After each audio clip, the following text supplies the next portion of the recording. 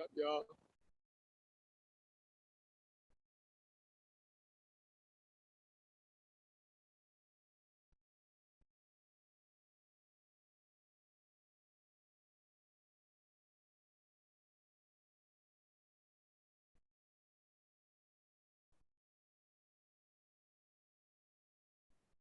What up, what up, what up, what up, everybody? I'm trying to get the pseudo killers up in here. I'm a little bit late. They told me to hit the button and go live at lunchtime, but I got busy. I was talking to my last client. We got to talking. So my lunch break is a little bit later today.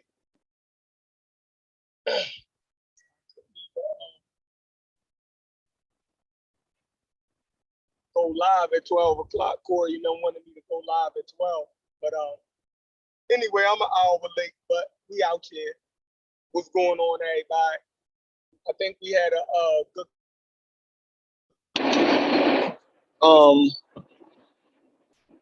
yesterday. You know what I mean? As well as me, Reggie, and Morpheus when I was on, and Adrian.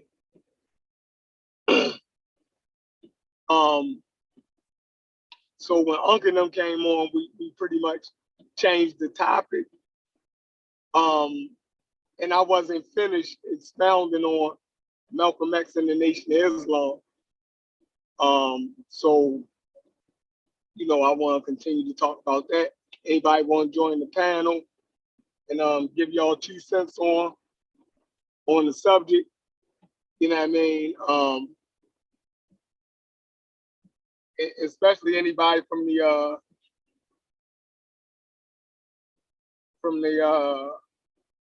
Nation of Islam or have any ties to the Nation of Islam is welcome to join the panel. Let me let Corey in. I'm gonna let Corey go for I'm gonna let Corey do his rant. Cause I like that Midwest shit.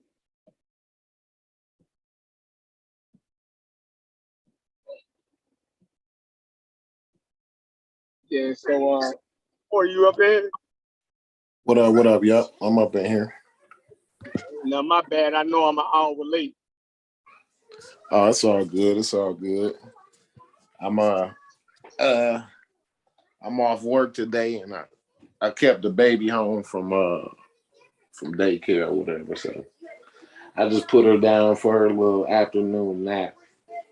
Okay. She'll be out for a little bit. So let me ask you: did you check out that audio clip that I sent you? I started to, but I didn't finish it or whatever. They was just now getting into the interview or whatever. It was the FBI interview. Am I correct on that? Yep. Yeah. Yep. So I didn't get into the meat of it really. I just, I kind of just got the beginning of it or whatever.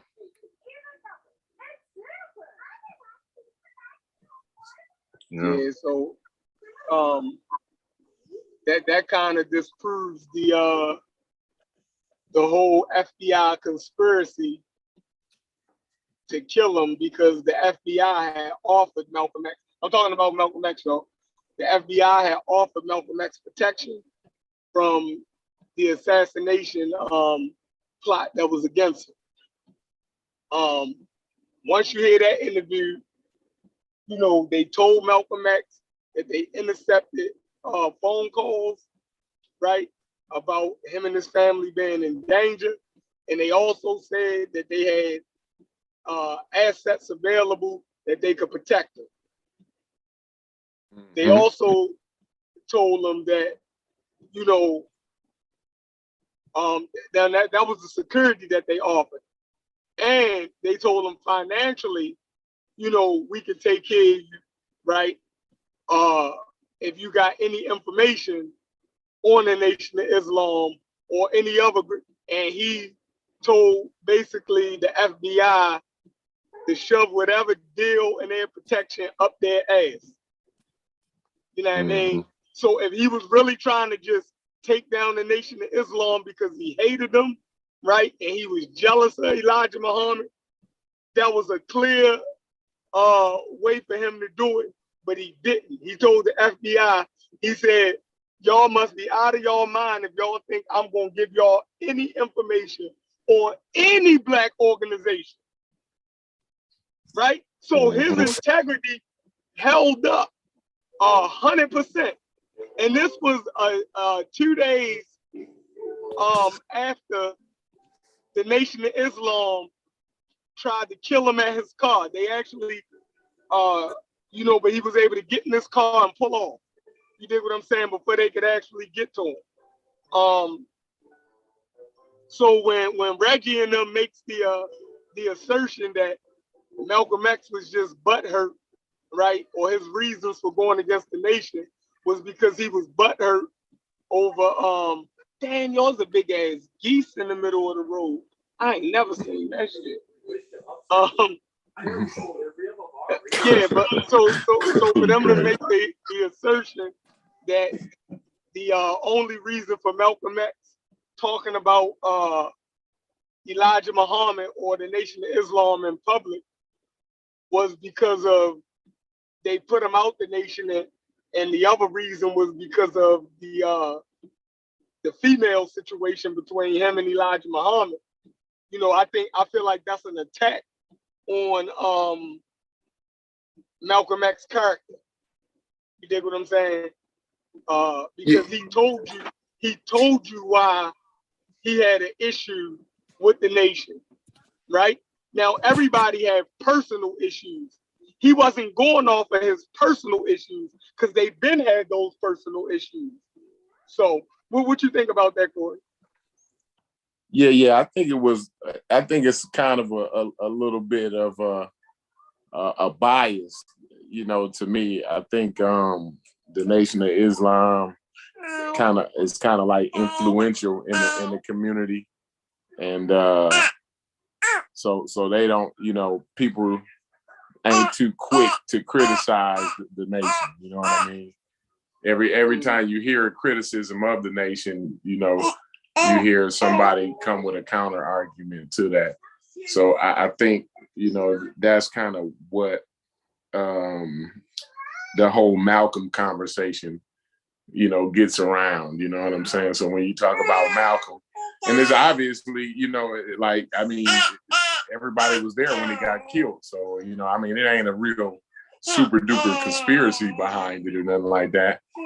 But I just think that when anytime when you have a group of people that influential, that it's always going to be a little bit of a bias there. Sure.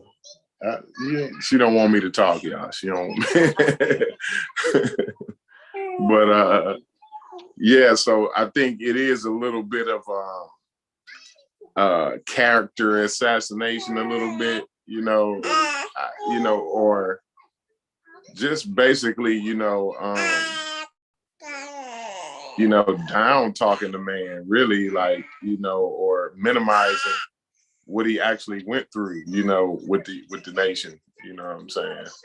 So I think people was kind of unfair to Malcolm a lot of the times on that. I wouldn't even know anything about the nation, if not for Malcolm. And I'm sure that's the same for a lot of people. You know what I mean? That's a fact. Yeah. That's a fact. We was just talking about that. You know what I mean? For us being around the same age, we both look at it like, yo, we wouldn't know nothing about the Nation of Islam if it wasn't for Malcolm X. Right. And I guarantee you, I think the membership in the chat can help me if I'm wrong. When Malcolm X got out of prison, I think the membership was like 400 people nationwide. You know what I mean? Before he started hitting the streets. When he started hitting the streets, that shit went to almost like over 100,000. Like, so that's crazy in itself. Right, So right, right. for us to act like he ain't put in that pain for the Nation of Islam, like my question for Reggie was, if he can't say nothing about the nation, then who can? You know what I mean? Saying Right. it was wrong for him to speak against the nation. If a nigga who put in that much work for the Nation of Islam can't try to correct them, then who can? You basically saying that they're off limits. You know, they can Yeah. do whatever they want to do. Like that's They're fucking they're crazy beyond to me. reproach. Yeah, Exactly. at that point they'd be beyond reproach. And that's, but you know, that's the kind of environment that they try to put forth though. You know what I'm saying? That's the exact environment that they want. They want to they don't want no questions being asked. You know, they don't want any counter information. And so that's what you get in those types of situations. You know what I mean? But yeah, if Malcolm, if it's illegitimate for Malcolm to criticize him, then like you said, they beyond reproach. Ain't nobody gonna be able to criticize him. You know what I'm saying? Like I don't even but I heard that because that's how Garfield talk about it also. You know, Garfield come from that same line of reasoning that Malcolm X basically shouldn't have said nothing about the nation, and he was just mad because of a female situation. Like, come on, yo, that's so disrespectful, right? Yeah, That's that's minimizing the whole situation altogether. exactly.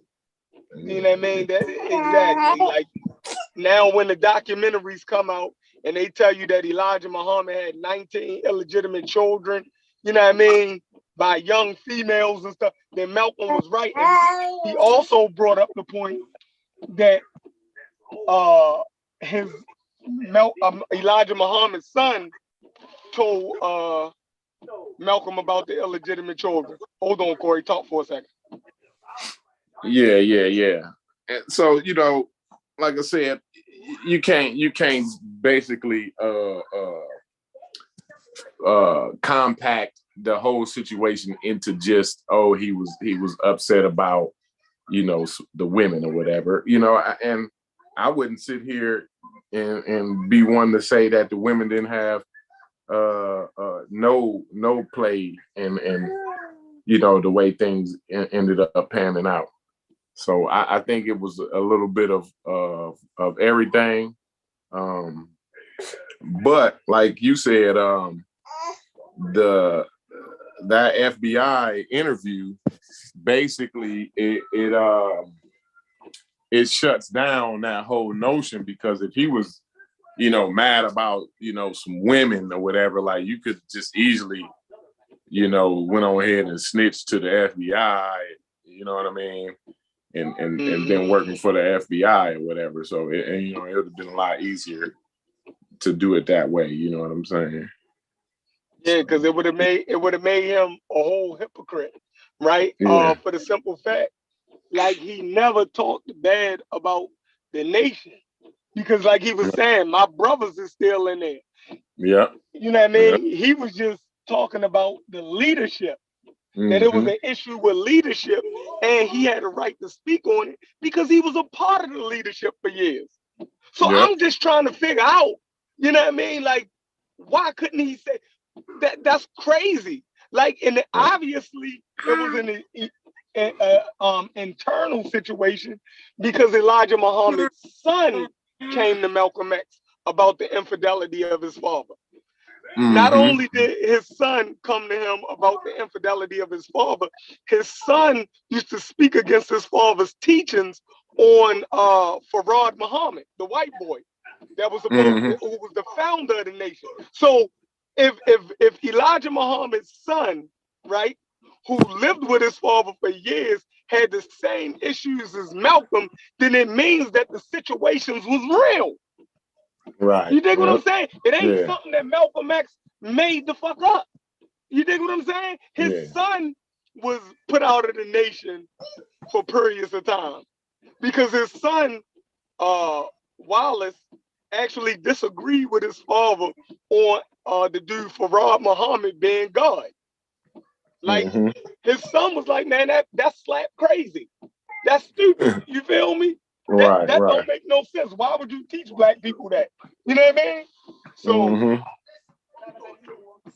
and yeah, that was nuts though. You know what I'm saying, to teach black people that. And that's what I'm saying, you know, and here we are in 2021 or 2022, and people still have reserves about criticizing the Nation of Islam, which kind of says something about where we at and how far we've come, and you know, our belief system, the being able to rid ourselves of these ways and these beliefs and these guardrails that people, you know, like it's the same thing in the conscious community where you can't say nothing about the elders. You know, you can't say the elders was wrong, or, you know, if the elders did it this way, then you can't do it no other way. You know, I just never seen nobody advance in that kind of way. You know what I'm saying? You know, you got the three most major religions in the world, and they always adjust to the times. Like even the Catholic Church, you know what I'm saying? They adjust with the times. You hear the Pope come out and speak against racism or homophobia and stuff like that. You know what I'm saying? Like they actually adjust their religions to the times, and you know, like I think the black community, we against, you know, change, progress.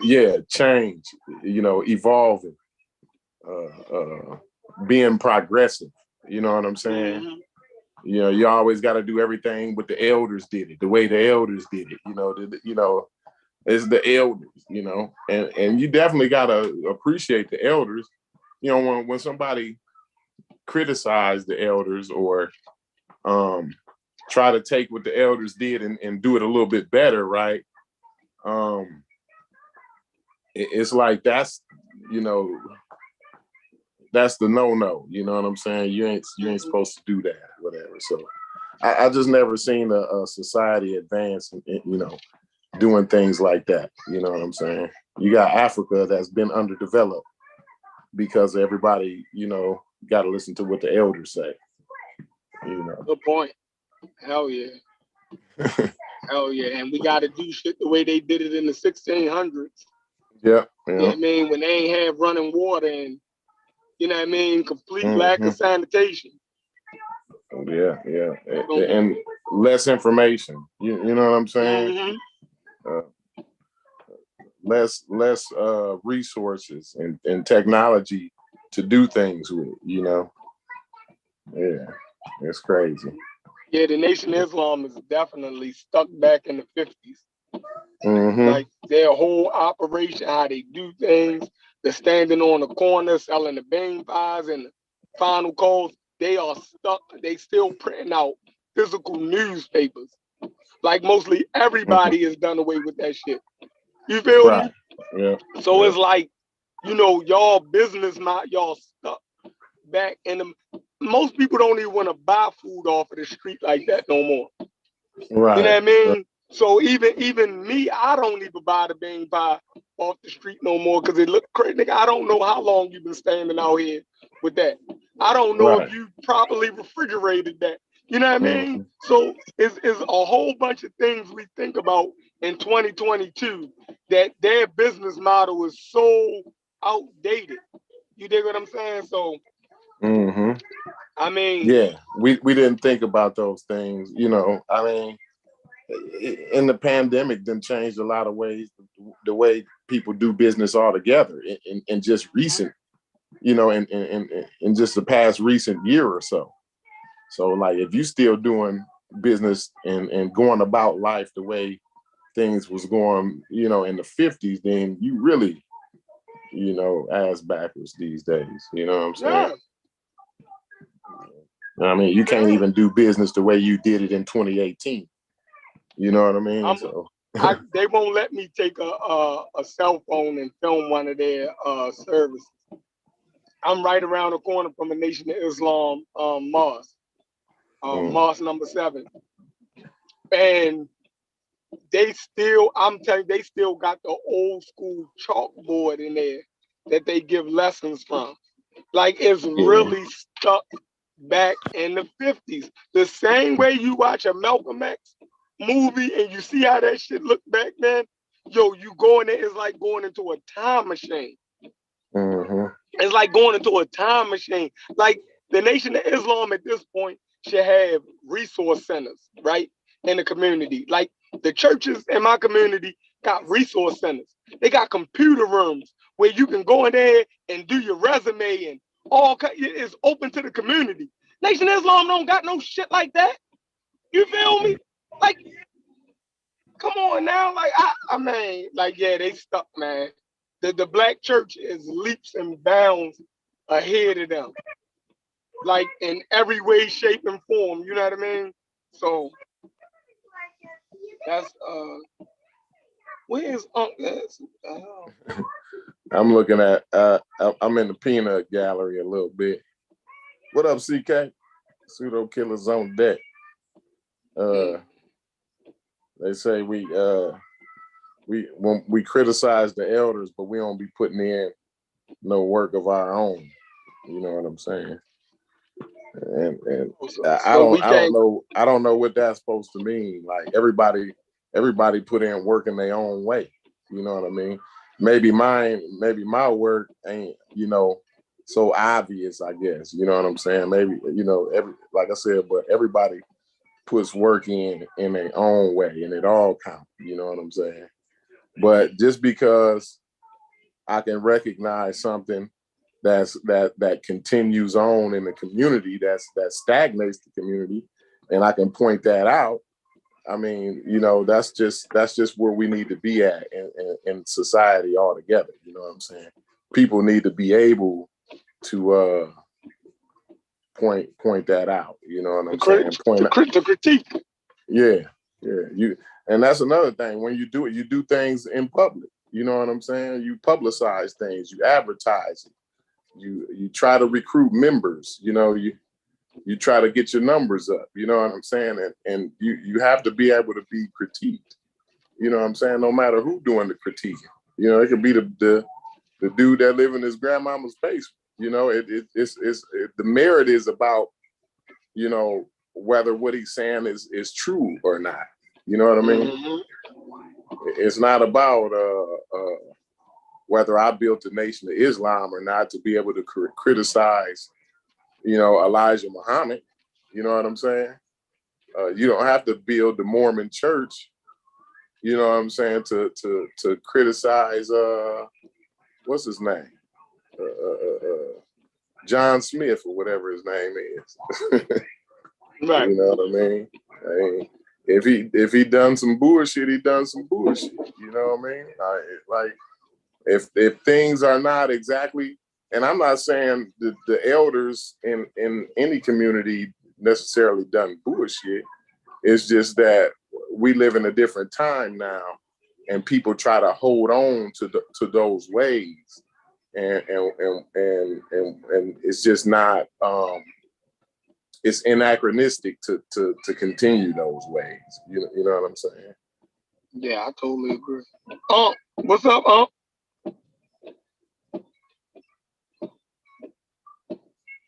I think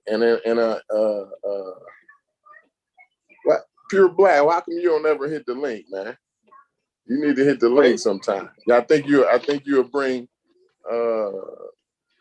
a good conversation to the table. You know, because I kind of like your comments. You know, like you always are critical of our frame of thinking. So I appreciate that. So you should come on the panel and chop it up with us every now and then. Right. But yeah, I think See, anybody can critique yeah, see if you can LeBron. hold your own. Yeah, I think anybody had a right to critique LeBron. You know what I'm saying? People do it every day. You know what I mean? Like, you don't have to be as good as Jordan to critique Jordan. You know what I'm saying? Like, yo, you know what I mean? Like, the nigga was gunning that game. You know what I'm saying? Like, they lost because the nigga was gunning. He ain't passed the ball. You know, like, it's always, you know, you can always critique somebody. You don't have to be the best in the world or better than them or had done more than them to be able to critique. All you have to do is be savvy on the information that you're talking about. You know what I mean? Yeah, that's a fact. We ain't gotta be in the NBA to critique the motherfucking NBA game or the players. People do it all day. All day long. All day long. Now we gotta be motherfucking equal to Elijah Muhammad to say he was doing some bullshit. And they say I can't tell you how to build a brick. You know what though? It's motherfuckers who cannot do what I do, who critique me every day. That's their job, is to come out to the job site and critique the way I'm doing my job. You know what I'm saying? And they wouldn't know the first thing to do on my job. You know what I mean? They don't know a goddamn thing about building bridges, but they can come out there and they gonna critique me on the way I'm doing my job, on the way my job site is ran, on every aspect of the way that bridge is getting built. You know what I mean?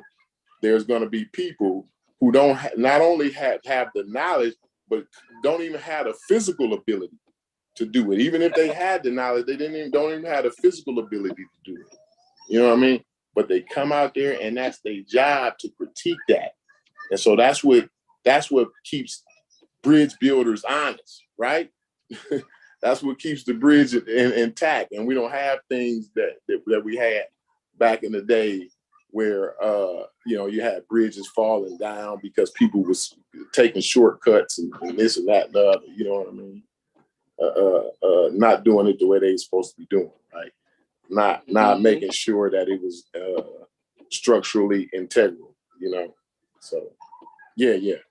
I ain't got no problem with nobody critiquing. That's the problem. We scared to be critiqued. We scared for somebody to criticize us. We scared for somebody to judge us. You know what I mean? We don't want nobody to judge us.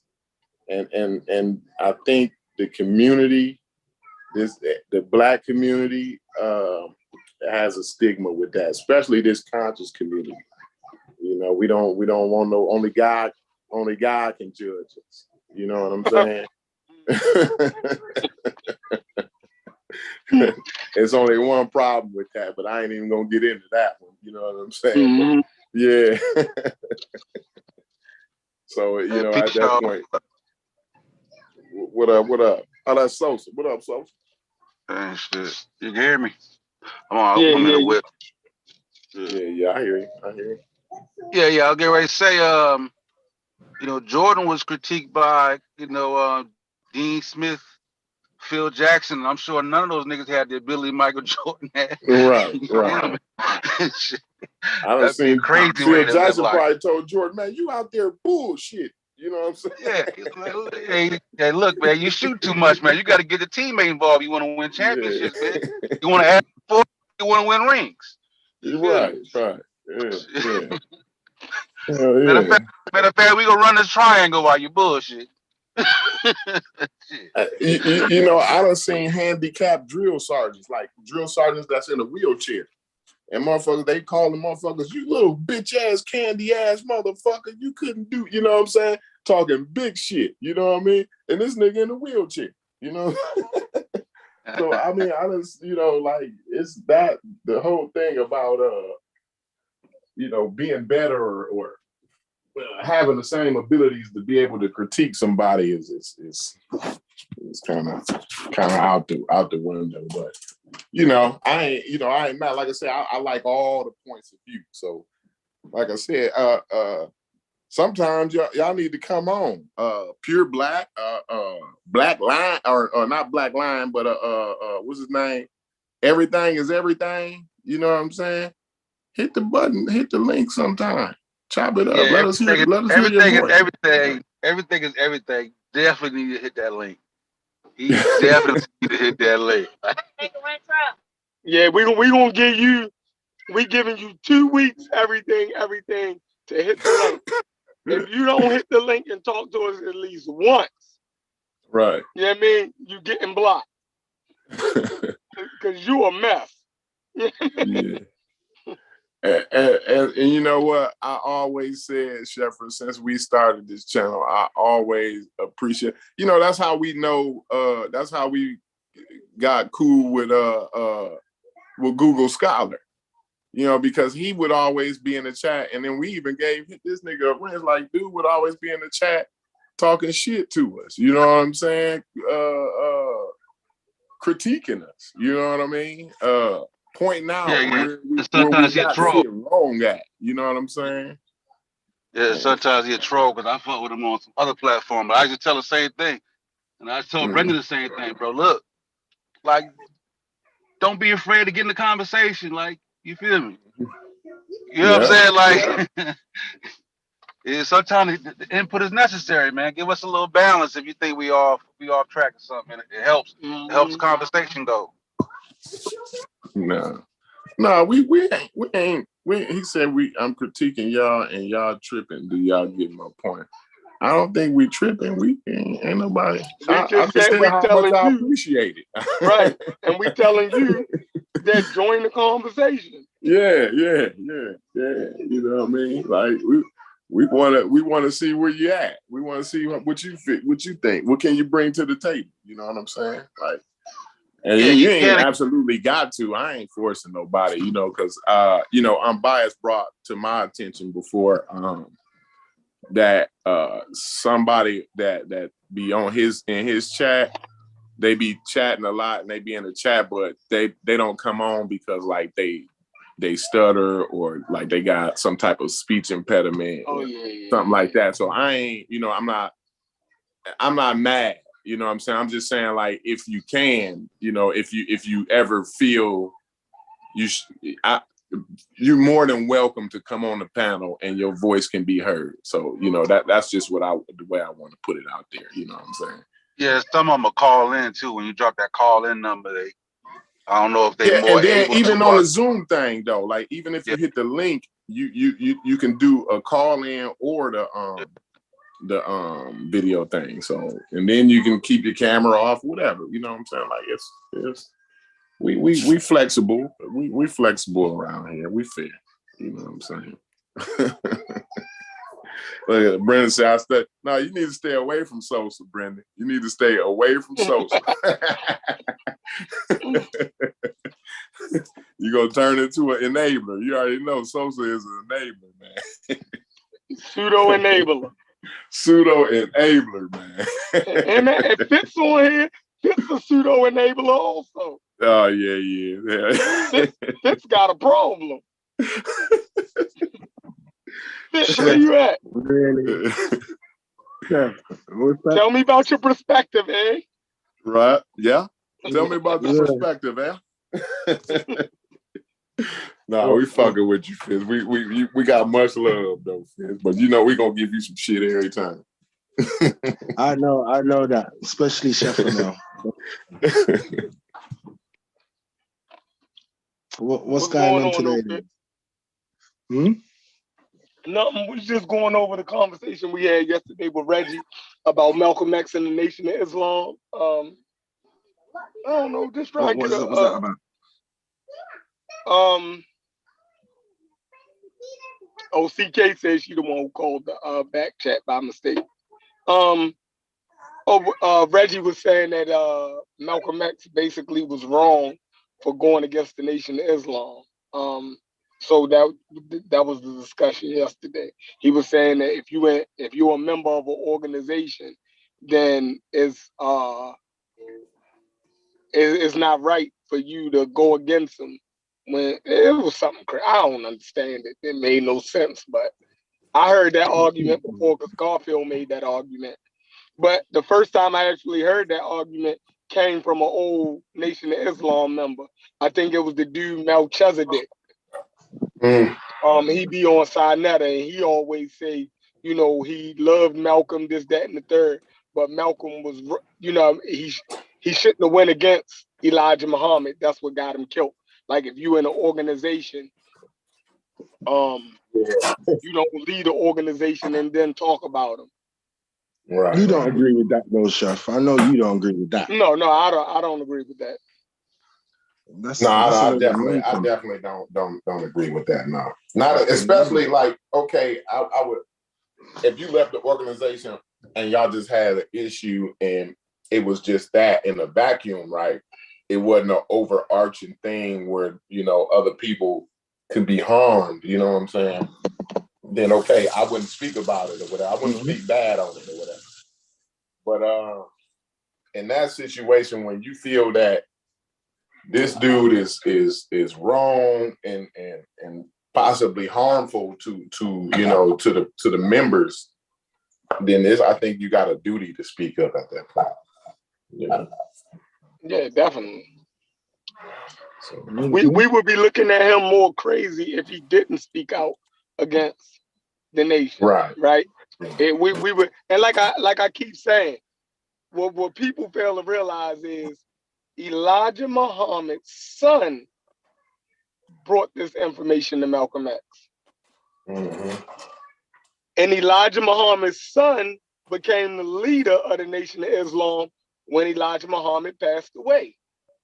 So the members of the Nation of Islam accepted Elijah Muhammad's son as his successor, and they knew how his son felt about the transgressions of his father, wise, the infidelity, and they knew that that Wallace didn't agree with the theology of his father also. So, I mean, just that right there, you know, is enough to say, okay, is something going on. And there's another thing about the Nation of Islam.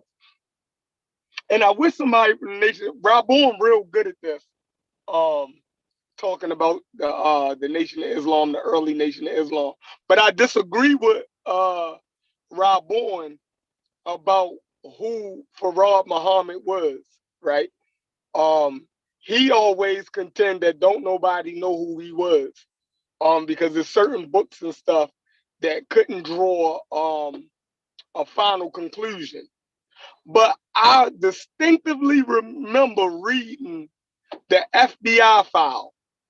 And the FBI file said that the fingerprint of that man that they locked up, Farad Muhammad, was the same fingerprint as the dude Wallace Ford that was locked up in San Quentin.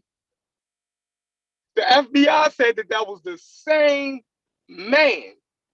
Like, so all of the other confusion that came in, and it was another thing about the dude Farad Muhammad. How do I put this? I think in like 1965 or something, in Harper's Magazine, back then, or it might have been earlier in the 60s, like 61 or something. I don't know, between 66 and 61, I think. They had questioned who Farad Muhammad was. And in that questioning, let me let Sosa back in. And in that questioning, I think they were interviewing Elijah Muhammad. I think, if I'm correct, I think they was interviewing Elijah Muhammad, and they had the interview in the Harper's Magazine, and they said that Farad Muhammad was actually this dude Wallace Ford, right? And Elijah Muhammad and them said that that was a lie, and they said they'll give $100,000 to anybody that can produce any real records to say who Farad Muhammad was. And the nigga Wallace Ford wife came forward and said, "Give me my 100,000," and she produced their wedding certificate, right? I think it was a Commonwealth wedding certificate. No, it wasn't. It was the birth certificate of their son, right? So Elijah Muhammad said he will pay $100,000 to anybody that could produce a record saying that Farad Muhammad was a white man. The dude's wife came forward, right? I think she had still lived in Oregon at the time. She came forward and she produced 2 documents. She produced their son's birth certificate, and the son had died in the Korean War, right? In the 50s or something. So she put, or it might have been World War II. It was either World War II or the Korean War. It was one of them wars around that time, between the mid 40s and the 50s, right? So she came forward and she produced the birth certificate, because I don't think that they were married legally. It was a commonwealth marriage because they had lived together. So she had produced the son's birth certificate, right? And then she produced the son's death certificate. And on the son's birth certificate, it had the race of the mother and the father. The race of the mother was white. The race of Wallace Ford was white. On the death certificate, they had the race of his mother was white and his father was white, Wallace Ford. So she produced both documents. I don't know what y'all talking about. I married the white man. I ain't married no Arab dude. You feel me? I married the white man from fucking Oregon. That's who I married. This nigga that y'all talking about, it was a hustle. So that's the way I see it. I feel like Elijah Muhammad went along with a hustle, and Malcolm X took the shit serious.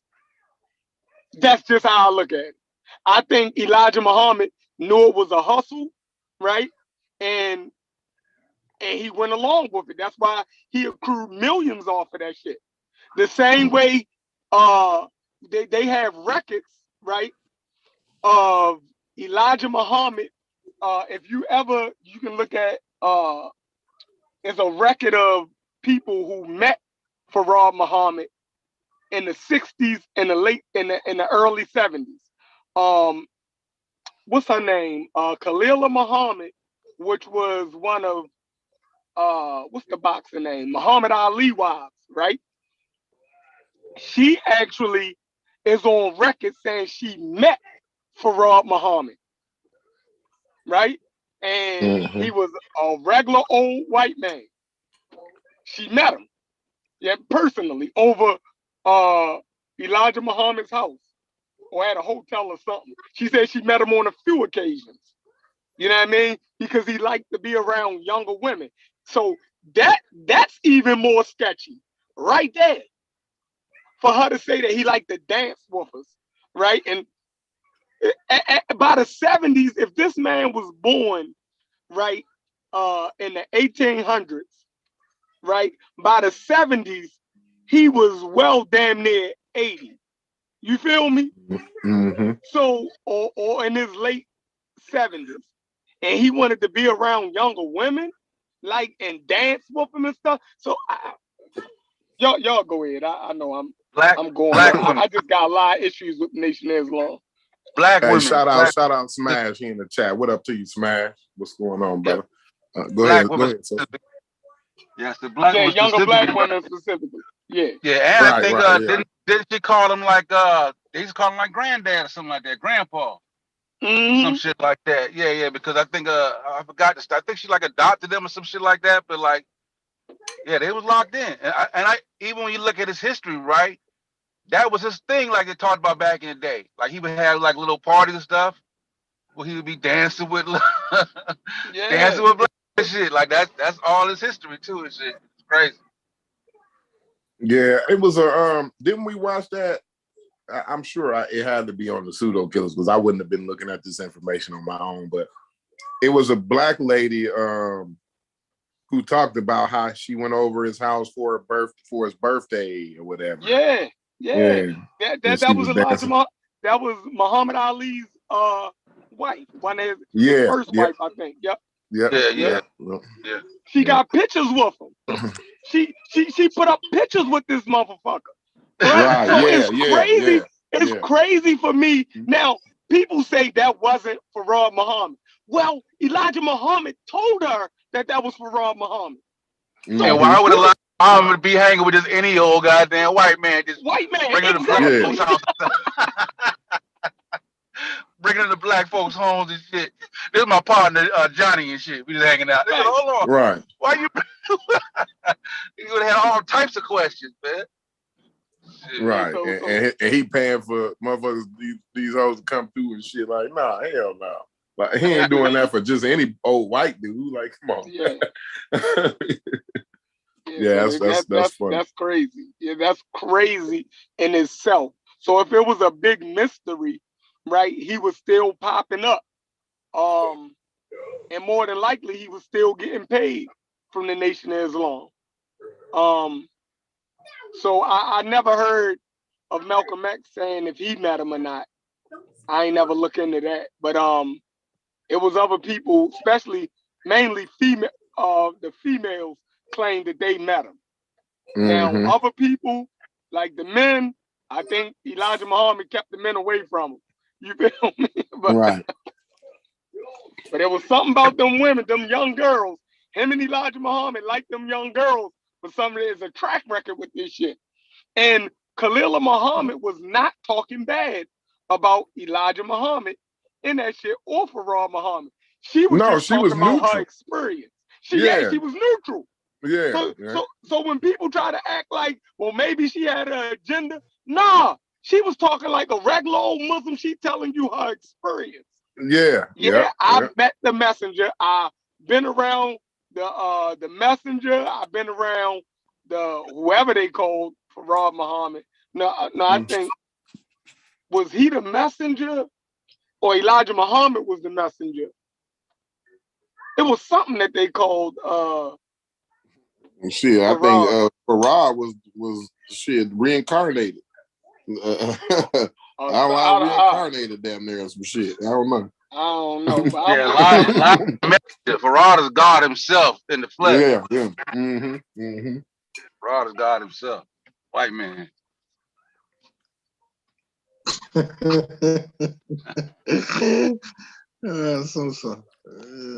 little bitty white man. Pull up the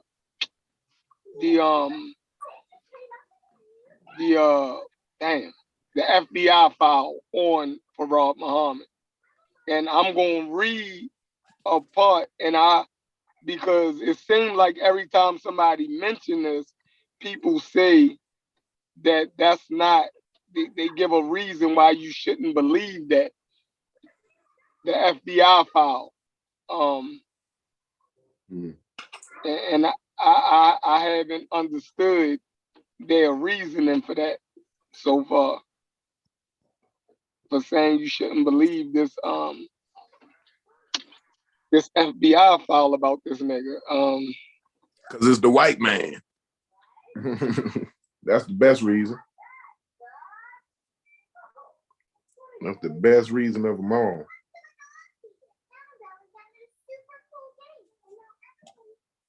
You know it.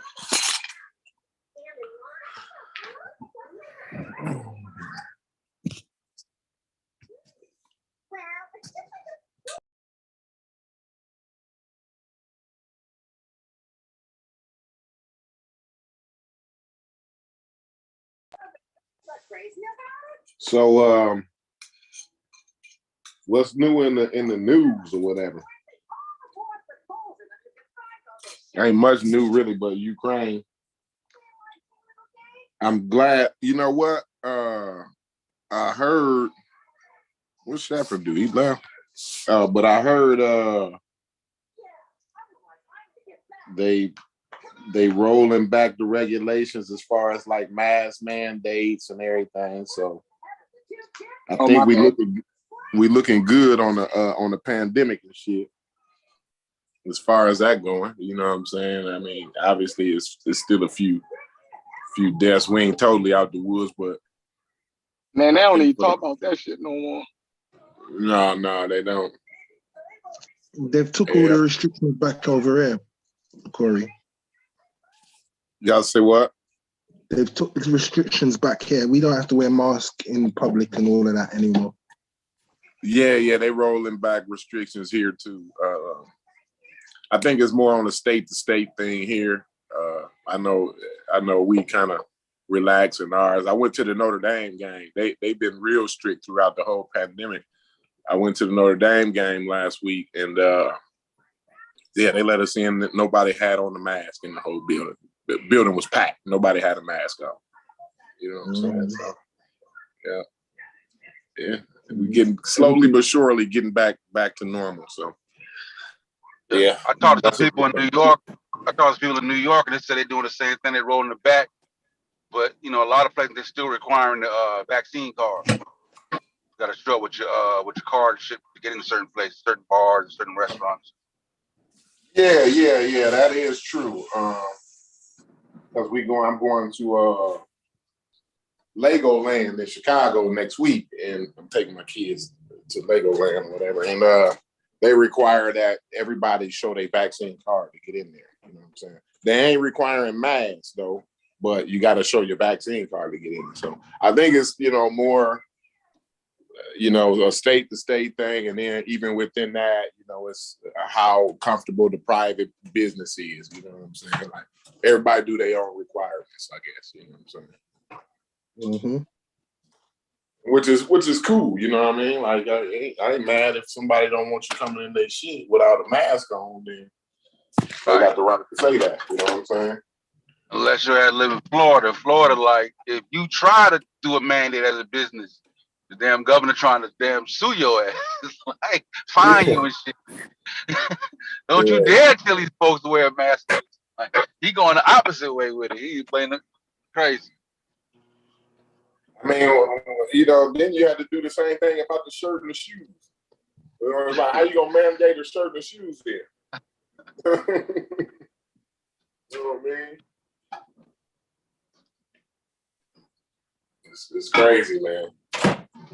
It's crazy.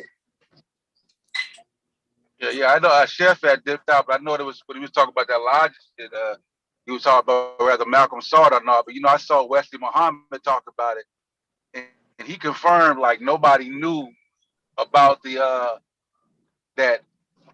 about Farad not being a black person, right? He was like, and he talked about that's what he used the phrase the nigga mind. He said Elijah knew the nigga mind wasn't ready to handle this type of information. Right. So he keep it hidden till the nigga mind was ready to receive this type of fact. So he kind of stands on the fact that nobody knew about that shit. It was kept a secret. Right.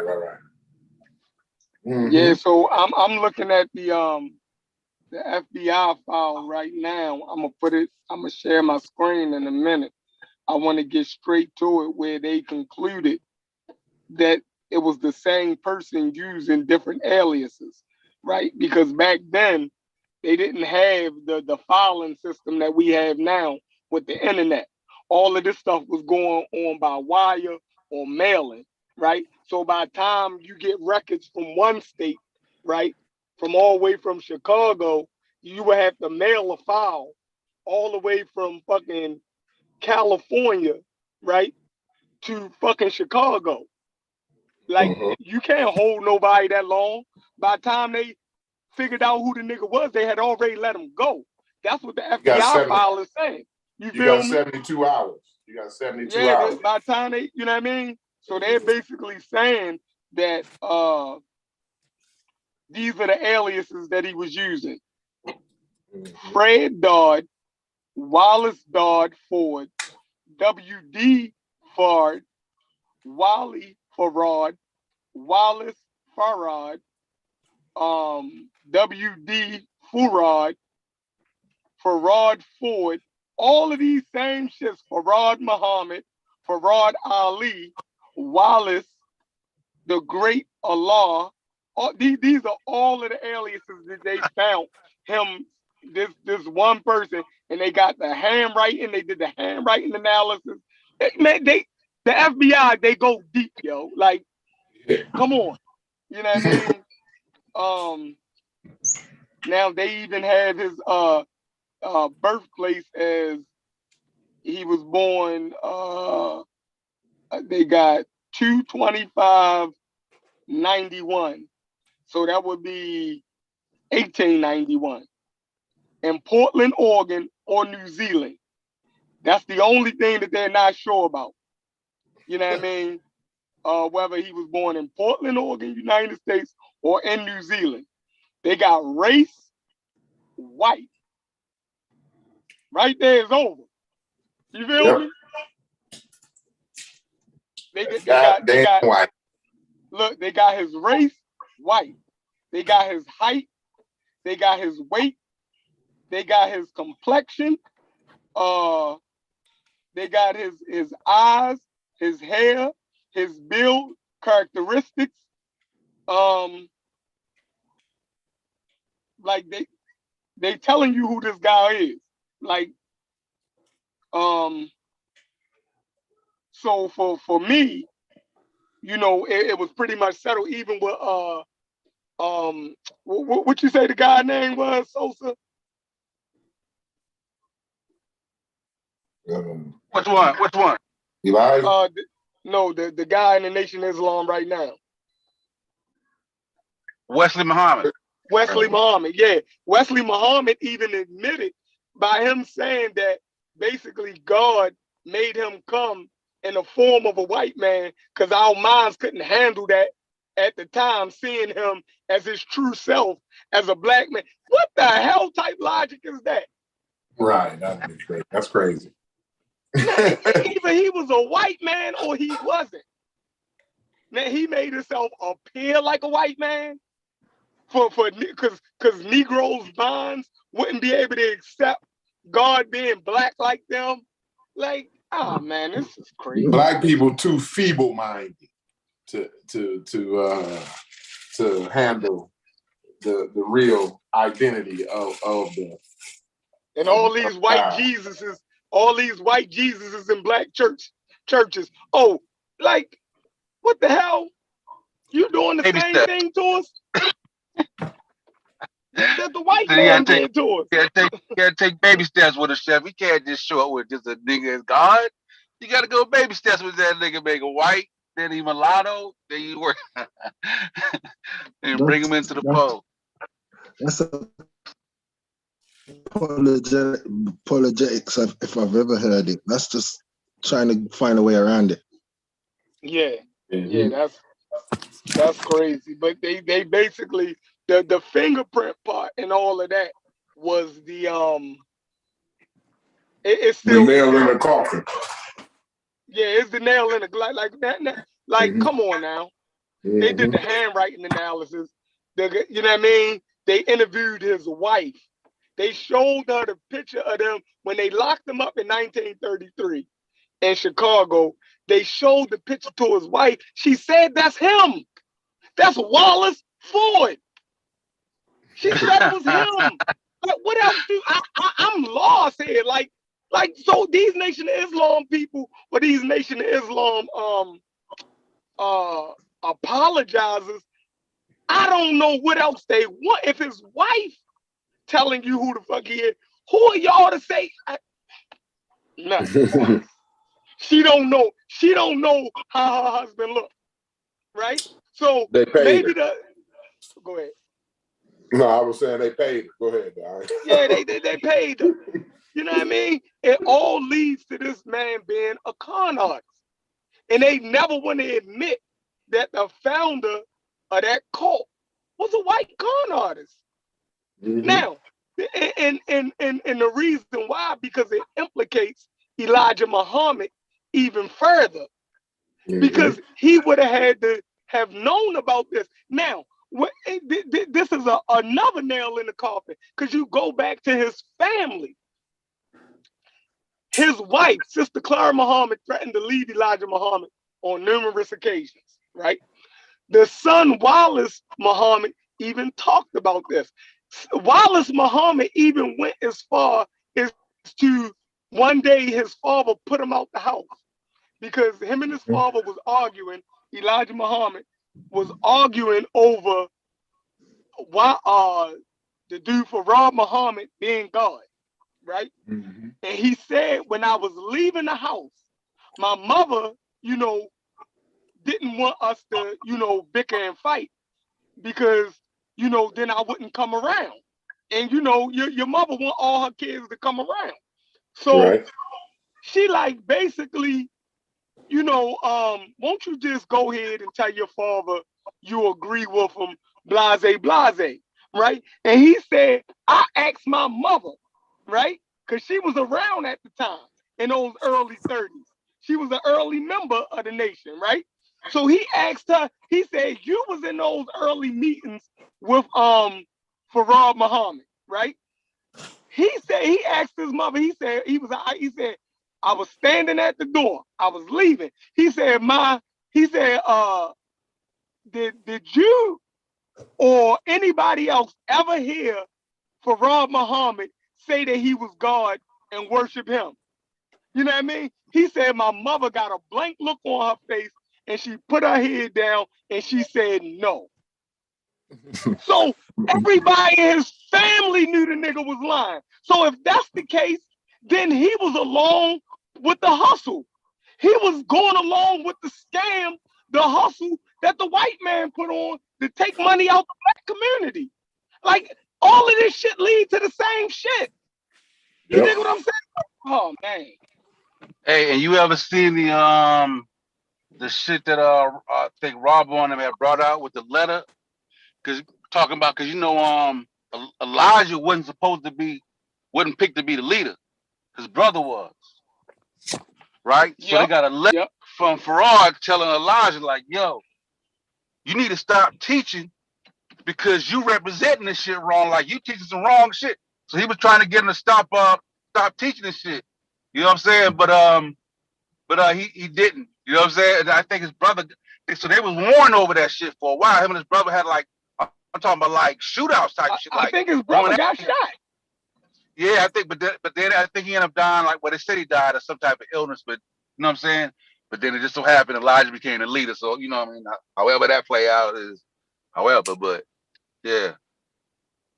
Yeah, they went to war over that shit. Yeah. They went to war over that shit. Yeah. They went to war over it. So it is a lot of stuff with that. So to put it on Malcolm X and say that he shouldn't have spoke up against the nation. Man, I think his son Wallace, when he took over in the 70s, he disbanded the Nation of Islam. He said all those teachings was false. And he basically disbanded the Nation of Islam. Like a lot of people don't even, know that. I think Farrakhan has started it back up in the 80s. You know what I mean? That's when Farrakhan got real big. Like in the early to mid 80s, he had started the Nation of Islam back up.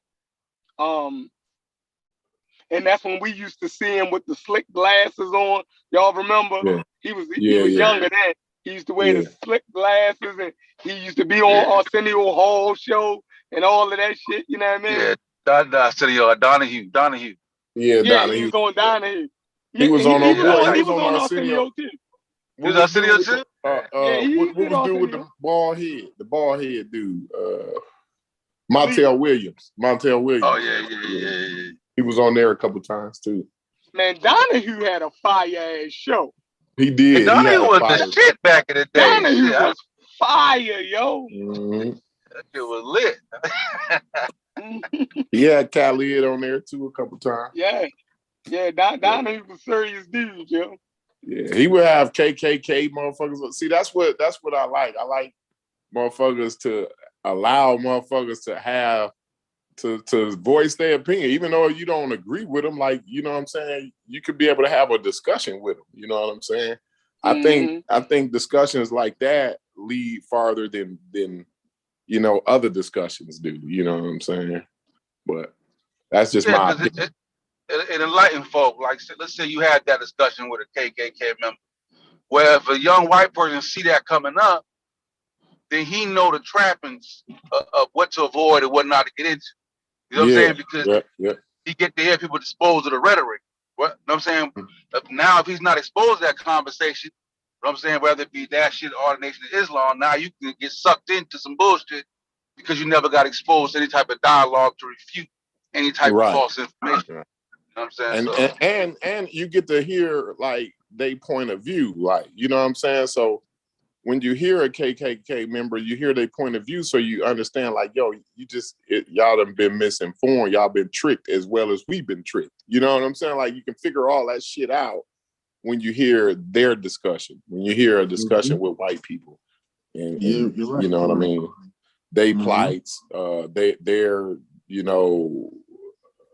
view on life, where they feel they being oppressed at. You know, you got to hear that, so that, you know, you got a full view, I'm gonna use physics. You got a full perspective of it. You know what I'm saying?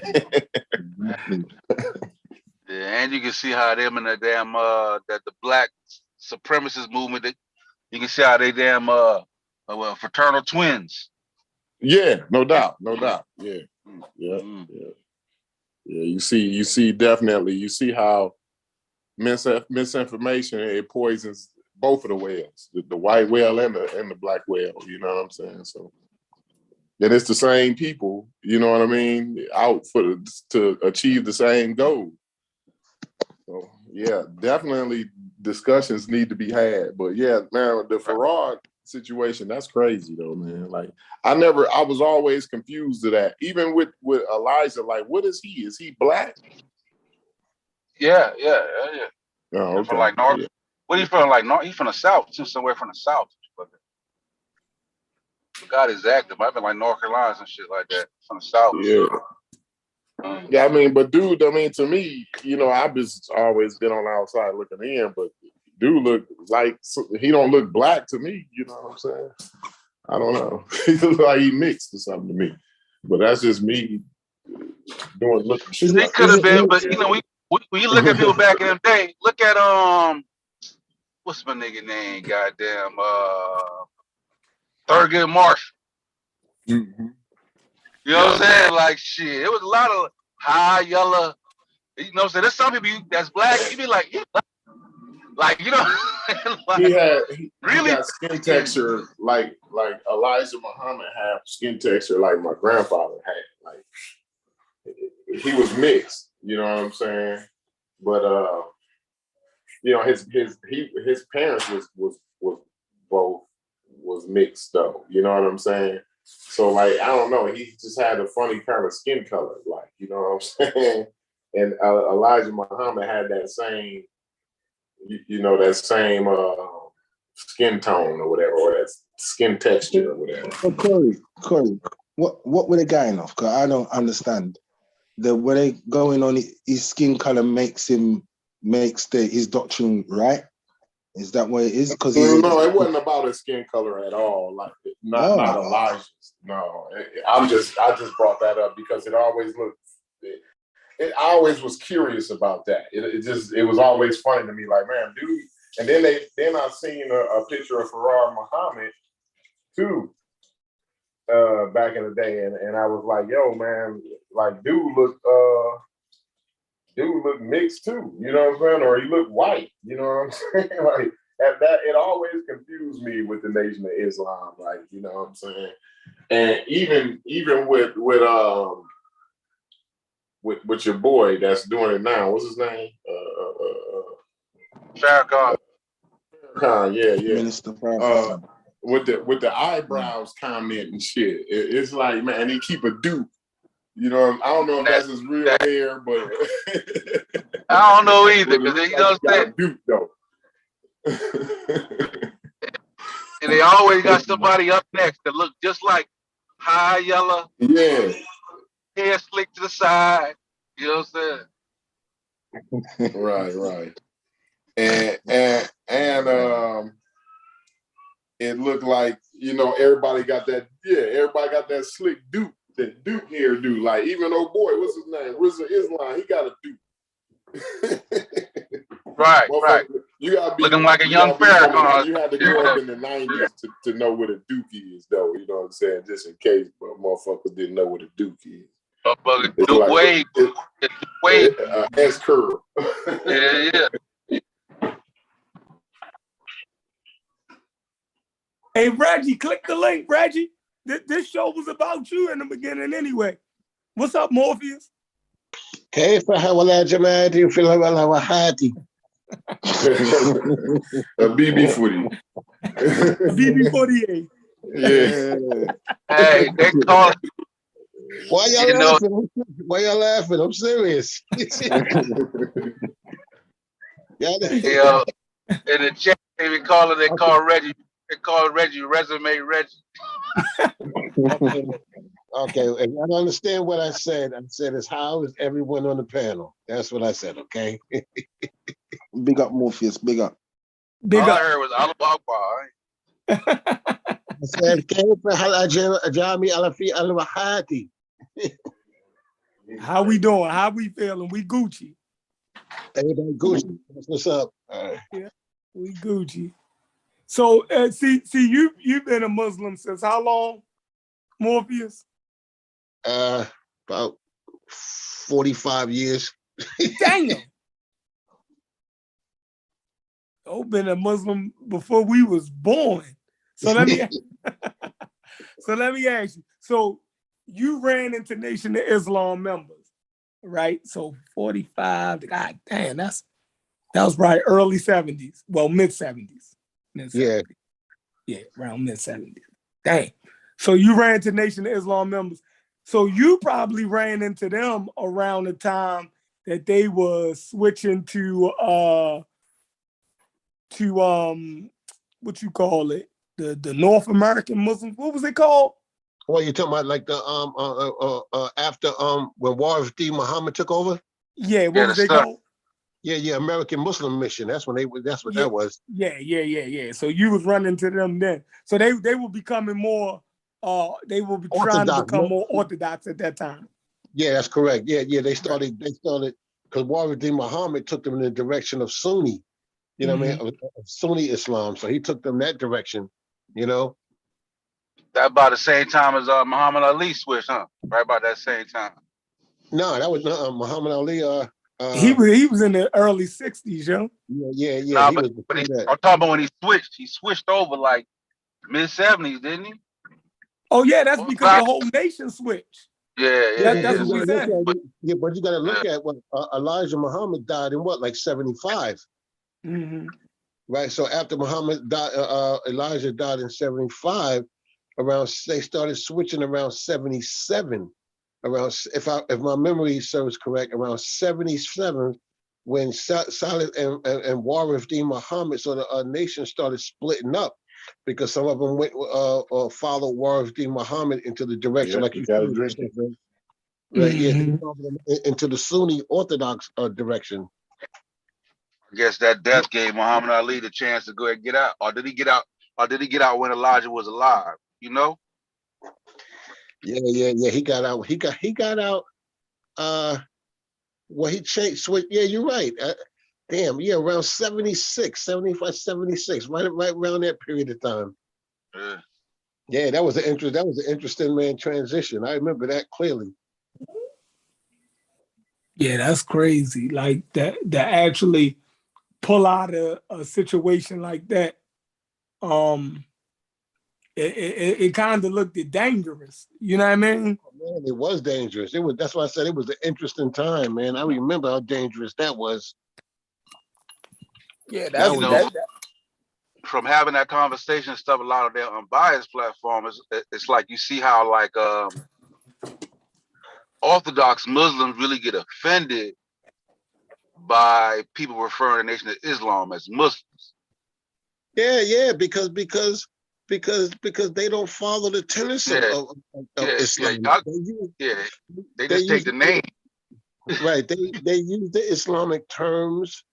They use the Islamic lingo, language, and so forth, but they don't follow or observe the basic fundamental terms or what's known as the pillars of Islam. They don't, they got the first mistake why they don't accept them, because y'all got a law as far from Muhammad. Y'all made him a man. So you definitely made a mistake. You caused the problem. Yeah, you cause a major problem. We say Allah came in the person as the master Farad Muhammad. Shit, niggas of Saudi Arabia and everything's like, you don't get the hell out of here with that bullshit. Yeah. You know? And they don't pray the same way. They pray different. Yeah, not only that, but again, you got Honorable Elijah Muhammad as a messenger.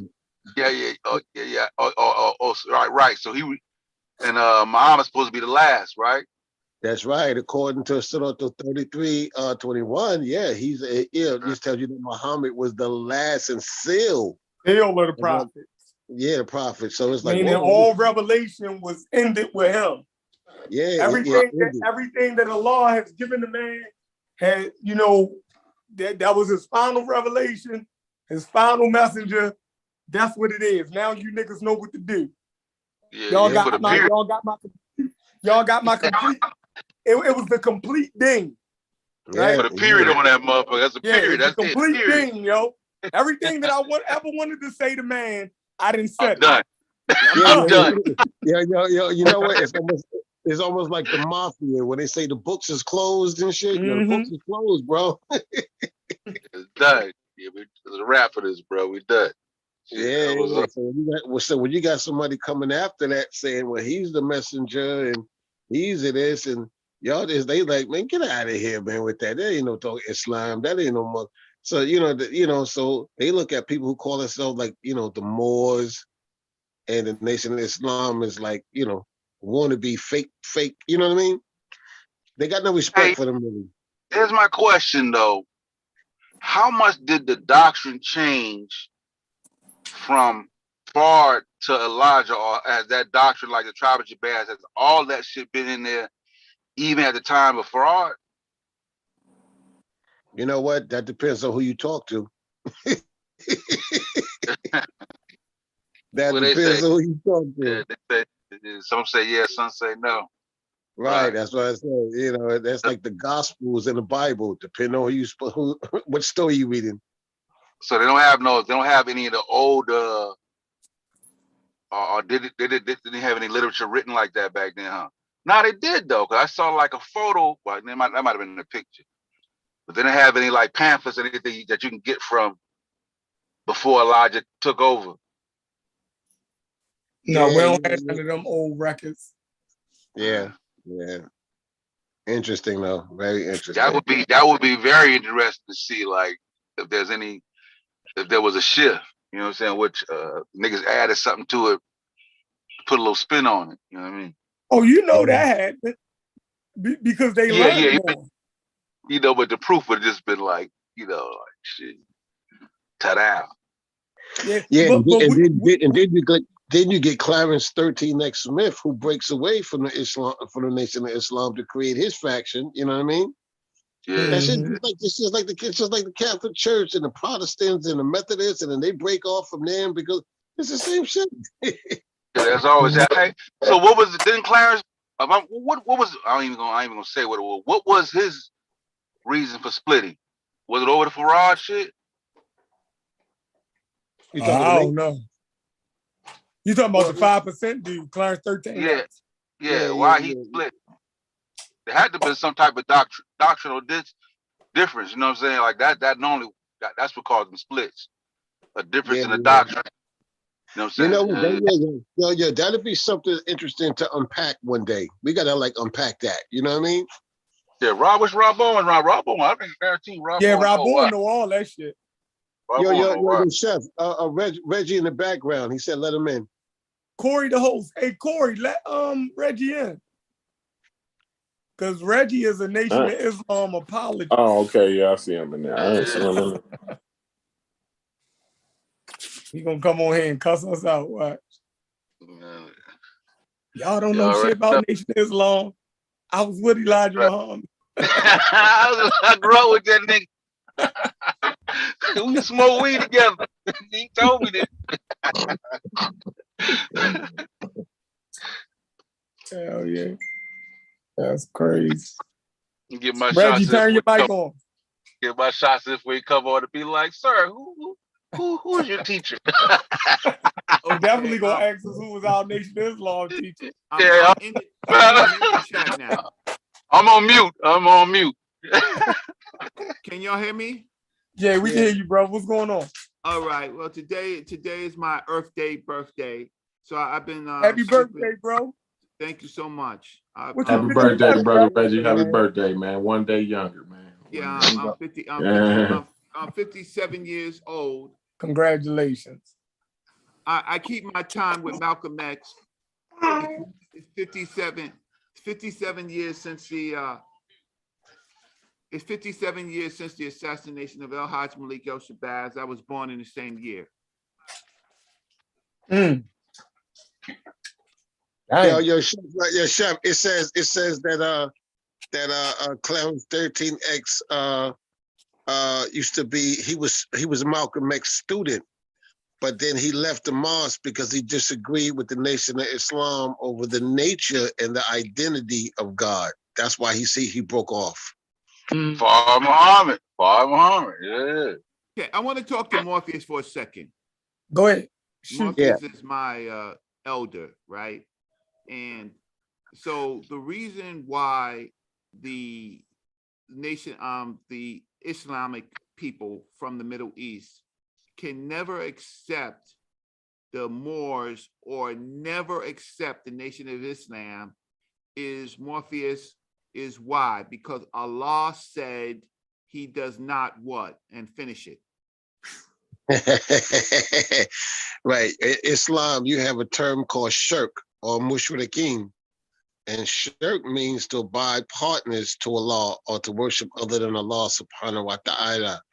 So anyone who at any point ever worshipped or believed in a God other than Allah, right? Yeah, there's a verse in the Quran which says Allah says, of everything else I will forgive you for, but shirk is the one thing I will never forgive you for. Ever.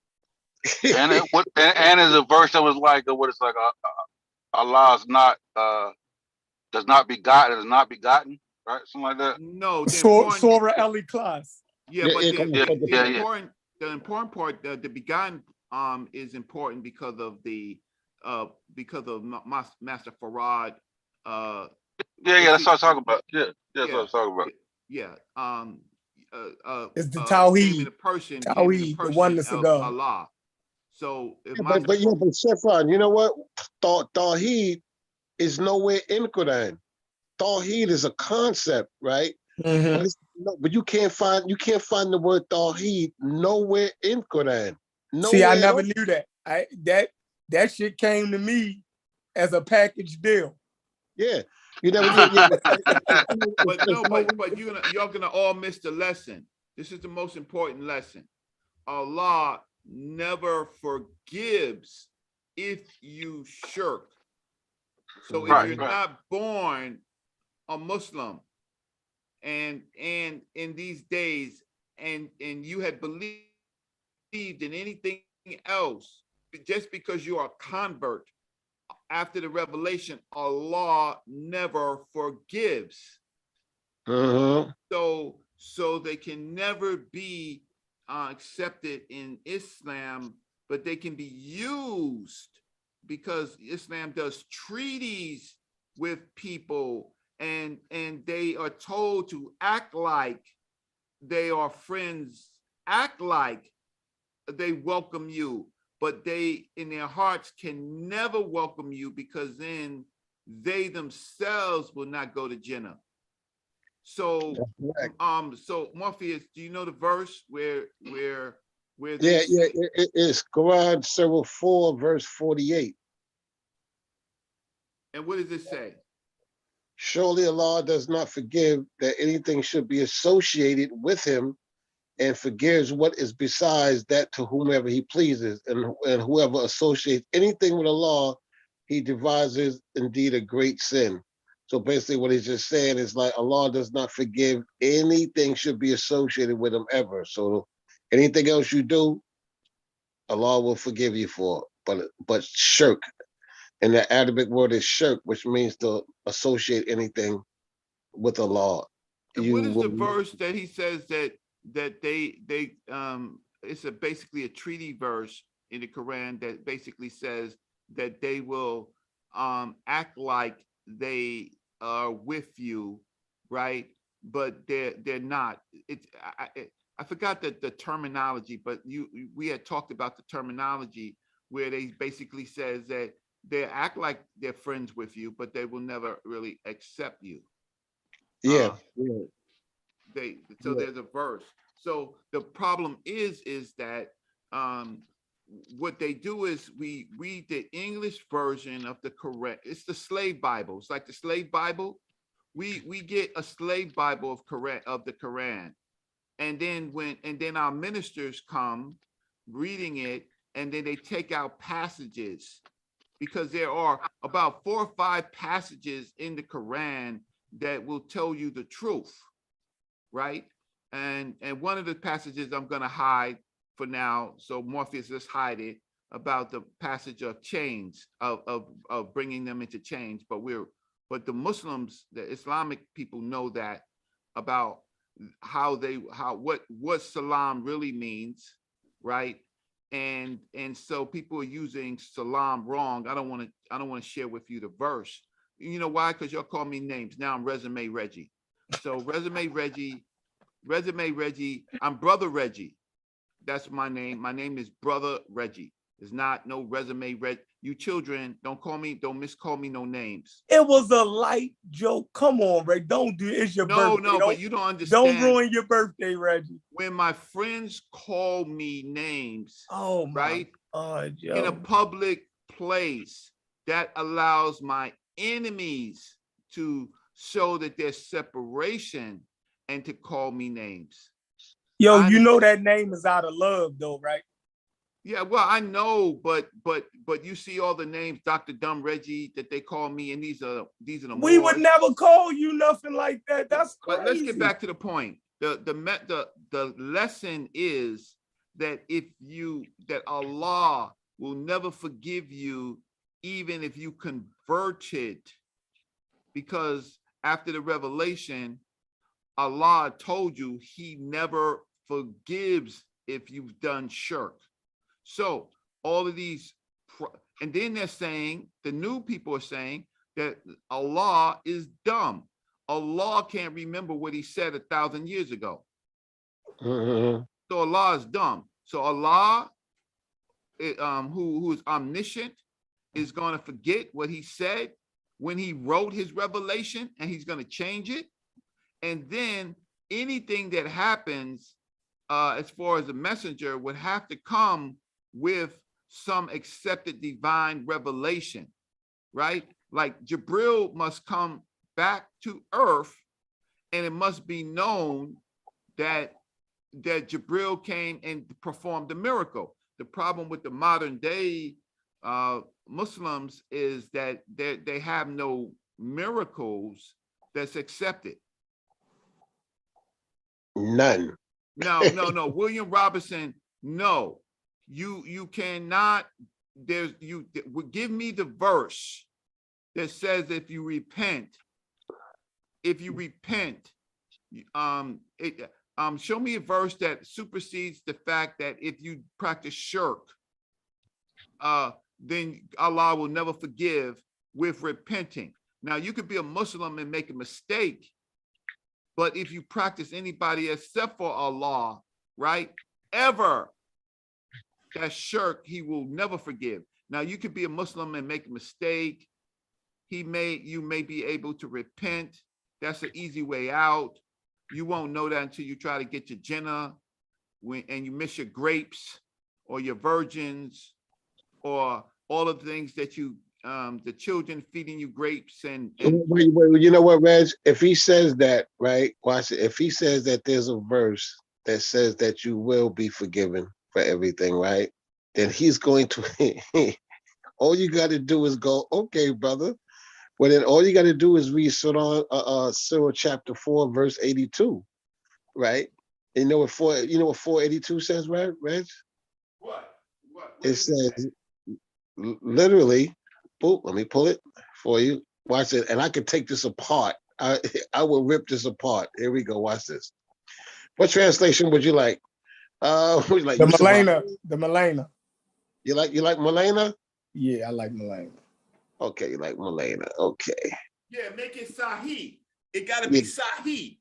Give me Yeah, let's go. Let's go. Sahih Okay. just means who's authentic. reporting? Who's reporting? But the Sahih is for hadith. This is Hadith, and it just means authentic. right. All right. Authentic. So who's report? Who is actually what translation are you going to use? The Malena. Okay. So Malena, we're gonna go to 482.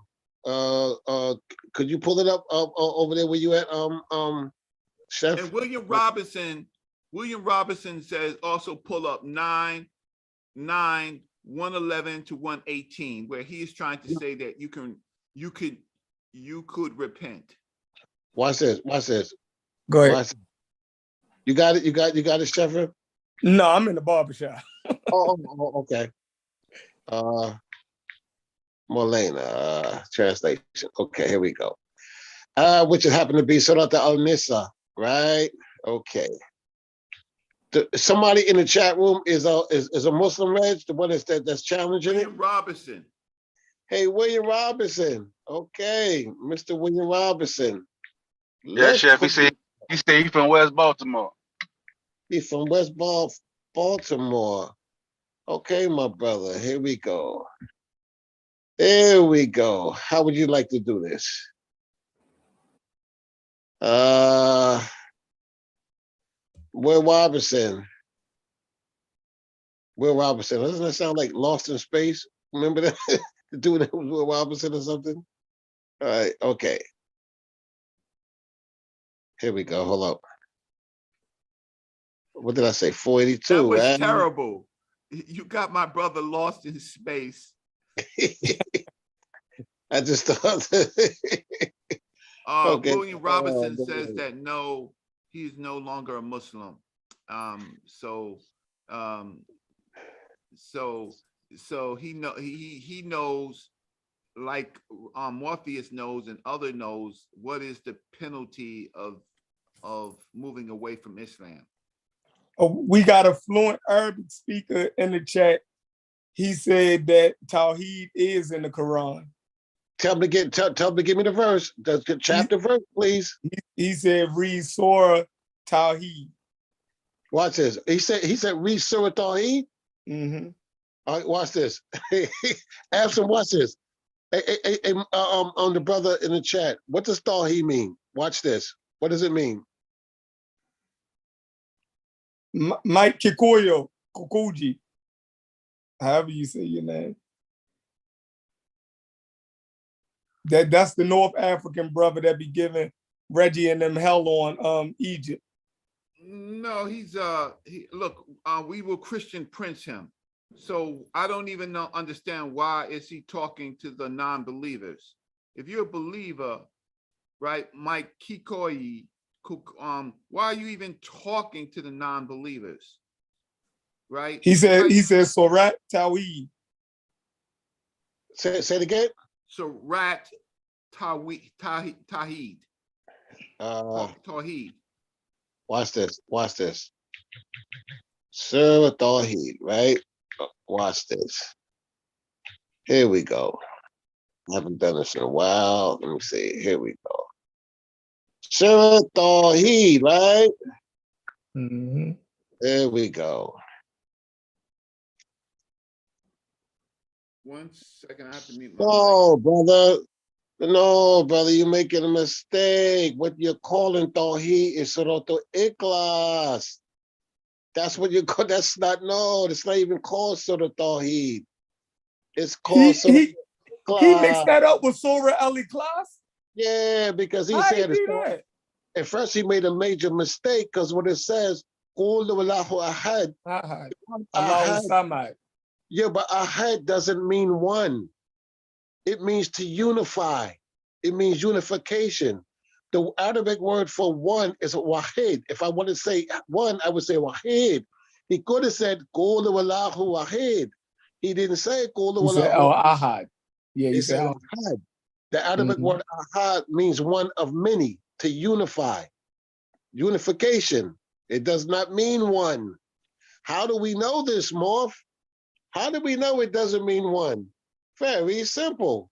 All you got to do, just using Quran, is do this. You ready? The brother in the chat. You ready? Watch this. Here we go. Boom. Gotcha. Here we go. All you got to do is read Surah Al-Mu'minun, right? Surah Al-Mu'minun. Is he there?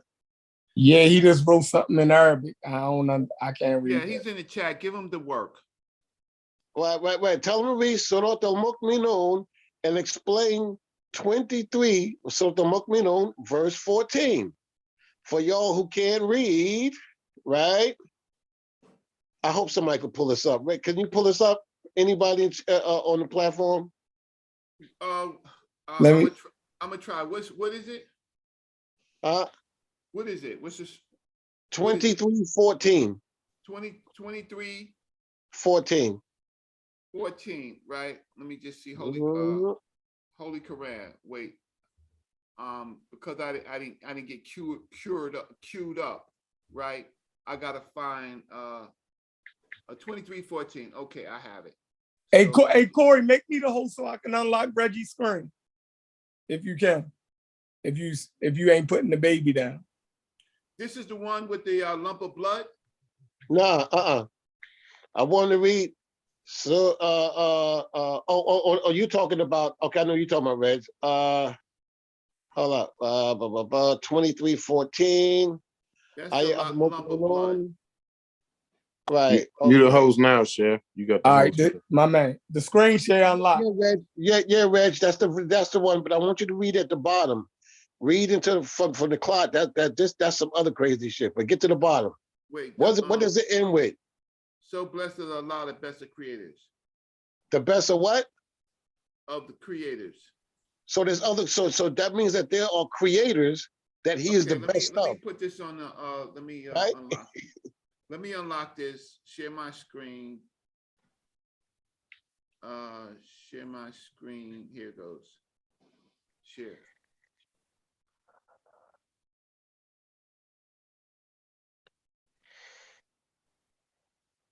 And I can say to read the full surah. Yeah, the whole surah.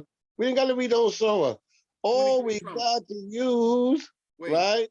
From 23:14, 23:15. Huh? From 2014 on. Right.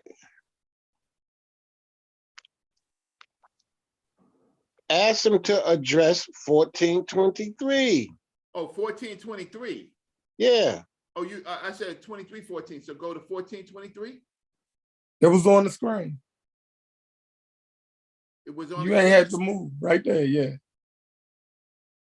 Then we created the semen drop in a clinging substance. Then we created the clinging substance into the embryonic lump.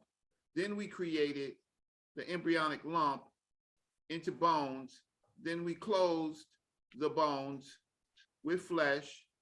Then we produce it as creation. Another, so blessed he is, Allah, the best of the creators. The what? The best of the creators. وأذن خليل الذين آمنوا والعمل الصالحات جنات تجري من تحتها الأنهار خالدين فيها الذين ربهم تحيتهم فيها سلام. Right? Now we see this word here, ladies and gentlemen, where it says he is the best of the creators. Meaning there was other creators. Right. Well, yeah. So that means, watch this. Imagine you come home from school and you tell your parents, yo, my teacher said I'm the best of all the pupils in the classroom. The parents say, yo, that's cool. Yeah, really? Yeah, I'm the smartest of all my pupils in the classroom, the teacher say.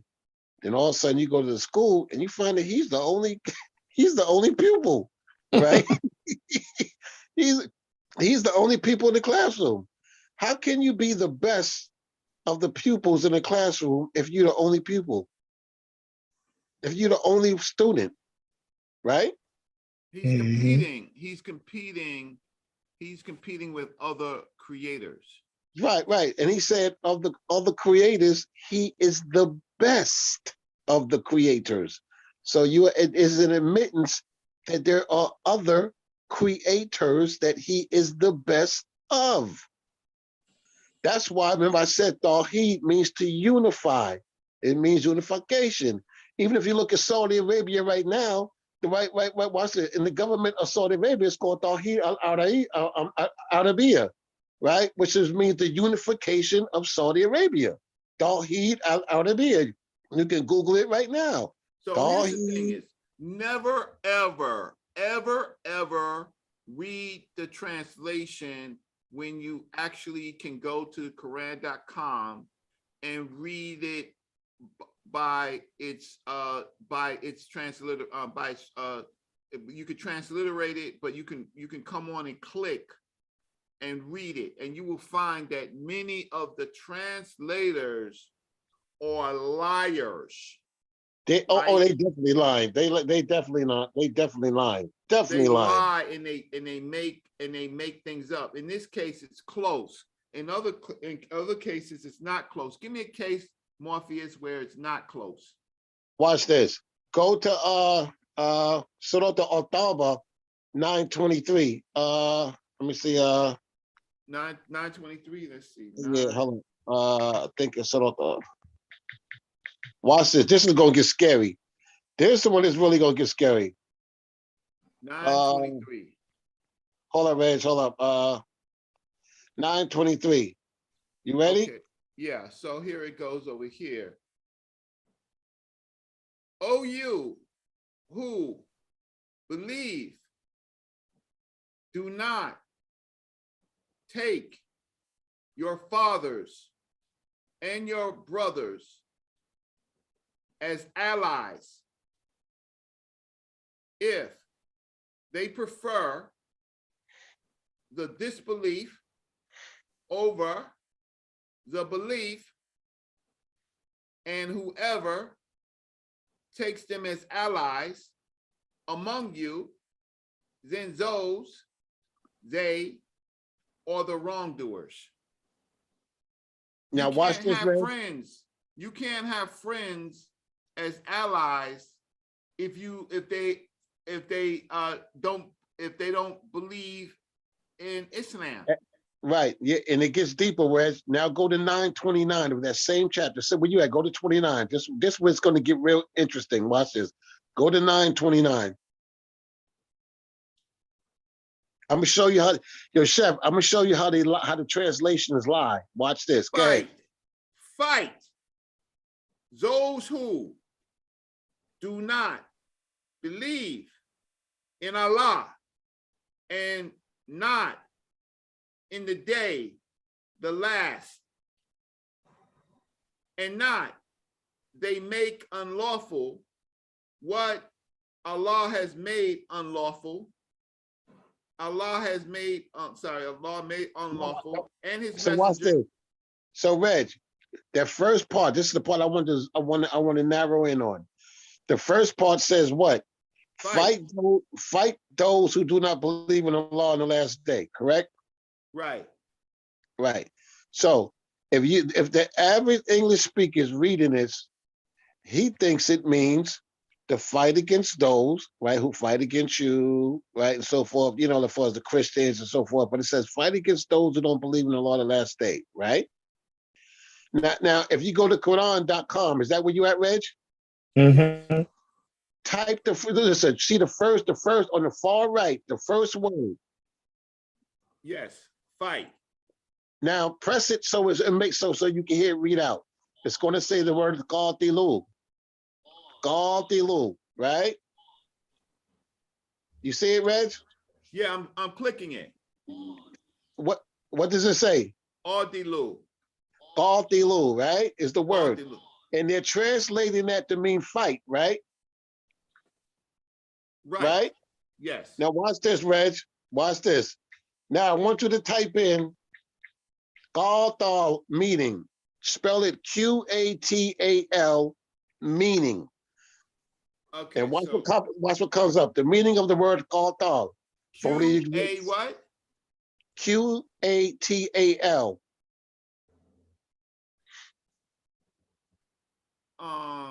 Okay. Wiki Islam. Go to the meaning of It says Qatal. Katal. What? Katal. Go to meaning of Qatal. Wiki Islam. That's the word. The Wiki Islam. The meaning of Qatal is Qatal. All right. So I'm going to Wiki Islam. Right. All you got to do is type in Qatal meaning of Qatal, and Wiki Islam is going to come up. Okay. Watch this, y'all. Wait. So search Wiki Islam. So let me just say meaning of Qatal. Yes. Okay. It says the meaning of Qatal, right? And it does Strong's Hebrew, right? No. You're wrong place. It's wikiislam.net, right? That's the site. But if you just Google wikiislam.net, all right. Yeah, but if you just Google the meaning of Qatal, right? Okay, I got it. So now, can y'all see my screen? Yeah, the Arabic speakers in the chat is saying it doesn't matter, it's the same word. Watch this. They're saying the way you read it and the way you pronounce it. Huh? Meaning of Qatal. It's giving me Reg. Yeah. Okay, I'm sending it to you right now. Watch this. This is easy. Watch this. Because I want people to see this. Don't believe the Islamic speakers of Islam. Most of them have never really you cannot convert it the Quran directly into English, right? You cannot do that. But what you can do is take Islamic words for what they really mean, right? Don't take their translations. They are liars. Watch this. Reg, did you get it? Wait, I'm getting it now. 1 second. I think old boy speaks Arabic. He's saying in his Arabic it's from the source word Qatal, but Qatil means fight. We're gonna see if you're lying or not, brother. Watch this. Wait 1 second. So let me let's see. They in the chat. Look, they in the chat. I told them to click the link. I think you might be in the middle of something. 1 second, I have to because he put Arabic words in there. I can't even read. You know, I'm not on my phone. I'm on the thing, so I have to send it. I have to resend it to I have to share it to myself. And it's let me just see if I can just type it out. What they say, Wiki Islam. Don't let them.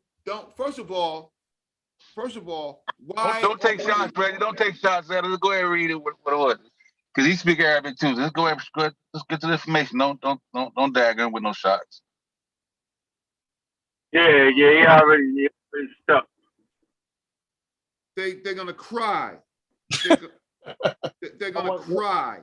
Listen, brother, I hear what you're saying, but what we want to do for the people in the chat who may be watching who don't speak Arabic, right? Let's look and see. For your enemies. For your enemies, right? What's this? We are your enemies, right? What's this, Reg?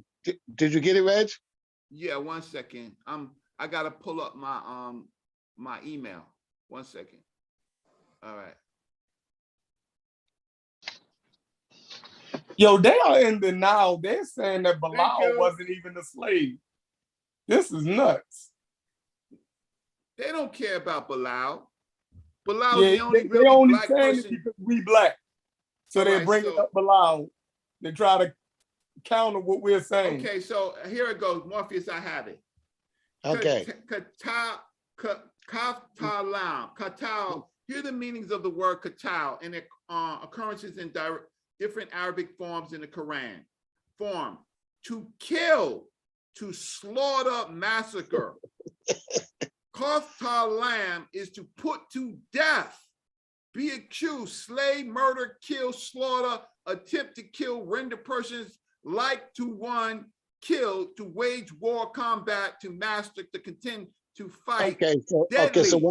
So now we got that, Reg.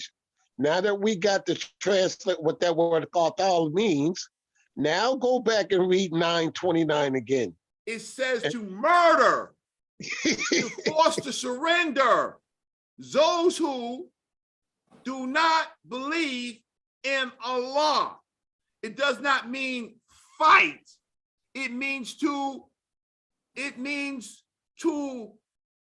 kill, to put to death, to be put to death. accused, slay, murder, kill, slaughter, attempt to kill, render, person like to one killed, to wage war, combat, battle, to master,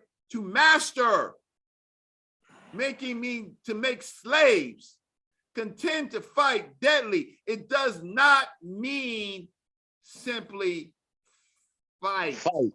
It doesn't mean fight. Exactly. So did Reg or did I or Reg make that up, or did everybody just see that? Yeah.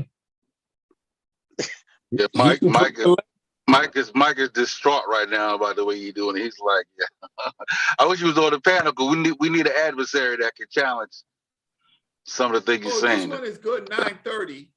Look at this, 930 is good, right? 930 says, it says, and said the Jews, Uzzah is son of Allah, and said the Christians, Messiah is the son of Allah. So that means they're saying, the Jews are saying that Ezra is the son of Allah, and the Christians say that the Messiah is the son of Allah. That yeah. So Rez, let's address that. Let's address that part. Watch this. Let's unpack that part.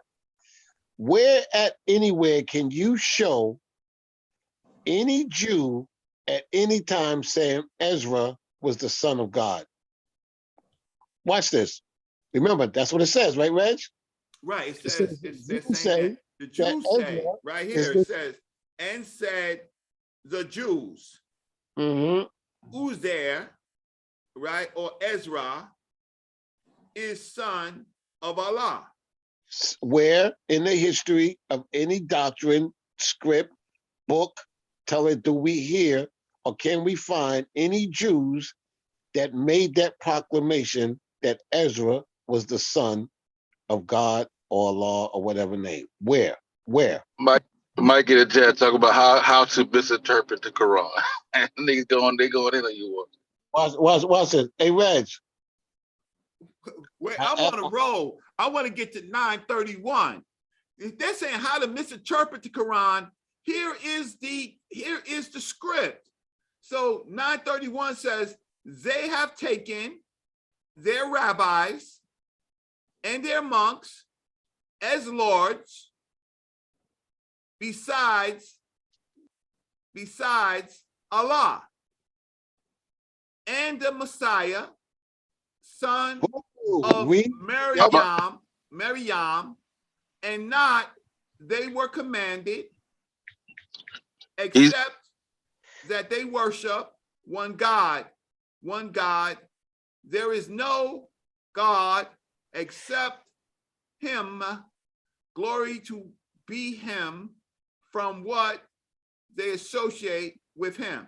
So they're saying that they have taken their rabbis and monks, as well as the Messiah, son of Mary, as lords besides Allah. So that means the rabbis and the monks and all those people, they worship Mary. They worship the son of Mary instead of Allah, right? Even though they were commanded to worship none but one God, there is no God worthy of worship except him, Allah. Glorified is he above what they associate with him. So then this kills, unfortunately, the other doctrines of Black Americans, mostly Moors and the Muslims, because it says right here, it just basically says that they have taken their rabbis, their teachers, and their monks, the scribes, as lords, meaning they become the interpreters of God, right, of the Quran, besides Allah. So they're worshiping men. They end up worshiping men instead of worshiping Allah. No, we gotta get. Hold on. We got homeboy on too, because he's saying We got to get him on because the other dude, Padmo, said he do have sources of Jews referring to that statement you said. He said they do have info on that. He's incorrect. I mean, whether he's incorrect or not, I just want to get on and try to prove his point. You feel me? Yeah. Well. See, here's the thing. Here's the thing. We're conditioned to be slaves. We're reading their book. Hold on. Yeah, but if he challenges some stuff, bro, like I still want to see the challenge. It's better to have balance. I'm trying to get him to come on. It ain't. I'm not knocking what you're doing. I'm trying to get him. I'm just trying to get people to come on that disagree. He will not come on. I'll tell you why he will not come on. Because if he is wrong, and he causes a Muslim to leave Islam because of his failure to understand the Quran, he is a wrongdoer and will not go to Jannah. They're not. Some of them are not Muslims now. They may disagree, but they're not practicing Muslim at right now. They may have left that. Left that behind. But if they left it behind, if they left it, who am I talking to? Sosa. You're talking to Sosa, Reggie. Peace, Sosa. I gotta tone it down when I talk to Sosa, King Sosa. I gotta tone it down. King Sosa. They have left Islam. So why defend Islam?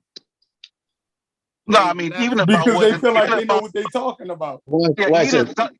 I'm not a Christian, but if you misrepresent something in the Bible, I know it's incorrect. I'm gonna challenge you on it, even though I'm not a Christian. I'm gonna be like, oh, that's incorrect, and here's why. You know what I'm saying? Just I ain't so.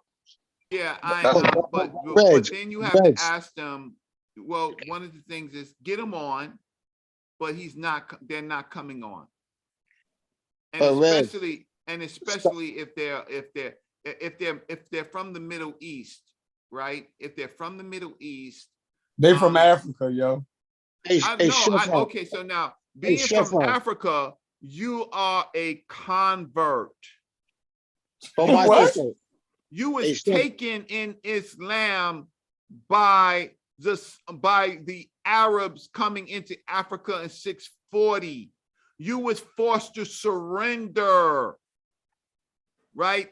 When they was fighting you or cattaling you, right? You surrendered, or you paid the tax to stay alive.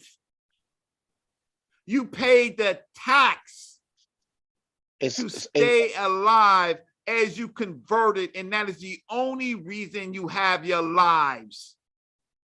You paid the tax.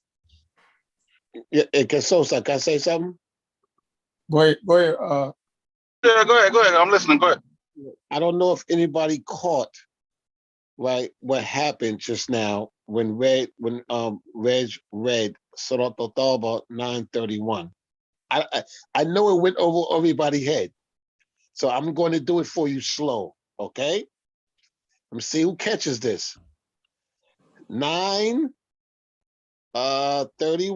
what it says, Ita'khazu akhbarahum wa ruhbanahum arbanimu dunillahi wal masih al maryam wa ma umiru ila liyabudu lan wa I'm just going to get my glasses. Wahidan la ilaha illahu subhanahu amra yushrikun. Okay, so watch this. Ita'kazu, right? It says Ita'kazu akhbarahum. When he says they have taken their scholars and their monks as lords, which is why ruhbanahum, why we're up as lords. Watch this now. Aba ma min dunillahi wal masih al maryam, and they have to watch this.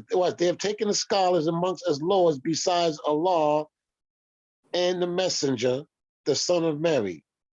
Did anybody just catch that? They believe in the son of Maryam. Now watch this. It's telling you, look at the translation. They have taken their scholars and their monks, their rabbis as lords, right? Besides the Lord. Keep going. What as lords? Oh my God! No, I don't see what I see. even though Besides, they were commanded to worship none but one God. watch this. But this verse is saying that they've taken the rabbis and monks as lords, besides, meaning instead of Allah and the Messiah. Did you just catch that? I see. Yeah, it. and the Messiah, right? So they're Right. believing in the Son of Mary. Exactly. You might not believe, but the Quran is actually telling you to worship Jesus. Or the That's Son of Mary. crazy. Did you Well, just hey, one of you Arabic speakers gonna have to come explain this. I'm gonna do They this. have taken their rabbis slow. and monks They as have well as the taken their Messiah, Son of rabbis and monks as well as the Messiah, Son of Mary, as lords besides Allah. Are they talking about what the people were doing? Like kind of how Moses was on the mountain and people were still worshiping the calf? Are they talking about that type of situation? No, what it's saying is that the people, right, have taken the rabbis and their monks for lords, right? Right. Instead of Allah and the messenger and the Messiah. Right. So he's talking about So he's talking It about. says, see, you're missing the word. So the word is besides. They I get it. see, the I get it. translation is wrong. Watch the translation, right? Don't read the translation. Read the literals. They have taken their rabbis. It's the same thing, their Reggie. monks. No, it's not. It is. No, watch what? No, just let me work. Go ahead, work. They have taken their rabbis and their monks as lords, right? Besides, which means instead of Allah and the Messiah. And the Messiah. Yeah, I got that part. What I'm asking is like, now continue. In the Bible, when they say like, let's say when they say the Israelites have taken up Belial or whatever instead of YHWH, is it that type of thing? I understand. Slow down. You are missing the words besides or instead. Listen. For example, if the Israelites in the Bible, when it said the Israelites took up the worship of Belial instead of, besides YHWH, I'm asking, is that the same scenario they're talking about in the Quran? This scenario says, let me read it slow. No, just tell me what it means. No, I'm asking for, I'm not challenging you. I'm asking, just clarify for me. Just tell me what it means. Like, Just slow down. Just clear your mind. They have taken their rabbis and their monks as lords. Stop right there. Stop before you go further. Get it? I'm trying to get the context. I'm asking for the context of what's going on. I'm trying to get the context, bro. Just explain the context to me more so I can follow along, bro. Like everybody ain't goddamn Muslims. We are trying to do it. You're just stopping us from doing it. Okay, so it's saying that there are some people in that day and time, right? And people who were mushrikeen that were taking monks and rabbis as lords, right? So stop. Yeah. So once we established that, they said some people are worshiping rabbis and monks as their lords, right? Now continue further. Instead, wait. Don't stop. Don't stop me. Then it says they're giving you instructions on what you should do now. What you should have been doing. Besides Allah, instead of Allah and the Messiah. Wow. Right. The Son of Mary. Did you catch that? Now the translation, you keep reading in English. They have taken their rabbis and monks as well as, they say as well as the Messiah, but it does not say as well as the Messiah. It says besides, and it says it twice. It says besides Allah. They're saying that they to confuse you, the translation says they have taken their rabbis and monks as well as the Messiah, son of Mary, as lords, besides Allah. Yeah, the translation dead wrong. Yeah, they lied. They have lied. taken their They rabbis messed up the whole and their verse. monks as lords, and besides, instead of, they use as well as. They use this word when they say besides in this version of besides. They changed this in the translation as well as, but that's not what the text says. The text says they have taken their rabbis and their monks as lords, besides Allah and the Messiah, son of Maryam, and not they were commanded, except that they worship one God. So,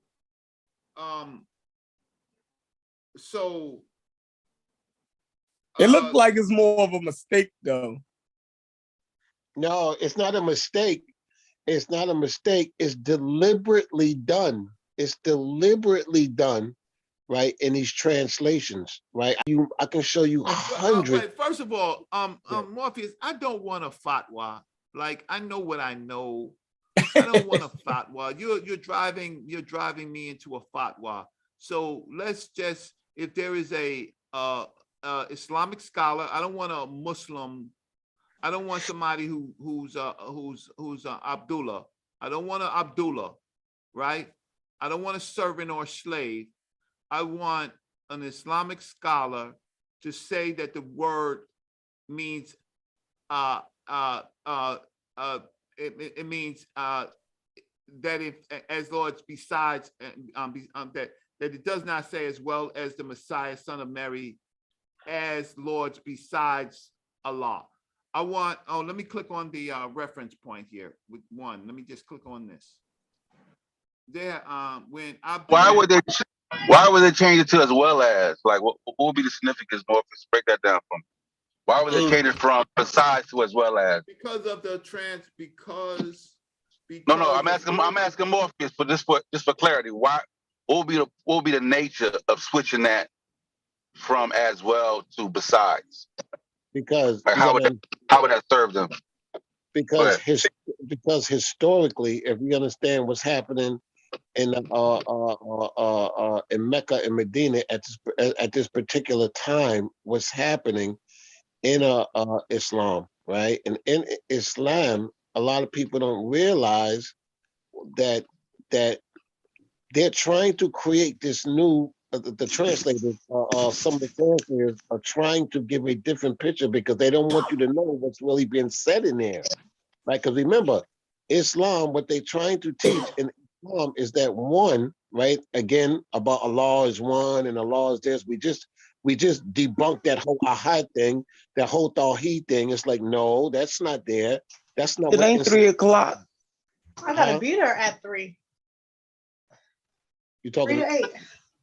Mute out Sabio, Rodney Kimmett, Leroy Kimmett, Rodney's cousin. Okay. Morpheus, can I say it a different way? Okay. Leroy Rodney Kimmett.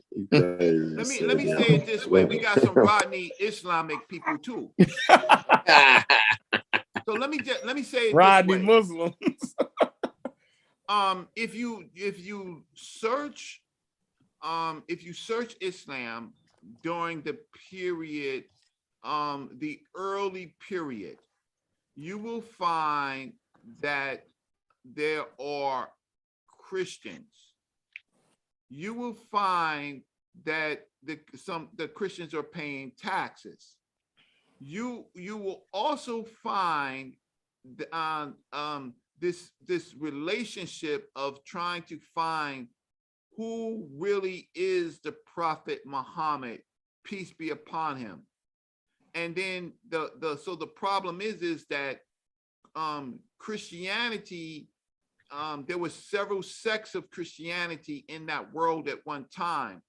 And scholars are debating now if Islam itself is a version of Christianity. They are debating whether Islam is a version of Christianity, and the way that they are doing it is saying, well, basically, we don't have any evidence of Muhammad. We do have evidence of Umar, and you can look at the early coins, and you can look at the early trade coins of Islam, and you can see that the Bismillah is different. You can actually see on the coins where they are worshiping Jesus. Right, that's correct. And so I don't talk about this because because people who are fanatical, who do not study, will only read. It's ridiculous for somebody to be a Muslim and to be talking in English. And then when they're talking to someone who knows the language, not me, but Morpheus and others, Brooklyn and others, when they read this, they read it directly as what it says. And then you have to understand that there are accepted Quran translations. This is what the Hajj, right? There are other versions, other translations. They're reading what they have chosen to accept over the other translations. But even in this translation, the fact of the matter is, it says what it says. It says they have taken their rabbis and their monks as lords. Hey, Sosa, you still there? Sosa left. All right, so it's basically. I'm sorry. Watch this. Do me a favor, Reg. Now watch this, Chevron. To push this issue, watch this. This is gonna make you laugh, Chevron. Hey, Reggie, could you pull up chapter 4, verse 157 of Anissa? Okay, so I have to search, so I'm not. Yeah, I think he was having a problem with understanding where the conjunction had came in at. The English translation, the conjunction had came in before they made the exception to what they should have been doing. Right. And the Arabic put the conjunction, you know what I mean? Correct. They're trying to translate it. So let's read this one. Let's go to Surah. Let's go to Surah 9:1. So basically the conjunction besides was put in the wrong place to include the Messiah and his mother, with the thing that they wasn't supposed to been doing. So the translator did that way, but in the original, you know, the thing that they wasn't supposed to been doing was not in conjunction with the thing that they what they was doing, if that's making sense. Yeah, because watch this, because you have to put that together. Remember what we just read about the best of the creators, right? So we understand based on that there's more than one creator in Quran. Allah is the best of the creators, right?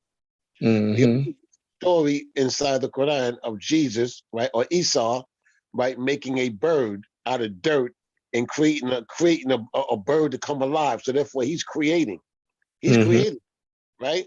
He makes a dove, a bird out of the dirt and makes it come alive. Boom. So he's a creator, right? So what? Wait. So Morpheus, I want to go to 9:1, and I want to read to 9:3, and I want to talk to these converts, even the ones that were in Africa who were converted from tradition and culture, right? It says, I'm gonna read the English translation. This is a discharge from all obligations by Allah and his messenger to the polytheists you believers have entered into treaties with. You polytheists may travel freely through the land for 4 months, but know that you have no escape from Allah and that Allah will disgrace the disbelievers. So you could travel. You cool. You got 4 months, Negroes, Abdullahs, right? Allows. You got 4 months. You can travel through our land, right? But know that you have no escape from Allah, and Allah will disgrace the disbelievers. Know this. Sing. A declaration from Allah and his messengers made to all people on the day of the greater pilgrimage, and Allah and his messengers are free of the polytheists. So if you pagans repent will be better for you. But if you turn away, then you know that you will have no escape from Allah, and give good news, O prophet, to the disbelievers of a painful punishment. So you can do your walk, you can do your Crip and blood walk, right? You can do your culture, but you got 4 months.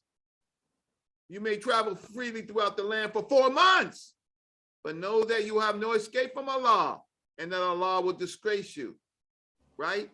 And you've been warned. A declaration, sing with me. A declaration from Allah and his messenger is made to all people on this day of the greater pilgrimage, that Allah and his messenger are free of the polytheists. So if you pagans repent, it will be better for you. It will be better for you in this life. In this life. But remember, Allah never forgives that you have believed in someone else than Allah and his messenger, right? So Allah will still not forgive you, but it would be better for you on earth. But if you turn away, then know that you will have no escape from Allah, and give good news, O prophet, to the disbelievers of a painful punishment. Now to me, it sounds real childish, right? Being older and reading it, it's basically telling those people back then to basically submit to Muhammad. Yeah. You know why, Sheffrin? Reggie, while Sheffrin's talking, can you pull up Sahih al-Bukhari, number 4557, please? Sahih al-Bukhari, 4557. Now, Sheffrin, keep going. Yeah, it sounds real militaristic. You know what I mean? I mean, just reading it sounds real militaristic. And there's another thing that I would say. When you're reading most of this, you have to realize the time and place that it was coming from. They were surrounded by Christians, Muslims, and pagans. So a lot of the stuff that they're talking about, they're addressing. But it does not change. The Quran does not change. I know that, but what I'm saying is the Quran is addressing the people in their area at that time. Just listen to the wording of it, because the arguments that they're making is about polytheists, right? That was surrounding them, right? Then it was about Christians, and it was about Jews, right? We know that it was 2 Christian empires at the time in Arabia. If most people don't know about at the time of Muhammad, Arab Christians, right? So you had the Ghashanids and you had the Lakhmids, right? They were both directly to the north of Muhammad, right? They were empires, right? They were highly influenced by the Byzantines, right? But they were Arabs, and they were Christians. They were Christian nations in Arabia. So, and they were quite powerful. So a lot of times when Muhammad or the Quran speaks about Rome, right, you would think that they was talking about the Byzantines. No, but they were actually, in more ways, they was talking about the Arab. They looked at some of the Arabs as being Romans who accepted Christianity. You can actually pull up pictures of the Lakhmids and the Ghashanids, right?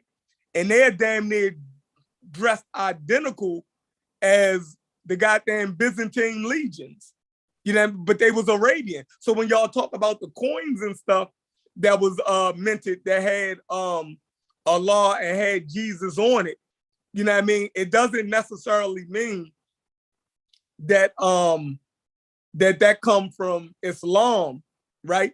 It could have came from those Arabic speaking Christians who had whole Yeah, but you're empires at that hurting time. yourself, Sheffrin.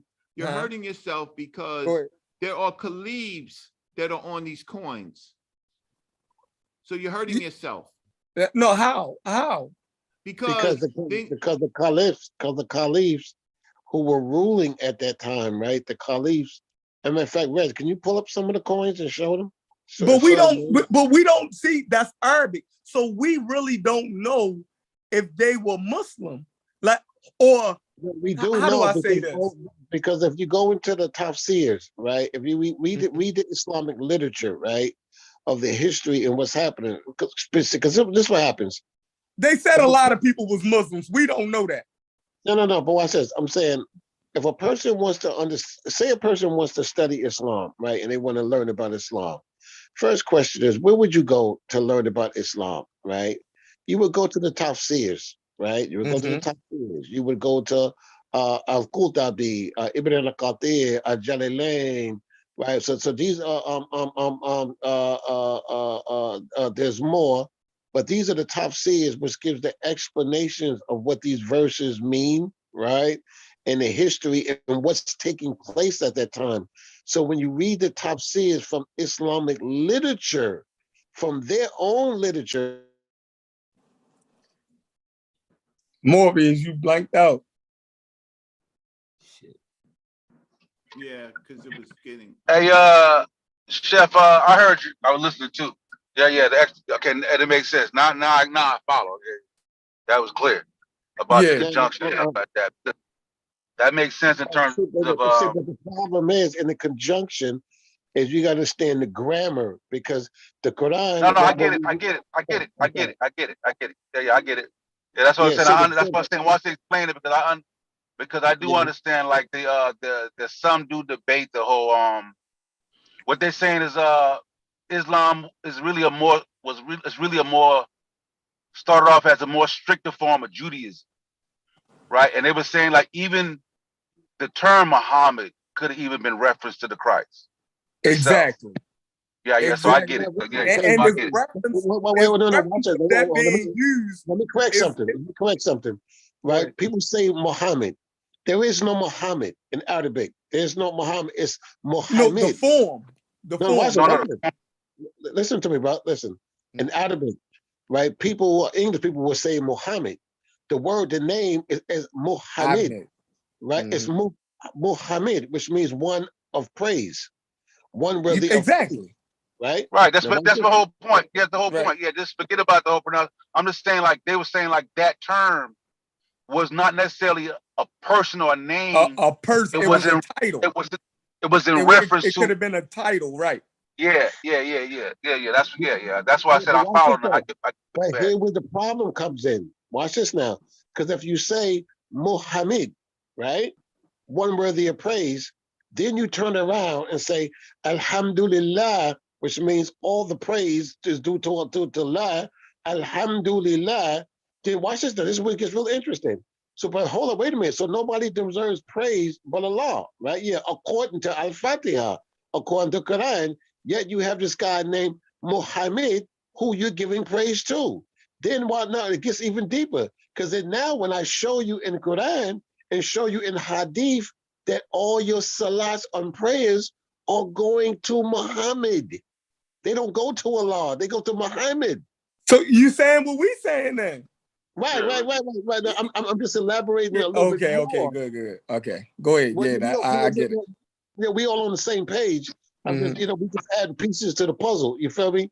On pieces. So what happens is, as I show people a lot of time in the Quran and Hadith, that when Muslims, watch this, when Muslims make salah, right? When they make salah, I will show you verses in the Quran and I will show you what Allah prays to Muhammad in the Quran. You said Allah prayed to Muhammad? Yes. What the hell? Would you like for me to show you that? Yes, would be. Or pray for. Say it again. He said pray for. Or pray for. It could be both, but watch this. still so problematic. Hold on. Allah prays? I got Google Scholar on that shit. Yeah, Why is Easier yeah, that than that's what that. I'm wrong? saying. It's still problematic. Yeah, Yeah. it's very problematic, right? Because some Muslims will say, no, it means blessing. And I say, no, no, no, look at the Arabic. The word there is salah, it's not barakah. The word for blessing is barakah. The word for prayer or worship is salah, right? And so when you read in the Arabic, you see it's going to say salah. It doesn't say barakah. Mm. Yeah, Yeah, You see, yeah, I'm aware. it's problematic, like Google Scholar said. And I say a lot of the stuff that's attributed to early Muslims, they swept over vast, their expansion was so fast that a lot of the literature of, like I said, y'all can look these people up. The Ghassanids and the Lakhmids came under that Islamic influence very fast militarily, right? But they were illiterate people, and they were some of the first people that was writing in Arabic. And their Christian liturgy was actually recorded in some of the earliest Arabic script. So what I'm saying is a lot of that stuff that we could think is Islamic, right, could be Arabian Christian. Christian that's converted over that when we just read through it, you know what I mean? That's Like it's just Okay. one thing. if I So could I say need something, Shepard. so watch this. So Hold on, I'll let Reggie. the I brother wanted to. speak. Go ahead. Yeah, sorry. That's actually why I came on, because I wanted to talk to Morpheus about this, about because it has long been a complicated issue as to why the Arabic of the Quran is more like Aramaic, more like a Nabatean script. When Yeah, Muhammad, Syriac. yeah, when Muhammad and all of the happenings in the Quran takes place in the Hijaz region where there's a Arabic Arabic. But I don't know if Morpheus, if you've ever heard of a book called Ginzaraba. yeah, I heard It about is it. a Yeah, yeah. yeah, it's a mundane text. They're not really Christian. They're like but they're similar to Christians. I think their patron saint is like John the Baptist.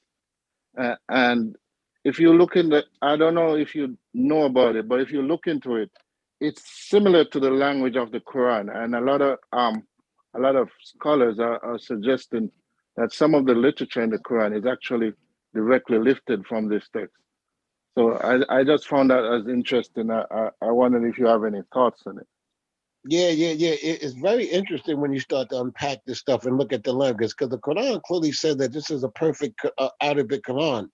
Yet you find in it Persian. It has thousands of hundreds of Persian words. You feel me? Greek words. Yeah, yeah. Greek, Gashuni, right, and all these other languages, right, or words or that are borrowed and stuff from other. You know what I mean? So yeah, when you start to unpack that, man, it get real interesting, bro. I'm telling you, Okay, man. I'm sharing my screen, right? So let's get to the bottom of some of this, right? So let's look at coinage of the first caliphate, right? 7th century, right? So there was a war. One of the wars that broke out was that is that the caliphate had minted their coins and given it to the Byzantines, and it was not accepted, right?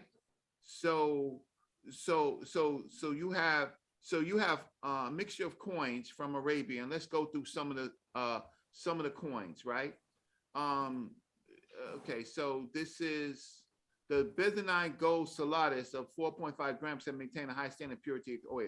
The Sassium silver decram or dirham. Okay, so what you will find is that there's coins that are circulating, right? There's coins that are circulating that will have the cross on it, right? So and then you have a problem with coins in itself, that basically Islamic coins should just have words. There should be no no images, idols. right? There Right, should no be no images. idol worship whatsoever, right? So you have a group of coins coming out, right? Okay, for decades. Okay, so this is a coin For decades, governors ruling a population was still largely Zoroastrian, where Christian and Jewish minorities were content to let local coins, right?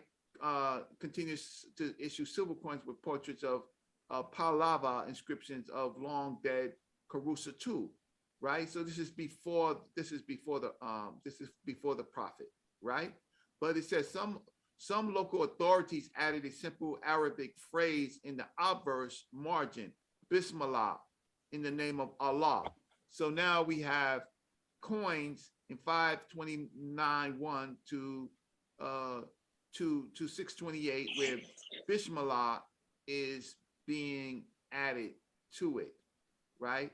So this is an Arab Sassanan Ubayyid Allah ibn Zaid 674, 673, 83. So then let's just go and look at, so then we go to Abdul Malik. Abdul Malik, that's a very important figure you need to look at. Very, very important. So then, okay, so here's the standing caliph, right? First of all, on the obverse, a bearded, long-headed figure in Arab dress holds a seized sword. The Quran text repeats the Muslim profession of faith.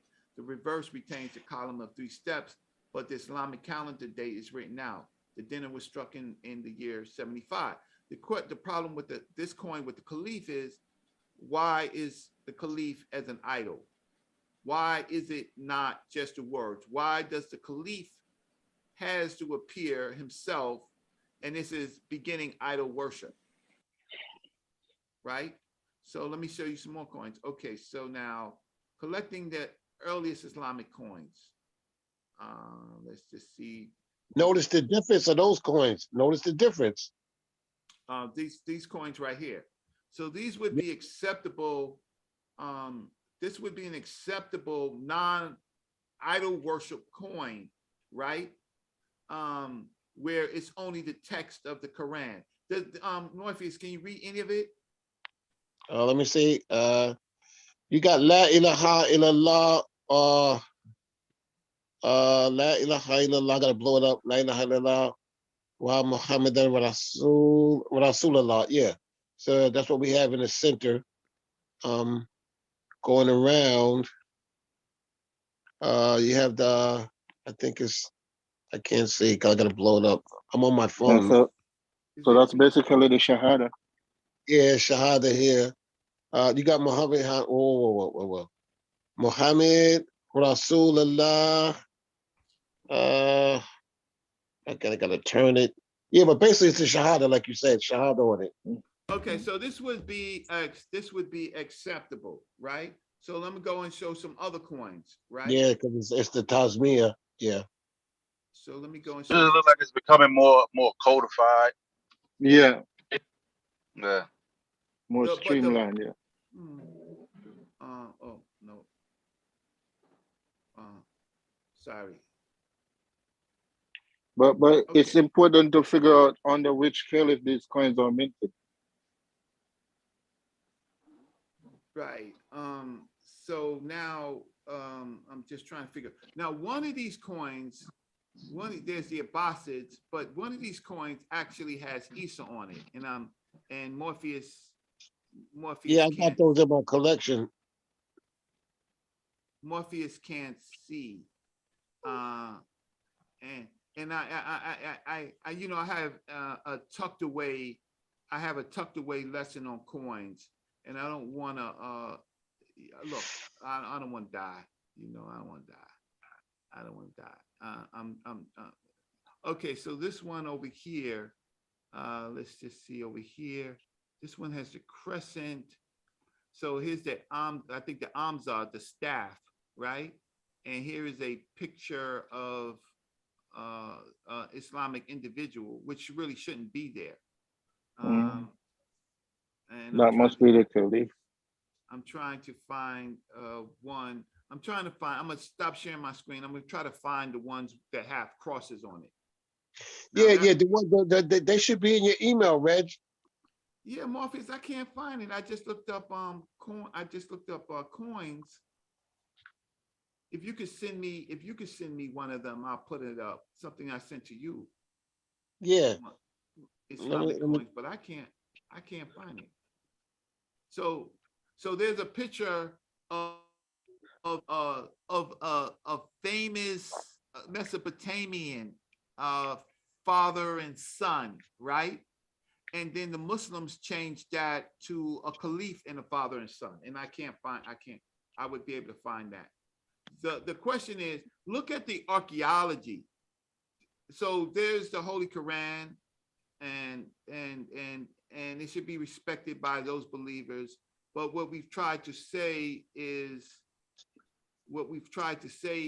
that there's problems with translators, right? And I'm being just respectful. And so Katal does not mean just fight. Katal means to murder, to surrender, to bring in. I showed you a text where you only got 4 months. Oh, you mean to do it. cartel? Yeah, not Ketal. Yo, Bobby, you the host, Bobby. Hell no. I just let you the host. A salami and bacon to everybody. What's up, Bobby? What's going on? Bobby banging this bitch. What's up? That was minted. hey, Reg, I just sent them to you anyway. All right, so let me just see. I sent the coins to you. You got that look on. You got that look in your eye, man. Man, y'all didn't. Oh my God. Listen. No, because we want those. Reggie. Yes. Why don't you just call it what it is? No, I'm gonna use my language, my respectful language. You can call it respectful language. You still killing them. You might as well just say it up front. Get it out the way. This shit's trash. No, it's trash. It's been trash. When it came in Africa, it was trash. It's just trash, man. It's a cultural usurper. Now, that's not to say, right, based off of the power that came with it, okay, that after years and years and years of being diminished by other people's religion, that it wasn't a breath of fresh air in some places. But at the end of the day, it was war based in the Quran, right? It was usurping other people's ancestry. That's just how I see it. So for me, why we always gotta be respectful? I'm just trying to figure that out. We ain't cussing them but why is it, right, that African people got this thing that the pious gestures going on here? Like, that's the new thing. Like, we have the most character as they rob and steal and take everything from us. We got the most character. We're the most white vodka Kamojo. You know what I'm saying? Peace, Bobby. How? Why is that? Because we always hanging out. I want to stay alive. It's not only that. It's because don't dive in. Yo, I was quiet, yo, Rodney Kim. I thought you was asking a question. Rodney Kim. Who the hell is Rodney? Leroy's cousin. Leroy Kimmitt's cousin. Rodney Kimmett. We're gonna get some of that Russian vodka Kamojo. Drink it up a little bit. All right, so I don't know if it's hanging out with Rodney, drinking that goddamn Kimoyo, man. Can't be fucking around with Rodney, drinking that Kimoyo all night, man. Hey Reggie. Hey, let Chef back in. Oh, okay. I let him in. I did. He's in. The only reason I did that is because Corey caught them dudes Rodney Kimmett the other day, and that shit was funny to crazy, me. Man. What language is which language is this? I'm trying to figure out this coin. Which language is this? Anybody can tell me? What? This language on this coin. It's Hebrew. No, that's the whatchamacallit shit from the whatchamacallit Empire, the Christian Empire, with the Byzantine Empire. I believe. All right, because I'm trying to get. I could be wrong. There are some Morpheus. This is the link that you sent me, but this is not being helpful. Well, they wrote in Latin in Byzantium, didn't they? Right. So there's this time period where the Arabs were under the foot of the Byzantines that caused the war, right? Mm-hmm. And so the Byzantines was using their cross against the Arabs. So the Arabs rebelled, and then they have the Prophet Muhammad and his revelation that gives them their own. It gives them their own God concept, right? Which they can now rally the people, right? So you have to understand that these people were saying, nah, the Byzantines, your God can't be our God, right? Your Esau can't be our Esau. Your Jesus can't be our Esau, right? Because that don't work for us. That's what the African failed to do. The African, by our trader Mansa Musa, right? He goes and he does this enormous pilgrimage, and he brings the trade to West Africa. Thank you, you trader. Right, and what the hell? And when he did that, you got to understand that he bought slaves. He not only bought gold, he bought African slaves and gave his servants or his slaves to those people freely. Thank you, Mansa Musa, you slave trader. Right? Hey, Reggie. He gave away slaves all throughout Africa. You know what? Reggie just beat up an African king, but let Islam slide and be nice and pious. Reggie, you know what? I got to question you now, bro. Like, first of all, you don't want Musa, you know what I'm saying, to indulge in the world. You know, that's like important for African rulers, any ruler, right, to travel abroad. Okay? So regardless of what he was doing, but he was letting people know that we motherfucking here, we here. Ain't his fault that people couldn't hold up their end of the goddamn bargain and get ready. It's not his fault. He's supposed to open up trade routes far flung. You know what I'm saying? Sell his goods, his gold. If you keeping the shit a secret, what the fuck? Like, see, that's the problem, Reg. Like, he was supposed to do that, Brother Reg. Now he's a traitor. Hell, all them African kings had some type of servitude. That's part of helping moving the land forward. Like, we gonna act like that ain't what it is. That we was standing in the middle of the desert with the kufis on. See, that's that soft shit again. No, we fought in all wars, right? We got the first wars in the middle now. Recorded. Right? We took kingdoms. All right? We murdered kings and queens and royal families. We usurped them. Shaka Zulu. But this is part of what humans do for power. Power brings protection. Protection brings a happy family. So all those try to be the Shaolin monks. That Shaolin monk shit ain't work. Man, me and Sosa watched the documentary. The shit was deep. What happened to the Shaolin monks, Sosa? Got wiped out. Yeah. Got smacked. They tried, right? They tried. They did. They got. I mean, at the end of the day, one of the monks ended up becoming one of the leaders, some kind of crazy way.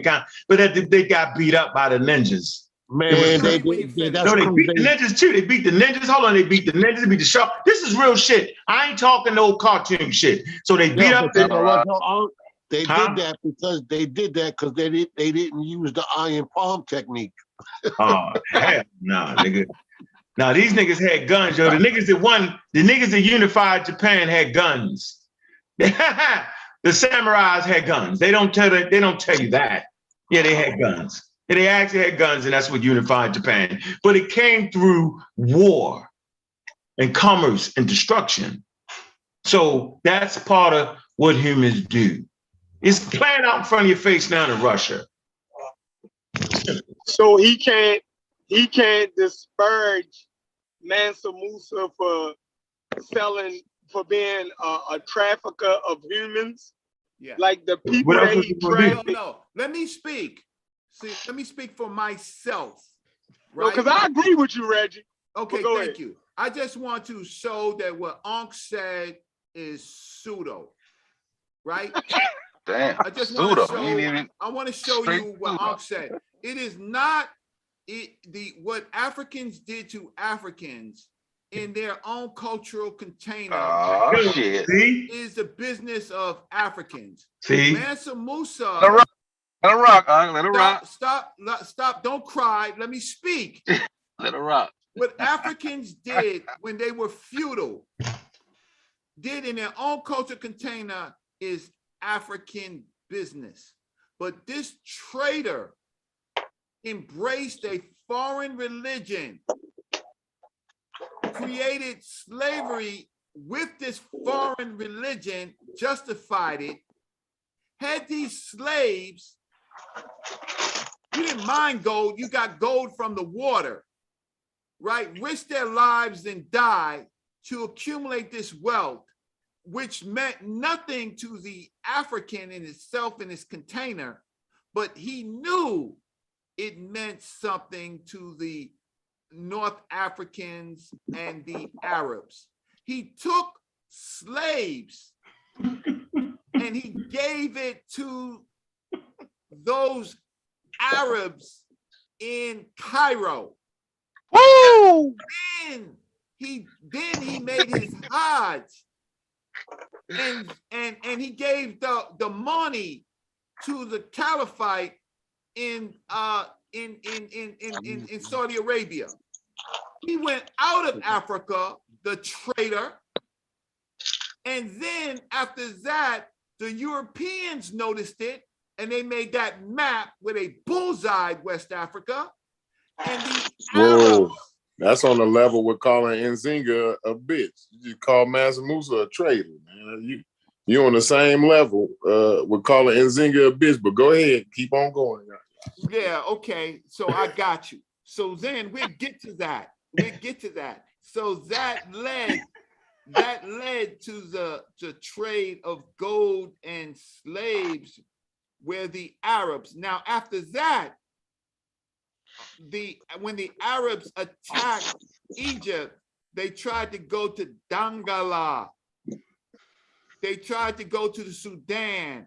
The Sudan, they're named as the pupil smiters, because they shot them in their eyes, right?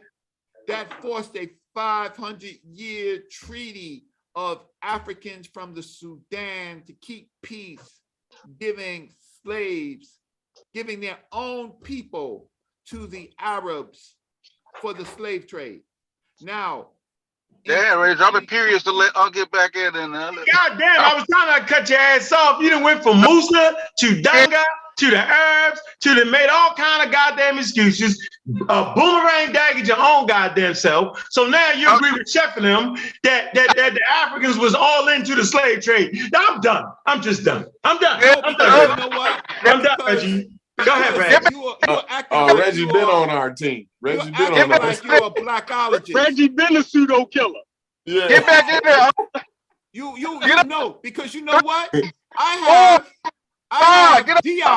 have Diop, and I have pre-colonial Black Africa. My dude. I have Dr. John Henry Clark talking about the Bach Treaty. My dude. Let me pull up the Bach Treaty for you. Get him, Reggie. What are you talking about? Reggie said you're gonna get this work. Talking. Hit it with that Dr. Ben shit, yo. You've been talking. I don't know what what I did is I've given you a chronology of causes and effects, an analysis of what has actually happened. Hey, what'd you say, Reggie? Hold on, Reggie. What'd you say? You say what? I'm giving you an analysis. You heard him. Cause and effect. So are you saying somebody? Hold on. Are you saying somebody caused them to do that? You don't understand. I'm asking you a question, Reg. Well, I'm telling you. I'm the pseudo guy. Understand technical terms. No, I'm asking you. I'm just asking you, what caused them to do that, Reg? You saying it really wasn't their fault, Reggie? What you saying? I am saying Somebody with that Dr. Ben shit, yo. if Mansa Musa had not made that famous pilgrimage of slaves and gold and other items from West Africa, those groups of people going through a route, an ancient route, right, from West Africa, from the Green Sahara, from the Sahelian wetlands, a route that Africans created to do trade in North Africa before Islam. He took a famous trade route. When he got finished, that trade route became the Trans-Saharan slave trade route. My dude. You said what? Say it again, Reggie. Why are you not listening? Because you call me pseudo. I ain't call you pseudo. I said Mansa Musa. Call me pseudo. Is that an acronym? They're not pseudo. You gotta stop. You better stop that. Mansa Musa. Right. Mansa Musa took a trade route, right, that West Africans and North Africans were trading from that was created when the Sahara was drying up. He took a famous trade route that went from West Africa to North Africa and across all of North Africa so he can get to Cairo. And then when he got to Cairo, he made his pilgrimage. When the Arabs came, they used that trade route to get more gold, and then they extended that with the Trans-Saharan slave trade. So I'm sorry, I'm heavy on the tongue, but I'm trying to let you know. I'm just trying to figure out how you blame all that shit on one king, yo. Like, where's that document at? Let me see it. He was the most famous and richest. So I know, he opened up. Reggie, don't jump in now, nigga, when I'm starting to talk. Don't do it. I was quiet as a motherfucking mouse around here. Quiet. Yeah, but you asked him a redundant question. No, but I asked him a question. I didn't ask you a question. I asked him a question. I didn't ask you. Oh, shit. I asked you. Reggie. All right, I'm backing up. Reggie. Let Reggie deal with it. So what you're saying is you're blaming the misfortune of the whole of West Africa on one king. Is that what you're doing? I'm doing cause and effect. So it was him that caused all this. I just want to make sure we got this straight. Because I'm gonna take a week. It'll take me a week, right, to get it all together. But I done heard y'all niggas say this shit for too long now. Now I realize y'all making half of that shit up. So now I realize that because you said it too many goddamn times with no sources to back you, and now I'm tired of it. Now you didn't overdid it. Now you did too much. Right. Last time I checked, a lot of niggas didn't even really believe in Islam for real when it was on the world stage, right? Most of the people living in Africa, right? They wasn't Muslims. Matter of fact, to this day, they might be a Muslim, but a lot of them still practice their traditions. It's a normal thing to have 2-3 religions in Africa. That's an explanation that needs to be put out there. So I don't know, Reggie. I need to really do. I'm gonna find out because I don't know. This may be a job, right, for another crew. Because I think you're doing a little bit too much with Moose. I don't know, Reggie. I don't know. I got some work by Hoffman on the subject. I don't know, bro. I'm gonna see. I don't know, Reggie. I don't think he's the downfall of Africans. I don't know. Get out that corner, Reggie. Get out that corner, Reggie. Time up. Yeah, time up, bro. Like Onk said, watch this. Onk says that he has to do some research. No, I'm saying I'm bring out my book, nigga. I got my shit stacked away, my nigga. Right? Because I don't like to talk when I'm gonna finish you off with that. So I just like to bring out the sources and have the conversation. Because I'm saying you have simplified this shit to one dude. And I'm saying I don't believe it. I've heard it for the last 15 years. I let it slide. But since you call me pseudo, then I. Okay, so let me. Who been saying it for the last 15 years, though? Reggie. Just Reggie. Watch this. So let me just wrap this dude up. And every Non-scientists. Let me wrap the dude up. Damn, yo, put hands on him, Reggie. Yeah, I'm gonna put hands on Unc. So and feet. I'm gonna wrap this dude up. Hands and feet. So let me you put hands on me, Reggie. Go ahead, put hands on me, Reggie. Hands on you. About time, nigga, you woke up, nigga. You was in this bitch. I salami and bacon for a minute. Yeah. Okay. So that was dope. That conversation was dope. I actually learned a lot. That shit was dope. Okay. So I'm gonna put on a map for you. I got that. I know the trade route. I got you. But you saying nobody else knew about that. I like that. Wait, yeah, I got this map for you. Okay, let's see. So let's roll. So let's rock. Let's rock out. Okay, so here's the established trade routes before Islam conquered. This is Mansa Musa's trade route. Let me see the word. Let me see it. Let me see it. Let me see the writing on it. Let me see. Because you got countries in that motherfucker that didn't even exist, but they moved. No, but you got right. But the people were still there.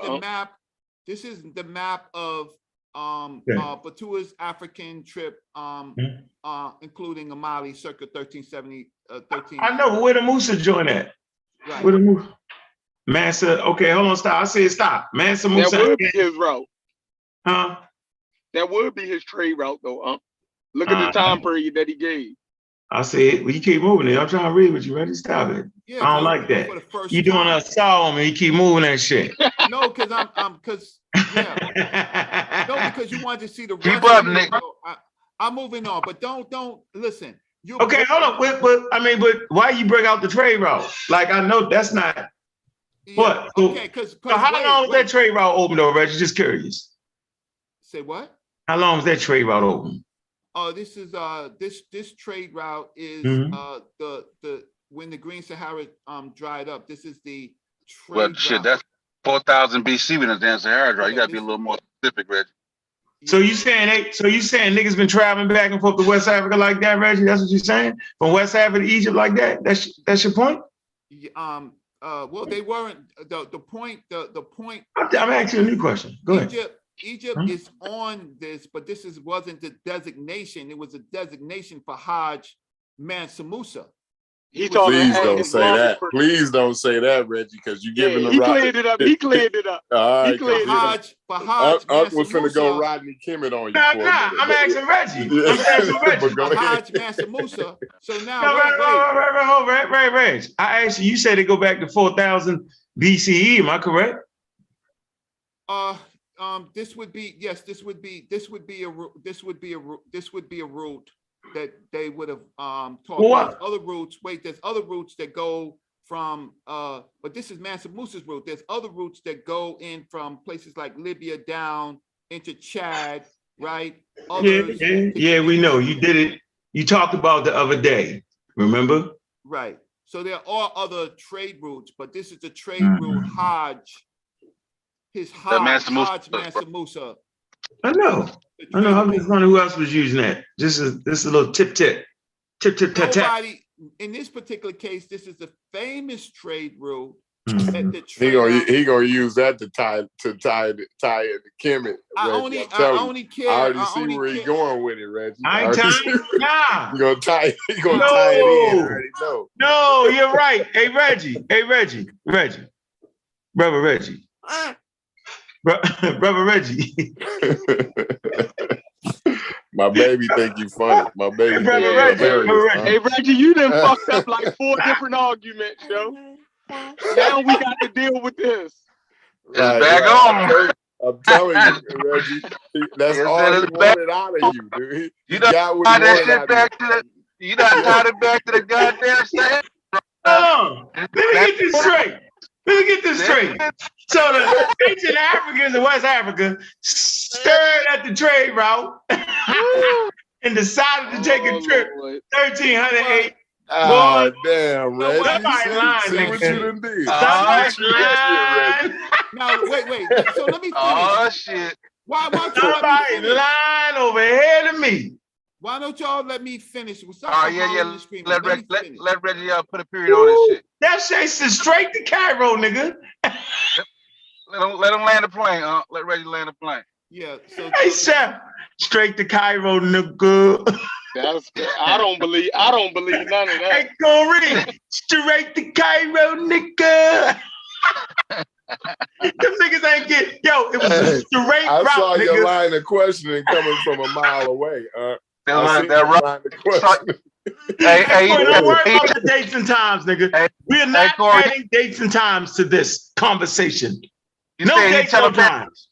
You said he telepathed that Roddy Kevin hook? Yeah, he put that, listen, that shit I was knew he was straight going there, to tie yo. it in. I knew he was trying to tie it in. We got, ladies and gentlemen, we're now tying it in. We're not going to worry about times. We're just saying that they had a straight route there. Ladies and gentlemen. No, it's okay. When you get your homework. Oh, Hotep was right, ladies and gentlemen. Based on Reggie's research. You gotta Thanks a lot, have Reggie. your guards up with man. You always gotta have your guards up with him, man. He gonna come with the smiling face. So let me just finish. Why let Reggie make it forward. Let Reggie We don't even want to hear that Musa shit no more, Reggie. We talking about that route that went straight to Cairo, nigga. He got what he wanted now. He don't want to hear it. 100,000 motherfuckers went straight to Cairo, nigga. And you trying to tell me that over time niggas want to do? I don't believe it. Nah, I'm joking. Go ahead. Let him make his point. All right. So go ahead, Reggie. So there's a reason for trade routes for goods, portable art, culture, just general trade, right? Mostly it is goods. So the Mansa Musa trade route, right? How can I say it was so in 1000 AD, the trans-Saharan caravans were again undergoing a transformation. So what I did not say is that the Moroccan Empire, right, and they were already slaving, right? And so those routes were established. I only showed you the Mansa Musa trade route straight to Cairo, straight to Egypt, right? But prior to that is the whole trans-Saharan slave trade that had already began. What Mansa Musa does is that Mansa Musa gives them a passage to gold, and so here's the transatlantic slave route at 1000 AD, right? And so this Mansa Musa took an already established trade route, right? From his area. So that was my point on that. My other point is I want to tell you about the box slave trade, which I've done many times, but I'll do it. I try to do it again. So let me just pull up the box slave trade. So I'm not messing up any arguments, and I'm not making any points about the importance of Egypt, except for the Arabs had control of Egypt. So I'm gonna stop sharing my screen for 1 second, and you can chat out. But the point that I'm trying to say is that the amount of gold that Mansa Musa bought shocked the world. So it put them on the map. And so now it's just not slaves, it's slaves and gold and other materials, but those were the two more important points. So we do have some time periods that are in the map. So let me just pull up. I'm listening while I'm pulling up the box slave trade. I mean, why wasn't you supposed to put it on the map? That's what you're supposed to do. No, you're supposed to give it to your enemies. Oh man, you mixed Baltimore, up, Reggie. if you from Baltimore or you from DC. Reggie, I don't feel like talking over you right now. I don't want to do that. I like to argue, but I don't want to talk over each other. So when I start talking, don't start talking. We don't want to do that. But what I'm trying to say is, like, he was supposed to do that though, right? You mixing in, taking Hodge and all that, but he was supposed to put him on the map though, yo. Like, that's what you do. It was a superpower. That's what they do. You're supposed to do that. Let them know we've arrived. Here we go. What's up? What we doing? You act like the nigga was letting motherfuckers come in and giving this shit away. That ain't what he did. There's no record of giving shit away, right? He did what he's supposed to do. He opened up the trade, right? Get money, like, you know. Now, if you can't hold your position, that's what I would like to hear you talk about. After he came back, what else did he do? The shit like phased out. Like, we want to hear the story. Like, was they still flourishing? Was his kingdom still good? Like, give us the history of like what actually happened. We don't want to hear the quick, simplified version. What the Moses did and they kept. No, that's not how that went. So I like to hear the serious conversation, you know, on what you know, Musa did, because he conquered ancient Ghana. Am I correct? That's what he did, right? His heirs, he was like the third Musa. So all right, they took Goi, called it Goi. Okay. But the point I want to make is Gowie, that's how you say Gowie. Damn, I've been saying this shit wrong for 10 years. You said Goi? For 10 years, nigga. Damn. I didn't know what you was saying. I just had to. That was disrespectful. That was disrespectful to my answer. Hold on, yo. Go back to them blog talk shows. Damn. Reggie, you ain't shit, Reggie, because you let me get to do that for 10 years, yo. 10 years. No, you got a Baltimore accent, so you have a right. No, that ain't no Baltimore accent. Woo! So you saying that man get the fuck up words just because of his accent? Woo! Damn, I ain't even butchered. I said a whole nother word, yo. I know what you mean. Said gooey. Go. No, I said it with some class. Gooey. Like I knew the fuck I was talking about. Damn. When you read stuff. Hey, hold on. Hey, Reggie. Yes. Hey, everybody take time out. Man, happy birthday to Reggie. Man, I tried to call you earlier, but you were asleep because I called you arguing last night. It was funny. Happy fucking birthday to Reggie, man. We appreciate your service in the community, yo. And I especially appreciate the link, right? The link between the elders and myself, linking the internet community, okay, with the community prior to that. And you've been a voice for both sides. So I'm saying is, yo, if motherfucker don't know your importance to the work I've done of actually, you know, saying, yo, look at this nigga. Yo, look at this nigga. Like you had to do, yo, look at this nigga for years. Yo, look at this nigga.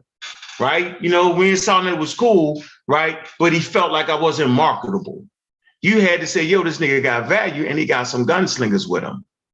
You got to do this. And most people don't know this, yo, you gave up your spot, right? Graciously, you gave up your spot, okay? And you was going to be featured. You gave up your spot because you wasn't selfish and you felt like this was a drug for the Iran squad. You did that, bro. Nobody would have did that shit, right? You did that, and I appreciate that, yo. And it put us where we need to be at, right? It served notice, so I appreciate that shit, no matter what, bro. Nobody did that. I argue with Sarnetta forever over that shit. Argue me down, y'all can't. This shit was dedicated pseudoisms, yo. Dedicated pseudoisms. Simple. That shit ain't changed.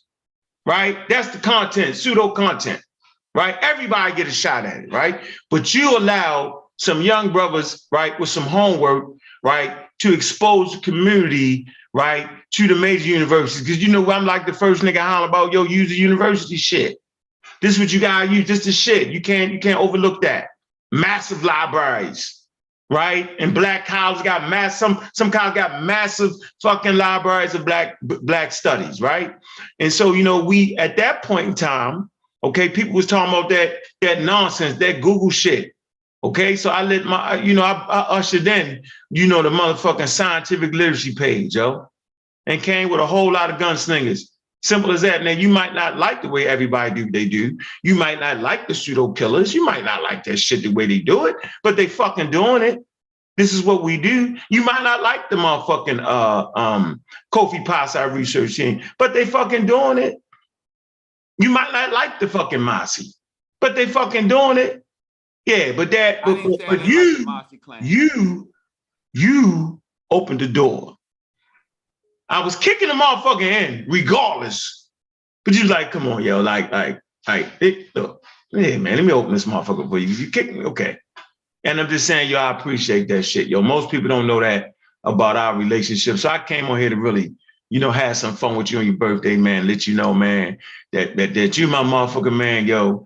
You got some heavy research, right? You're actually published, regardless of what a motherfucker say. They talk that shit, but they ain't published in a journal, right? I appreciate you, bro. I just want you to know that in front of the world, yo. All right. But if you call me motherfucking pseudo again, nigga, I'm on you, nigga. I'm on you. You family. Yeah, you family, so, yo. And I come because when Dr. Clark and Dr. Ben taught me, they didn't take a dime from me.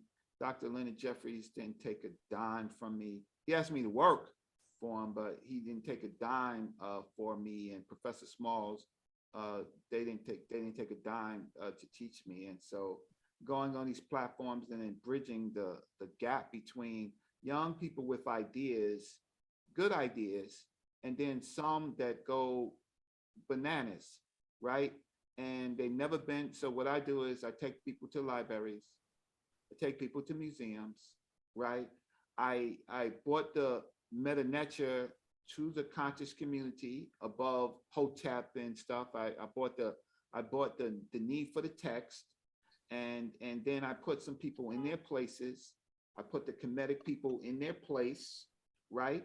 You want to talk to me, you better be able to read. You better be able to read, right? You better be able to translate. Why you look like you high? Jeff, you better mute out, homie. I put the boys in their place. I'm playing my door. Oh shit! I said, oh, mute that shit. Yeah, I was gonna say I was gonna go somewhere. That's going somewhere. That's going somewhere we don't want to And Ankh is correct about Kemet on Trial.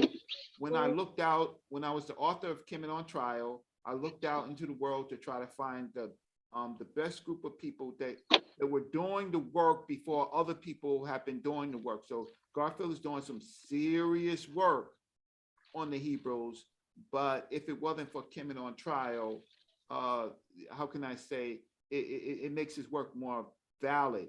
But I reached out, I found Jonathan Owens from the Amid-Ra squad, and I fought so that the conference wouldn't be just Shaka, myself, and Polite. I gave up my spot for the whole Amid-Ra squad to get so that people could see and greet them, and then learn to respect them. And then the rest is kind of history. Jonathan Owens, and then hook up with Ankh, and Ankh was mad at me because I was just saying that Sarasun Seti may know of Dr. Ben, may have been on his trip, but is not a true teacher of student of Dr. Ben. Ankh was a little salty. Why are you doing that? The fact of the matter is there's more work to be done. So now we're doing the work and everybody's prepared. It's your birthday, nigga. I'm gonna let you have that. It's your birthday. What part am I gonna let you? Hey, unprotect his friends, don't he, Reggie? That's one thing. He definitely do. They could be dead wrong.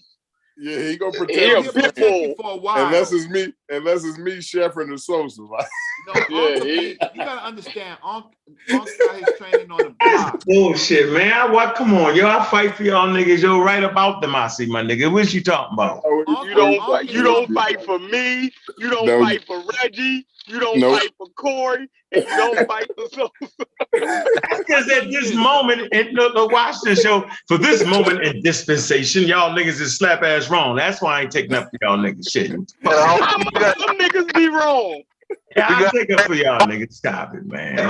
Come on, Sophia. So let me finish. So let me just finish. So Ankh is he got his training, he lived, he survived, he got shot. He understands the block. He understands the block. So you could be friends, but he'll keep you close until he feels that you're turning on him, and then he'll push you to the wolves. It's just a survival game. Quick round this motherfucker, nigga. So quick. So he'll throw you to the wolves. So that's just how you survive in Baltimore and DC and New York, right? So that's just what it is. But let me just get some little work in and I'll come back. So the last chapter that I had decided not to deal with was Islam itself. But I think Jonathan Owens did a really good job of dealing with Dr. Wesley Muhammad, right? And it's been kind of quiet. Star or Jonathan Owens? Jonathan Owens. What he did? What did Jonathan do? I ain't even see it. What did he do? No, Jonathan Owens and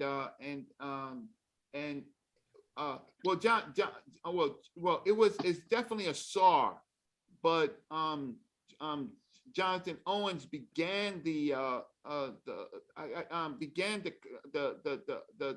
dialogue, I think, with Wesley Muhammad, and then Asar came in, and Asar did a really good job of pushing back, and they never debated. Asar and Wesley Muhammad. Asar or Jonathan Owens?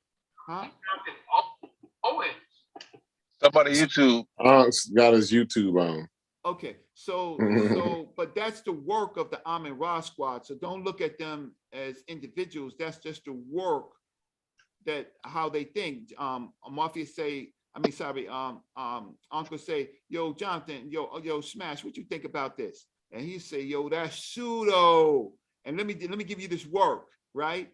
And then Asar got definitely involved in this. And he did and there was a big back and forth response thing or non-response from Dr. Wesley Muhammad.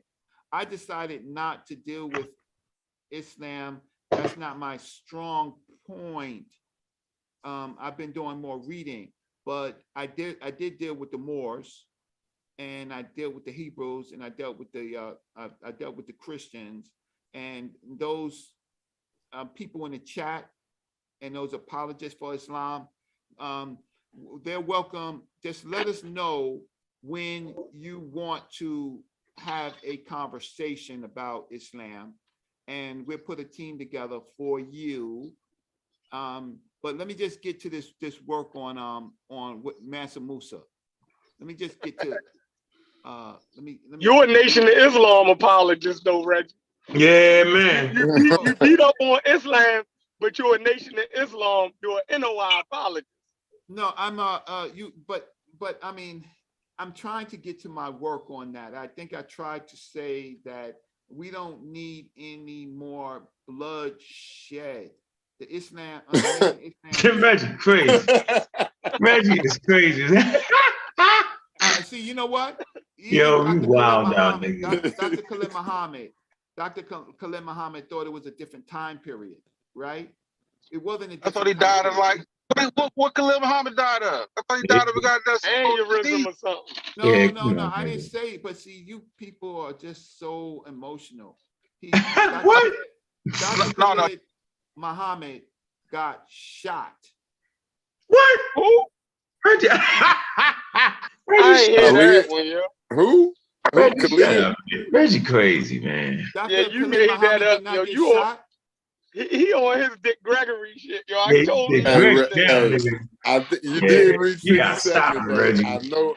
Listen, hold on, Reggie. 57. You got to slow down. Like I know that. All right, let me just get to let me just get to this. Let me just get to this other work, right? I'll get back to you. No, we gotta deal with we gotta deal with Khalid Muhammad getting shot. Like that's old timers. Yeah, yo, don't tap out now, nigga. I know it's your birthday, nigga, but okay, nigga. Talk to us. We don't want to talk about nothing else but that. Yeah, you can't take put his feet in the post like that. That's walking right. Travel. Yeah, put a pin in Musa, yo. Put a pin in Musa. We're no longer interested in Musa. The conversation moves forward. You know what happened? Argument in that one, all in one in that Musa thing, though. Yeah, we don't want to hear that no more, yo. Now we got you. We really want to get you now. Now it get interesting. What happened? In Riverside, California, while Dr. Khalid Muhammad was beefing with the Nation of Islam and his extended father, his spiritual father, he got shot.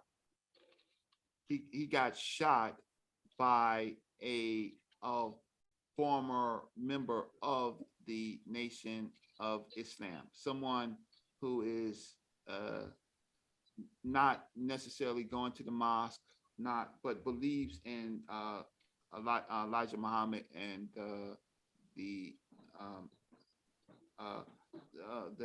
Honorable Minister Louis Farrakhan.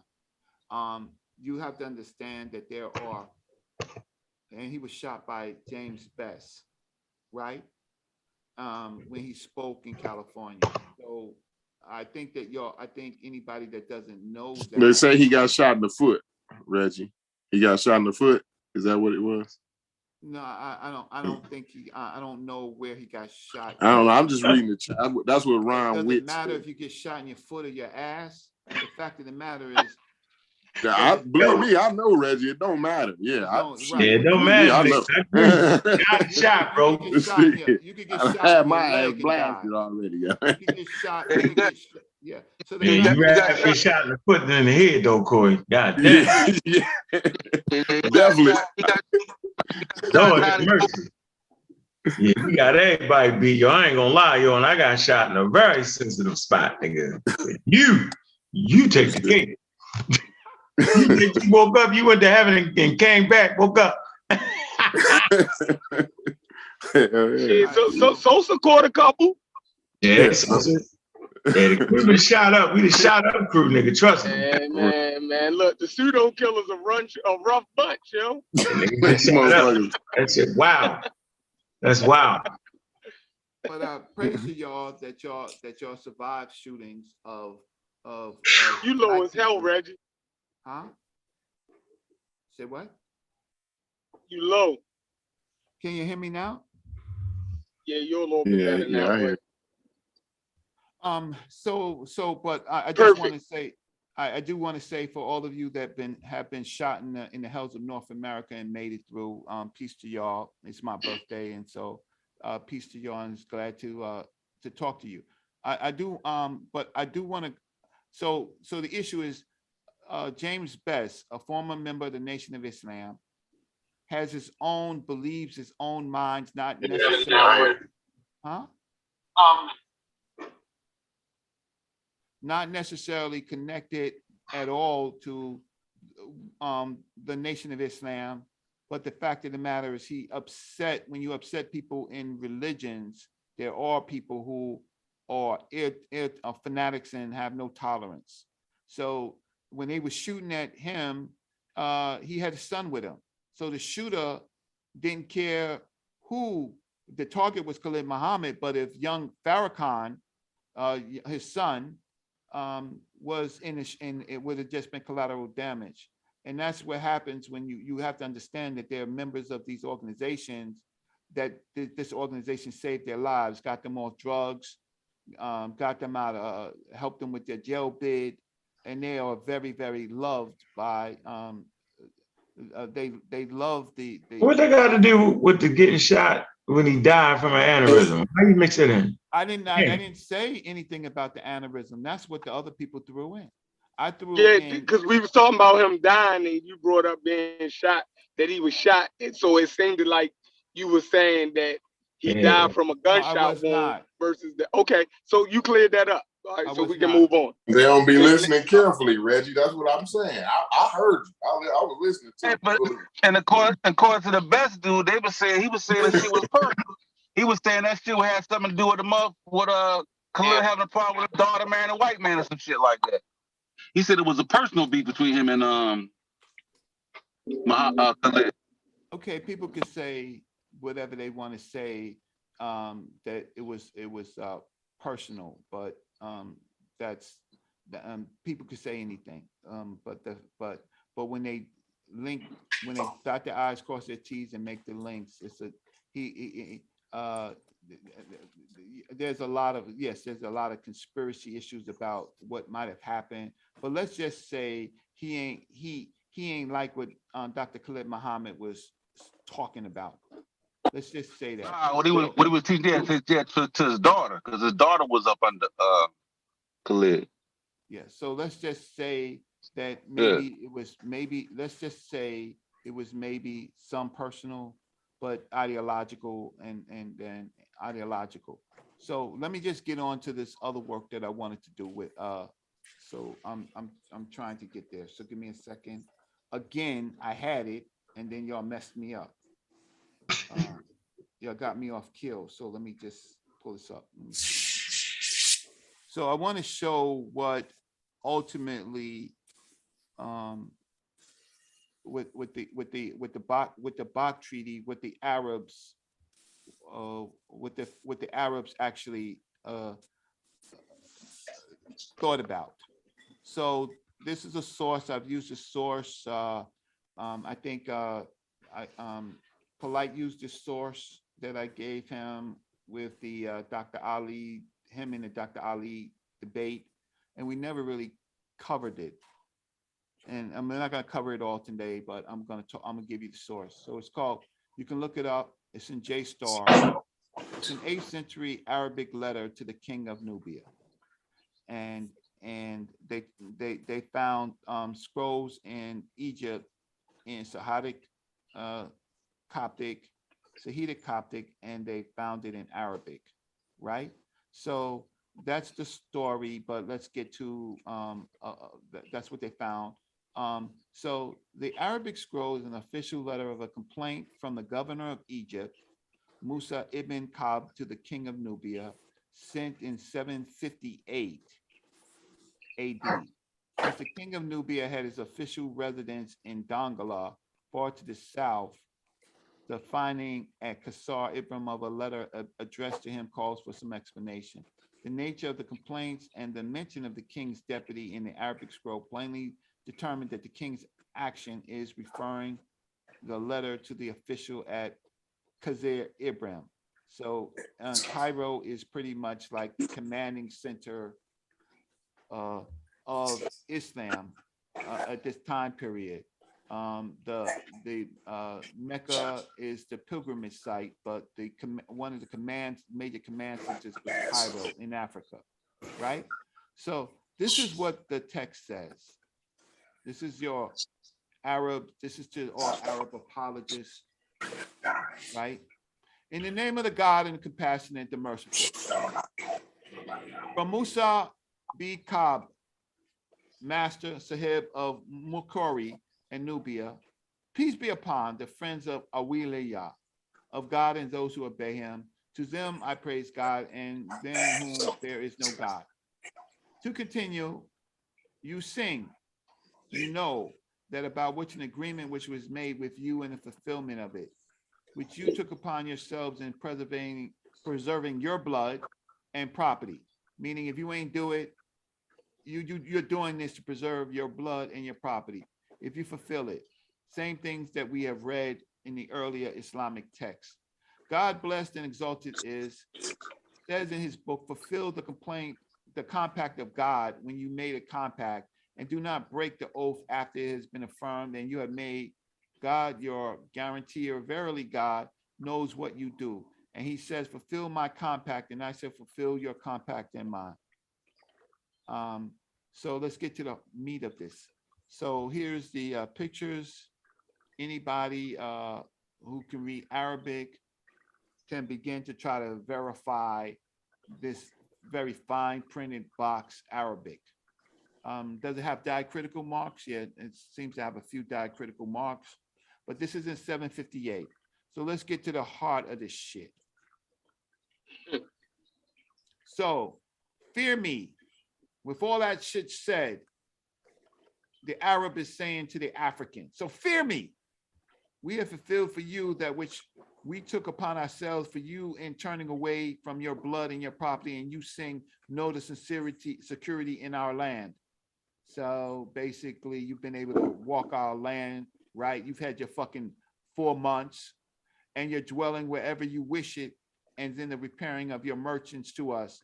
No oppression or harm has come to them from us to your ass. No one of you is among us is attacked by us because of this compact, nor is he denied his right, no obstacles is placed wherein your merchants and what they want. And I'm just skipping through, and contend wherever you go in our land. So basically, we have a contract. We allowed your asses to go anywhere in our land. We didn't harass you, right? Now he says, but we give that to you, but you're gonna have to pay a tax, niggas. You, however, in that which lies between us, behave otherwise. You do not bring to us that to which you are liable according to the Bakt, on the basis of which agreement was made with you, nor do you return those of so you don't return to us our slaves who run away to you, nor are your merchants safe among, nor are our merchants safe among you, nor do you hasten to permit our messengers to return to us. You know that the people of our religions and the persuasions which neither know a Lord, nor believe in a resurrection, nor hope for recompense, right? Nor fear punishment. So he's talking about groups of people involved in this this contract, the slave trade. Even these do not attack a merchant or detain. But you sing, make manifest to the people of your purpose. I'm trying to get to the heart of it. When the niggas, when these Arab niggas basically say, I'm trying to get out of all this religious gibberish, where he basically says, give me your slaves, right? Give me. All right, so let me just see this. I'm not doing a good job of because what I'm hearing already sound like they was in violation though. Who was in violation? Because the niggas, who's the Arabs is writing to the Nubians saying that, or the Nubians writing that to the Arabs? The Arabs are writing to the Nubians and saying that we have a contract and we fulfilled our contract. You can come in our land and you can trade and you're not harassed, but you have not fulfilled your contract. And your contract, you know what it is, it's the Bach Treaty. And then they say here. He's saying y'all niggas are violating the contract. We need some of them black asses over here. Right. So this is what they say in number 54, that you are liable to the Bach of several years which you have not fulfilled, as for that which you have sent in accordance with the Bach. You have sent that in which there is no good. You have sent the one-eyed, or the lame, or the weak old man, or the young boy.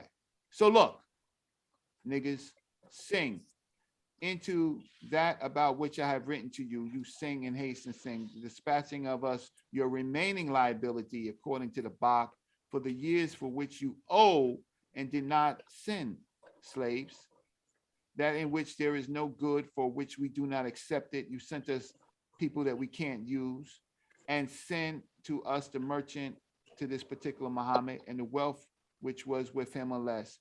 And then they talk about somebody who had been killed. So the fact of the matter is there is a Bach Treaty that the Arabs are in, the Cairo niggas, the ones that Chief X says that they were the original Egyptians. Chief X is saying that these are the original Egyptians. They was already there. But these original Egyptians that he's saying is already there is telling the African, send us some ass. And send us the good ass. How did you just mix that up together? I'm lost. How did I mix up? Chief X is saying that the Arabs that were already there in Egypt, or the real Egyptians, right? And so what are you doing, Reggie? What I'm doing is I'm saying I'm dealing with the concept of Arabism, right? Yeah, but they're not Arabs. We know the difference between an Arab and an Egyptian, though, Reggie. Hey, man, look. Okay, hey, so these hold on, Reggie, real quick, Reggie. Hey, look, in the chat, man, go ahead and subscribe to the Bobby Banger channel if you haven't already subscribed to it, man. Put the link in there. Subscribe. I put the link in there. Somebody else share that link too, man. Go ahead and subscribe, man. All right. I am. But yeah, Reggie, I don't agree. That the people that's in Egypt now, those people, they not Arabs. They different from the Arabs. I don't agree. They like they Egyptians too. I kind of got lost. You kind of merged two conversations. I kind of got lost. I am merging. Yeah, you did merge it. Yeah, I got the crooks though. I'm just wanting everybody to know where I stand on that. Like I never agreed with that. Yeah, I never said that. I never like I know. So I don't, you know, man, that whole argument about that's a whole population move, the original niggas out of there. I don't know. That's stupid. I don't agree to that. I know that shit stands, Reggie. No, my stance is what I'm trying to do is one, I'm trying to do two things at one time. The first thing that I'm trying to do is establish that these people in Cairo, right?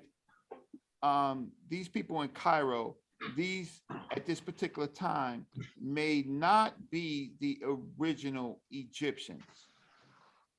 These are part of the Islamic empire, and people, generals and people are dispatched into Egypt that is the controlling entity of Islam in Africa. So all groups of people are being dispatched like they were dispatched in Morocco. When Morocco was built up, it's the Islamic empire. So you have Persians there, you have Berbers there, you have everybody that's been converted. Egypt at this particular time, there is a multi-racial, multinational group of people in this time period, at this particular time period. And these people, what Chief X is saying is that he doesn't care about the history of the region. He's looking at all of these Arabs or all of these groups of Egyptians and saying that they were the original Egyptians. No, they're not. These are groups of people that came into Egypt at a later period because of the Islamic empire and the importance of Cairo. So not all of these people that... What's the time period that these later people came in? Oh, man, Reggie, you fell into 700s. The 700s AD, way after Egypt. You done kicked the Black Egypt combo back in there. Oh, no, let me say this. Hold on real quick for y'all getting in. I ain't doing all that. Look, Friday at about 8:30, yo, I'm a Raw Squad show, man. If y'all not subscribed to I'm a Raw Squad Media, motherfucking squad ain't with nowhere, yo. We got some new life into it, man. Introduce some new people, man. Y'all need to be there or be fucking square. I'm a Raw Squad Media, man. If you ain't locked into that, lock into it. It's going down on Friday, right? We're going to be ending the fuck out. All right? Probably do a quick hour or so and get up out of there, man. Yeah, man, make sure y'all go ahead and subscribe to that and subscribe to the Bobby Banger Show, man. I'm going to do probably like 25 minutes real quick, 20, 30 minutes, no more than that.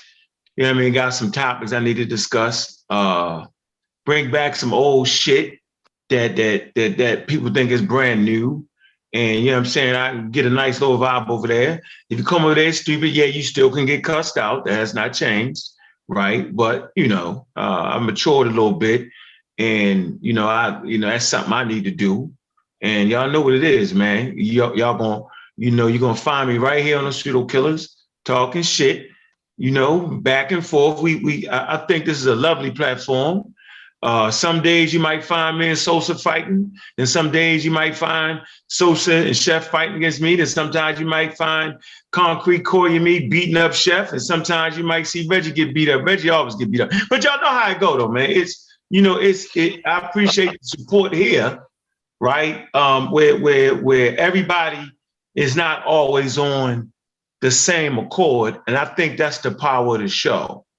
And, you know, that is the power of the show, where everybody ain't amening it, right? Where diverse opinions are definitely fucking welcome. But these niggas get on my goddamn nerves. I'm gonna let y'all know right now. So if they get on my nerves, I know they're getting on y'all nerves, man. But, hey, man, shout out to Vance and motherfucking Kent, man.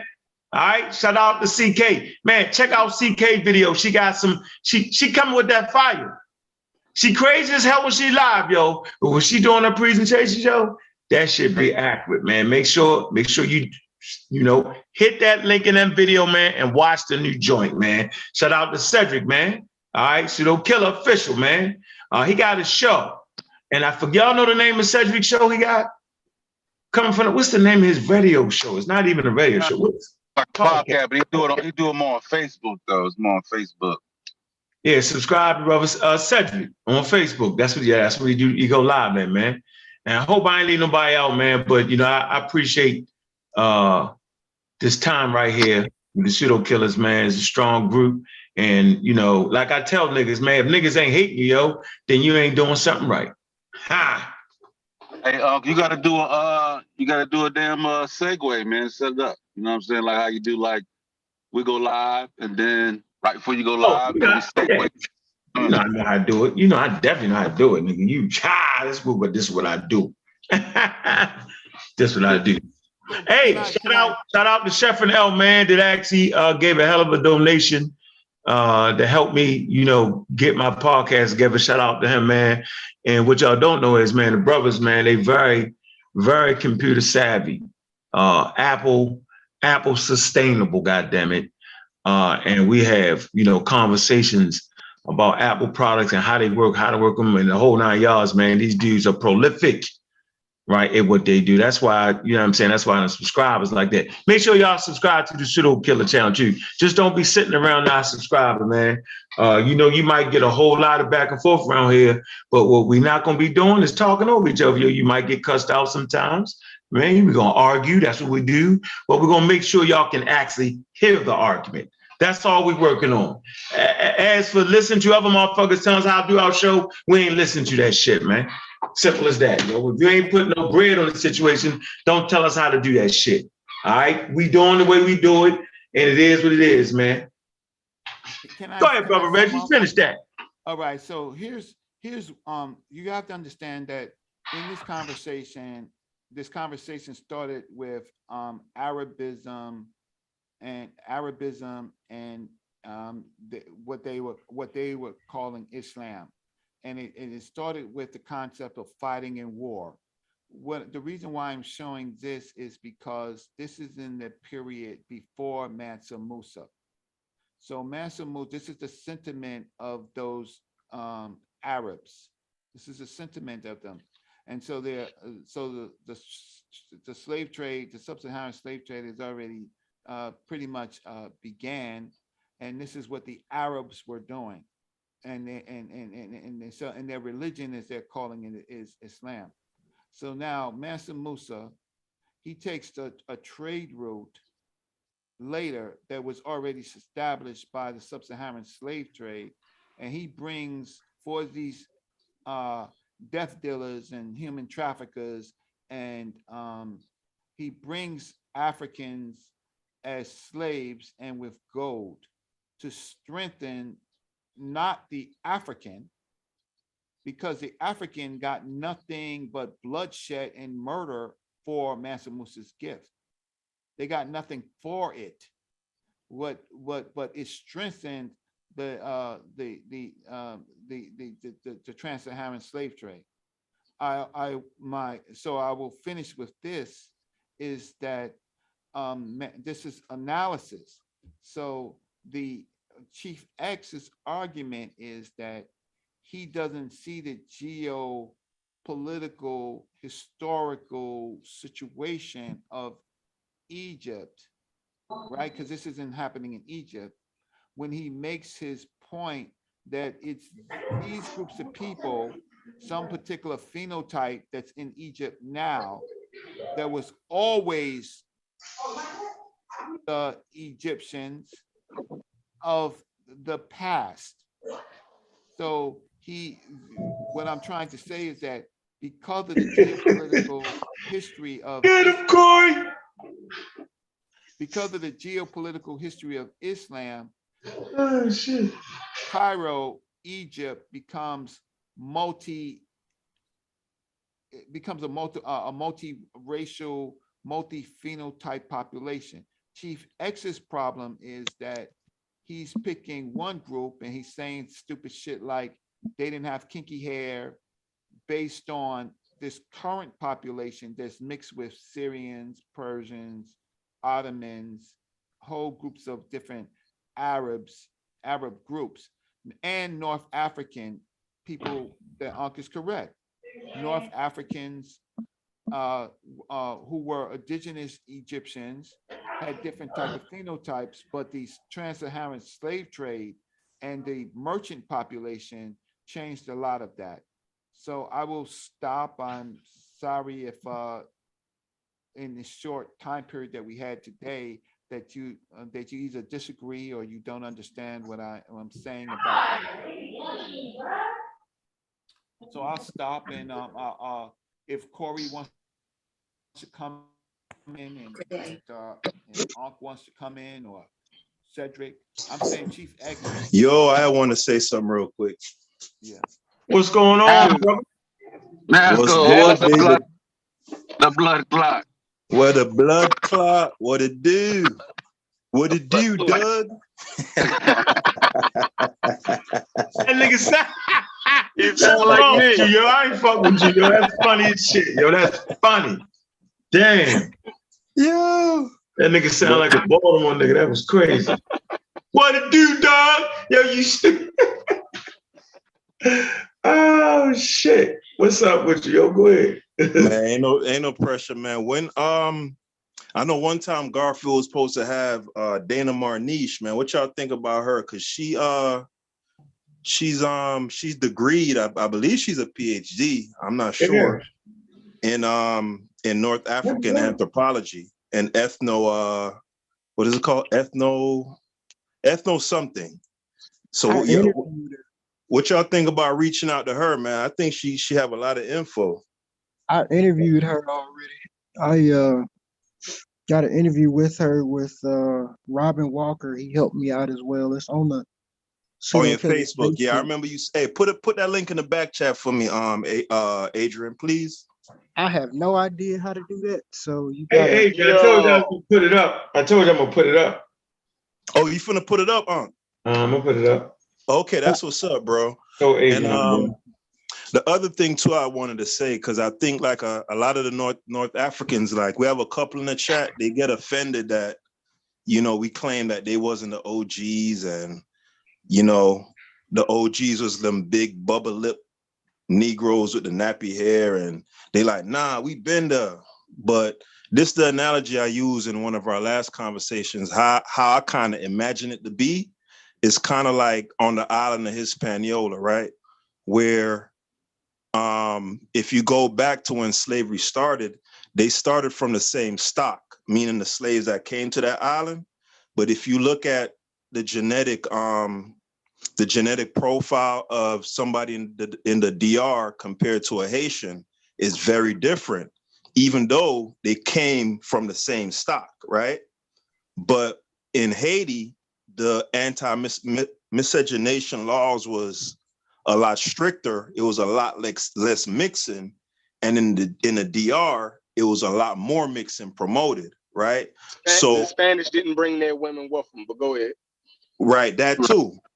But that's what I'm saying, Chef. So you could look at those populations and genetically, probably like if you were to go to Y-DNA, you probably see a lot of connection between both, but autosomally, they're very different. And that's how I imagine Egypt, right? So it's not that a particular group came in and just completely displaced the original group. That's ridiculous. But if you could look at somewhere like the DR in that short amount of time where you have that kind of ethnic and genetic disparity between those two groups that are literally on the same island, imagine the disparity if you were to go 3,000 years and you're talking about Persians and Turks and Syrians and this and that and everybody getting it in. So genetically, those people who the French Montana niggas, they probably genetically are tied back to them OGs. You get me? But they shit convoluted, like it's all kind of shit mixed up, and you know what I'm saying? So autosomally, they not the OGs. You get what I'm saying, Chef? I hear you. Nah, yeah, y'all let the commercial get y'all though. It's a commercial. Just say you coming through real clear on the headset, on the speaker. That's what he said. Like, yeah, the commercial got you, and let me tell you why. I heard you. Let me tell you what the commercial is, yo. Here's the commercial. Now I heard what you said. Haskell. I absolutely heard what you said, right? But the commercial is that the people that you see in Egypt today, right, is the people that was in ancient times. Okay? Now, I personally agree with it. But what I don't like is you only show one group. You don't walk down the motherfucking street and show the other groups that's been there just as long. Like, that's a problem for me. And it's not even that complicated. And words, right, shape ideas and form opinions. And it's essential, right? Words. You know, once a motherfucker, you know, I've done it. I put words on niggas. Nigga call you pseudo forever. Niggas ain't stopped using the word pseudo. The word was around, right? But when I placed it at a certain place, the shit took off in our community. Because I needed that, right? So I am telling you, they placed words on groups that you were supposed was Negroes, and they placed Egyptians on groups that you were supposed was non-African. That was the game. And that's the game we still fighting to this very day. People literally think that niggas was calling themselves Egyptians and fucking Nubians. They was not. Right? The African groups, right, that you'll say, you know, because everybody want to play the phenotypical shit, right? They have mummies, right, that phenotypically, okay, in the South, that they refuse to release the DNA or allow DNA testing. Don't fuck with me, my nigga. Like, I'm telling you this, right? So I am telling you, it's the words. So watch this. Niggas see me, I'm a Raw Squad. Can't get away from it. Now, if you never knew the days of the Amaral Squad, you know me as a motherfucking pseudo killer. So when the niggas say, nah, that's Amaral Squad, be like, nah, that's the pseudo killers. He run with Corey and all them. And another person depending on when he came, nah, that's the Mossy nigga. He, you know what I'm saying? Nah. I'm telling you, it's the words.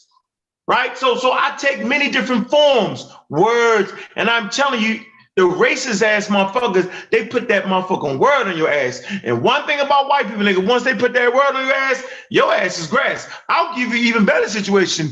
Russia refused to say they invaded the Ukraine. They didn't. They just simply say on a military mission. Military operation. That's military operation. That's deep.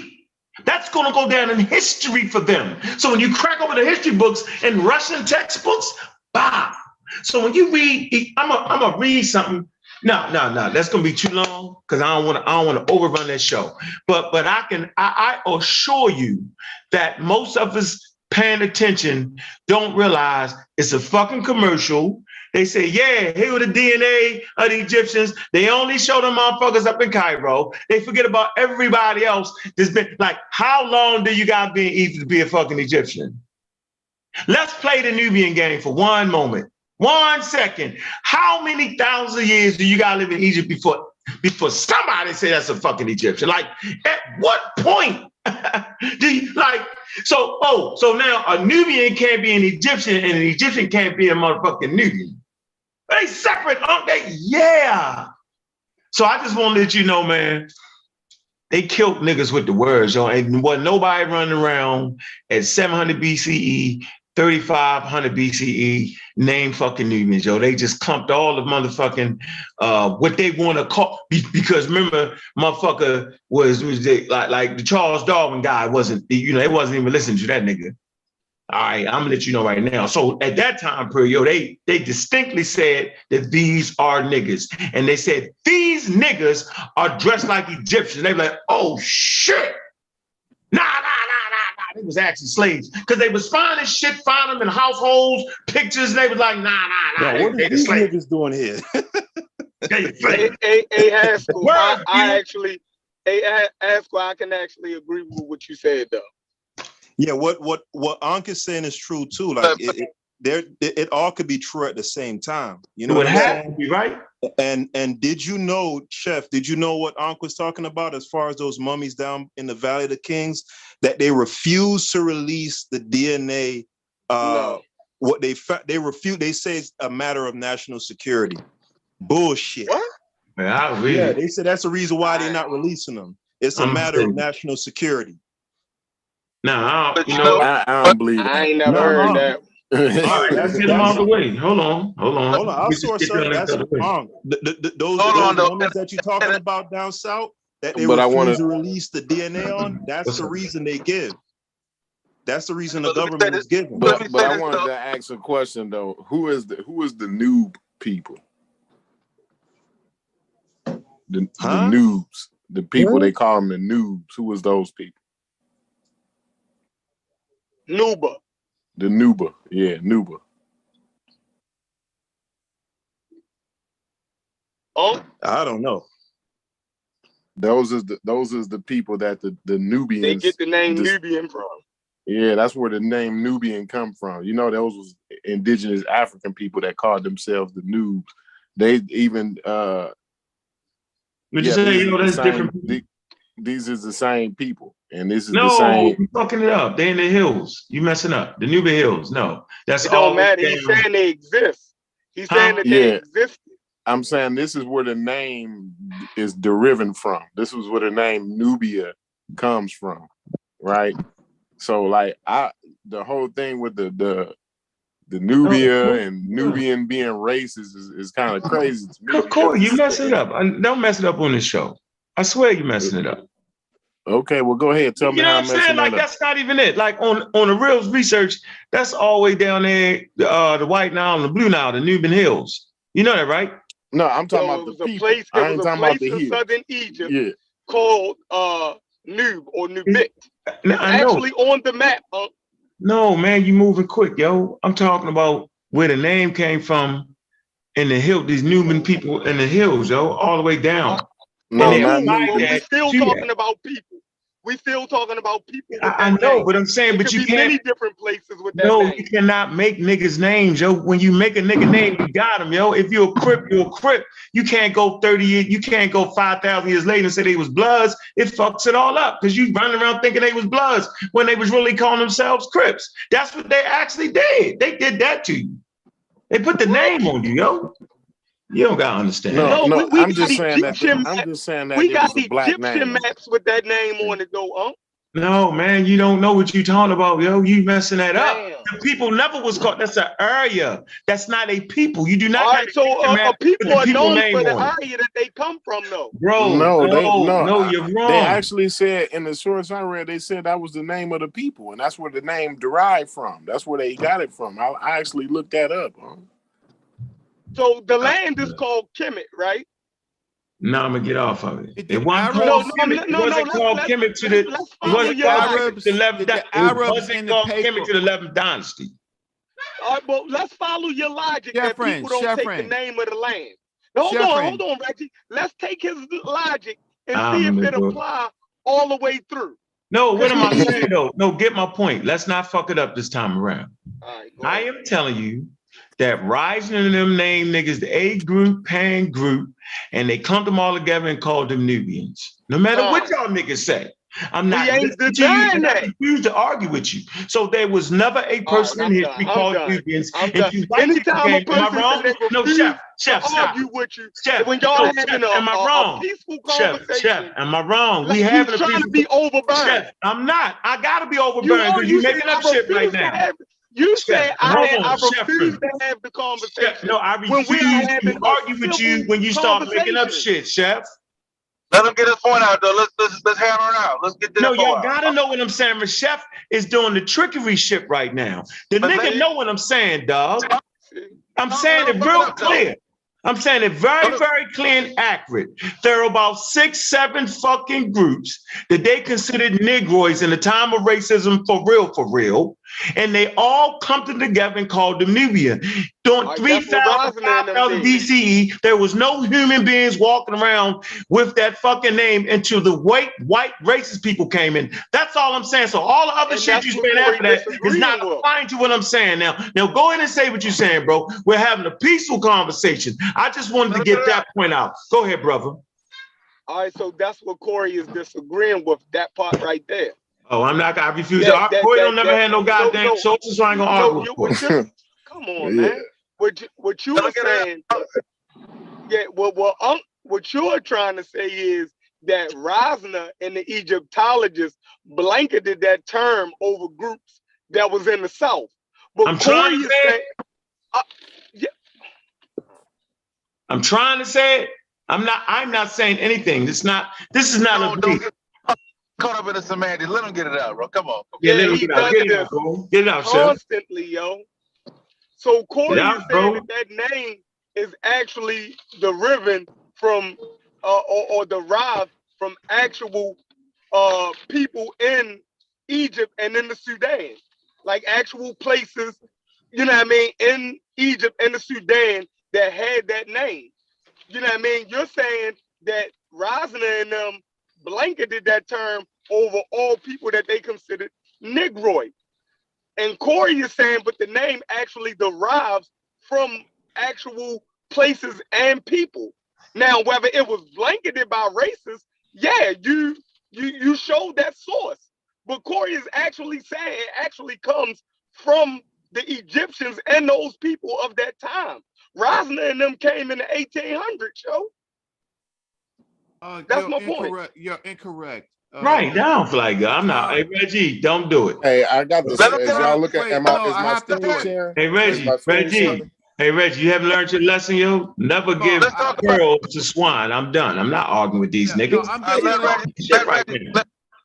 Let me just talk. So you from the Old Kingdom, you could find the travel of Harkuf into the area where they talked about areas in which people existed, Yam and so forth and so on.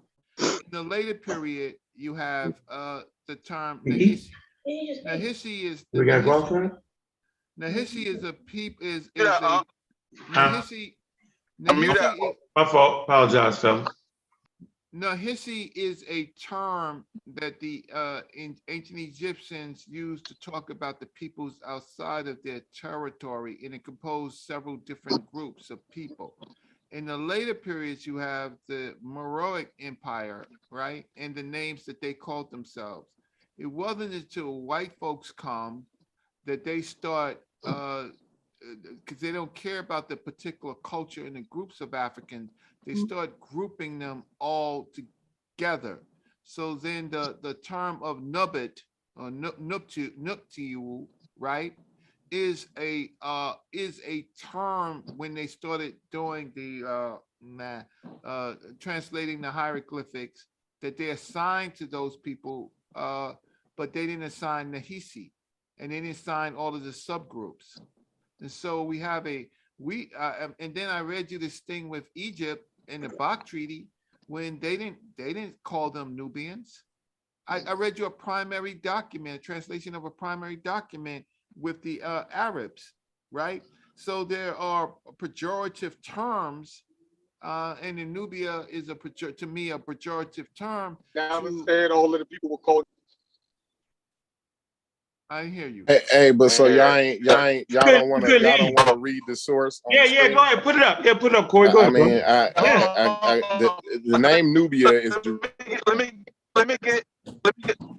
You're breaking up. You're breaking up.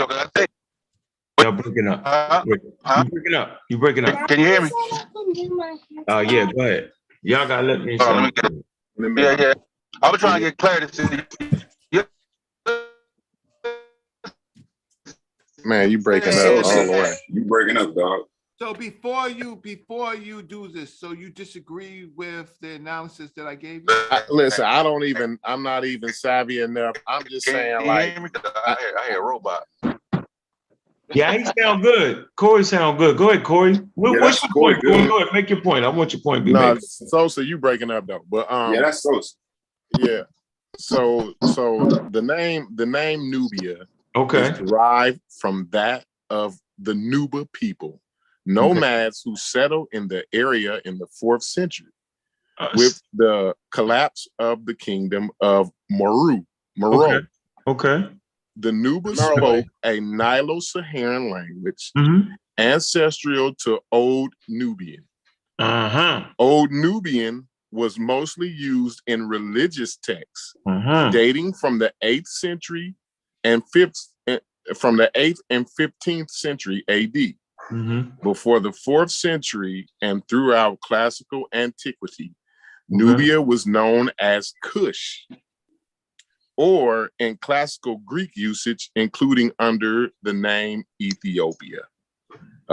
Ethiopia. Yeah. So you see, it's clear, yo. It says 14th century CE. So no, I'm not. Let me make my point. All right, let me end though. I'm getting out of there. Let somebody who got the controls though. Make your point. I do. I'm finna get out. I'm finna stop sharing. No, no, you fine with the share. Just let me in because I'm in a thing. I'm trying that's to get Sheffrin got that. Chef. No. You got to I ain't arguing no more. Yo, go ahead. Yo, let me in. But my point this shit. I ain't arguing, yo. I'm done. You right, yo. I can't be overbearing and argue shit. I'm breaking the fucking rules. I make the rules and break this shit. Horrible. But what was your point, Corey? My point was it's originated from a people in Africa. So like the name is derived from a people in Africa. So and that's what I say. Like all of the races, you know, it be killing me like that. Everything is racist. But they're saying okay, because some people say the term Nubia is a racist term. What the hell is going on right now? What they're saying is, Corey, what he's saying is that it's not racist because they got it from a black. He's saying it's racist in the fact that they apply to all peoples without considering different ethnic groups. Right. And I said that. I said So that. that's why. So that's their argument, Corey. They don't disagree with what you're saying in terms of where the name came from. With what we said because I just acknowledged Unc's point. I wasn't even arguing. I said Rosalind and them applied that to everybody that was black in Egypt or south of Egypt. I said that, but I said actually they derive from other people that was in fucking Africa. Like two things can happen at the same time. That's what I'm saying. I don't think. Oh well, I don't think that's nothing. It might be kind of up for dispute. Hold on, but I don't think that's nothing to get stuck on right there. Like, hold on, whoa, freeze. Did y'all see the time? Hold on. Did y'all actually see? My point is made though. So Corey put up an excellent source, but did you see the time periods in it? I think that's essential for what we're really doing. So my point stands out. That's why I don't even know why y'all said that. My point is the Nuba people been there before all of them. So no, like, that's not what I'm saying, Corey. All right, I'm just letting you know it don't matter what time we do sometimes. You know we actually do sometimes. Like all that y'all said really had no bearing on my point. My point was very clear. My point was that the bitch ass white boys came in with the racism and applied shit that wasn't even around in the time period that we're talking about. And I said they put the word on our motherfucking ass. Now we all fucked up right now, calling Nubia this ain't Egyptian. They fucked us up. It's the 14th. How did he know about the name Nubia? How did he know about the name? Wait a minute. Corey, let him get it out. Oh, let him get it out. My bad. I'm trying to show you. You're talking 4th century, 5th century. I'm talking 3,500 BCE. I'm talking 4,000, 3,000, 2,500 BCE with real human beings mingling, walking around, building structures, right? When you throw a 4th century CE name on me, right? Now we got a pretty picture. Of course, like you said, that word "new" comes from a certain people, right? I have sources that say it actually comes from a area that the Egyptians called new because of the gold, right? So we can go back and forth, but it doesn't take away my point in what I'm saying, that it wasn't a word used on these people. That's my point. Until later on, after the whole story was over with. That was my point. So I don't know why y'all brought that up. Yeah. Nobody ever called themselves a Nubian in ancient history. He's like saying, he's saying what you're doing, Corey, is anachronistic. That's what he's saying. Yeah, that's you fine. had different. I ain't even going. I'm not going to argue. You had different tribes, just like for instance, the Nubian Sea group, the Nubian Sea group are Afro-Asiatic speakers like the Bija or the Cushitic group. In the A groups, so are Nilo speakers. You know what I'm saying? Even though so they ain't really called Nubians. These are just tools and identifiers they would use to identify these these archaeological cultures. But back to my point though, I heard Aunt's point, right? So back to my point, these Nuba people, right? The Nubas, right? And the Nubas are not just one people. They're a combination of different Nilo-Saharan groups, and they're also a Niger-Cadothian groups who are related No, they nomadic. They nomadic. We understand that these people move around. No, I'm saying the source said they was nomadic. But I don't know where that source come from. But the people there's no one Nuba tribe. Like the Nuba people is a combination of different people that live in the Nuba Hill area. And it's more, you got Nilo-Saharan groups who had their own different names. Let's pull that back up. And then you have Niger-Cadothian speakers who are part of the Niger-Congo language family who live in the Nuba Hills. And those Cadothian speakers over there, those are the closest relatives of West Africans that are in the Nile Valley area. Right. Okay. So in the source, it says this is what the source says here again. And let me share my screen. What source is that? Let me share this screen. Hold on. I'm gonna share my screen because it says that these people was nomadic, right? I mean, I don't know how they could talk about the people. I'm not saying whether they was one group or not. I don't even want to get into that. Yeah, what I'm different ones. This is my point in the paragraph right here. This is my point. That's the Noba people. That's a different. Yeah, that's a whole. They say that's where the word derived from, though. Yeah. It don't arrive for that because y'all gotta understand the history. Okay, let's. Let him get it out though. Let him even if he's wrong. No, let's just read. I just want to read what I read. I'm gonna show you some when we get done. I'm gonna show you. Yeah, let him get it out. Go ahead. Yeah, I just want to read what I read before. So it says the name Nubia is derived from that of the Nuba people, nomads who settled in the area, in the 4th century with the collapse of read that line again. What people, Corey? The Noba people. Okay. Now, yes, I've been pronouncing it wrong. Maybe that's what it was. I've been saying, is that what it is? I've been saying it wrong. No, I know. I just want you to keep repeating that point because they saying it was just a region. No, it said the what people?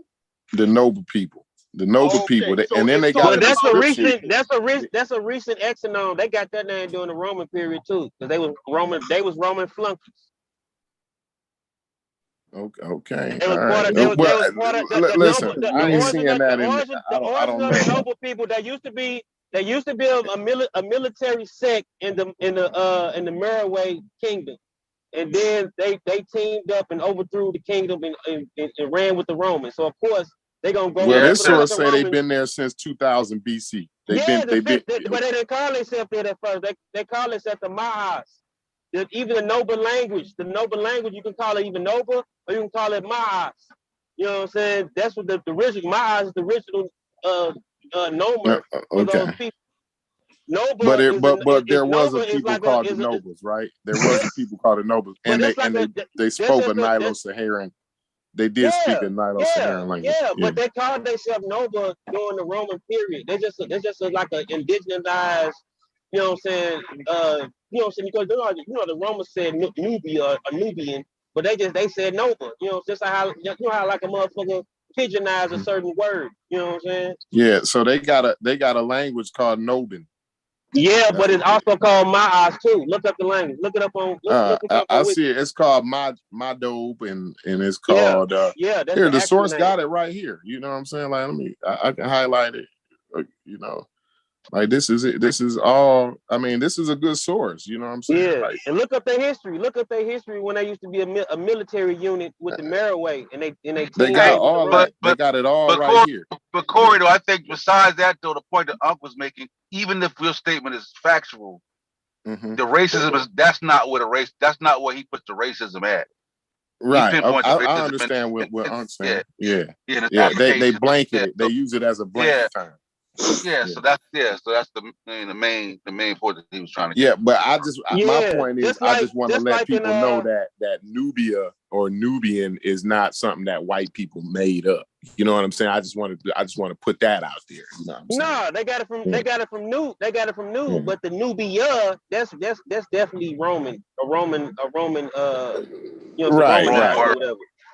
But the term noob and all that shit, that was just simply the area that, the area of gold and metals and shit. You know what I'm saying? There was various different tribes. It wasn't just Nilo-Saharans. You had Cushitic groups that wasn't Egyptian or whatever too. They probably would have. Yeah, they said they was the profile of an Egyptian, but wasn't Egyptian. Like the Bija groups. You know what I'm saying? No, they said they was the same people, but in the Bible they referred to them as Cush. As Cushite. That's what that source just said. You know what I'm saying? I'm not talking about the shitty groups. This is language. No, it's different in the area of Kush. Even like I don't even, you know how like they use different names. Like I ain't talking about the KUSH Kush. I'm talking about with a C. But the group, the language group that they call a Pacific people, the Afro-Asiatic speakers from Somalians, Bija people, Oromo, them type of motherfuckers. You know what I'm saying? They call them shit. The proper names they should really call Eurythmites. That's what Christian Eric called them. Eurythians. You know what I'm saying? Them type of group. The Red Sea Hill people. That's why I say Egypt is a Mediterranean area and it's a Red Sea area as well, because their roots come out of the Red Sea area, because the Afro-Asiatic language family come out of that region in the first place. Right. I see my nigga Chief X in the chat. He that's Rodney Kimmett. Yeah. Chief X. That's somebody else put his picture up. Oh, they got his picture. Oh wow. Hey, the chat is wild. That's dirty. Hey, you know what crazy about the chat though? As soon as you make a term out when you said a Rodney Kimmett ass nigga, a nigga will make a damn tag. Rodney Kimmett. I'm like, these niggas is fast to the draw, bro. Like, that's Vans, man. Vans be on that shit, man. Yeah, they be abusing my terms. They be abusing my terms. Corey start beating everybody up with it. See, we got a whole back chat. Sosa, you in it. We got a whole back chat where all these things come out, and then they just bring it out on the show. But yeah, I take the credit for that. My bad, y'all. They gonna kill y'all with that. They'll never get taken back. It's the Pandora's box been open. Right. Oh yeah, that's great. Hey, where you at? With your Nubia and Rosner? He gone. Yeah, he tapped out. He had to get up out of there. It was gonna get heated. He better run back the song with that shit. He better run his ass back to a song with that shit. We don't play that old man. He done messed up Reggie Build. Oh, he coming back. We done messed up Reggie's birthday. It's his birthday? I was gonna say, y'all got Reggie stressed out. I'm in Rock Squad going live on Friday. I was gonna say, just to fuck with him, I was gonna say, yeah, we going live too at the same time. I don't mind. I actually don't mind that. I don't actually mind that. Hey, I wanted to share that. I wanted to share that source about the Egyptians saying they want to release the mummy. Yeah, show that. All right, I ain't got no background noise, do I? No, you Gucci. All right, hold on. Don't nobody use it. No, you Gucci though, boy. Shit, I'm 40. Right. Old We ass old school.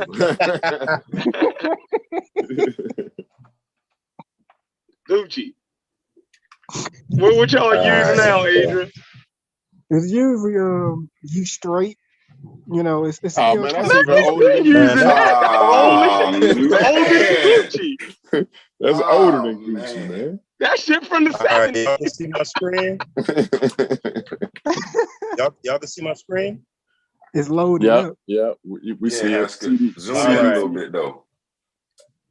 All right, so here it go right here. It says Zahai Hawass. I'm starting at the second paragraph. It says Zahai Hawass, Egyptian's antiquities chief, said the DNA and X-ray will be carried out on the mummy found at the site of an ancient Thebes on the west bank of the Nile, Luxor's Valley of the Kings.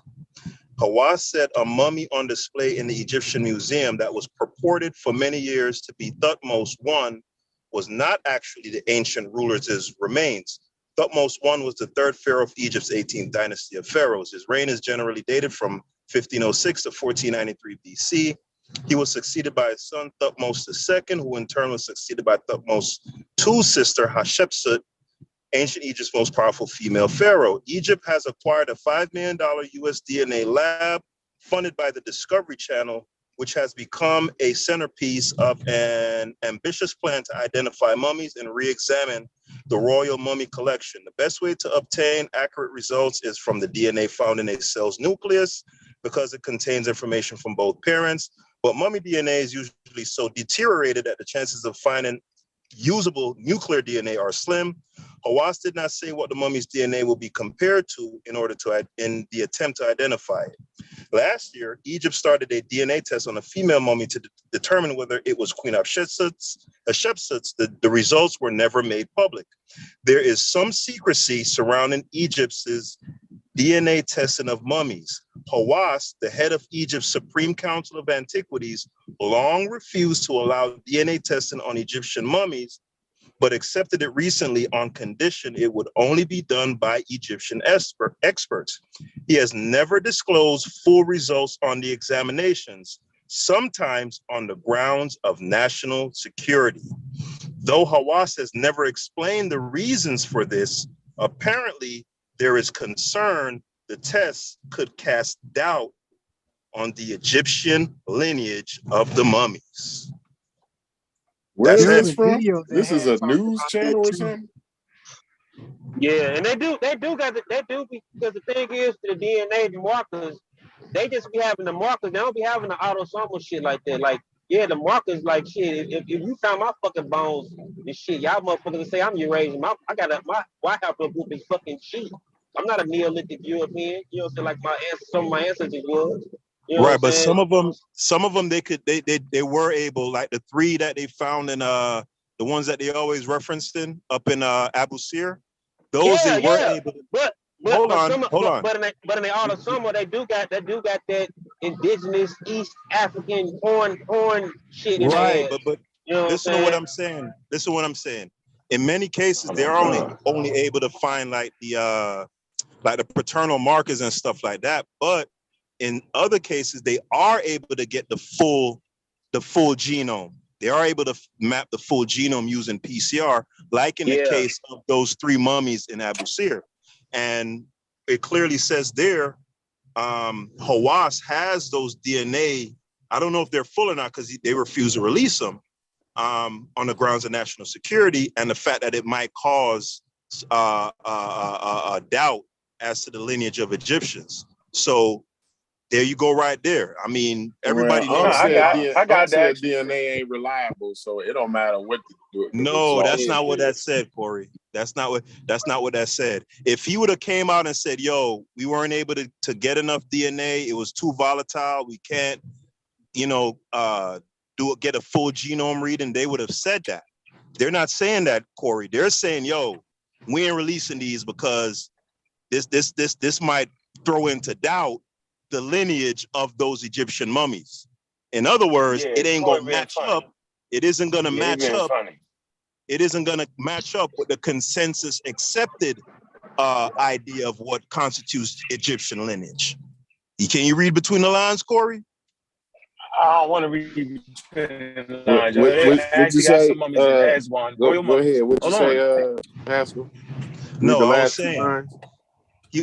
This is what the guy said. It said, let me read it again. Though Hawass has never explained the reasons for this, apparently there is concerns the tests could cast doubt on the Egyptian lineage of the mummies, right? So those particular mummies, what he's saying is those in Aswan, right? I think is Aswan in the Valley of the Kings? Yes. No. Right. No. These is down in Aswan and they royalty. Right. Wherever these mummies were found, wherever these mummies that Zahai Hawass is referencing, he's clearly saying that their genome is disparate or different from the genome that says that right there. It's saying that. Yeah, it's saying that right there. Read it. And then whose source is this? Let me read it again because hold on. What's the source though? Yeah, the source is questionable. I ain't fuck with you. How they'll get me out there, yo. What is it? It's some news. It's some news website. It says CBC. Like, it said what? The what? No, not the CDC. No. It's like CBC. Oh hell no, we ain't taking the CBC, yo. God damn. It's a newspaper. Like I don't know. Actually, no, guys. I'm not mad at it because it's a newspaper. Listen, guys, listen. It's actually from the AP. It's from the Associated Press. I see the science. Yeah, that's good. Cause I already know though. Y'all got a live science article, yo, to say the same. Y'all see that they won't do it. Yeah, we y'all see that at the top right there? I just highlighted Associated Press. Yeah, Associated Press. So you that's as that's as highly reputed as it comes, you know. So Hawass is saying, yo, these mummies, the genome don't match up with what we consider to be Egyptian lineage. There you go. Well, that could mean anything. You know what I'm saying? Like, what does that mean? Here you go, bro. Yeah, that could be anything. And that article from 2008 too. That's fine. What difference does that make? No, I'm saying you could be right about it too. The genome, and that was done in 2012. Like, how they gonna refute the mummies? And they hadn't even done that yet. That's crazy. No, they're saying, listen, to this date, Corey, to this date, they still haven't released the results. So what are we saying? No, you talking about the other three mummies that you were talking about. Doesn't it say something about that in there? No, I think that was another. That was separate. Yeah, they got a whole. They got about 17 mummies down there in Aswan, royal Egyptian mummies. They did the scans. They say they Nubians. They say we're not going to do the test. We're not going to release it to get the DNA test. So first of all, DNA test is. I never said it wasn't reliable. I said to a certain point. I said DNA to a certain point. Yeah. Meaning the shit y'all doing with it is not what y'all doing too much. It don't work like that. Y'all doing way too much. It's just way you it so don't work like soon that. as it come up with the results that you want to hear, then it's gonna be reliable. I see. No, it wouldn't be. No, because I wouldn't do that. I wouldn't do that. What I'm saying is it's called race science. When you take DNA and say, yo, listen, when you take DNA and say, hey, that's these people, that's this race of people, right? So they made a whole Egyptian race based off the fucking DNA. That's race science. That's not even how it works. Yeah, especially off of haplogroup. Well, the article that y'all just pulled up talked about race. Okay, I don't care what they talking about. But when you're doing that, it's based on which group have these markers more common than others. You know what I'm saying? Because you do have certain markers that these mutations do come above. So y'all want to go on which group got the most common markers? In certain populations have certain markers that's more common.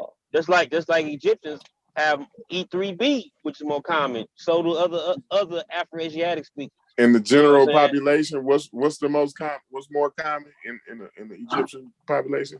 Haplogroup E3B. That's the most. That's the general population right there. Haplogroup E3B. Majority is dominant. It's still got other markers, but E3B is dominant in Egyptian population.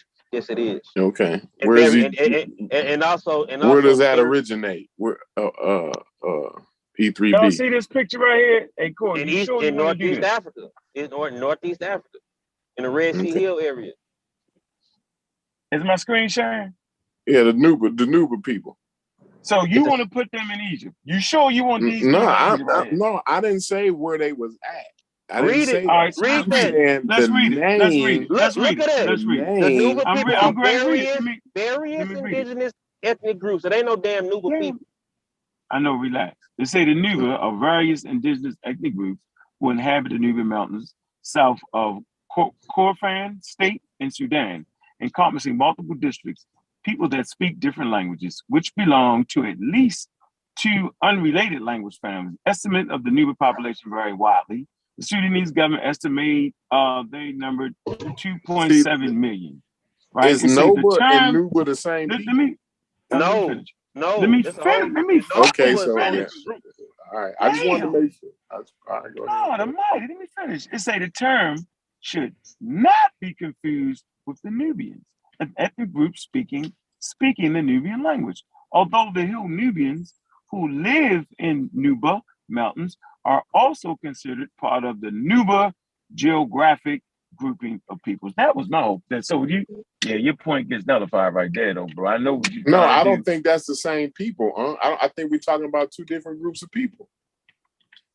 I think we're talking about 2 different groups of people. No, they're related though. Like some of them Nuba people is still related to some of the people that's called Noba. They are most of them are Nilo-Saharan speakers. Well, I don't know. I'm just trying to tell you the source I read is not talking about what they talking about 2 different people.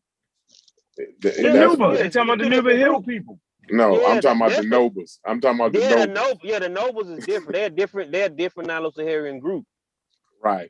See, that's what I'm talking about. But them terms is just the same shit as like saying Negro and Negrado or some shit. Yeah, same man, shit. It's throwing the shit around. Throwing It's on. Hey, Corey, all I'm saying is, like, they literally did that shit. So, and my point is, why in the fuck is it that motherfuckers that started the father of race science, why is he allowed to determine who a Nubian was and who an Egyptian was? That's like putting a pedophile in the middle of a bunch of kids, yo. He gonna fuck it up. That's I don't know. You get my point, I didn't put him in charge of it. I don't know. But the thing is, he might have been racist, but that don't mean everything he said was wrong. That make him wrong about every single thing because he was racist. Yeah. And watch this. Because they make sense. Allowed. Come on, man. That just don't make sense. Hear me out. So what I think what I want everybody to really know and why I fight so hard, because it's the actual start of Egyptology and how they started to group people. They immediately people that was dressed like Egyptians but didn't look like they felt they should look. They immediately relegated them to a racial category that didn't even fucking exist. They not only put them in a racial category that didn't even fucking exist, they also put them in a certain status that the Egyptians didn't even hold. They immediately made them slaves. And they say, see all the slave girls and slave boys in the household? They took niggas' cousins and made them slaves. It's the most ridiculous shit ever, yo. And I promise you without a shadow of a doubt, it's so ridiculous that none of y'all will be arguing this shit if y'all really went into the basis of the whole point that I was really trying to make. I was always trying to let people know that, that they really need to go back. They're actually talking about they need to go back and reorganize artifacts. Because they made motherfuckers Egyptians, right? That wasn't Egyptians, made niggas wasn't Nubians. Then they be like, whoa, it's confusing. Then they say, okay, now to the point where they say this shit is intertwined. And say, well, yeah, you got the Karma Nation, this thing, the parent group. Like, it's a bunch of confusion. And guess where it's at? It's spread all over fucking Europe and all that. They got millions of artifacts that they have decided to name. It's a bunch of bullshit. So my point is always this. Let me finish my point. I'm gonna shut up. All right. Why is it that a person that studies quote unquote nubiology never has to go to Nubia and only study it in Egypt. How is that possible? How is that possible, Corey? I don't know, man. I ain't, I'm not the Egypt guy, so I don't know. You get my point? You get my point, though. I hear you. But let me ask a question, though. Right? Like, how come, like, the picture that you showed, right? The dude you showed, right? When you shared your screen, how come them niggas ain't on the walls? How come they not on the walls? Why do they have to be on the walls? You know what I'm saying? Like, why would they?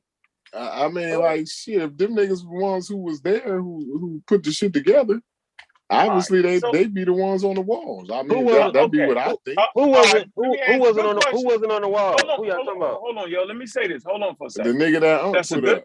Hold on. That's a good question. Wait a minute. That's a great question.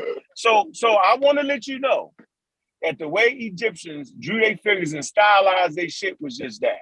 So do you think those people on the walls got their feet facing in the same direction? No, don't do me like that. Oh, okay. No. I'm thinking because about I what I'm don't saying. think that. We shouldn't have to go down this road. Okay, so we don't got to go down this road.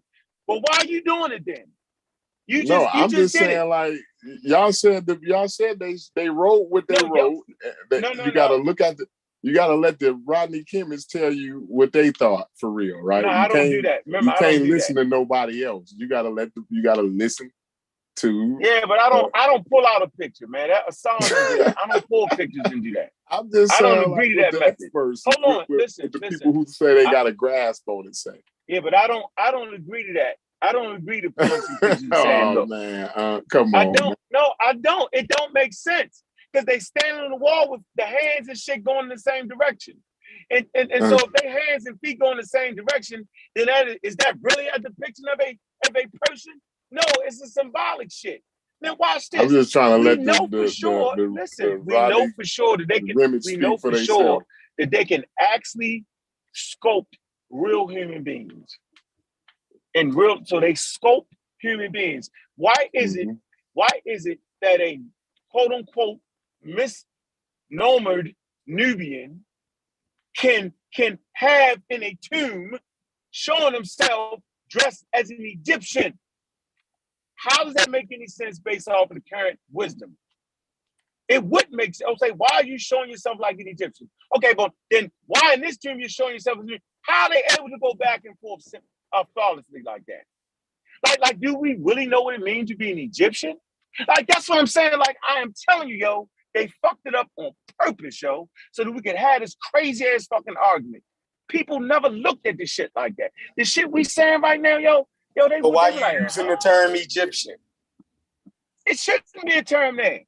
Nobody was ever. Why you keep using the term? Why you make us particular about Nubian, listen, okay, but not Egyptian? Okay, but you won. You just won that point. What's the joke? What's the joke, you won that point.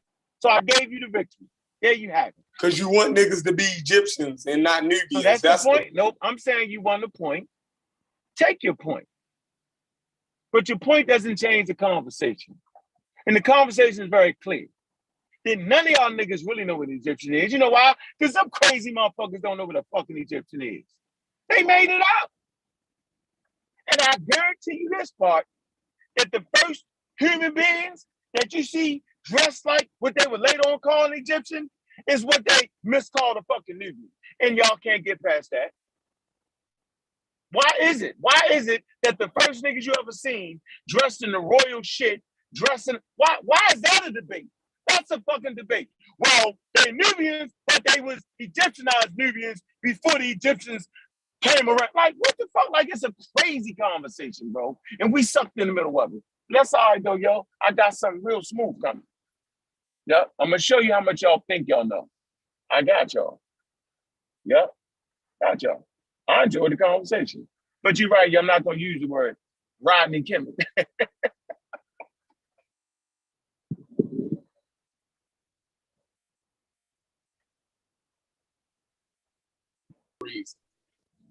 American Dream. Go ahead, bro. Oh shit. Hey, but my bad. I was on mute. Go ahead, American Dream. Go ahead. Thanks, Chef. I was wondering, because I realized I did a little bit of research and I found this little bit of info that says Ramses the Third, that they did. I think Haskell may be able to speak to this, since I think he was talking about it. That Ramses the Third, they did his DNA, they tested his DNA, and that his Y chromosome was E1B1A, and that his father was E1B1B. And I was wondering what that added to the whole conversation. No, his father was E1. His father was E1B1A, just like he was. It's impossible for you to be a different marker than your father was. The Y markers are passed from father to son. Yes, they were both EM2. You know what I'm saying, which is most common in West African groups. But you have to also know, like I said earlier, you got those Niger-Kaddofian speakers right there in the Nuba Hill that been there since 5000 BC. You know what I'm saying? That travel reverse back. We even brought the helmet and guinea fowl to the area. You know what I'm saying? So that's a possibility. You know, he possibly could have got it from, you know what I'm saying, from them people. And then we got to pull that up.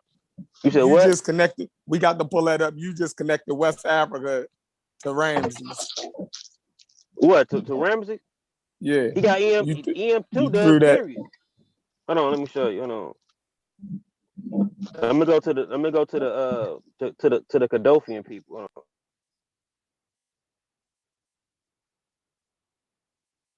Go ahead, American Dream.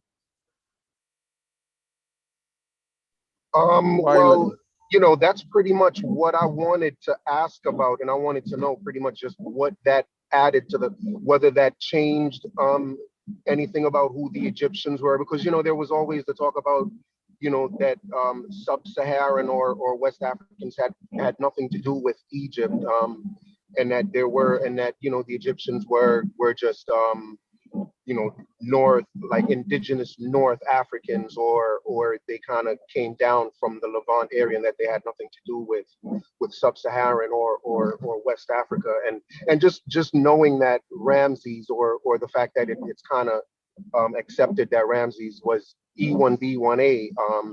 If I'm not mistaken, I don't know much about genetics or genes or DNA, but I do believe E1B1A is sub-Saharan African. That's where that ancestry comes from. So I'm just wondering what that adds to the conversation, if anything.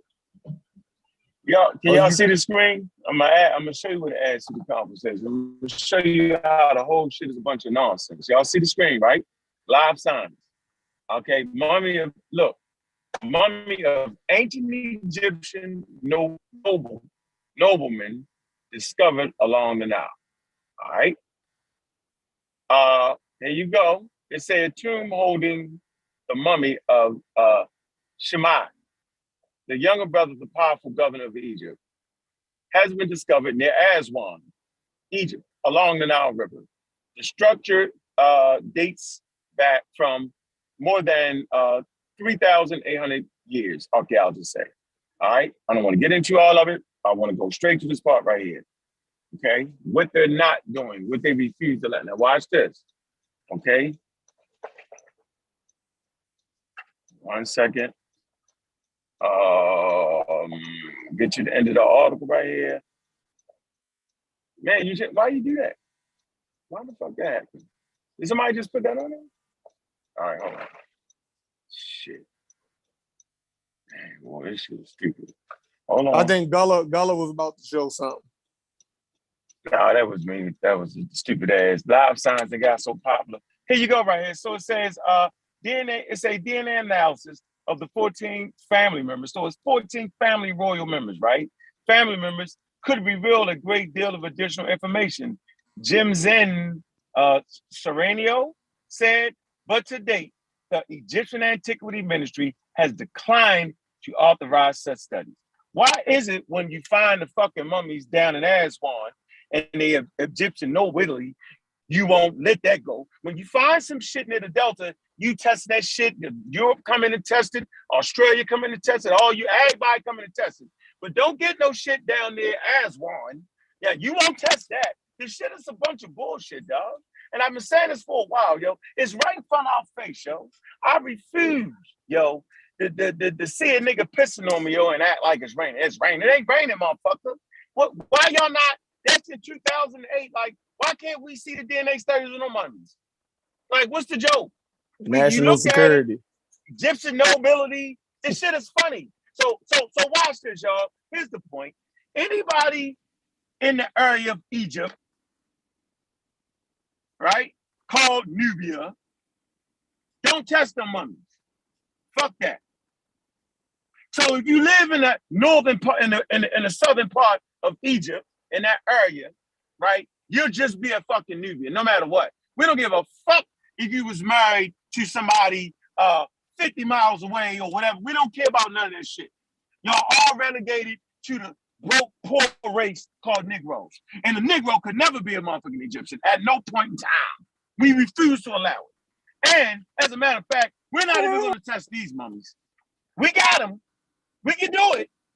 Families of motherfuckers, nobility, Egyptians. We just refuse. We're not. They might have too much of that nigger blood in them. Right. I'm saying ancient people didn't have this type of construct that we have. It wasn't even based off of that. So the silly argument of you two light skinned, if you light skinned, you an Egyptian. If you dark skinned, you just a nigga. Trying to steal light skinned people. Like it's fucking, this is a joke, man. It's a joke, dog. So yeah, that's my story. So what? That's why I don't like to get into that, because you know we always bring up Reisner and these people who talked about the skin colors and all of that, and that always it makes it seem like I'm trying to justify that type of argument, some type of phenotypical argument or something. You know, when we have a discussion, it always leads down the phenotypical road. And I always try to stay away from that because it convolutes the conversation when we have a phenotypical conversation. You know what I'm saying? Mm-hmm. And so, you know, in one breath, it's all over the place. I hear so many different things. And then you might say, okay, it's not me. I'm not the one saying that. But what I'm saying is in one breath, we got to look at what they wrote on the walls, right? You know, when it's convenient, you know what I'm saying? I don't know if it's convenient or not. It's just some conversations that I have. They say, well, they said what they meant. They wrote it on the walls. You know what I'm saying? You can't listen to what Blase Scoop say. You got to listen to what the Rodney Kimmett said on the wall. They call him Blase Scoop. Right? You can't listen to whoever. This what I was trying to share with y'all. No, you got to let him finish, though. Let him finish his point, then show it. Go ahead. Cool. Okay. Yeah, I see what you're trying to share with us. But I then in the next breath, it's like, no. We can't listen to what they wrote on the walls. We just gotta counter. We just gotta say that they ain't testing all the mummies. They ain't doing all of the testing that they have. Then in the next breath, you know, it's like now DNA ain't that reliable. We can't rely on DNA. We can't use DNA. You know what I'm saying? You got to look at the pots and the pans. All we need to do is look at the pots and the pans. We shouldn't be looking at the DNA. It's so many. Every time you look at one section, you know what I'm saying, and then you find some shit there. It's always no. You got to look. You're supposed to look at the other thing. You know what I'm saying? No, you got to look at all that. It's crazy with Egypt, man. You got to look at all that shit because some shit overlap. And the thing is, I'm looking at all of it, right? And what it all says to me is them people that's there that says them ancient Egyptians was their ancestors. What it's looking like to me is them people ain't lying. And then Unc will tell me, well, yeah, I agree with that, but you can't go with that. You can't just go with that. You know, it's crazy. It's crazy to me, man. But yeah. You know, I'll go ahead. Tell me what you got here. What you got pulled up here, buddy? But I'm gonna add to that too. That you know, what I'm saying some of the Bija population too, or some of the descendants of ancient Egyptian that live on to the day. Everybody ancient Egyptians. It's not a people. No, I'm talking about. It's not a group of people on this planet. No, I'm talking about real shit. That the markers and all that shit. Them motherfuckers are the motherfuckers. No, you can't use no markers. No. No, I'm talking about like you can use markers, bro. No, like you can't. Yes, you can. You can't over here. No DNA markers? What are you doing? What are you talking about? I mean, that's how. I mean, you use DNA markers to use the track of a certain population. Like you use it. That's what I thought. That's what I thought last time. I thought it was about the populations too. I thought it was about populations too myself. Well, it's all of that. It's about the population, the language groupings. You know what I'm saying? Yeah, you on the wrong channel talking about that. Outside of the pseudo language shit, I don't know what's up with that shit. They didn't debunk us on that, yo. So yeah, that's been debunked over here. So you might need to go somewhere else if you want to talk about DNA. No, yeah. Ancient Egyptian. You can't do that. You can't do that over here. But right here. Yeah, I don't know where you've been at for the last month and a half. That's because motherfuckers ain't reciting the DNA correctly. They don't know if they read. They just reading shit. But right here, I'm just going to Kodofian languages. It's an unusual feature of geographic Niger-Congo is located of the Kodofian languages. The hypothesis that set languages in the Nuba Mountains form a coherent branch of Niger-Congo is due to Greenberg 1963. Greenberg made one significant error, including the Nilo-Saharan Kadu languages. See, I ain't gonna go into that's all the sources for that shit. But however, the other groups he identified are generally accepted as Niger-Congo. Abundant new data has now questioned the coherence of Kodofian as a single branch, despite their isolation. Kodofian language may constitute as four independent branches. This points to the existence of a corridor joining the Nuba Hills to West Africa, along which various foraging groups may have traveled. No reconstructions for the names of crops have ever linked Kodofian with West Africa, so these would have been hunters trekking eastward prior to the arid period after 5500 BP.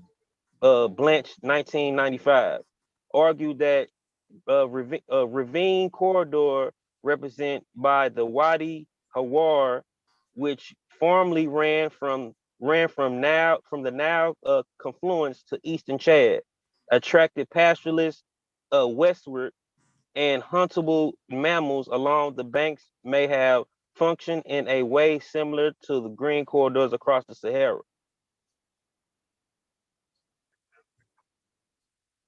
And I'm gonna show this too. Hold on. It's real quick. Hold on, real quick. I'm going to this anthropology site. I'm going to the Eastern Sudanese, which is a common phenotype of Kodofian speakers. And it ranges out. You know what I'm saying? You have his main area, you know what I'm saying, where it's mostly in the Nuba Hill area, but it ranges out because people travel and shit, mixed with other motherfucking groups. You know what I'm saying? Isolated Sudanese variety of Nuba Mountains in Kodofian Sudan, native to the region least since the Neolithic, has resisted historic invasion neighboring types over a long time. However, even in isolated villages, Nilid, Congolid, and Orientalid admixture is common. That means like Asian, Asians, the West Asians or whatever. A minority type in Fur, Krish, Hulu, Nora, Kanuma, and even Southern Egyptian. It ranges, you know what I'm saying? Mainly it's in the Nuba Hill area, but you see the brown parts where where it ranges, where it overlaps and mixes with other populations. These are the closest people of West African groups, so that would have been in the Nile area. You know what I'm saying? These people would have had, still to this day have markers like EM2, you know what I'm saying? E1B1A and shit like that.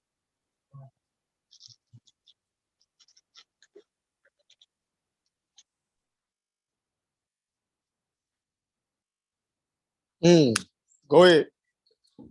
Who next?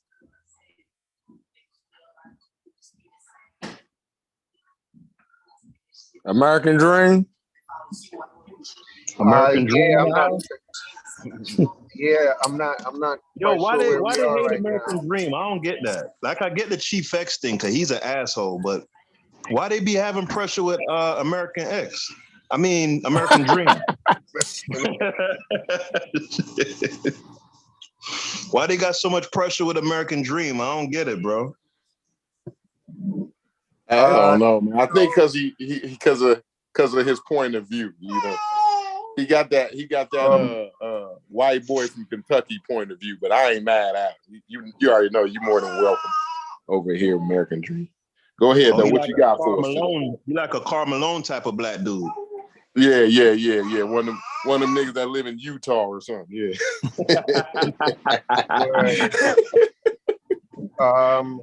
Okay, I say Kentucky. You know what? I think a Karl Malone is a little bit more of a compliment than he is. I say he from Kentucky, man. He one of them niggas that live in Kentucky. But go ahead. What's up, American Dream? Yeah. You my nigga though, man. You know I gotta give you some shit. Yeah. Go ahead.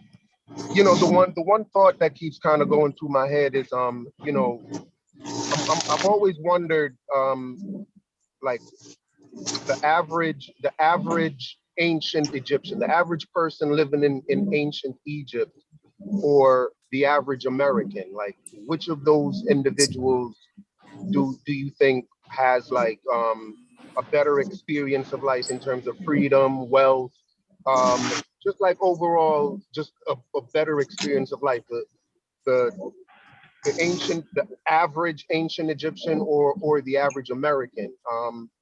And you know, in my estimation, the average American all day. Right, We and can read for that records from reason, and for that reason, like I'm always wondering, if that's true, why is it that Black Americans are trying more to be ancient Egyptians than Americans?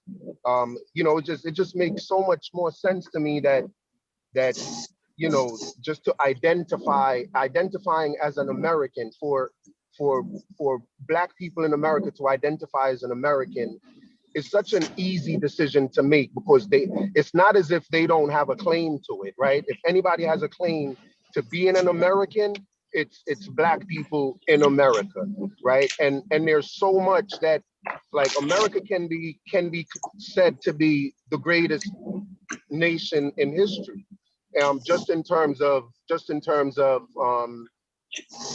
just how people experience life and the freedoms that people have.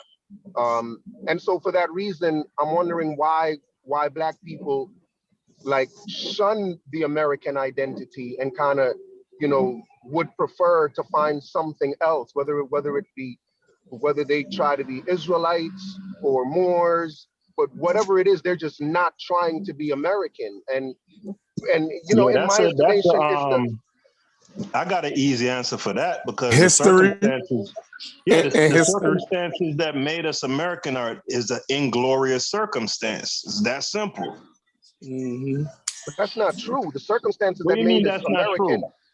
No, how we got here, bro? How did your family? How did your ancestors get here? American Dream? Though. Let's not cut each other off, Pastor. Let's just have a conversation.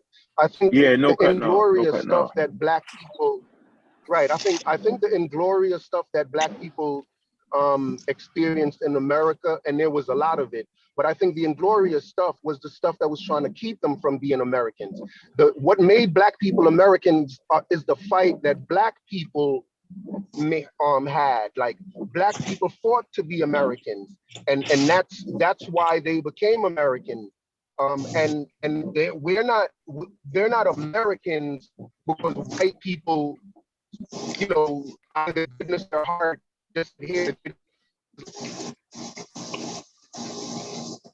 Because I think they saw the value in it. And I think that when we give it up today, when we just say, you know, we just give it up, I think we're kind of, you know, betraying that fight that they fought. And I just think it's a betrayal to them. And I'm like, well, you know, aren't they our ancestors as well? How is it that we're not really concerned about that fight that those of our ancestors that really fought for us to be a part of this American experience, that's what their fight was to be American. All right, I think I'm we're just starting to now see just why kind they of don't like giving it me, up. bro. No, that's I a think solid point. I'm That's a getting solid now. point, Haskell. That's a solid point, right? Yeah, he made a ho. Yeah, that's the first time I think I actually agreed. I didn't hear agree. all of it. I I agree. heard that part. I agree with you on that portion 100%. I agree. I don't know what you said to that, but I fucking agree with you, bro. 100%. It took a while for me to come around. Trust me, it took a while for me to come around, right? The value and what we really have is being an African American. That's our true value. Now, culturally, right? Long time ago, 250 years ago, there's also value and want to reconnect and just wanting to understand West African history, East African history, go back further to Nile Valley history, right? In that order. There's value in all that shit. But the shit that's going to push us through right now, not being motherfucking West African, right? Not practicing West African custom and traditions, practicing African American motherfucking custom and goddamn traditions. That's the shit that'll get you, you know what I'm saying, out of Ukraine. Yeah, that's the shit to get you out of the. Yeah, no, that's not gonna get you. That's not gonna get you. That's gonna get you kicked out the Nazi. And I'm not saying it being funny. I'm saying it because it's fucking real, yo. Like if you understand, man, and like Rob Bourne, you say this shit all the time, man. They would say, "Yo, what about the history right here?" And true for them niggas run around, and they had something, right? And I always knew they had something, right? But I was trying to let them know that the shit all work together. It's not just learning one thing. It's the things that people have that we don't have. They have like a totality of their story. We clutch on one portion of the fucking story and neglect the history that we making right now. We make history right now around this motherfucker. And I agree, yo, that we need to pay more close attention to that because that's the shit that's going to put us in the money round. See, an African American will go to Africa, yo, and set up some businesses that will, one, help his fellow African and help his goddamn self and his family. Yeah, let me just say can something. I ask American Dream a question? I want to ask you can, American Dream something. Let me respond to what Ankh said real quick first, please. Because I think Ankh and I are probably only going to agree halfway.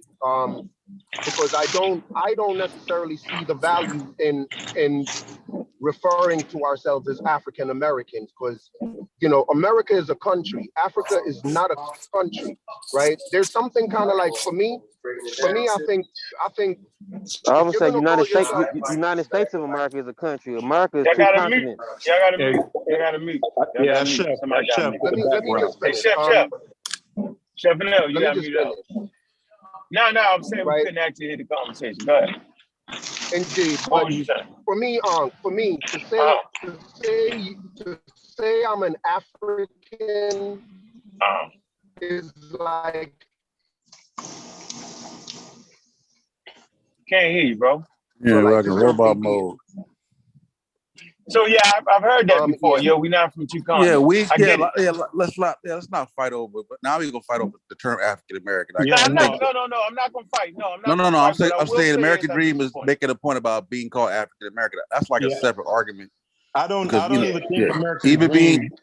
Even being considered African American is still acknowledging your American citizenship. Right. So, I don't even think he's necessarily fighting. I think he's just making it be known that he doesn't see the value in putting that extra qualifier on it. He's just an American, and that's good for him. That's fine. Yeah, that's fine. We U.S. American. We American locally. U.S. American. Yeah, because America is two damn continents. That's like nah, come on, now, don't do that. Don't do that. Bro, don't do that. How them people be doing? Let's not get semantic. No, but still though, I ain't finna. I think we get It what ain't you're no saying. semantics. That's No, I'm saying, geography. we get what you're saying. Yeah. We get what you're saying about American talking about, man. Don't do that. We agree. I'm just saying, I'm a U.S. American. Like, you know, we got it. And I prefer to call myself a West Sudani Creole at that. Oh Lord, here we go. That's but cool. I want to ask American Dream something though. That's just Can real y'all hear me As a better now? litmus test. West Sudan.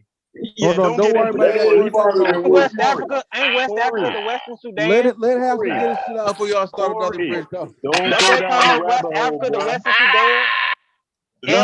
Let Haskell get his point out. Y'all Hold on, pause what you it. say? Hold on, let's pause the West No, African. man.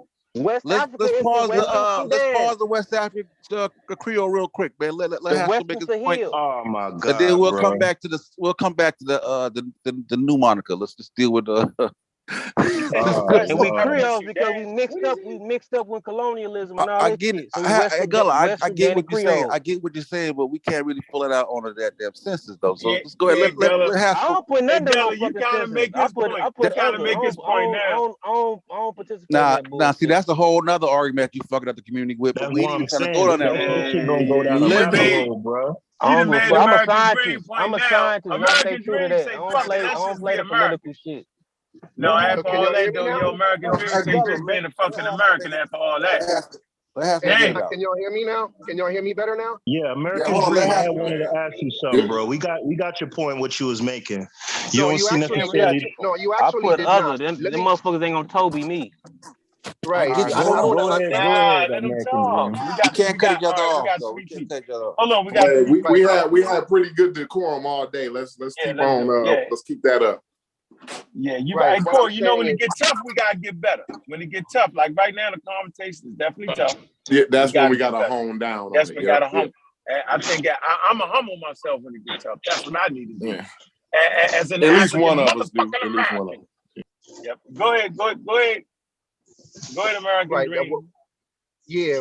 What I'm saying is, I think to call ourselves African Americans, like the African part is like a religious belief. It's like a religious belief, and it's no different than black people who think they're Israelites. Like, it's just a religious belief.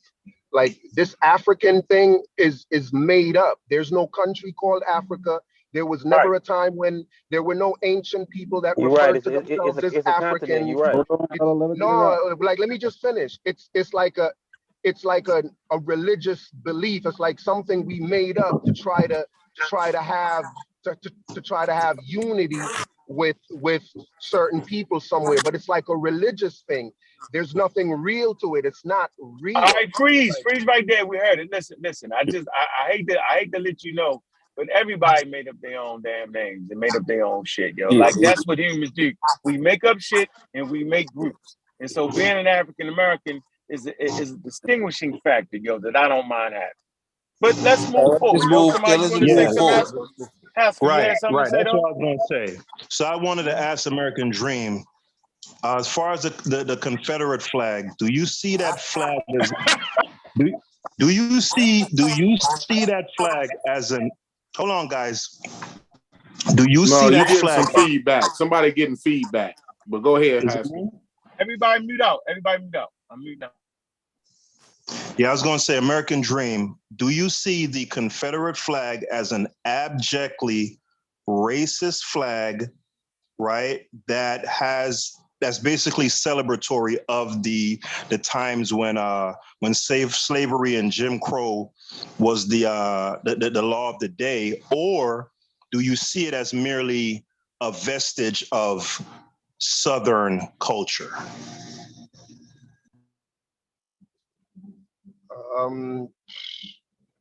I see it as being un-American. No. Good answer. Choose from the two options I gave you. Do you see it as an abjectly racist flag? Yes or no? Simply because they promoted slavery, because they were for slavery. A lot of countries were for slavery. There were So is that African a yes countries or a that no, promoted sir? slavery. Is that a yes? I don't think that. Or a no? There were. I don't necessarily think it's just a easy yes like that. Okay, I see why they don't like you racist? now. Use a shuffler. That's Sounds why. like you're trying to find a reason not to like me, Haskell. You're a shuffler, nigga. That's who you is. But you know what, Haskell? I'm gonna say something. Now you're getting into name calling. Exactly, bro. You respond to that, Fair. American Dream. I'm gonna let You're you a respond to shuffler. that, American Dream. I'm gonna let you respond. but I'm gonna say something a little controversial, and you can respond after this. I think the Confederate flag is not a racist flag. I don't think it's racist. I think the racism came after the Confederacy. You know what I'm saying? I mean, obviously white people had did slavery and they was racist, right? But as far as the Confederate flag representing racism, I don't necessarily think that was what it was intended for. You know what I'm saying? I think people nowadays kind of use it to represent a certain ideology or whatever, that was what my question was, identify with. As far as the people who fly that's what my question was. Like the people who fly the flag today, and they say that they wish to go back to that time, and they look at that time. Yeah, that's racist. Right. At least you know you were straight up about it. American Dream is like he's shuffling and like, nah, bro. No, but go ahead. Let him but respond. I'm saying no. Let me hear him I don't respond. necessarily. No, I don't. Like, just because I see someone with a Confederate flag, do I automatically say they're racist? No. Like, someone has to do something racist for me to say they're a racist. So I don't just say someone is racist just because they have that flag. There were actually Black people who fought on the side of the Confederates during the Confederate War. So just because they have that flag, to me, I don't necessarily just blanketly say they're just all racist because they have a Confederate flag. No, I think I don't think that's I think that's a kind of a simplistic way of looking at it, and I think it's just deeper than that. Yeah, that's fine, you know, because you can intellectualize anything in the world. Trust me, I'm really good with words, right? And I can make up word salad with the best of them. So you want to intellectualize and you it? ain't lying. I seen you in action, Haskell. Yeah, right. So you know, I don't know what you're saying. I don't know what you're saying, Haskell. Are you saying that you agree with what I'm saying, but you think I'm just trying to? I don't know what you're saying. I'm saying you're saying a lot of word salad, a lot of nothing, right? And did he answer that question though, Haskell? Did he answer the question about the flag? Because I missed it. He did. I just asked a question as a litmus test to see. You heard him though, right? You agree with his answer? He said it's un-American. Did that make sense to y'all? He said it was un-American. Yeah, I agree with that. I think.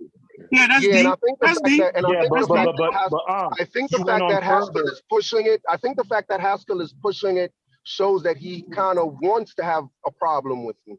No, I don't want to have a problem with Somebody else said something. But here's the thing. Listen, we're on an app, right? None of us could really have a problem with each other like that. But when I asked the question, I asked it as a litmus test to see what category am I going to file a person in. And I'm just saying, American Dream, I have filed you in a certain category. That's all. Where you put him at? He said it's not American. The trailer park in category. Kentucky. Let me tell you, the category where you throw salt on what it is that they used to throw on the ground before they start doing the dancing. Yeah, that category. That's funny as shit. That's You said in the back of a truck in Kentucky and shit with a flag on the back of the rifle. He got a truck full of bluegrass. He got a bluegrass. Like you know, it's like. It's American Dream will go to disappointing. American Dream will go to a party. It's full of white people. He the only Black person there. I'm not that type of dude. So I'm just saying. I'm just demarcating. Is this really your rebuttal, Haskell? Yeah, your rebuttal to what I said. It's not even a rebuttal. Wait. That's the point. Let me ask y'all this though. So I'm really disappointed. Let's examine. Hold on. Let's examine the statement he made about the that's not American. Does he have a fucking point there? And that's what I want to hear from the panel. He said that being racist, right, and doing all that shit with the flag is not American. Does he have a point there? Let's talk about that. Does he have a point? That's all I want to hear. Yeah, I already agree. I agree. Yeah, I already agree. Yeah, definitely. There shouldn't be no pushback on that. All right. Well, hold on. I want to agree, but the little bird is running around in my head, and the little bird is saying, "Well, nigga, enslaving motherfuckers was American. It absolutely was. That was definitely the business of the day. Enslaving black people because of the color of their skin was all motherfucking American and apple pie. All the way up against until that. it was illegal. All the way up until it was illegal. Okay, I can buy that. I can buy that. But has it? But even in America, right? The president of the United States, right? They still admit that racism is systemic. Let's talk about it. No doubt. Yeah, it is. No doubt. What does that mean? What does that really mean for this conversation? The system is built. It's built around racism. But that's not only what it. I think, and this is a conversation that me and Sheffrin be having. I think that we try to have a dominance over oppression, right? And I think that racism is woven into the system, right? Yep. Racism, white supremacy is woven into the system. I'm gonna say that right off. So that's already clear. You know what I'm saying? But what I want to say is that that is putting it to a way that you know, black people was the only ones who oppressed, and white people are not oppressed, is dangerous. You know what I'm saying? And that's what keeps the rift in there, because most of your everyday average, like, racist people, somebody who looks at a black person and don't like them because of their skin color, or somebody, they broke. Keep going. Right. I was just gonna say that person is usually the white person in Kentucky in the trailer park. You know what I'm saying? Like, that dude is a racist dude. He got his overalls on. His wife ain't got no goddamn shoes on. Like, right?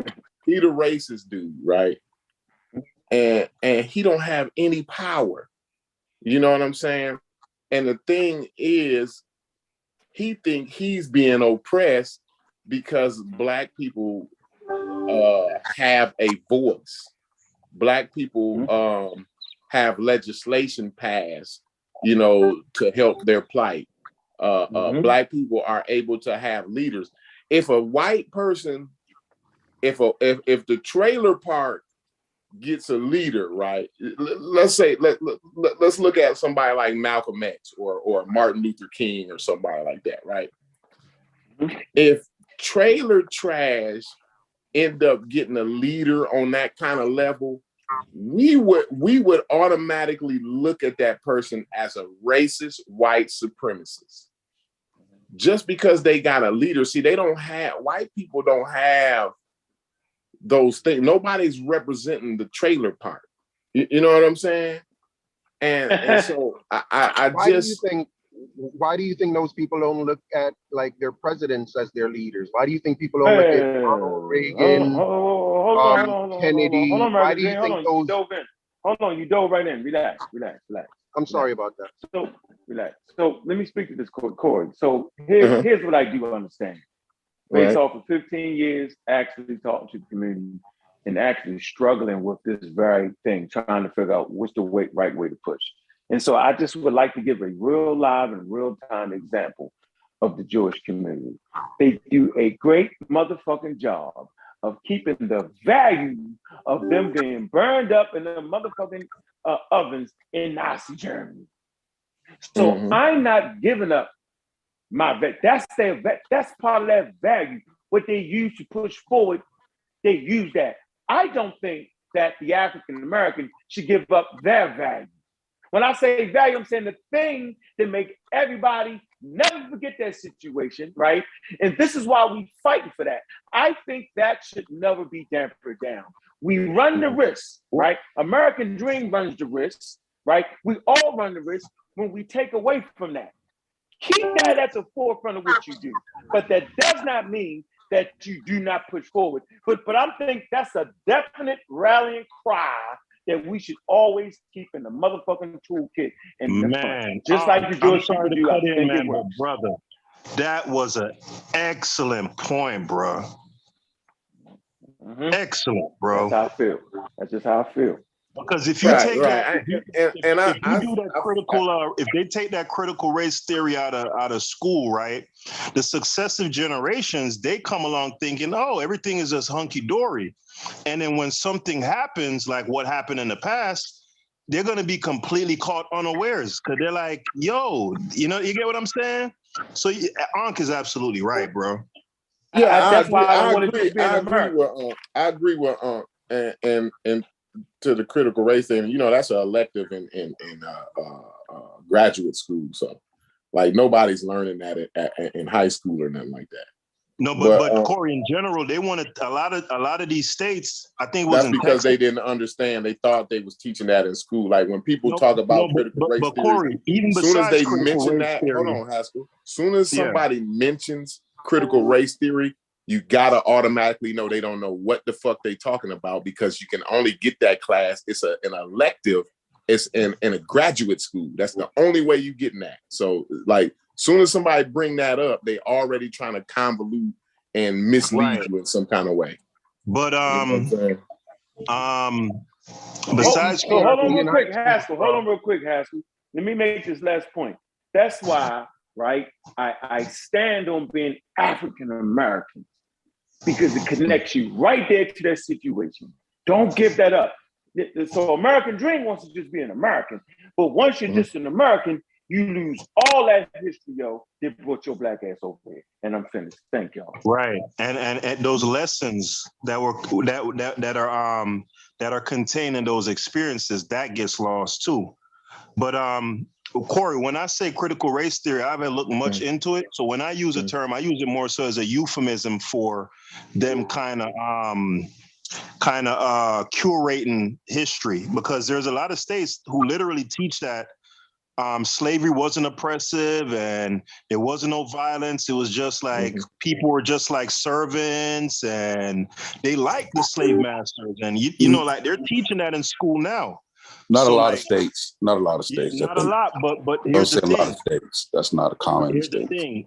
That type of stuff you got to stamp out early because they would love for that to take hold and build momentum. You get what I'm saying, Corey? Like they would like for us to for our successive generations to forget about that. You get what I'm saying? Like, yeah, they would love for that to be forgotten about, bro. No, I wouldn't. You definitely never forget what your ancestors went through, right? I would never be trying to make no argument like that. I'm just saying, like, I just don't think we have a dominance on the oppression. I think the race thing, I think that is the rift that that people, the billionaires, the corporations, the people who have the 1%, that's the rift that keeps the trailer park and the projects from coming together and figuring out that no, these the motherfuckers who fucking us. It ain't the black, it ain't just the white man or just the black people or just the Mexicans coming across the border. It's these motherfuckers writing this legislation.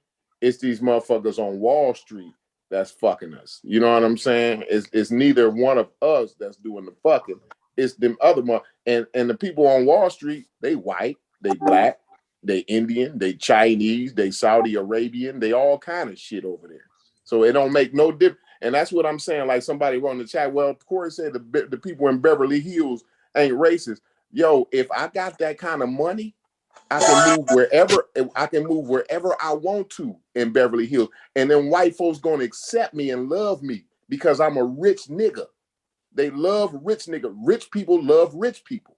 You know what I'm saying? Like, it's rich niggas that live in Beverly Hills. Now, the thing is, the majority of black people ain't rich. It's only a select few. So they classes.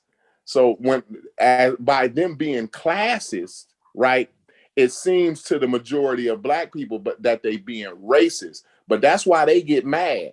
And they be like, yo, I ain't no motherfucking racist. Like, what the fuck's wrong with you? You know what I'm saying? Like, I shoot golf with James every goddamn Saturday and live next door to Ray Ray. You know what I'm saying? Like they don't see themselves as racist because their daughters go to the school plays, their son date the black girl. Like they don't look at themselves as racist, but it's classes, and we see it as racist because it is classes, and the majority of us ain't millionaires and live in Beverly Hills or whatever. But my whole point is, hold on, let me say something next. Dream. Go ahead. I just want to finish this one point. So my one point, and it's going to take me 10 seconds. My real point is that the rich, the 1%, is trying to keep the projects from connecting with the trailer park. And once that happened, once the trailer park connects with the projects, then we really got something going on for real. But go ahead, y'all. Let me just say that, and I'll just say, and I'll be kind of brief. And I agree with what you're saying. I hear what you're saying, right? And a person, right, you can do something that I can say, yo, that's racist, right? And I can say that and not mean that you're racist. You understand what I'm saying? Because sometimes when a person does something class-based, the implication of how it's applied on racial lines. So that movement is racist.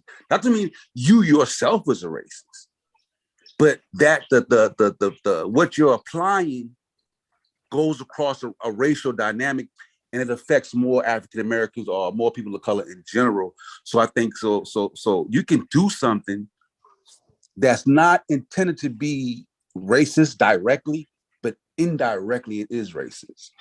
You feel me? Go ahead. I like American Dream. Go ahead. That okay. So that commercial though. See, Corey, you got the goddamn commercial, nigga, where motherfuckers sitting on the hill and they all together smiling. That's the commercial. the reality is, nigga, you can have all the money you want, and motherfuckers saying that's a motherfucking nigga. You know what I'm saying? They gonna make money with you. They gonna get you. It's a mentality ingrained in the way people are raised. Like, watch this. How do we know it's still here? We know it's still here because we just had a conversation. Watch this. For motherfucking 3 months on some motherfuckers in Africa. And we found out all kind of ways to make these niggas not that. Not with not even meaning it. We intellectualized ourselves out of our motherfucking birthright. Crazy as a motherfucker. When I say birthright, I mean something that just belongs to us. Yeah. This shit is funny to me. Like we found this. I was with you all the way. I'm trying to show you something. Just work with me for a minute. I'm trying to show you something, yo. I'm saying that we can get so goddamn smart and sharp, yo. If we actually think the playing field is even, no, the playing field is based off of fucking wealth, my nigga. That's the playing field. Wealth. And the point is the wealth gap from African Americans, okay, and European Americans is big. Why is it so big? Because of what they did. The free labor for 200 and something years. All we're saying is give us our motherfucking money. That gap will never be closed until they pay us. You will not have me intellectualizing my way out of my birthright, which is my money that the fucking ancestors earned. I rest my case. And Corey, that's you heard what I was saying. I was saying something a little different. I just that don't tie me in with Unc's statement is a separate conversation. Go ahead. I wasn't trying to make the Egyptian part. I was showing you how we did. Yeah, I know. I just didn't want to get tied into that. That's all. I just letting people know. Who else?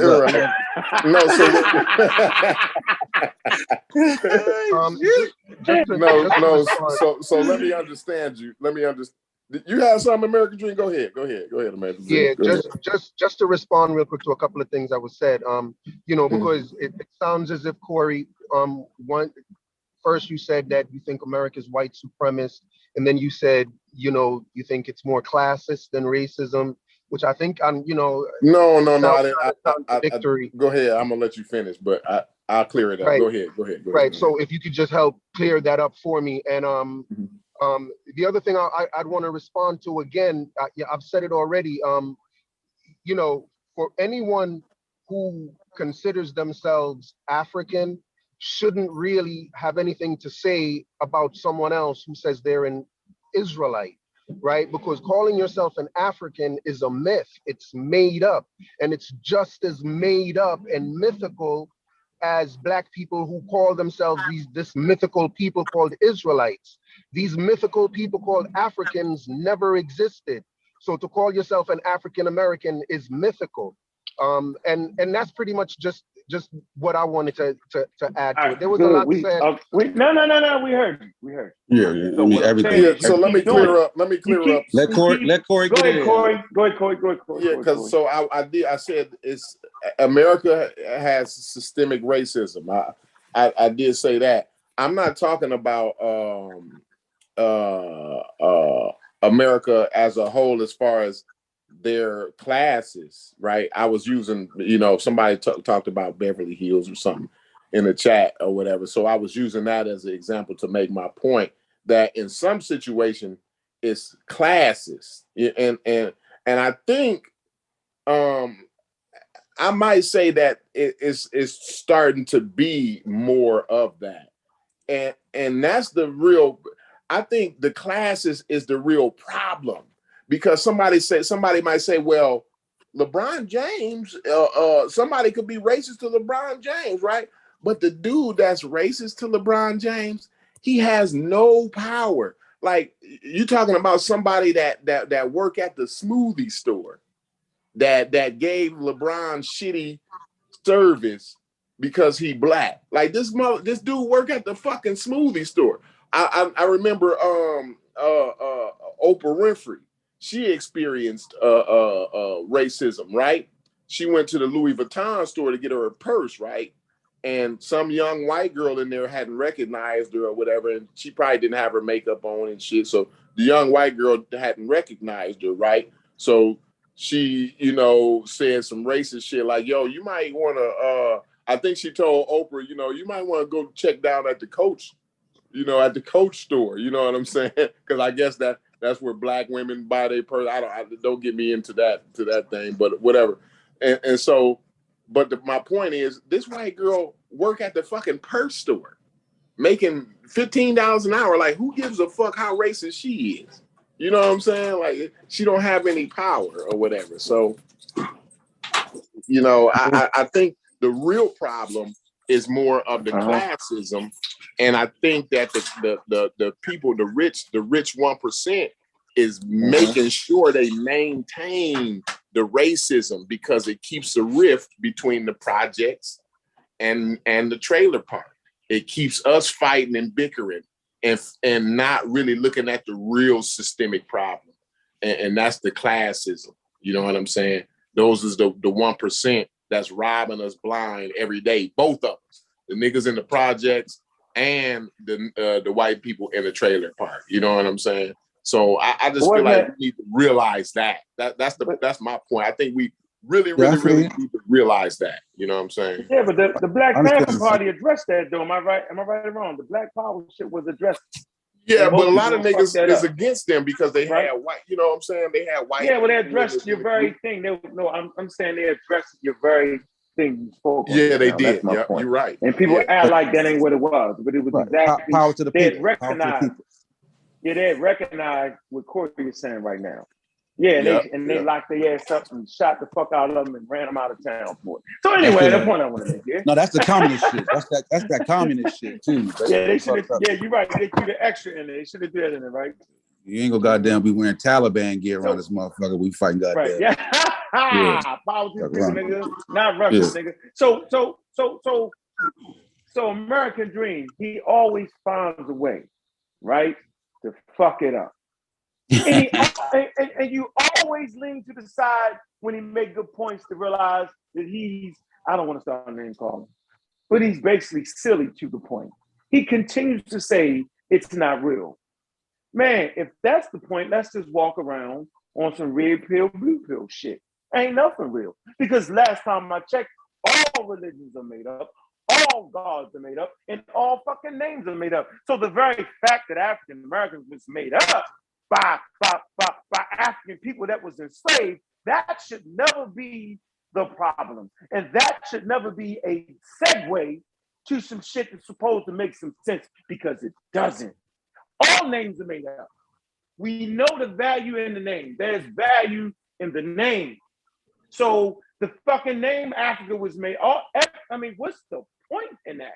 But just being an American strips you, right, once again, of your goddamn birthright. What's the birthright? Getting that motherfucking check at the end of the goddamn day that each generation should always fight for, because that's how we will close the gap. Because it's your social economic status that's fucking us right now, not the color of your skin.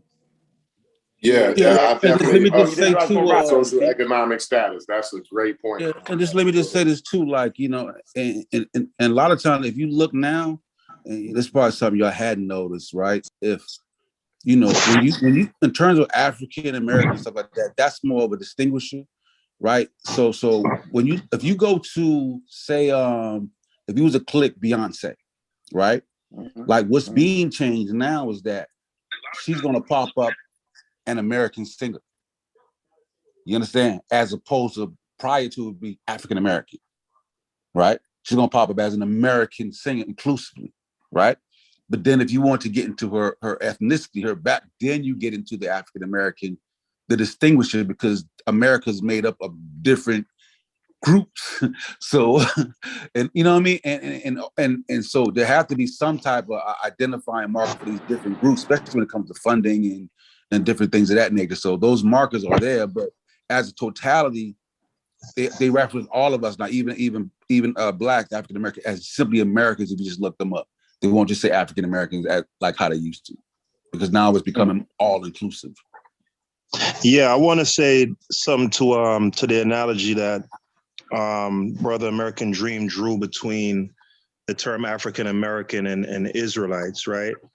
The point he's making is a non-starter. It's really not a point, because for one, the term Israel is a real term.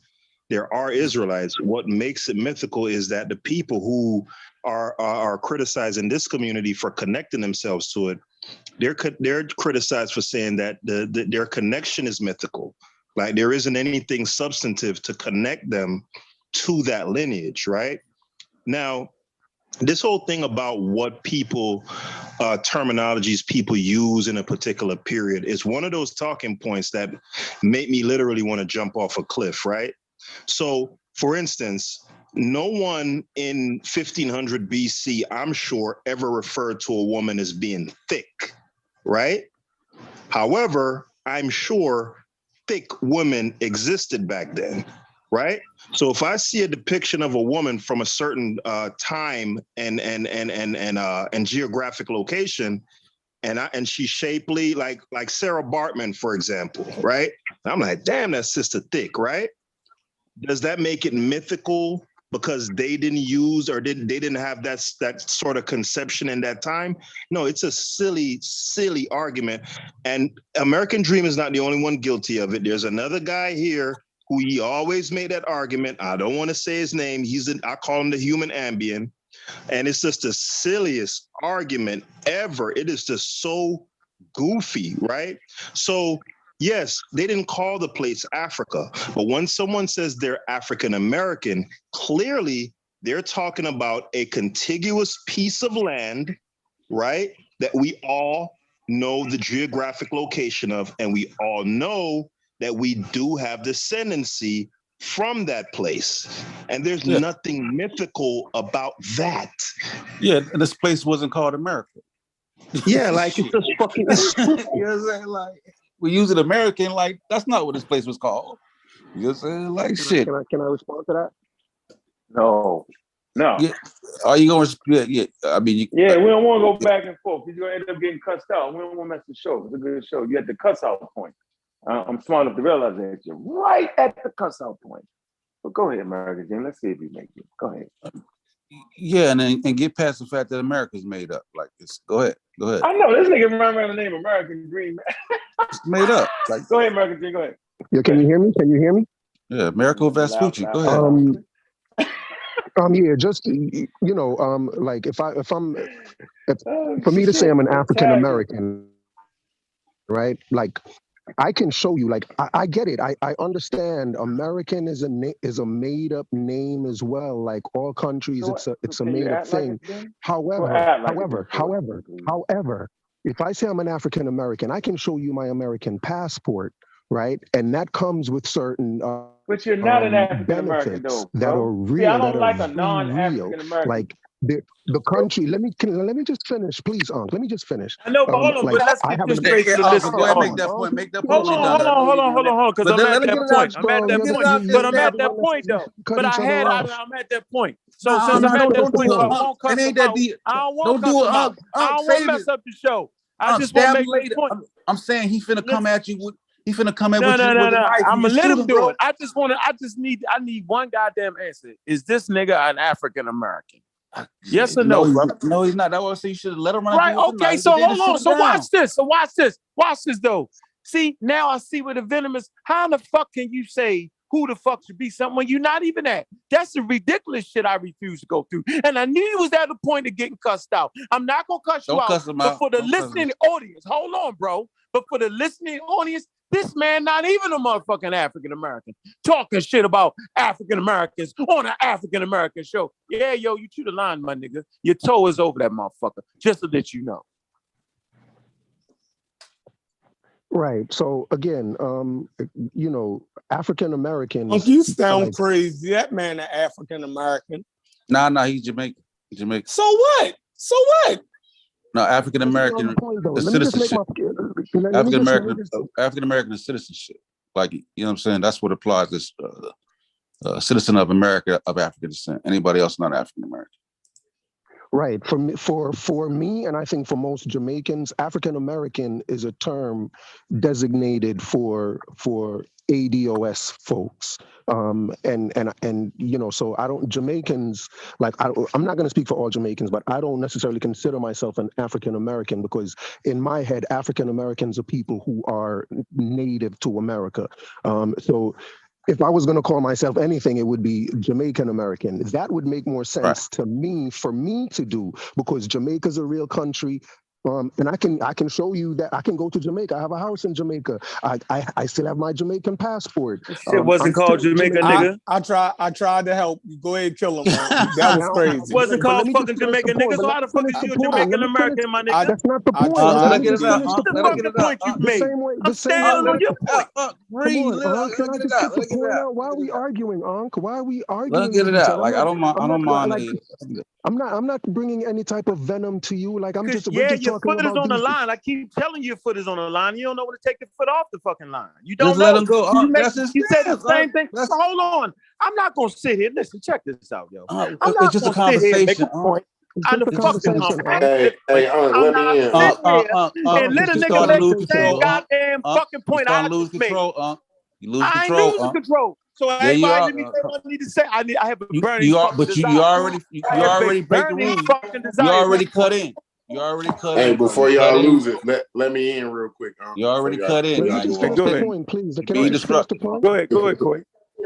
No, I'm saying let me in. I'm coming in on my phone. All right. Chef the host. No, I ain't gonna lose it. Can I go ahead, the American point? Dream. I'm good. I ain't gonna lose it. Go Don't say ahead. the same shit I just said using different goddamn names. Let us get it out. Chill out. Sure. All I'm saying is the reason I think that saying African American, like the African part, like none of us can show an African passport. None of us have anything really to do with Africa. It's just something in our head. It's like this thing in our head where we have a connection to Africa, and it brings us oneness to us. So it's kind of like it's like a religious thing. The African part of it. There's nothing real to it, like a passport or anything else. It's more of something in our head that we believe in religiously, and that's all I'm saying. And what I'm saying is that maybe the main issue we talk about is the identity of Black people in America, and a part of the reason I think that they are having a problem is because they're attaching this African thing to their Americanness, and the Americanness is the only thing that's real, and the African stuff is a distraction, and it has always been a distraction. All right, thank you. That's enough, because you put your whole fucking foot over the line. Listen, bro, you just sat up here on this panel, right? You made up words for your situation and then talk shit about our made-up words. It's crazy to me. So first of all, most African Americans don't even understand their African history in detail like we do. So we the outliers, my nigga. Okay, so that ain't true. So it ain't messing up nothing, right? So you can sit up here and feel comfortable with just being a fucking American, but talk shit about us because we want to make sure our children don't forget where they came from. People understanding where they came from is essential for Homo sapiens, yo. Last time I checked, everybody does it, right? I'm just trying to figure out when we do it, why is the problem? I don't see you run into a motherfucking Italian American talk. Hey, why you call yourself Italian American? Oh, why you call yourself a goddamn Irish American? You don't do that, do you? You don't get on their show and do that shit. But you get up here and man, nigga, I ain't finished yet, dog. I'm not finished, nigga. I'm Let them not get it out, finished, American. my nigga. I'm not American gonna let chill. you get it out. I'm not gonna let you Chill. get it out, my Good. nigga. I'll put you off this motherfucker first. So let's all calm down. Back to the normal conversation. And I know I started. I started because I gave you fair warning. Everybody listens from this point going forth. When I say your fucking toes over the line, that means you're about to get cussed out. Some shit I just can't control. And what I can control is a nigga, right, who's not even an African American, talking shit about our situation. That's crazy to me. Like, I need that brother to work with me. I'm not telling him he can't be in the Jamaican American. I'm not saying you wrong for that because I don't understand that situation. Why? Because I wasn't in that situation. So why is it that he has a need to be the protector of motherfucking white people? I don't fucking know. I want to say something, right? Because American Dream is entitled to his opinion. I'll put him in the category. It's fine. It doesn't mean that I necessarily hate the guy or anything like that. But to equate someone identifying with Africa, let's say if someone says they're Afro-Cuban or Afro-Brazilian or African-American, right? To equate them saying that they are descendants. Because believe it or not, I actually kind of agree with a small thing. Some people can be a little bit literal with the connection that they make to continental Africa. I'm a Jamaican who's spent the last 26 years here in America. I am not African, right? In this day and time, I am not African. However, I have good enough sense to know when someone refers to themselves as an Afro-Cuban, an Afro-Brazilian, an African-American, they're simply saying that is their lineage, right?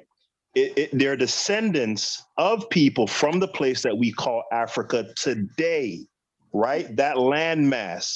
That's all that means. And it's also connecting, like Ang said, and giving a reminder, a constant reminder of the particular set of circumstances that got us here, or that got our ancestors, our ancestors here. So what I would like to ask American Dream is, when you make the statement Don't ask him the question, yo. All right, no, but I really need to know. Just make the statement. Just make the statement, then pass it on. Good, then we come back. If you're gonna say, when you say someone connecting themselves to Africa via descendancy is in the same realm as religiosity, right?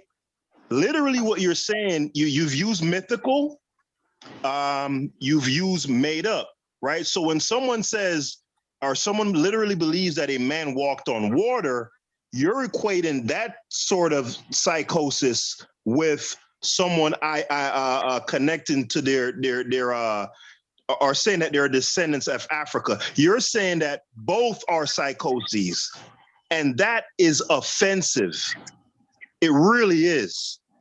Haskell, stop right there. Stop right there, Haskell. Let me say this. Hold on. Let me make this point. Let me say something real quick. You already made like 4 points. I'm going to say something real quick, then you get right back. You get right back. Not going to be long.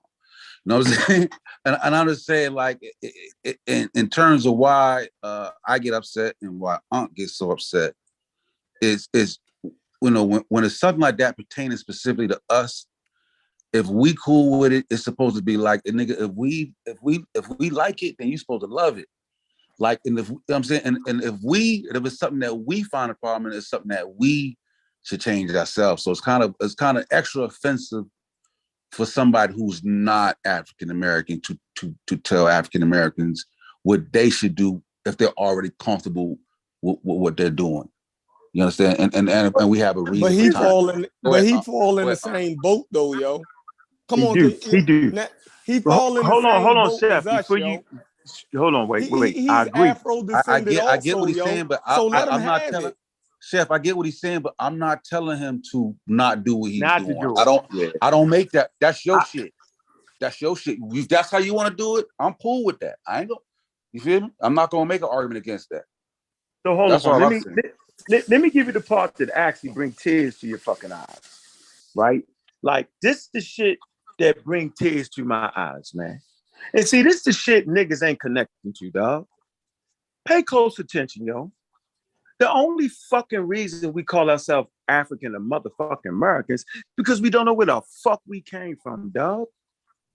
Like that's the point. We wouldn't have to use a fucking another continent. Nobody does it because they know where the fuck they come from or generally understand it. We would not have to say we African Americans if we knew the fucking country we came from. But the question is, why don't y'all niggas know? We don't know because they made us niggas. We was the Negroes. We was this. We was that. We was the half human beings. Scientific racism. We couldn't think. We wasn't smart. We was fit for work. That's why we say we African, because we don't know where we came from. That's why. So I refuse to allow a nigga with his foot over the goddamn line not to get that shit cut the fuck off when I know he out of bounds. Can I respond? Yeah, but it's good Can to I have the respond to convo that? because, like, you're making good points and it's good for people to hear. That's why I'm saying, even though a nigga wrong, let him get it out there. Let's just have a conversation. Go ahead. Can I Yeah, but I respond to don't that, want to though? keep having Can a I respond to conversation, that, yo. though? So let it go. You can't explain out of that, bro. Let it go. But let Let him make a explain your way last out of point that. and then we'll wrap it up. Let him make a last point, then we'll wrap it up, bro. Because I don't think we can. Ain't too much further we can go down this road, American Dream. Go ahead. Sure, but you know, there are also, you know, who else have no idea where they come from? Jamaicans. Jamaicans don't know where in Africa they came from either. They just neither do Bajans or Trinidadian. None of them know where. But they all but they're all Trinidadian. The reason the Trinidadian calls himself Trinidadian is because he lives in Trinidad. He doesn't know where Trinidad came from. That's not he doesn't know where in Africa he came from, but he calls himself a Trinidadian because he lives there. And all I'm suggesting to you is maybe it's best if I don't understand why a black person living in America doesn't just call himself American. Like, I don't understand that. And I don't see why what I'm asking y'all to do is anything different than what I'm doing as a Jamaican by referring to myself as a Jamaican, because I would ended up on that island in Jamaica. That's why we call ourselves Jamaicans. And so I don't understand why y'all have this issue with me telling y'all to refer to yourself as Americans when it's the same exact thing that I'm doing by referring to myself as a Jamaican. I'm not doing anything that I'm not asking you to do anything that I don't do myself. Like, it's just weird. It's just really weird. Like the fact that y'all are upset at this is very weird. Hey, nigga, check. Hey, hold on. Let me add one thing. Let me add one thing, though. Then it get real weird. Nah, we agreed we was gonna move on. We agreed that we was gonna move on. Ain't that deep? And not only, and we're gonna move on too, high school. But I just wanted to add one thing because I didn't really get a chance. To add. Hey, Corey, I want to hear all that weird shit. Like we fucking weird.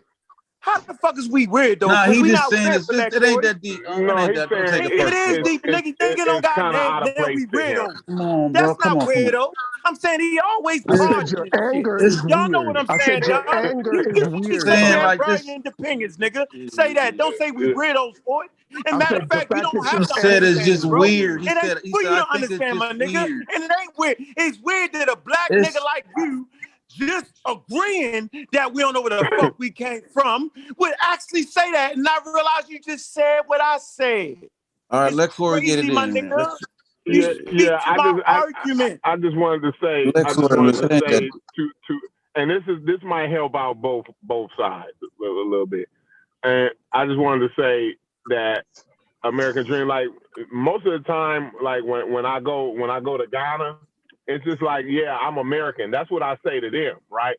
But within the United States, you know, I distinguish myself as an African American but outside of the United States, I'm just an American. You know, does that make sense to you? You know what I'm saying? Yeah, but here's the thing, Corey, he wasn't asking that question in good faith. He's not being sincere. If I So can he's answer, gonna, if I can answer he's Corey's not, question. he's If not I can gonna, answer he's not Corey's gonna question. understand what you're saying. He's No, gonna say he Corey, doesn't understand. Corey, if I can answer it, if I can answer your question, I do understand what you're saying, but in my head, I think the reason you only call yourself an American when you go to Ghana is I think that somewhere in your subconscious, you think you would seem weird referring to yourself as an African American. Yeah, because that's just not the kind of language they speak. You know what I'm saying? They don't. Someplace where Can the Corey African answer for himself? No, you Like, clearly Corey, someplace. can Saying, like, Corey answer for himself? those people over there don't talk like that. So they, you know, I'm just an American to them. So you know what I'm saying? Like they're And not to gonna. them, yeah, to them, for you And to Corey, refer and to if they yourself as an said they was African from is their going to be tribe, weird. what you gonna say? If he named, I'm from my particular tribe. What you gonna say? Nigga, African American. I ain't got no goddamn tribe. Right, here's the thing. I wanted to speak to the whole the Jamaican thing and why we don't necessarily put that appendage African on to Jamaica, right? Jamaica is 98%. 98% of the population is what we would refer to as Black, right? African descendants, right? Whereas in America, so-called 13%. Black people, please let's not get jammed up on these terms. You No, I got said everyone 13%. knows what I'm referring to, right? Yeah. When you use the term Black in America, it's only about 13%. So to distinguish, this group from the more large population, the more prevalent group, right? So in Jamaica, also because of the smallness of the island, right? Retention of culture was a lot more easier than in America, where it's a very large place. So, for example, we still do Junkanoo in Jamaica, where the guy stands on the stilts, and you have a lot of other different cultural practices during the period of Junkanoo that they still do in West Africa to this day, right? Also, the Anansi stories, right? And you have its analog here in America with the Brer Rabbit and they got the American version, right? So that's to answer your question, even though I know you're not gonna accept that answer, even though it makes all the sense in the world. And that was a very solid point, Haskell. Very solid. He's not gonna hear that. I know he's not. I know he's not. I know. Okay, I get it now. No. Yeah. I know Haskell. Like I get it. That's what I'm saying. Like I just make the point, and then we'll just move. You know what I'm saying? Just move past it. Right.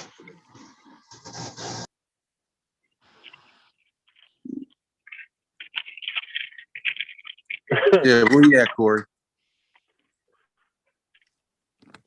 Yeah, I'm right Still here. here. What's up? I don't want to fuck the show up. The show is a great show. I don't want to fuck it up. Yeah. That's what I'm saying. No, it's a great dialogue. Like I don't everybody can get roughed up a little bit. I can have a conversation with I can have a conversation with a Klan member. Like it ain't gonna phase me. No, I don't. You gotta learn when enough is enough. I don't give a damn. I think we hashed it out as much as we could. Yeah. We kicked that ball as far down the road as we can go with it. Like this is you just start calling names, yo. You call niggas weirdos. That's crazy. Nah, he said I just think it's weird. He said I just think it's weird. Like even what's happening right now is also weird, because how in one breath y'all are saying this is a great conversation, and then in another breath y'all are trying to shut me up and just like, you know what I mean, trying to move along. It's different people, bro. This whole thing is weird. It's the group of different individuals. I'm saying It is that nobody heard you get shut out. You got your voice in, nigga. You got too much from me. If it was me, nigga, I'd have been put you in the black hole. You said everything you possibly say to the point where you start repeating this shit again. Why do you keep calling me a nigga? Oh Lord. I don't understand. Like I don't understand this. But hey, look, if you want to be American, are we African Americans have to or get are we with niggas? Hold on, Unc. Are you an African American or are you a nigga? Hey, Sosa. If you're an African American in America, Yeah. Ankh is the only one using that word. Ankh is the only one. Nah, I say nigga. Hey, come on. Hey, American Dream, he's saying Ankh is saying that you're the Ankh is saying that you're the ER version. We're the A version. Wait, hold on for a minute. Sosa, can I ask you a question, bro? I need some help. You and Corey. Why, when he said that, why did I feel like saying, your mother? What's wrong with me, dog? Like, there's something wrong with me, yo. You're not. Hey, I'm going for your ancestors quick. Hello, go straight to your lineage. You go for your lineage. Ankh, I want you to listen to me carefully. But I didn't say it, though, Ankh, we're not niggas and we're not Africans. All right, not a problem, bro. Hey, yeah, Like, I mean, American Dream, like, American Dream. You got a problem with being called nigga, that's cool, but other niggas don't, bro. We do this shit all day long, bro. So, like, if you're in a conversation with African Americans who use the term nigga loosely, then you cannot be offended amongst other African Americans. The term loosely. We use that shit loosely, bro. Everybody a nigga. That's a part of the African American dialect, bro. Like, you cannot be too much. Hold on. The way he's calling me a American nigga, Dream, and the tone in which he's using it. Let me just say this: the way he's calling me a nigga and the tone in which he's using it, he might as well say stupid. Yeah, but let me tell you. You fuck this shut up. That's your subconscious. That's a fact. Hold on. Get him out of here. Relax. Slow down, y'all. Slow down. Let's go. Okay. Slow down. Yeah, this dude a trip, bro. Yeah, Indiana, like everybody a nigga. So when we talk about white people, they niggas, you'll hear us, we be like, man, the white nigga, you know, the white or the Mexican nigga. You know what I'm saying? Like we do too. You know what I'm saying? I even refer to animals and insects as nigga. Everything's nigga. Even animals and insects are nigga, yo. Everything's a nigga. Dogs, everything. You see that nigga? Man, that nigga been barking all night. You know man, like, that's just how we talk. Like, you know, he knows Corey. He knows that, bro. He knows that. He understands. You know what else is weird? What else? He knows that. He's just saying the passion that Ankh was saying the word with. He felt it in his bones. Like Ankh got pressure with him, like real pressure. I thought Ankh was a white man. I could have sworn he was a white guy when he started calling me a nigga. Yeah, he was the white man would have called you a nigger. Ankh was using the hard ER though. Yeah, he would have called you a nigger. Yeah, the ER. He put the Baltimore ER on it. He put the Baltimore ER.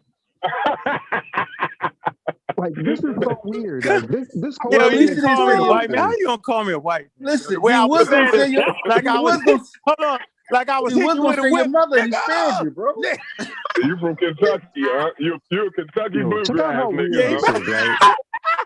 Hey, Corey, he might be right. He might be right. You might be right. You know what, Marty P, you might be right. Y'all was like, he would whip, nigga. You might be right. Yo, American Dream. Did you see Rob Bourne's comments? All right, Rob Bourne asked, where does cudgel band in Jamaica come from? Where does Enyame come? You know, we use the word. Let me say if you're a real Jamaican, by the way, American Dream. You know what nyam mean, right? When you say a nyam something, you know what that mean, right? Yeah, yes, sir. Huh? Yes, sir. Yes, sir. Right now, I'm asking. You said yeah. Yes, what does it mean? What does it mean? What does nyam mean? You eat something. Right. So Rob Bourne asked, Enyame in Jamaica, which is where that word comes from. Enyame is an actual deity in West Africa. So he asked, what culture does that come from? Obia in Jamaica, where does that come from? Duppy, you know, a duppy is a ghost. I think that's a Twi word, right? So we're inextricably connected to Africa, bro. There's nothing mystical about it. The Haskell. There's a real substantial connection to Africa. It's not mystical. When did I say we were not? To the point that what you were saying, mystical. Bro. You said it's made up, mystical, and in our head. But Haskell, we already said like he gonna reject it anyway, because like it's different if you make like the arguments you made, he didn't even address it. He just continued past everything you said about Jamaica and the development and why we do it. He ignored all those parts of commentary and just went on back with his, you know what I'm saying? Like if you're not addressing each and every argument, then you can tell like you're not really trying to hash things out. So I'm saying like, let's just move forward, bro. Let's move forward past that, bro. Sosa, I was about to respond to the man, and you cut in and said, "Yo, say what you're saying, and then we're gonna move on." Because he made a comment about Jamaica. He made a comment about Jamaica before. Listen, no, hold on. You didn't say nothing addressing it. Haskell made points about Jamaica, the population. You didn't make no response to that. You just went on with your diatribe. You cut in and said he's not going to say nothing. He's not going to agree with you. He's not going to be agree with. Let's not pretend he's going to agree with you. Let's just move on. So I was like, okay, they're not really trying to hear me, so I'm not going to move on. Why am I going to jump in if you don't want to hear it, bro? That's exactly what you did. No. My point to Haskell is like, there's no point in there's no point in bringing up points. There's no point in bringing up points, bro. At no point did he ever concede to say, you know what? That's a good point. He said he gonna speak. Never to at it one now. time. So go ahead, American Dream. I want to hear this. What was the point you made? Oh Lord. About a Yami, the deity, obey. The words leading back to Africa or whatever. Yeah.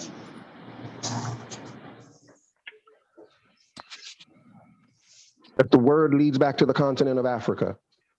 Yeah, from the culture, obia. You know what obia is? Not just the words, the practices, pastimes, traditions, words, a bunch of things in Jamaican culture are everybody directly knows from. that everybody, hold on, Haskell. Everybody knows that everybody comes from Africa, right? Everybody knows Lord, that. man. Every year. No, hold on, Haskell. Haskell. Ask Unc, he'll tell you. Haskell. Everybody comes from Don't Africa. have Unc's argument. Don't do Unc's Everybody comes from Africa. Yeah, Haskell. At the end of the day, what That does that is so disingenuous, bro. Yeah, Haskell. Come on now. Haskell. At the end of the day, the Irish come from Africa. Oh, wow. That's one of Unc's arguments. Yeah, that's saying you already The Irish call themselves African Irish. Haskell, get him, dog. Haskell, bro. Get him, Haskell. I'm done. And that's where the riff comes in. That's where the riff Don't comes in. disagree with him, just to let y'all know. Unc don't disagree. No more rap to you, bro. I ain't got no more rap Irish to you. call themselves African Irish.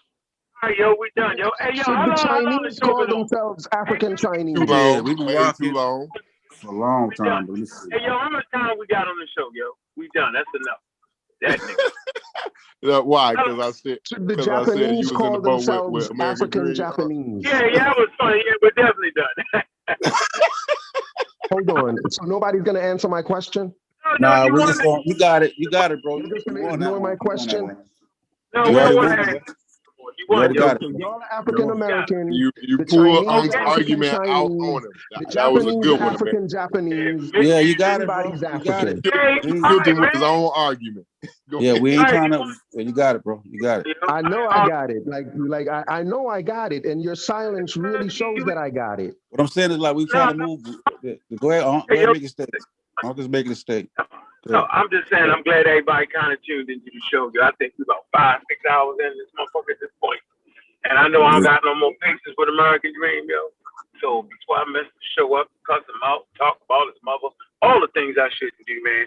I'm bowing out of the conversation, man. Man, I appreciate y'all's support, man. Make sure y'all subscribe to Bobby West Banger, man. Do that. Hold on, y'all couldn't handle that from American Dream. I think Unc kept couldn't. Y'all telling me that shit got y'all that weird. No, but Chef, he's being intentionally disingenuous, Chef. That's the best you yeah, can do, I'm Chef. good. Arguing in good faith. Unc said he tapped him He's out. being disingenuous. I mean, everyone is from Africa, really, Chef? Yeah, no. His last part of the argument, yeah, I agree. But the rest of it was actually coherent, yo. Like it's just a disagreement. Yeah. It's not even you feel me? Like he's saying, like, I get it. I'ma choose to still call myself African American. That's the only thing that you can take from it.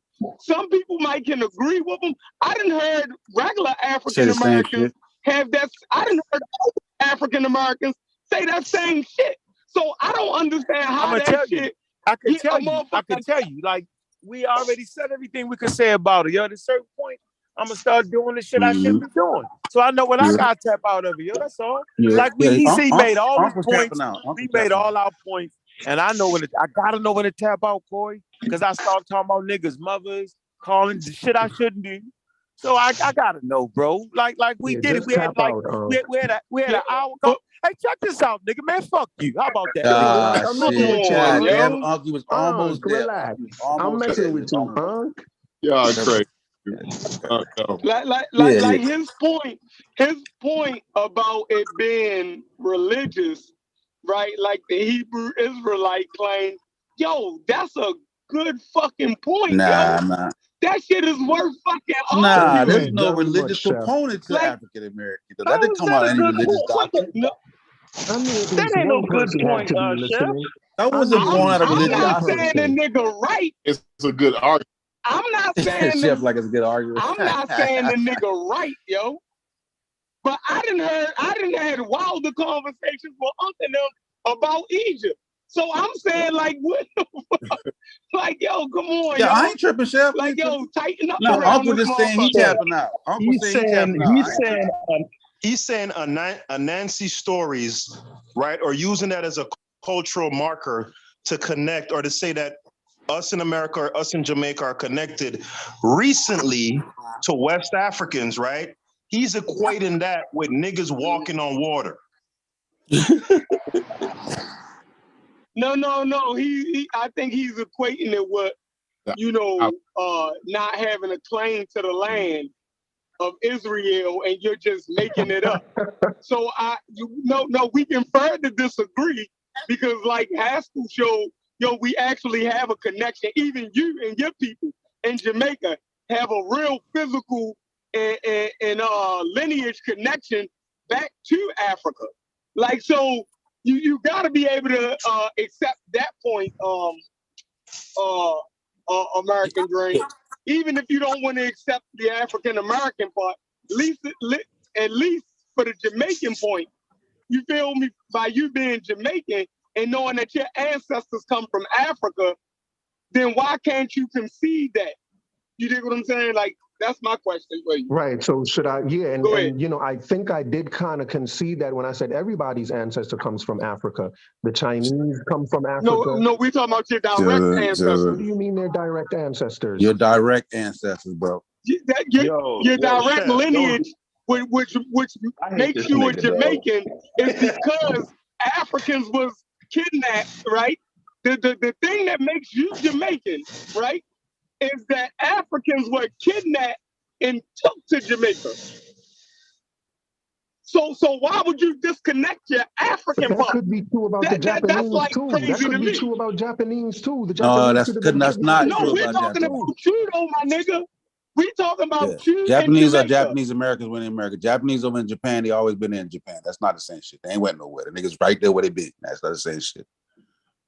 Okay, but y'all realize, sure. Okay, so y'all realize there's a difference between me saying, because I say I'm an American because I'm an American citizen, right? Mm-hmm. Like that's one thing. Right. Now, for me to say I'm not an African citizen, right? That's just I just am not. It's something that's not There ain't no such thing as no African citizen. Africa is a continent, bro. Ain't no damn country called Africa. I get that. So, which is why I also said saying Italian American makes sense because Italy is a country. Irish American makes sense because Ireland and America are both countries. African American doesn't make sense because Africa's a continent, America's a country. That's why I'm saying it doesn't make sense. America not a country. But America Dream, you never dealt with Unc's point when he told you. But hold on, because you got hold on. You never addressed Unc's point when Unc told you that the association come with Africa because of being kidnapped and we don't have a direct location. So we target Africa because we know that's the continent where we come from. Otherwise, we'd be Nigerian or so forth. But you didn't even address that. You just Yes, I did. Okay, what was your response to that? I said Jamaicans were also kidnapped and brought to Jamaica. Jamaicans aren't calling themselves African not Jamaicans. Speak to the African American perspective. We're talking about Africans in America. Haskell already made the point about 98% of the population in Jamaica are Black people. We're talking about a small segmented group, 13% of the population. They're still all Here. slaves. So what? They're all black people. It just means a lot more slaves were brought here. I got you. How does that make a difference? I don't understand all why right. that's a difference. All right. What I'm saying is, if you go to Barbados, they don't call themselves African Bajans. Trinidadians don't call themselves African, and they all are in that same boat. Are they kidnapped yeah, that's and brought Jamaican. wherever they But were. let me ask you this. Actually, are they Trinidadians Afro-Cubans? who refer to themselves as Afro-Cubans? There they are Afro-Mexicans? Trinidadians that refer to themselves as Afro-Puerto Afro-Trinidadian Rican to distinguish themselves from the Indians on the island. There are people who identify as Afro-Trinidadian, absolutely, and Afro-Cuban, Afro-Brazilian, Afro-Mexican, Afro-Mexican, Afro-Jamaican, because you got white Jamaicans too. You got white Jamaicans. Everybody back up and let Haskell deal with them. They both Jamaicans. Maybe Haskell's the reason with He doesn't want to have. He's not interested in an earnest conversation. He's a disingenuous person. At least in having this conversation, he's not having it in good faith. When you say something like, "Well, everybody comes from Africa," you said something about me being stalled on the hold on, let me finish, AD. And I'm not the one trying to have a conversation. When I speak about cultural markers or cultural things that are analogous in African culture, specifically West Africa and Central Africa and Jamaica, right? And we're talking about recent history, and you go to Ank's Homo sapiens sapien, everyone comes from Africa argument, you're trolling. At that point, you are trolling. You know what Ankh said? Bro, you know what Ankh said? No Homo sapiens. Here's what Ankh said. No, but Geechee, what I'm saying is, what do you think he means when he says everyone comes from Africa? That's what he's referring to. Let me say this. What Ankh said was, he is going off the rail with that shit. Let me say this. What Ankh said was, he said something about golly, y'all made me lose my goddamn point. I hate when y'all do that shit. Just go ahead, man. Y'all talk too much. He said that Unc's point. Shit, I don't know either. Go ahead, y'all. Oh man, so frustrating sometimes. Nah, like I said, I wouldn't mind having it because it's just conversation. It's not that big of a deal. But if someone is not being honest, intellectually honest in the conversation, then at that point it's just crazy. It's just madness. What did I say that was not true? What did I say that's not true? Right. When I brought up the things about Nyame and Pocamania and Junkanu, and to make the point that we have actual, real, tangible. Hold on, let me finish. I agree with you. I said everybody's African. Let me finish. What the hell? I said that we have actual, real, tangible connections to West and Central Africa You made now me remember my point. Right? You made me remember my point. Speaking about recent ancestry, right? He got his point now. Let him make here's the he interest. remembered it. Exactly. Go ahead. For you to counter Pascal, that, let me get the point out, please. No, I'm not done though. I'm not done. Oh man.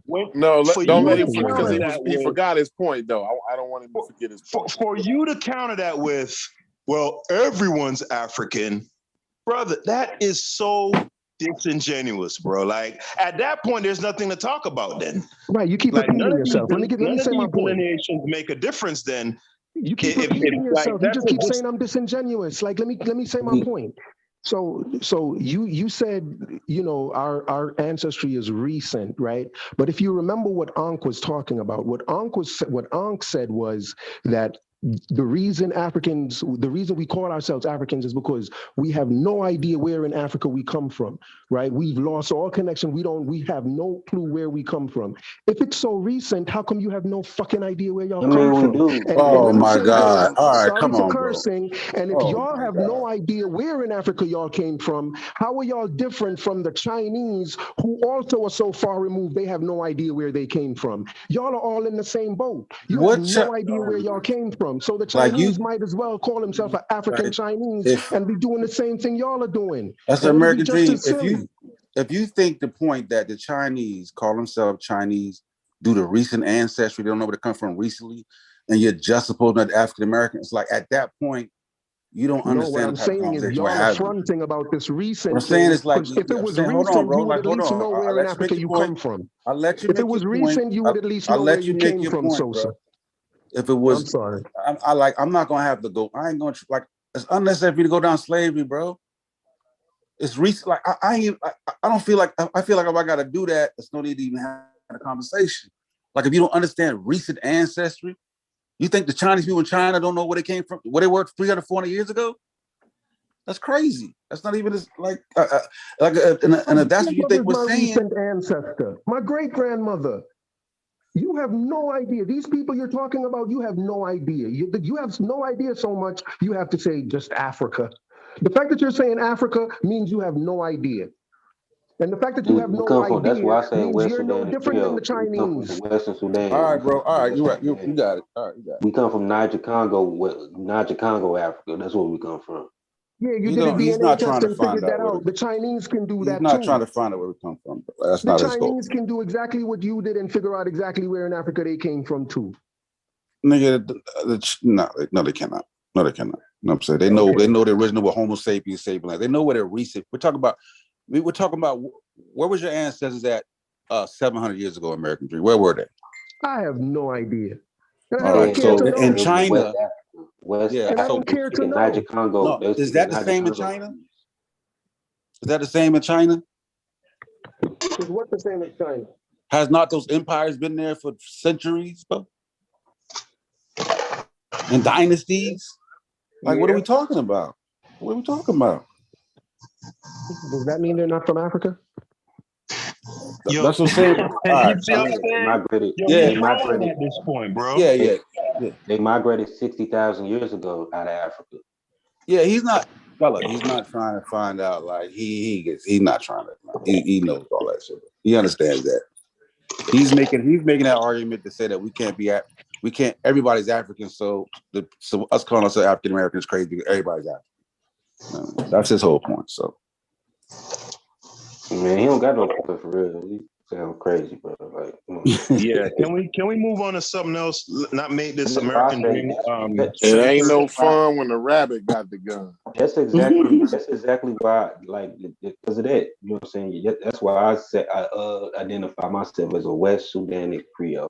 I think Corey gonna have an issue with the West Sudanic African Creole. Yeah, Geechee. American Dream will accept Get that. him, Corey. Get him, Corey. You ain't. I'm let Corey do this. I just don't understand what the West Sudan. My nigga.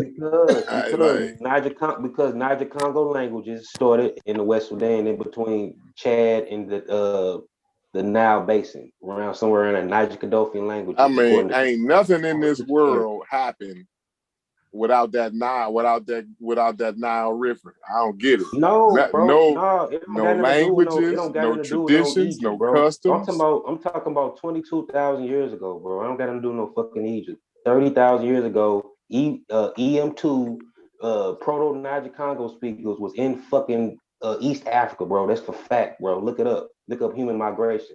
You know what I'm saying? That's what it is. Okay. You know what I'm saying? Even before. And you talking about 30,000 years ago, something like that? Yeah, but the culture starts there, bro. Like, so, you know, so that's why I say Western Sudan. That's why you think so many books about West Africa, they call it the Western Sudan, bro. Balad El Sudan, the Western Sudan. That's what West Africa is. Look at what the Western Sudan is. That's West Africa. Okay, so the whole even the Bantu expansion is an extension of West Sudanic culture. When you look at West Sudanic culture, they're talking about Niger Congo speakers. They're talking about West Africa. You still got Niger Congo speakers in the Nile Basin, the Kaddofian speakers I was just talking about. That's an extension of that. You know what I'm saying? That's even let you know, like during the hunter-gatherer period, they split up. You know what I'm saying? Proto-Mindi and the ancestor of the Atlantic Congo languages, you know what I'm saying, split up because the Mindi is like one of the most basal branches of Niger Congo family. I mean, y'all go back so far. I mean, when you get to 20 and 30,000 years, like, I mean, that's way back there to me. Because the culture was intact then. I mean, people accept, like, distinction between Niger Congo speakers, certain Nilo-Saharan groups, and Proto-Afro-Asiatic speakers during that time. You know what I'm saying? Even in the Green Sahara, like the not just any cave art. This particular cave art that pertains to Niger Congo speakers, which is the round head cave art, which you see the masks and the certain dances and rituals that certain Niger Congo speakers in modern day West Africa still do today. You know, I had a discussion. Go ahead, Sheffrin. Go ahead. So my thing is, we know that people blend and mix, you know what I mean, and bleed over into other groups, you know what I mean? So my thing would be, what it seemed like we go super hard to, you know, for Egypt to put quote unquote black people there. Yeah, it wasn't no Like Egypt then. It wasn't no Egypt. Yeah, we get that. East Africa. Let him make his point. Let him make his point. Let him make his point. So the point, to go back that far, right, and to name all of these people and stuff, you know what I mean, and these blendings of people, is to put black people there. Like, so the whole point of it is, who are the Egyptian people? I keep hearing Bija people and all of these other people that's in the Sudan and in Ethiopia and these places, right? You know, I can't. That's why I said the Western Sudan. The Sudan got different regions. Like Northern Sudan ain't the same as Southern Sudan or Eastern Sudan. Like when you get in the Eastern Sudan, you get more like Nilo-Saharan groups and shit. You get more Northeast, you get more Afro-Asiatic speakers, like Horn African type, them mixed type motherfuckers and shit. You know what I'm saying? When you get to Western Sudan, that's like the corridor of Niger Congo speakers. Like we branched out of those savannah regions, you know, through the Sahel. You know what I'm saying? And migrated into the humid Sahara. You know what I'm saying? All right. 12,000 years ago, because even before then, before even Niger Congo speakers was even in West Africa, you had middle Stone Age people, which was not us either. You know what I'm saying? We mixed, like we're like Ngozi always keep telling y'all, we'll fucking hybridize people ourselves too. You know what I'm saying? Yeah, I get it. So it's like, why can't we just allow the Egyptians, right, and that to be them and not try to conflate their. I'm not saying nothing about no Egyptians. Afro-Asiatic speakers was already a different group.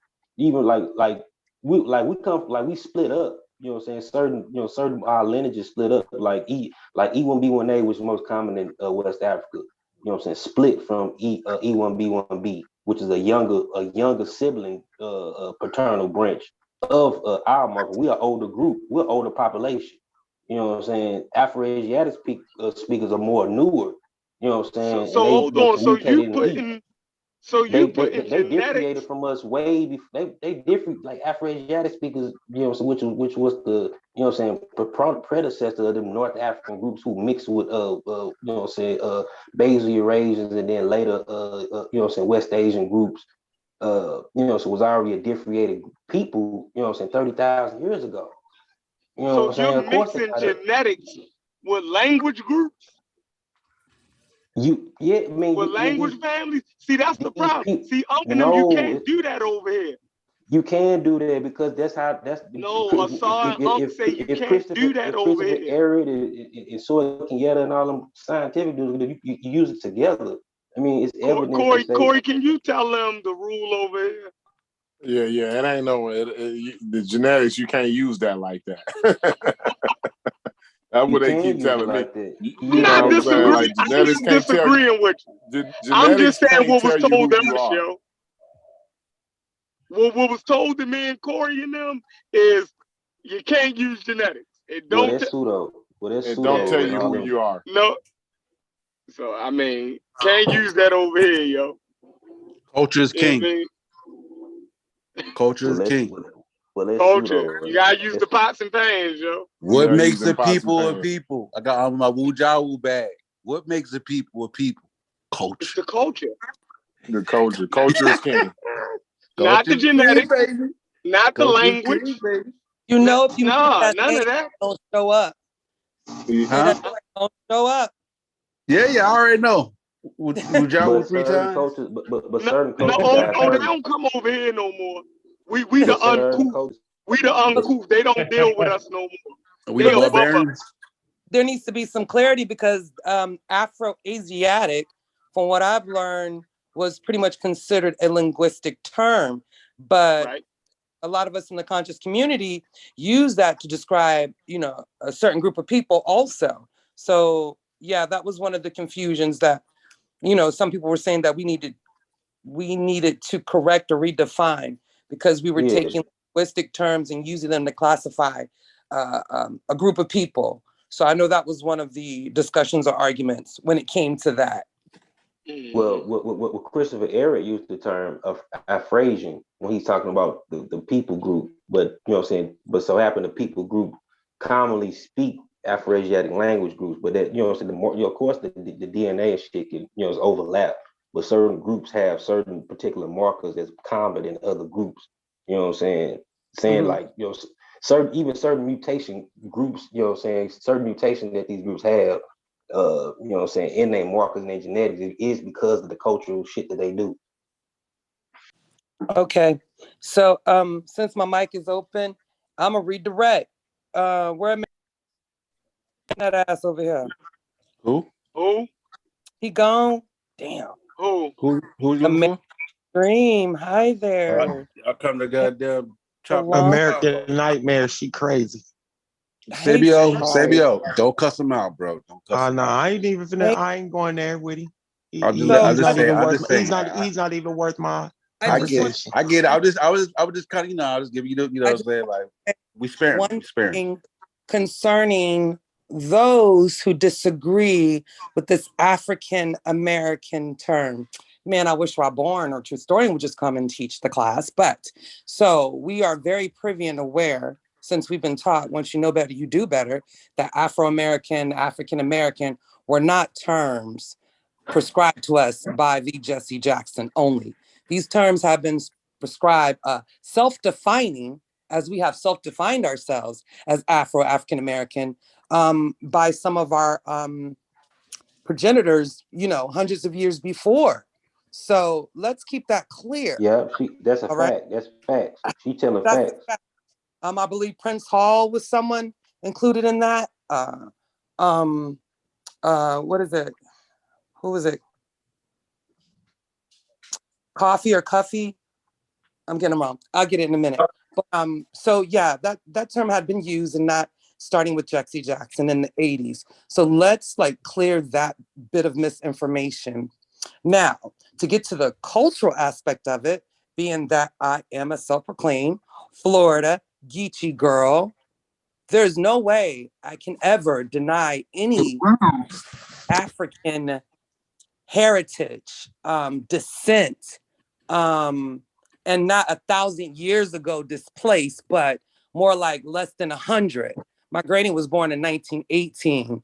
People love to call me Abo and say that I'm native because I have high cheekbones, not understanding that the genotype of a West African can be just the same because you're so closed-minded. But from the cultivation of rice in the North Americas by Africans, which was very prevalent in the South Carolina area, that Georgia-Florida corridor, which is Geechee territory all the way up and down.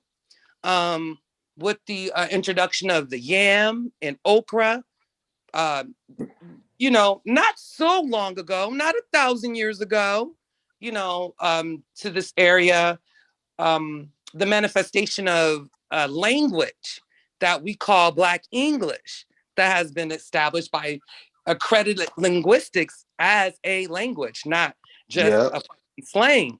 Okay, these are my Geechee Gola people who have West African roots. So I just want to say to those who have an issue with that, like kiss my ass, because Shout out to Lorenzo Dow Turner.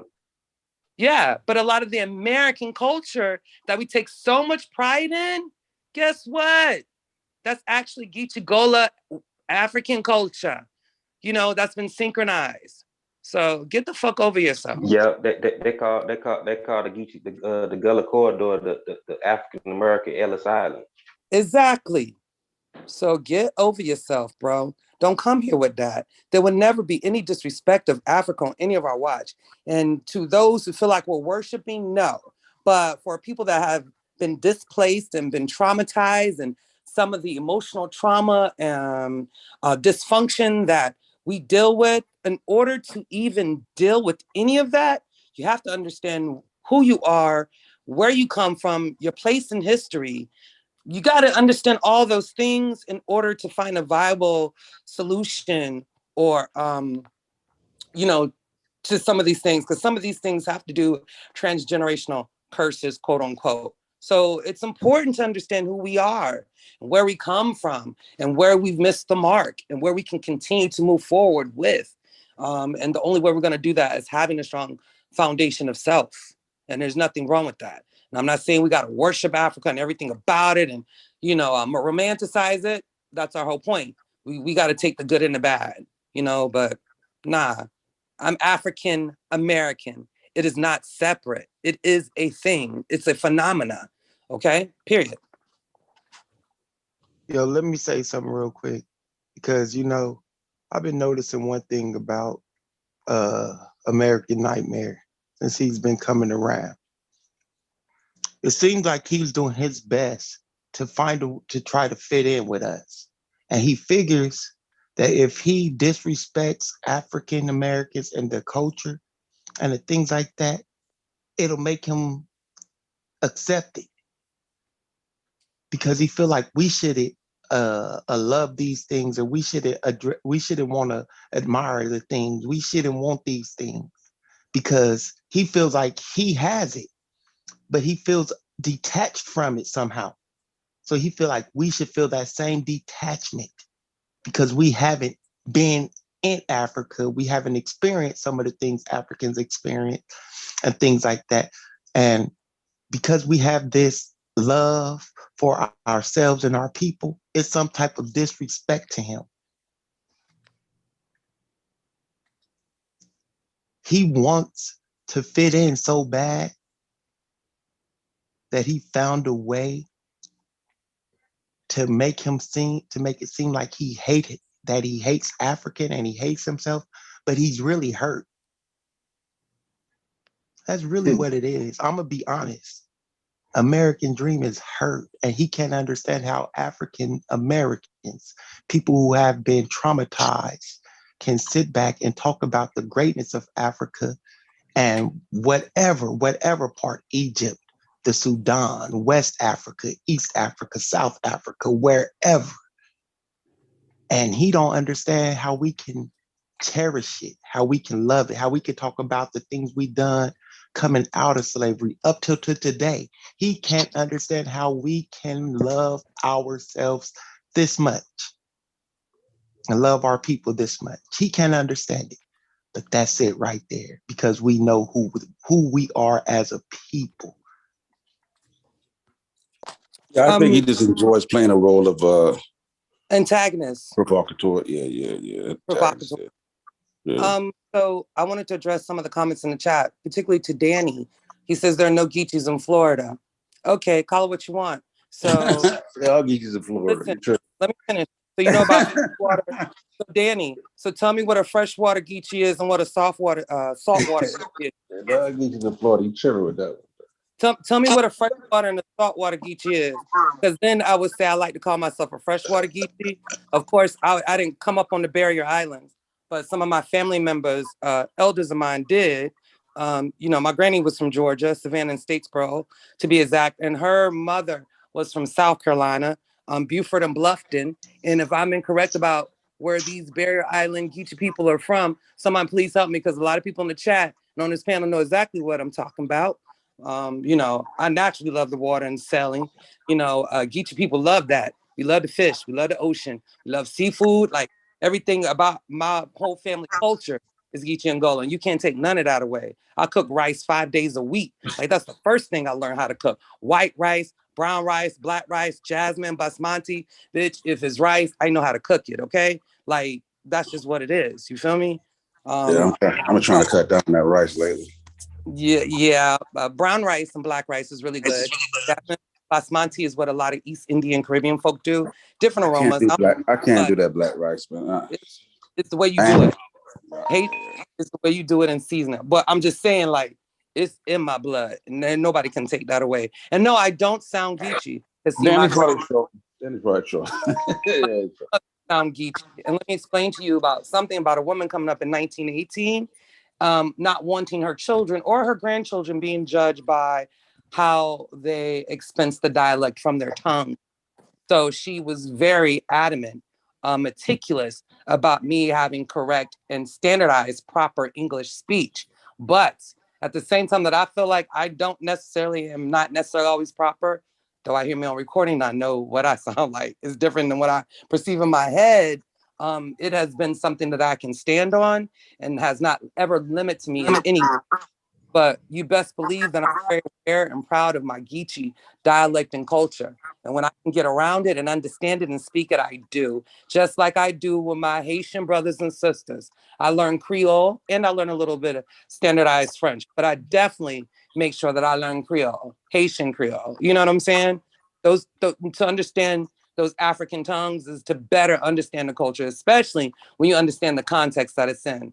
So, don't be so ignorant and closed-minded. Yeah, I'm sure truth is true. True story probably true. Yeah. Corey the host. If anybody in the back chat stuff. Is True Storian? Huh? No, you said True Storian was trolling. I don't think that's true. I think he said True Story said that. So I know he knew better. Nah, True Story not in the chat. Oh, I thought he said True Story said that. Who said that? No, I said Danny Wilson, not Danny Storian. Talking about the Danny Wilson. When you said Danny, I thought all right, cool. No, because I know True Storian would have never made, because he said it several times, Geechees can't be from Florida. I know True Storian wouldn't have said no shit like that. I'm just saying. We know better. Yeah, but listen, you already know that the corridor stems from North Carolina all the way down, all the way to Florida. Like, this ain't even a debate, right? You can look this shit up. Debate when we want to talk about the Seminole Wars, especially when we want to talk about Africans and where that come from. Now let's remember. I'm saying, but you can see where the territory stems from, so it ain't even. You know what I'm saying? It's not even an argument. A coherent argument can be made against it. The territory stems from North Carolina, Florida. He was saying in the chat that he'll concede the point that you moved there, Jelana. So what y'all saying is it ain't just the transplants. Y'all saying that Geechee is the OGs is all the way from NC straight down to Florida. It ain't just the movement. From the tip of North Carolina, Boston, North Carolina, all the way down to Florida. Yes. That's the territory. So the distinctness about Geechee Angola culture is Europeans were not they weren't able to handle that environment. The environment was tropical. Remember, there was still lots of malaria in those areas, especially in the summertime. It's right here. Phone's right here. And so these Europeans still did not have the immune system to really deal with that. Those West Africans did, so they kind of left them isolated. So those particular West African slaves or whatnot had a bit of freedom that was uncanny. You get what I'm saying? At that time, and they were able to move around. Hence why you had a lot of the maroon, Africans or cultured around that time come from those areas too, or they aided and abetted and helped out with that situation. Remember, these are marshlands. The white man didn't really know its way around. The Native Americans and the Africans did.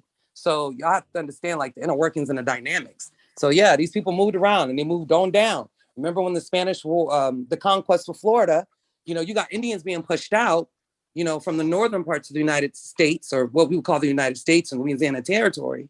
They're getting pushed into Florida, and they're getting pushed down far into the Florida. So, and then you have a lot of intermingling. So, yeah, it's a lot of and the Spanish promised freedom to any slave that escaped to Florida was considered free because Florida was Spanish territory. So a lot of slaves escaped and head down south.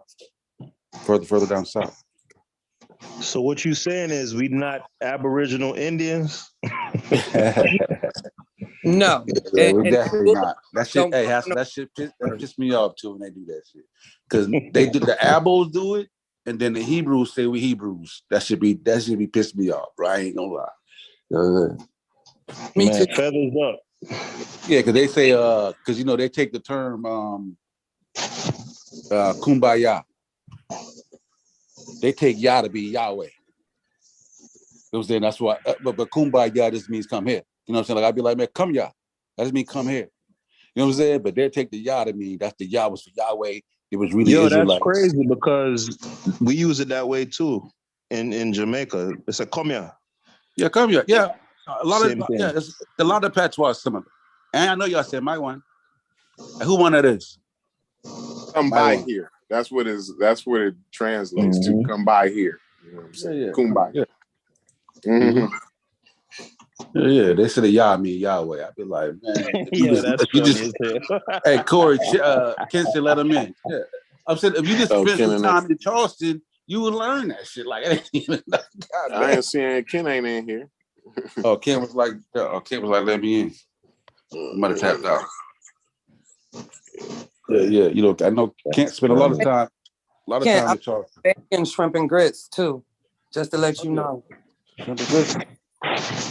Yeah, they kind of Americanized it now with the little tomato-ish. I don't like it. I can't. They make like a little tomato base though. They kind of muck it up a little bit.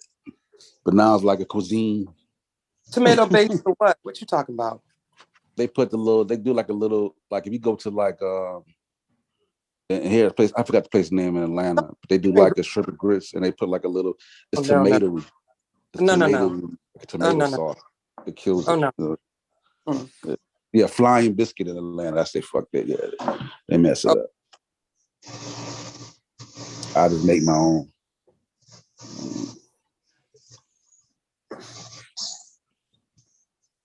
Oh, Tiffany, you've been for sure. If we not Aboriginals and we not Hebrews, are we Moors?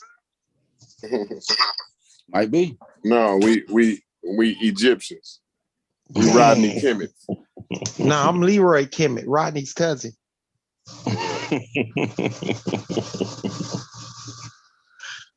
Yo, you got to be careful with that Rodney Kemet. We're gonna have some Egypt. We're gonna have a part of Egypt one way or another.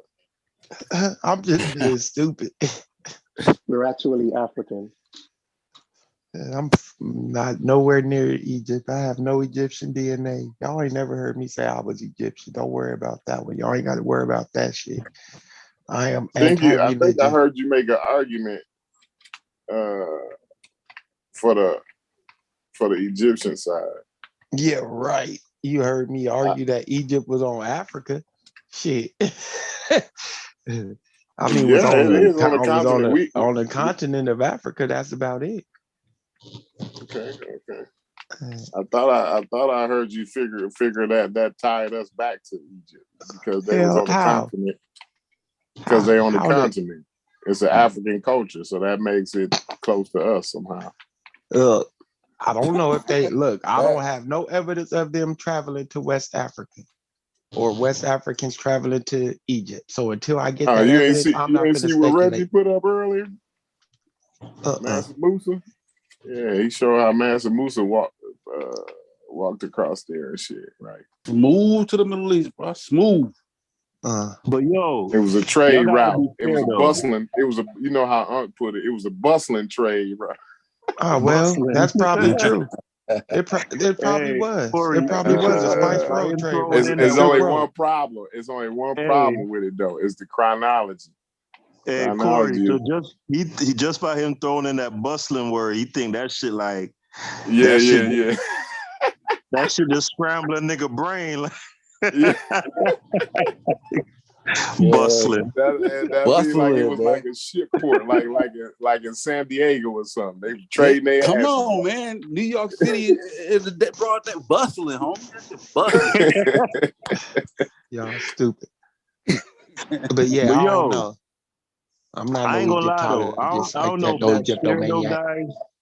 Because look, people talk about the Great Zimbabwean Wall all the time, and they talk about like the what's that bone in Africa with the mathematical The Shango bone. The Shango bone, right?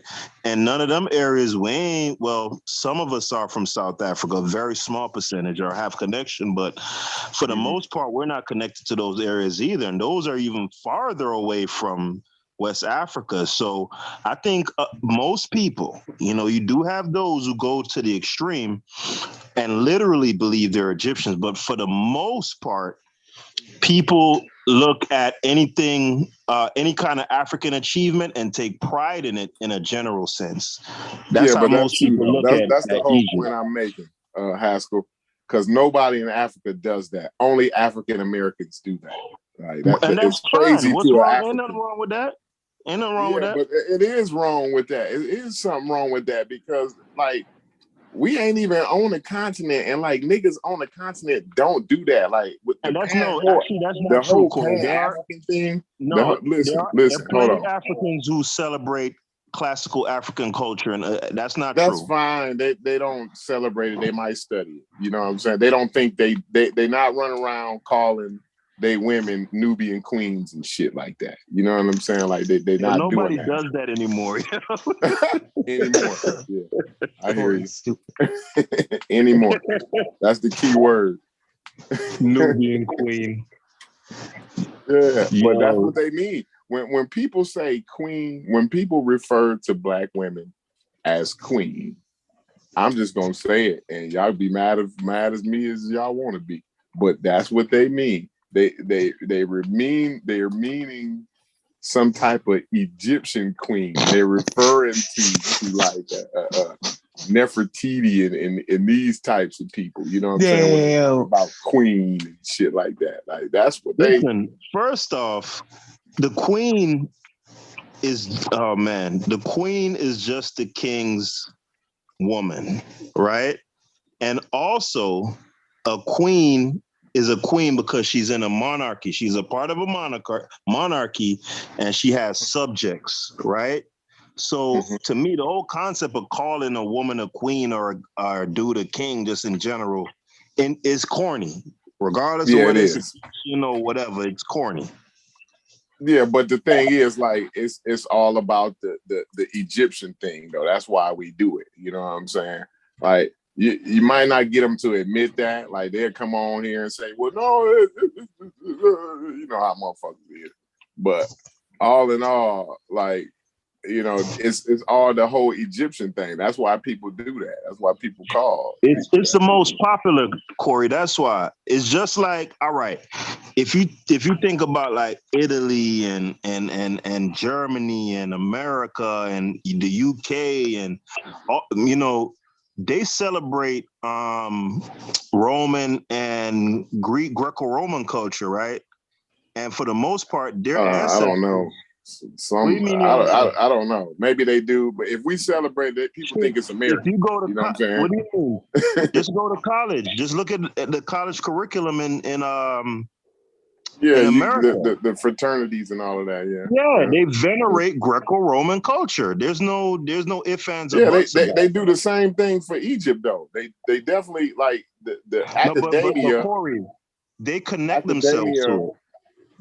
Puts them in the same boat, like, you know what I'm saying? Yeah, but Corey, they connect themselves to Greco-Roman culture.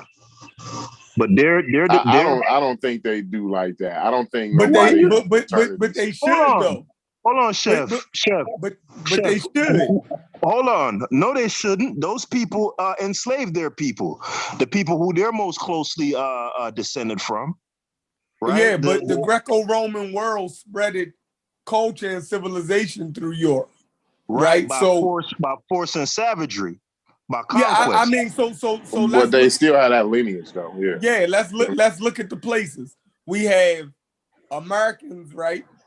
Americans that descend from Germanic people, right? France, England, which would be the UK. So those people are have direct cultural links to the Greco-Roman world, because the Greco-Roman world spread over from Spain all the way to Germania, right? So their languages were influenced by the Greco-Roman world. Most of the religious practices, the writing systems. You dig what I'm saying? All of that was because of the Greco-Roman push into all of those lands up into where we have the Germanic tribes. So yeah, they didn't go past Britain though. They wasn't not in Britain though. Oh, Britannia area. Yeah, Britannia, but no, they went all the way to Germany, yo. Yeah. Right. So why Britain claim them then and be wearing togas? Because and because they went to Britannia. Britain. Nah. If they did, they would. Because no Roman emperor ever. They were scared to go because of stories. That's hold on. London was founded by the British. I mean, by the Romans, yo. Stop when that. You go to, but listen. Hold on, I need a source on that, Chef. Go to Caligula, right? Caligula hold was on, like. Get a source on that, Chef. No. But hold on, but listen. I am the Chef, source. So Caligula, right? Caligula, right? In order to keep remember he was running the money to fund the people. He was attempting to do what no Caesar had ever done. Conquer Britain. So you're telling me that the Romans wasn't in Britain? I said if so, it would have been way late, way after that shit's dying out. It would have been way, because like I said, Caligula didn't go. His uncle didn't go. Listen. We have Roman Britain, yo. We have, like, that's not even where do you think they got the language? I mean the writing from and all of that. Hey, don't hold on. Let me Yeah. Now y'all go that the Roman Empire didn't spread into Britannia. They did. They pulled out, but they was there. They started, you know what I mean, a whole bunch of. But that's still not them, though, Chef. That's the point. That's I'm not not. the people. No, I'm not saying it's them, but their culture, right, and their influence spread all the way to those. So those people can actually, you know, give the origin of their current civilization back to the Greco-Roman occupation of those lands. They influenced all of Caligula is 41 AD. So what you saying? Even up until 41 AD, they wouldn't. And you know, so Caligula. Why would you stop at Caligula? But you know, Caligula is when the Roman influence starting to die out, though. Oh no, yo, you fucking up. Hey, but hold on. I just Googled it. I ain't looked too deep, but it said they did conquer the majority of the British Isles. Yeah, and that include modern day England and Wales and What time period? What time period? What are you talking about, time period? Hold on. No, like I said, the Roman time period. No, I'm saying, but it was way later on. But those people have been apart and separated for a long period of time. They wouldn't mixing and mingling like that. You said they wouldn't. It was no different than the West African wouldn't mingling. There's no different than the West African mixing and mingling with niggas in the North. They weren't mixing and mingling with niggas over them bricks. No. I'm saying that the Roman occupation gave rise to modern day Britain, yo. Like that culture, the building of the roads, the aqueducts, all of that stuff in Britain, the origin of it, right, of them being civilized, what we would call civilized, right, come from the Romans, yo. It says 43 to 410, Sosa. Yeah. That's easy work right there. So yeah, no, but that's what I was saying. That's why I said Caligula's 41. I know they hadn't gone this since 41 AD. Like they wasn't in contact with them. They had no. They went right after Caligula then. Yeah, probably after. Yeah, but I'm saying like they had up until 41 AD, them niggas had no. It was no business, no dealings. Period. They wasn't going over there. They threatened them. The soldiers threatened a mutiny and kill Caligula. It was like, bro, if you try to get them, they say they're afraid of death to go over there. If you try to get the niggas to go over there, they gonna kill all of us. And so what he did is he faked like he went there and he dressed his niggas up, make them look like savages and shit, and parade them back into Rome. As like, yo, we went to Britain and we took some savages. But they were really niggas in his own army that he brought back and dressed up looking like crazy motherfuckers. That's the point I was trying to make, but go ahead. Oh, no. Long as we know that Britain had, and all of those places and all the way up into Germany, I think they stopped around the Rhine River. So that would be pushing close to the heartland of Germany. And then they got pushed back. So they settled in the northwestern part, which they call Francia, which then became France. So, you know what I mean? They did all that, yo. Like, so all of these people in America that have fraternities. Hey, that Braveheart, is that based on Rome trying to conquer Scotland? No, that's based on the English trying to conquer Scotland, right? Yeah, the English trying to conquer Scotland. Yeah. So, So, like I'm saying, that all of the American fraternities and the AKAs and all of that, they could do that. So I'm saying, show the same thing with Egypt influencing African writing systems and culture all over that, and then we can have the same discussion.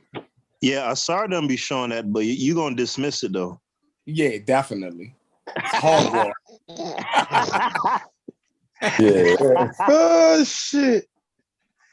Hogwash. Because why Africans? Why all of the other Africans only get the religious shit from Egypt and not the technology and the shit that really fucking matter? You dig what I'm saying? You want me Look, blow your your mind? pushback though, Chef, though, is like, even though they may have been in locale, and some of them came got influenced later on, they can't say that they're them peoples like how they do. Because you would be like, nah, nigga, you ain't them niggas, you motherfucking Franks. Right, but the Romans and the Greeks left vestiges of their influence everywhere that they went. Romans, because Greeks and Romans is different. Right, the Greeks wouldn't be in that. Greeks and Romans are different. Right, Romans, not Greeks. No, right. the Greeks conquered all the way to India, and the shit is documented. Like Hold on, what? Let me are y'all serious? So hold on, did the Greeks conquer Germania? No, they went another route. They went across the Mediterranean and into Asia and Asia Minor. Right. Yeah. So we talking about people in America, descendants of Germanic peoples. So that Greek shit ain't got nothing to do with them. You can make a case for Rome, but that Greek shit ain't got nothing to do with them. No, they combine it though, Haskell, chill. They combine it because Rome we ain't gonna do that. No, hold on. Look how I go. Rome conquered Greece, right? And all of the Greek knowledge went into the Roman Empire. So when Rome spread out further into Europe, they took Greek knowledge with them all through Europe. So that's why we call it the Greco-Roman world, because it was a combination of both civilizations. Yeah, but that's still not peoples. What are y'all saying, yo? That ain't peoples. Like I said, because that ain't done. Like they shouldn't be putting on togas. Greece is done by what? Right before the first century, maybe 300, 200, when Alexander the Great started giving his generals particular places before they died out. So, Chef, in other words, I'm gonna give him pushback, building. It's fun for the bullshit. I like that. Capitol building and seeing Chef going to the Capitol building and seeing a statue of George Washington in a toga. That is crazy. That's wild. I mean, but why? What you? No, explain. That's just like how y'all be clowning Jabari for wearing the shit. It's the same shit. So I didn't explain the connection good enough. You did, bro, but that's all right. Just because you like the Greco-Roman because they have like a loose connection, that mean they could run around in togas? Like that's still not you. That's not them. Yeah, I agree. Like, listen. Yeah, that's just a pseudo. I mean, like them running around in togas, like that's just a pseudo to me. So, just because white people do it and they revere Greco-Roman culture, that don't mean they ain't pseudo doing that too. You know what I'm saying? And most of the languages still have the visages of that. So it's still there. That's the part that you can't get around, Hassel. Well, you could make the same argument for the meta-neta. Don't Garfield say all the time that the English is a derivative of that shit, as far as the letters and shit? Then you make the cutoff point at 700 AD, Chef. Then you go into the Dark Ages, all that shit cut off. Nigga, all that knowledge is brought to them by them goddamn Moors and shit. Boom. I'm lost. You done lost me. 700 from 700 AD. From 700 AD, the Moors go into Spain, right? Push Europe back into the Dark Ages. You feel me? They fell back and behind. All the knowledge and shit that they had, like they saw the buildings, they had no idea who built them shits. That's how. The Dark Ages was before that. The Moors conquers of Spain was 700 AD. The Dark Ages it was 711. But I'm saying the Moors are credited with helping to bring Europe out of the Dark Ages. Yeah, but they still experience another Dark Age. When you go to like when you look at the medieval period, after the Moors were expelled, they did go through another Dark Age. Yeah, they still go through. Yeah, still ass backwards. Still ass backwards. What you mean at the last, Chef? The Dark Ages wasn't really dark, or is not. I think that's an overused historical term. Break it down.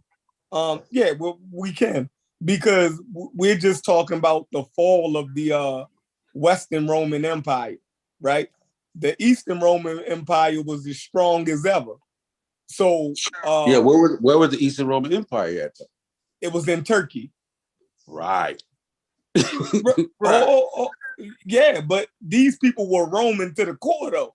No. I'm talking about in reference to what the Europeans were going through over in Europe. That's Europe. But they wasn't going not in that Turkey area. They wasn't. There was a lot of warring going on, right? Hence why they call it the Dark Ages. Yeah, they experienced isolate like about 1,000 or so. They started to gain knowledge of like some of the old knowledge, navigation and shit like that. Latitude, longitude, latitude. I think they conquered like some type of library, some shit, like 1,000. But up until that point, there was a complete isolation. So much so that if you traveled 50 miles, if a European were to travel 50 miles from his homeland, he would encounter somebody that spoke a language he didn't understand. That's how much isolation. You can tell that guy ain't well traveled. No, that's how much isolation. They were in complete isolation. They lost language. They lost writing. So y'all don't consider the Byzantine Empire European? No, I do. But when I'm talking about the dark. You talk about just the empire though. I'm talking about that. I'm talking about the whole of Europe though. So you're calling the whole of Europe what? They were the Dark Ages. But you can't even really say that, because we just said that the Eastern Roman Empire was as vibrant as ever. Yeah, but that only makes they ain't lose that until they lost to the Turks. Yeah, but when they were in the 1400s, 1453 to be exact. Yeah, when historians talk about the Dark Age, they're talking about Western Europe, aren't they? Specifically? And all the warring that was going on and different things like that. That's why it was considered the Dark Ages. Yeah, Western Europe. The Eastern was still bustling, but the whole part of Western Union was fucked up. Bustling. It was bustling. So you think that Venice and all of these places just came out of nowhere? Venice came out of nowhere. Nah, I'm saying Western Europe was though. Yeah, that would be Italy. That would be the Western part. What time period did you place in Venice? I'm saying when these trade places come on the scene, right? When they start writing about them, it wasn't like they just start getting rich then. You dig what I'm saying? They must have been jumping way before then. Had to be. So the Dark Ages isn't a historical consensus in academia? Yeah, but I think it's to a degree because they debate on the subjectivity of what you call in the Dark Ages, kind of like based on what Chef is saying. Because you got one section that, but in terms of literacy and how backwards it fell, all you got to do is look at medieval Europe. Do y'all really think it was that backward though? Bro, if all you gotta do is look at medieval Europe, look at the writings, the etiquette manual, nigga. So because of the writing, because writing fell off, it became a dark age. So let's go. I'm saying look at what they wrote. In Africa, right? No. I'm not saying because high levels of civilization without writing. No. I'm not saying because they couldn't write. I said look at the writings that they were writing. What the people wrote about the people in the Middle Ages, what they wrote about them, what was going on in the Middle Ages, not because the people couldn't write, because like everybody, it wasn't like everybody couldn't write. You know what I'm saying? Some people could write, right? Like Google Scholar, come on the panel. He said the population as a whole couldn't, like in other words, like when you go to court, it's called a hearing, right? That comes out of that Dark Age time. Because when people went to court, they couldn't write. So they would have somebody speak and write shit out loud and they write it down. That's why when you go to that's why when you go to court, it's called a hearing. That's what all that develops from. But during that period, they were in complete isolation. Most of that Western Europe part was in isolation. Like if they would have walked up to a Roman building shit that was knocked down, they would have no idea who built and how it was done. That's how isolated those people were in certain parts of Western Europe. That's what I'm saying. All right, so what happened in high school? Nah, Google Scholar was saying our knowledge on European history is horrible. Sosa come on. He said Sosa is pseudo, Sheffrin is right. So yeah, I was just extending an invitation for him to come on the panel. Tell her come on, so we can hash it out. We talk about in terms of Western Europe in the medieval period. I forgot. I was just reading on it too in this book called Chaos. I'm trying to remember a book that the dude wrote because it's in Steven Pinker's work because he was talking about the backwardness of medieval Europe, right? Because he's running a chronology of how Europe was backwards at one point, and he's showing the timeline of how things change, starting with etiquette, right? Starting with you see niggas saying like, don't rub your hand on your nuts in your undergarment. That there's things like that in etiquette books, teaching people how to act. Don't wipe your booger on the tablecloth. Like all this is in the different etiquette books written at the time because he's showing the timeline and just how backwards Middle Europe. Yeah, throwing their feces onto the street. Yeah, they didn't have no social services, no shit like that. Bloodletting and all that crazy stuff. Yeah. And how they carry the knives at the table and she ate with a knife. This is where the etiquette comes in, nigga. You don't cut bread with a knife, you break bread. This is why we get the term like, yo, let's break bread. You know what I'm saying? So to do away with the knife and niggas bringing a knife to the table, they came up with the fork. The forks came up shortly after. And then the knife became more curved and round, become a butter knife. Like he break all that shit down, running a timeline through medieval Europe, showing like the backwardness and then showing the more development and how it starts to develop and become more forward thinking later on down the road. Okay, let's just read a definition of the Dark Ages. Mm-hmm. It says the Dark Ages is a term for the early Middle Ages and Middle Ages in Western Europe after the fall of the Western Roman Empire, characterizing it as marked by economic, intellectual, and cultural decline. Concept of a Dark Age originated in the 1330s with the Italian scholar Petrarch, who regarded the post-Roman centuries as dark compared to the light of classical antiquity. So the term employs traditional light versus darkness imagery to contrast the era's darkness, lack of records with early and later periods of light, quote unquote, which meant abundance of. So keep reading. So the phrase Dark Age itself derives from the Latin, I'm not gonna pronounce that, saeculum obscurum, originally applied by Caesar Baronius in 1602, when he referred to a tumultuous period in the 10th and 11th centuries. The concept thus came to characterize the entire Middle Ages as a time of intellectual darkness in Europe between the fall of Rome and the Renaissance period. This became especially popular during the 18th century Age of Enlightenment. Shall I continue? Yes. Or does that kind of clear it up? As the accomplishments of the era came to be better understood in the 19th and 20th centuries, scholars began restricting the Dark Ages appellation to the early Middle Ages, which is the 5th to 10th century, and now scholars also reject its usage in this period. The majority of scholars avoid the term altogether due to its negative connotations, finding it misleading and inaccurate. Brock's pejorative meaning remains in use, typically in popular culture, which often mischaracterizes the Middle Ages as a time of violence and backwardsness. Boom. Yeah, that sounds like whiteology though, Sosa. Yeah, but if you go to if you keep reading, if you go to the fact that it's negative, they're not saying that because it's pejorative. Come on, Haskell.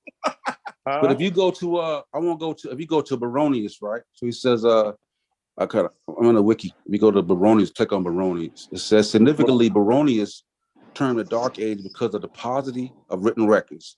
The lack of writers he referred to may be illustrated by comparing the numbers of volumes in the Mignus and Patrologia Latana, containing the work of Latin writers from the 10th century, right? So he said there's a sharp drop from 34 volumes in the 9th century. Are you on your desktop, Jolanda? Huh? Are you on your desktop? No, she on her phone. Oh, okay. I'm not on my desktop. I'm on my cell phone actually. Do you see my screen? Go to if you click on Baroni and Caesar Baronius, right there. Caesar Baronius. Got it. Caesar Baronius, as an author, also known as Caesar Baronius, was an Italian cardinal and historian of the Catholic Church. His best known works are his Annales Ecclesiastici, with Ecclesiastical Annals, which appeared in 12 folio volumes between 1588 and 1607. Pope Benedict, I don't know Roman numerals, conferred upon him the title of a venerable, so he was venerated, I guess. Does that mean he's made a saint? Yeah, Cardinal Priest. What part you want her to read though, Sosa? I'm trying to find it. Yeah, because we're in a different part because Baronius. In response to the Protestants, Catholic developed some Baronius. I've heard the point that Chef is making. A lot of European descendant scholars they object to the use of the term simply because of its negative connotations. I don't hear them necessarily reject the behaviors and the lack of literacy and everything else that caused Petrarch to use the term. they don't refute that stuff. They just don't like the term. Like, yo, don't describe our people as backwards. It's just like with this war right now in Ukraine. They're acting like it's the first time Europeans, oh my God, it's Europe and they're killing each other. Like, nigga, that's what y'all do. The fuck is you talking about? I can't remember the name of the goddamn book, though. It's a book on etiquette. And it's describing, because the etiquette book, because, you know, whatever in the etiquette, if they're telling you not to do something, then you already know they were doing it, right? And the etiquette book, when you read the etiquette book, it's crazy. It's crazy. And this is a white boy, Steven Pinker, talking about it. You know what I'm saying? How nasty and disgusting shit was. You know what I'm saying? In the Middle Age, and just the backwardness of it. You know what I'm saying? Hey, Shay, so I mean, they may not that's extend to just like- all of Europe. You know what I'm saying? But it was definitely fucked up in Western Europe. That's just like what Unc was saying earlier about the words. Like, Europeans, they know the importance of words, bro, and how you put stuff.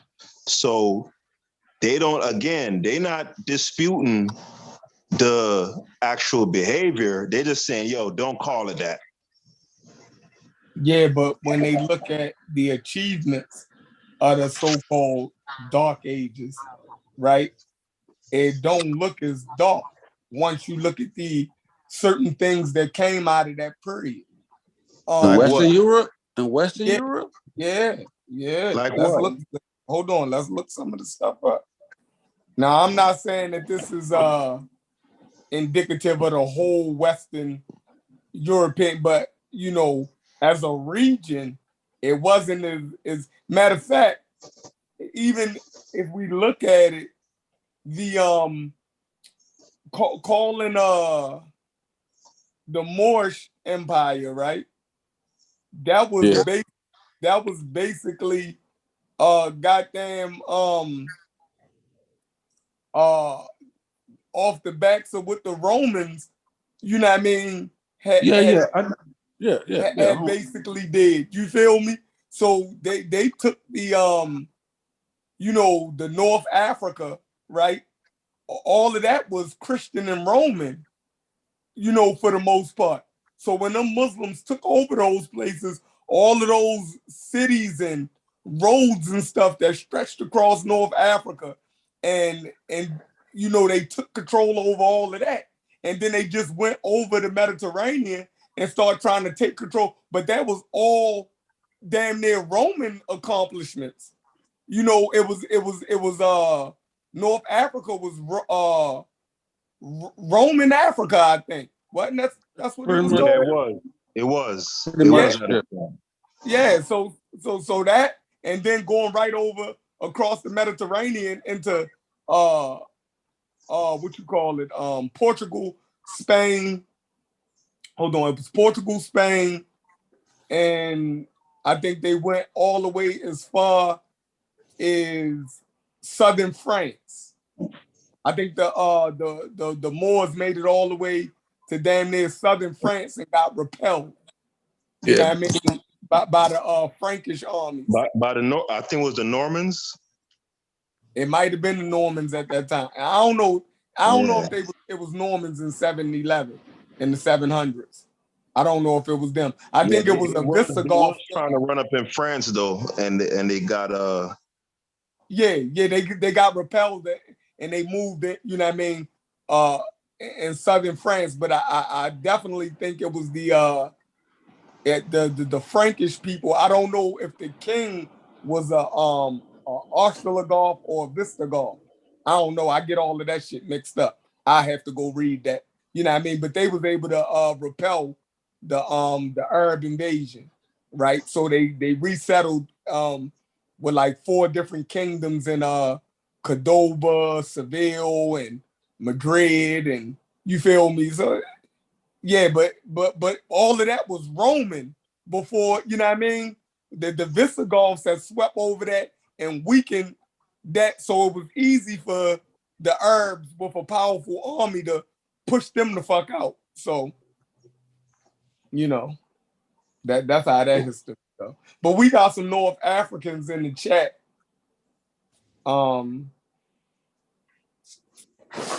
What's their name? North Africans been giving us hell. Yeah, Wilmir Dandat, and Mike Kukuyo. Yeah, Will Mill want that smoke with y'all. Will Mir is cool though. Huh? Will Mir is cool. Yeah. So, I'm just teasing. That's not a big deal. I'm just teasing. Yeah. So, Sheffrin, though, when you were how the Dark Age is misconstrued, so I'm just reading an article from Time. This is 2020, November 17. Okay. And it's interesting. I'm gonna read a little bit Go ahead. because I like to understand your perspective, even though I don't always agree. But you know, when you be on it, you be on it. Thank you.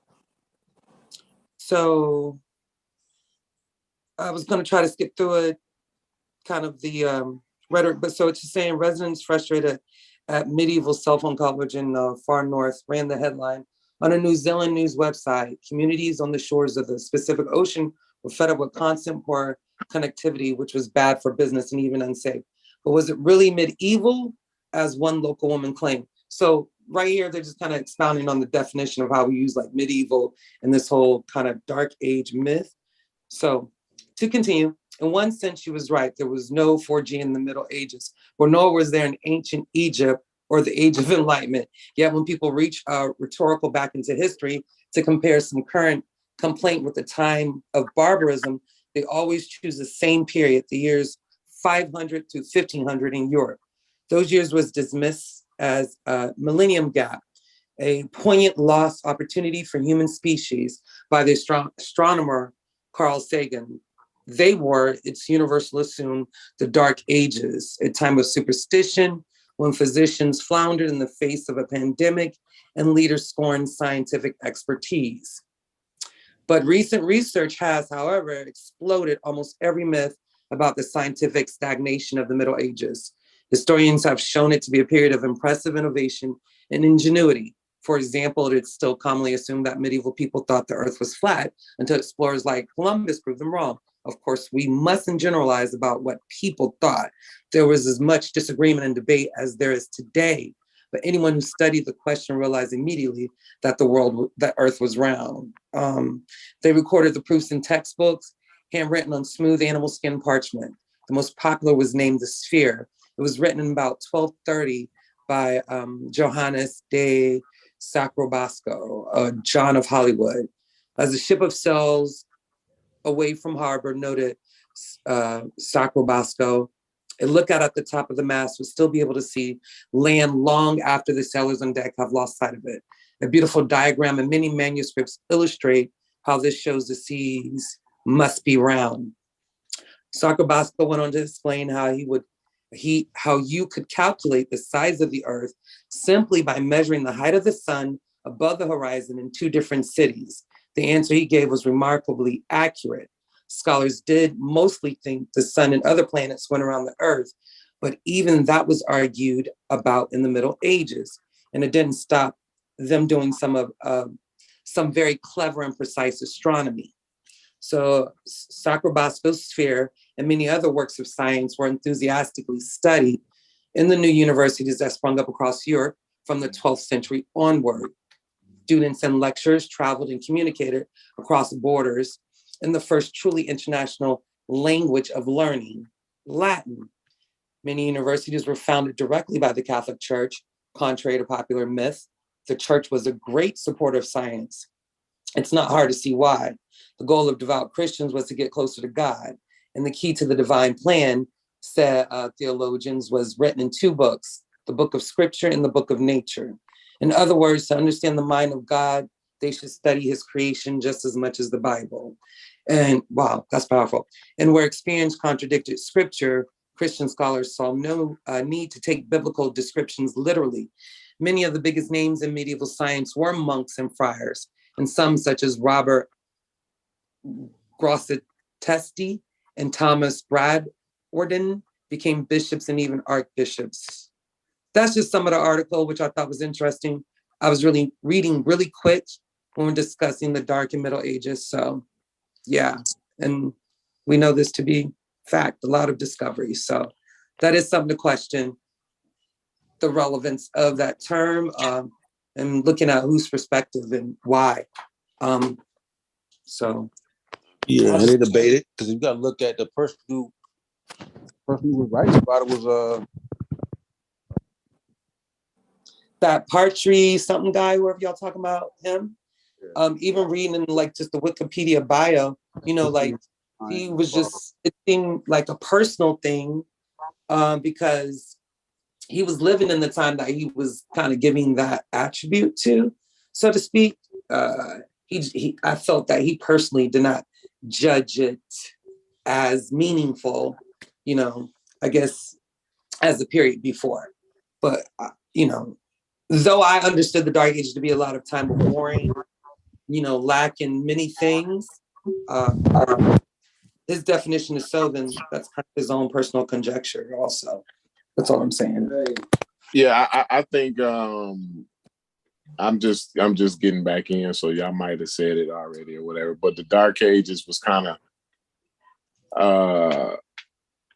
what happened was it was a lot of disease and a lot of war and a lot of famine. So it kind of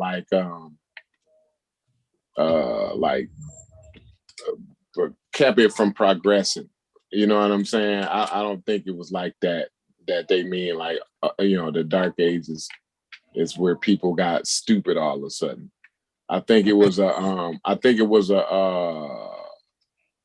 trend or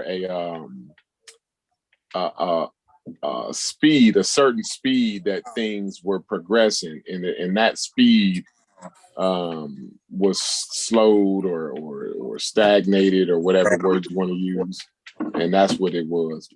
But you know, I don't know everything. You know? Yeah, but what Petrarch describes is a regression.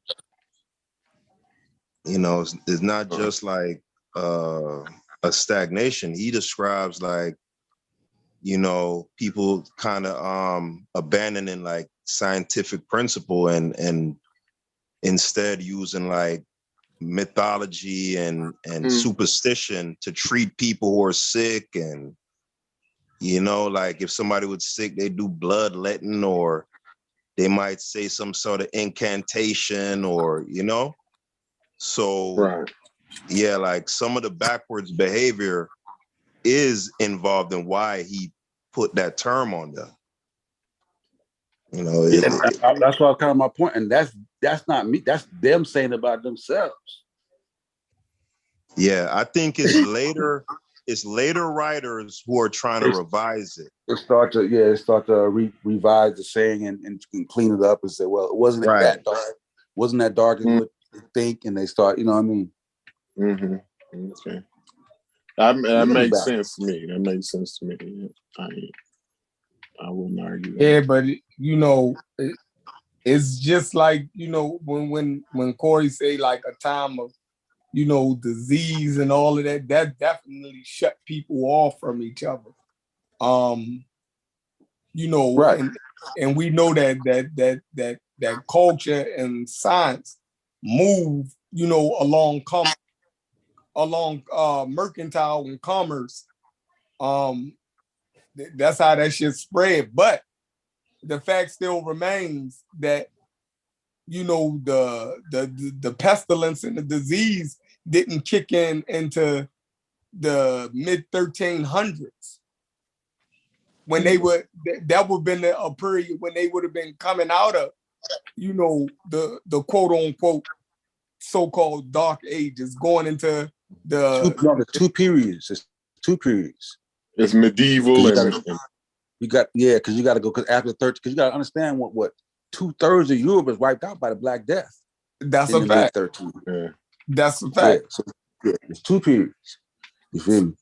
So that's what I'm saying. Like maybe all of the minds, maybe all of the intelligent minds were some of the victims of the you know, the disease and shit like that. Yeah, you know what I mean. So I don't know. You know what I mean. Don't get me to making shit up.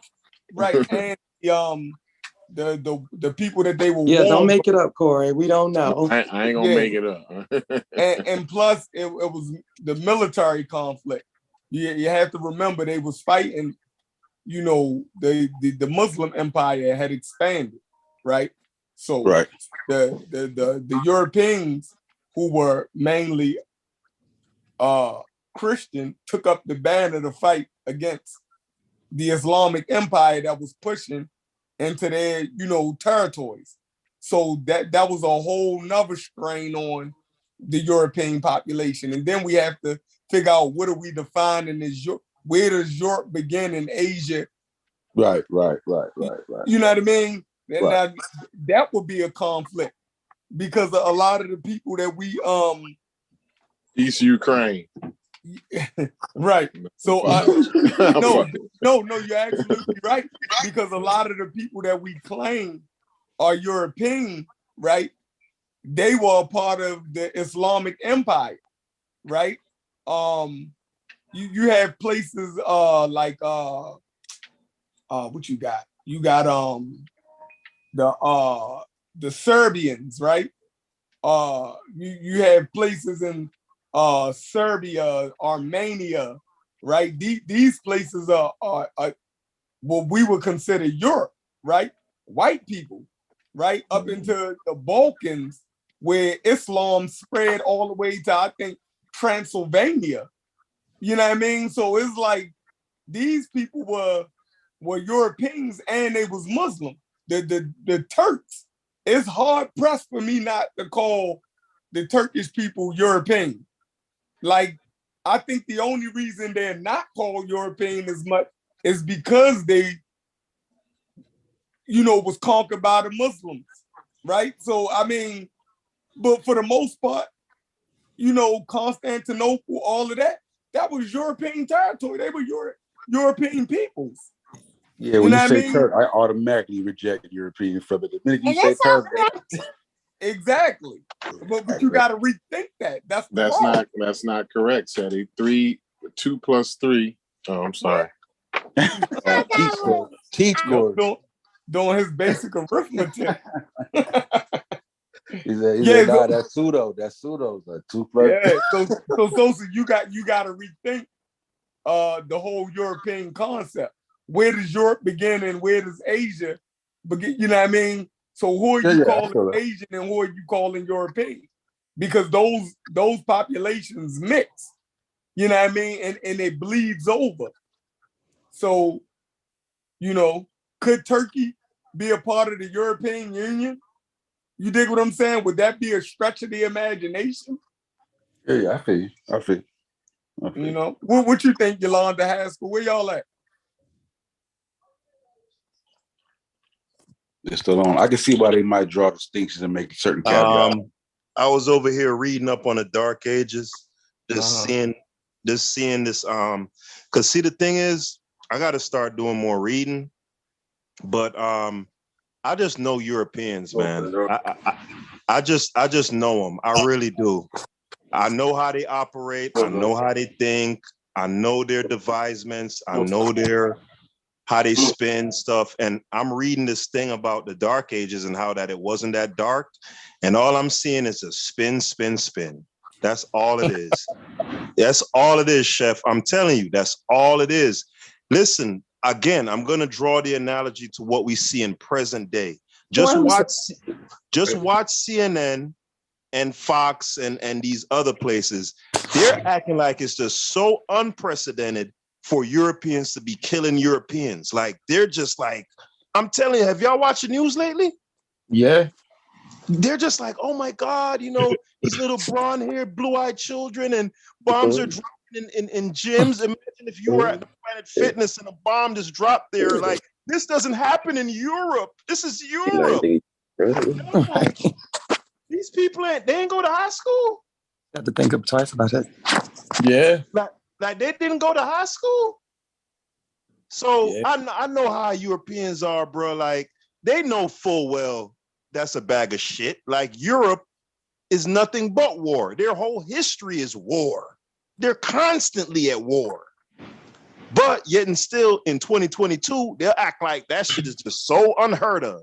So when I read this shit about the Dark Ages, and well, it wasn't that dark because see, we had Beowulf. Like, I was just reading some shit about Beowulf, a fucking legend or some nigga. Like, fuck is you talking about?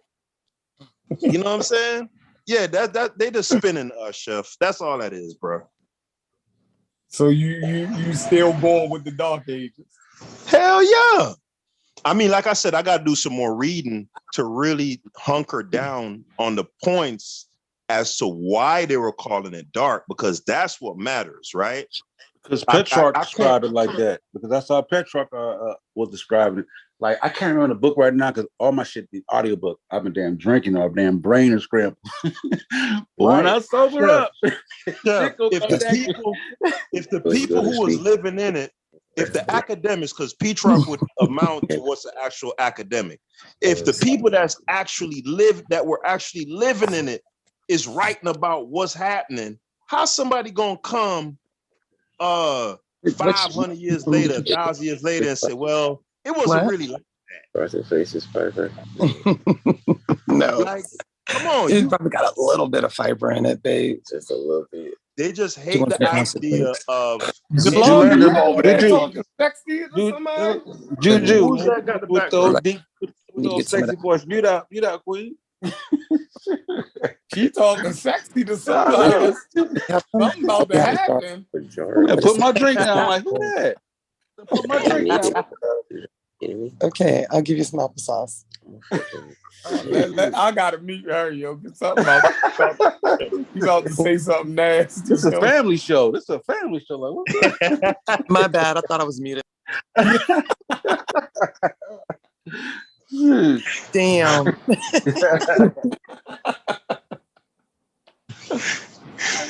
I can't remember the name of the book. But like etiquette books at that time was like, this shit was like bestsellers. Like, they was written by some of your best scholars of the day. But Chef. Like I said, I'm not gonna. I feel what you're saying, though, Chef. Like, because I think it gets to the weeds because we're gonna argue segments. I'm gonna argue this area, you're gonna argue that area. I'm gonna say over here, and you can say, well, what about over here? You know what I'm saying? So I think it's never gonna be quantifiably acceptable. You know what I'm saying? Right, because the term, Western Europe, you can say, well, what about Eastern Europe?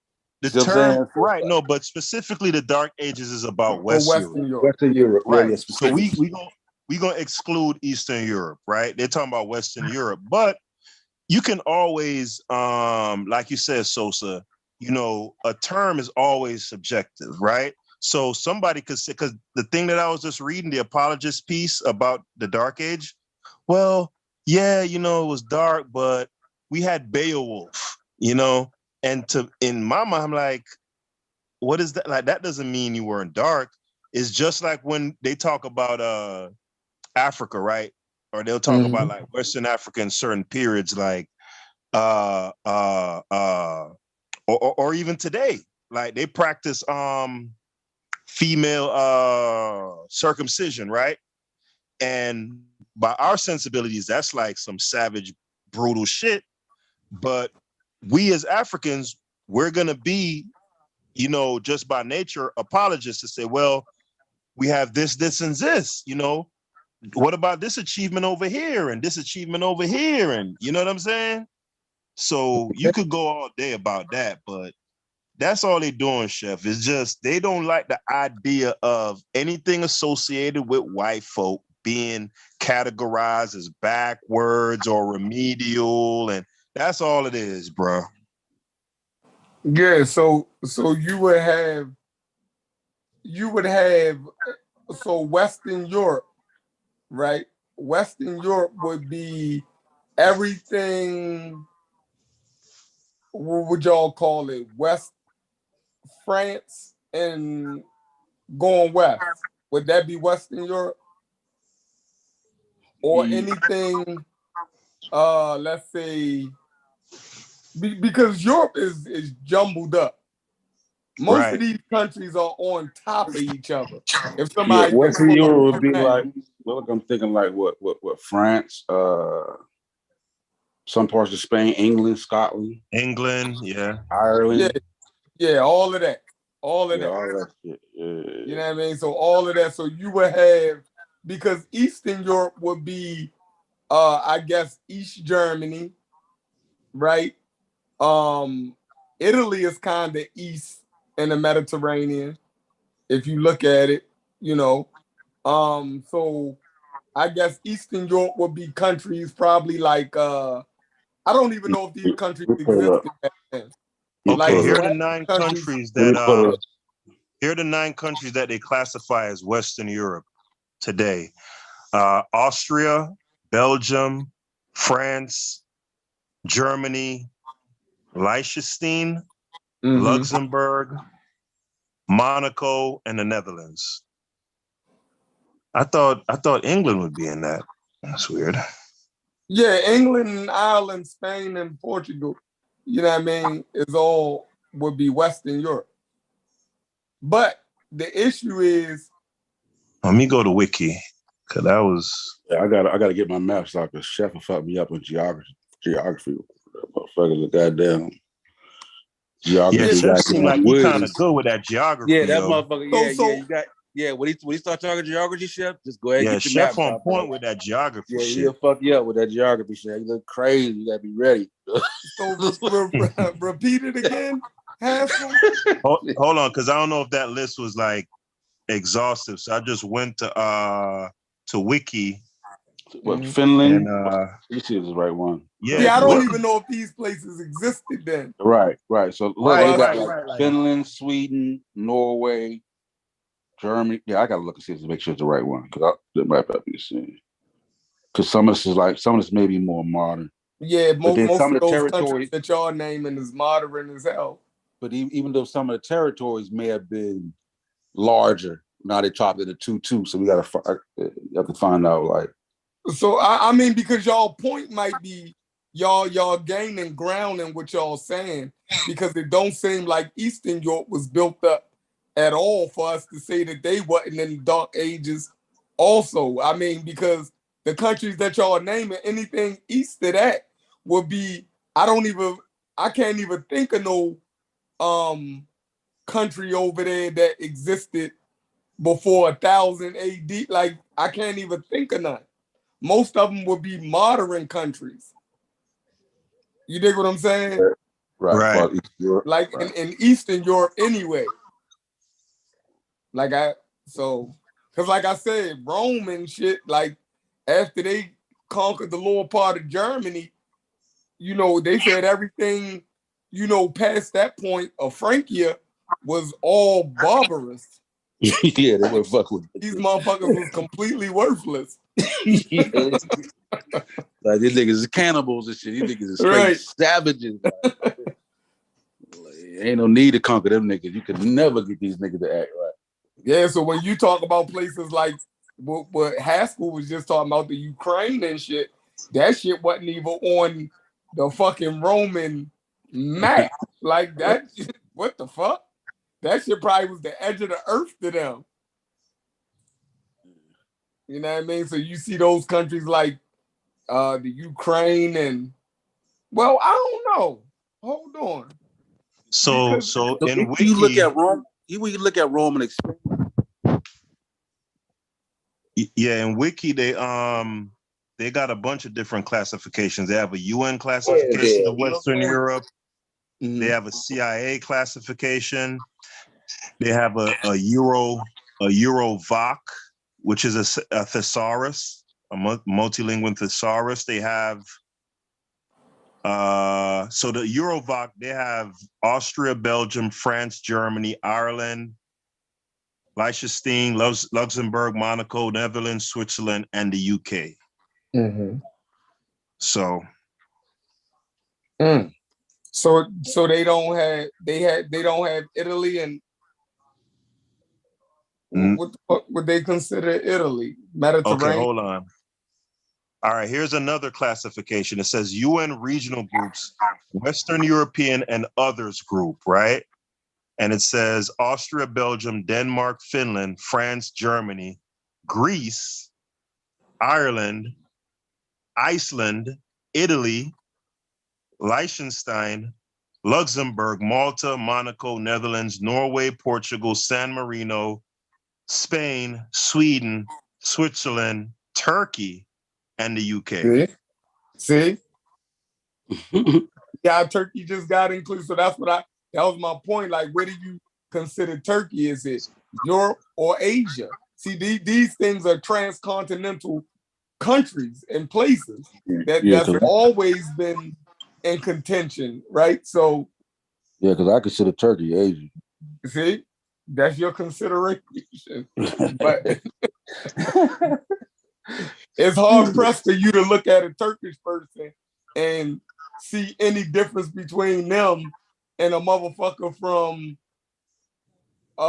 what's near that Georgia, right? The Young Turks, he get confused with Italians.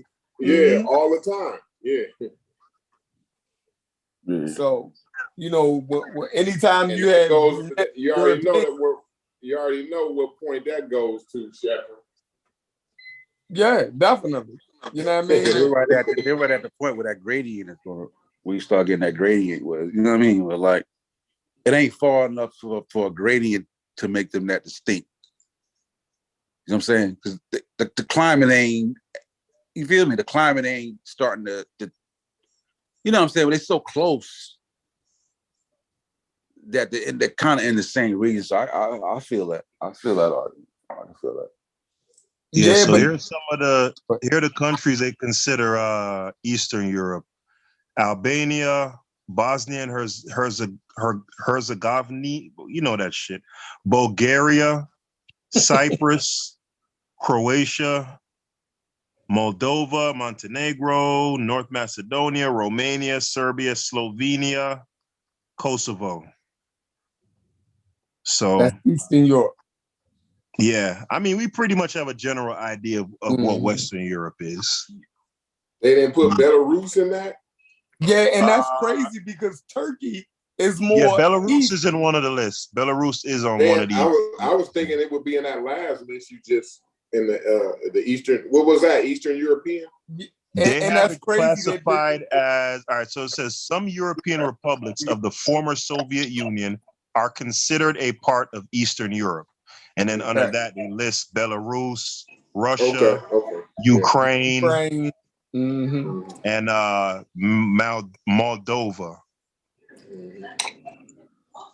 Yeah, but if you look, if somebody can pull up a map, the goddamn Turkey is more east than half of the Eastern European countries. Yeah. You know what I mean? It's damn it goes further east than the Ukraine do. Yeah, I thought Turkey was in the Levant, right? Yeah, because it is a transcontinental. It borders the Levant. Yeah, you consider niggas Asians, right, Corey? Right. So, but for purposes of this discussion, though, when we're talking about the Dark Ages, we have a general consensus on what we're referring to when we say Western Europe. Yeah, pretty much. Right. You're gonna have some areas that are like, you know, toss-ups or whatever, but for the most part, you know Germany what we're talking on about. Over. From Germany on over to all the way over, what's the to Portugal would be the westernmost tip of Western Europe.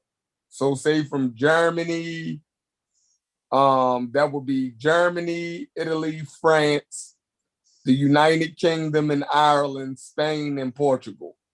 For the most part, that would be right. Yeah, that would be the Western Rome.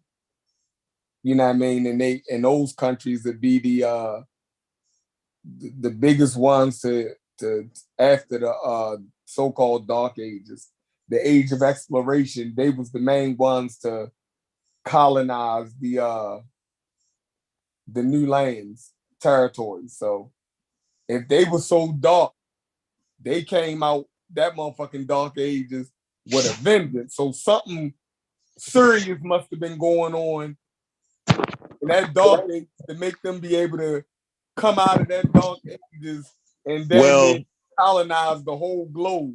What they credit that for, is the Renaissance period, right? Mm-hmm. But then what the blackologists would tell you is that the Moors what the Moors did, specifically the last two, what do they call them? Taifas? Not Taifas. The Almohads and the Almoravids.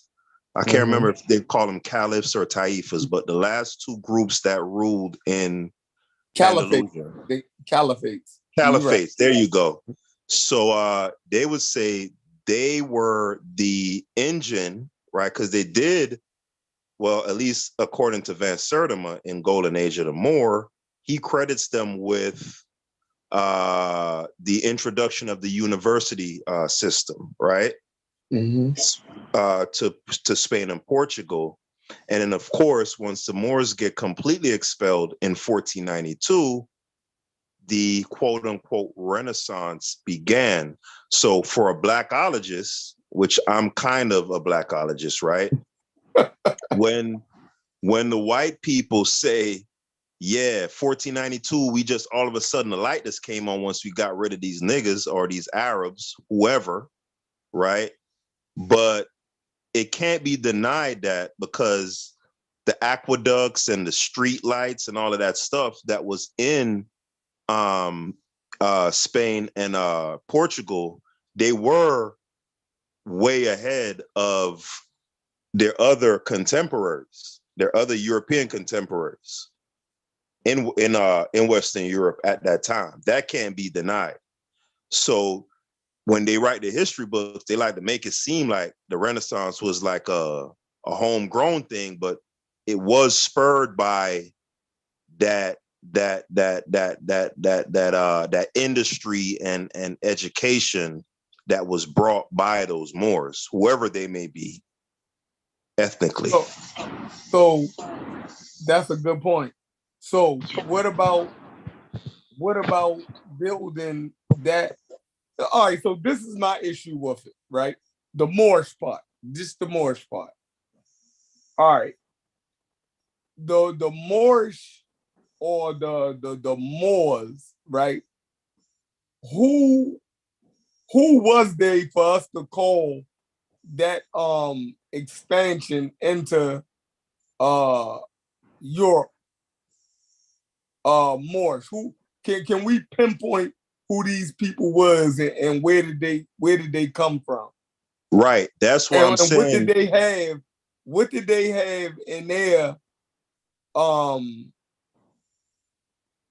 own culture that was on a level of what they produced, so-called produced, in the different kingdoms that they produced in they called it Iberia. In the Iberian Peninsula. Go ahead. Right. From the little that I've read in what's this Europeans book? I have it in front of me right now. Lane Poole. Yeah, from what I read in Lane Poole, right. He credits it mainly to those last two caliphates. So the first caliphate, I can't remember the name of, that's the one they mostly say like those supposedly that was under Arab rule, right? And I think their contributions would be more linked to Baghdad because they said Baghdad was like the Islamic nucleus of knowledge and mathematics and all of that stuff, right? So literature, all of it. Right. So you could point to that and say, okay, that would be where, so far as that caliphate, like that's where that would be coming from. It was Egypt and Baghdad, but okay. Yeah. And then when you go to the Almoravids and the Almohads, it was Persian. Was it more Persian? No, the Almoravids, I believe, came from Senegal. Like that was like their Oh, my bad. All right, I see what you're saying. Oh, you talk. All right, the Almohads and the Almoravids, they were religious movements, right? So, how can I explain that? They now were I get like what you're saying. You're saying what did they have in their lands as far as like architecture and all of the rest of it? Right. So if you're saying that they came from Senegal, right? So then we have to go to the Senegal of the 10th century, right? Well, they're saying that's where the movement coalesced, right? Yeah, no, Now, right, because that's the religious movement. So say right. that was like the army. It doesn't mean that was the civilization and the culture. Right. I got you. Yeah, so I got I you. think we mixing the two up a lot. The Blackology does that a lot. You dig what I'm saying? Right. Now, as far as like the buildings and like the architecture and all of that stuff, like those luxurious, extravagant buildings that you see in places like Cordova and stuff from the Almoravid period and the Almohad period, you would see those in North Africa specifically before you see them in Europe. And I don't have all the information off the top of my head, but Dana Marniche, I've heard her talk about it as far as like the different ethnic groups of Berbers, like the Sanhaja and this one and that one. And she could point to the like Salamanca, for example, that university. Salamanca is in, that's in Africa, right? Can't remember exactly where it is. Salamanca. I heard Dr. Ben talk about it before too, but she would point to North Africa as far as like the building, the aqueducts, irrigation systems and all that, you know. So that would answer your question, Chef, like as to where is the evidence of what we see in Iberia in, you know what I'm saying, coming from where the Moors coming from. You know, somebody would know a lot more than me, could speak to it a little bit more. Oh, that mean me. That mean me then, right? No, I'm just no, I think Sheffrin backed out or whatever. But yeah. I don't even know where the conversation is at. I have not been listening. I'm gonna be honest. Nah, basically, Corey, it's the idea that what they refer to the Dark Ages in Western Europe wasn't really that dark, right? Because what Chef's point is, if it was so dark, how did once the Dark Ages end, these people just suddenly just burst into this renaissance of science and technology to the point where they were able to subjugate literally the entire planet? Like he's basically saying, how do you go from being completely regressive and remedial to like being the dominant force on the planet? Like, I think it had to be a push. I remember now, and I'm gonna have to get some research, but I've read where it was actually like on purpose how they, you know, jumped into the Renaissance like that because of how pseudo they had got. You know what I'm saying?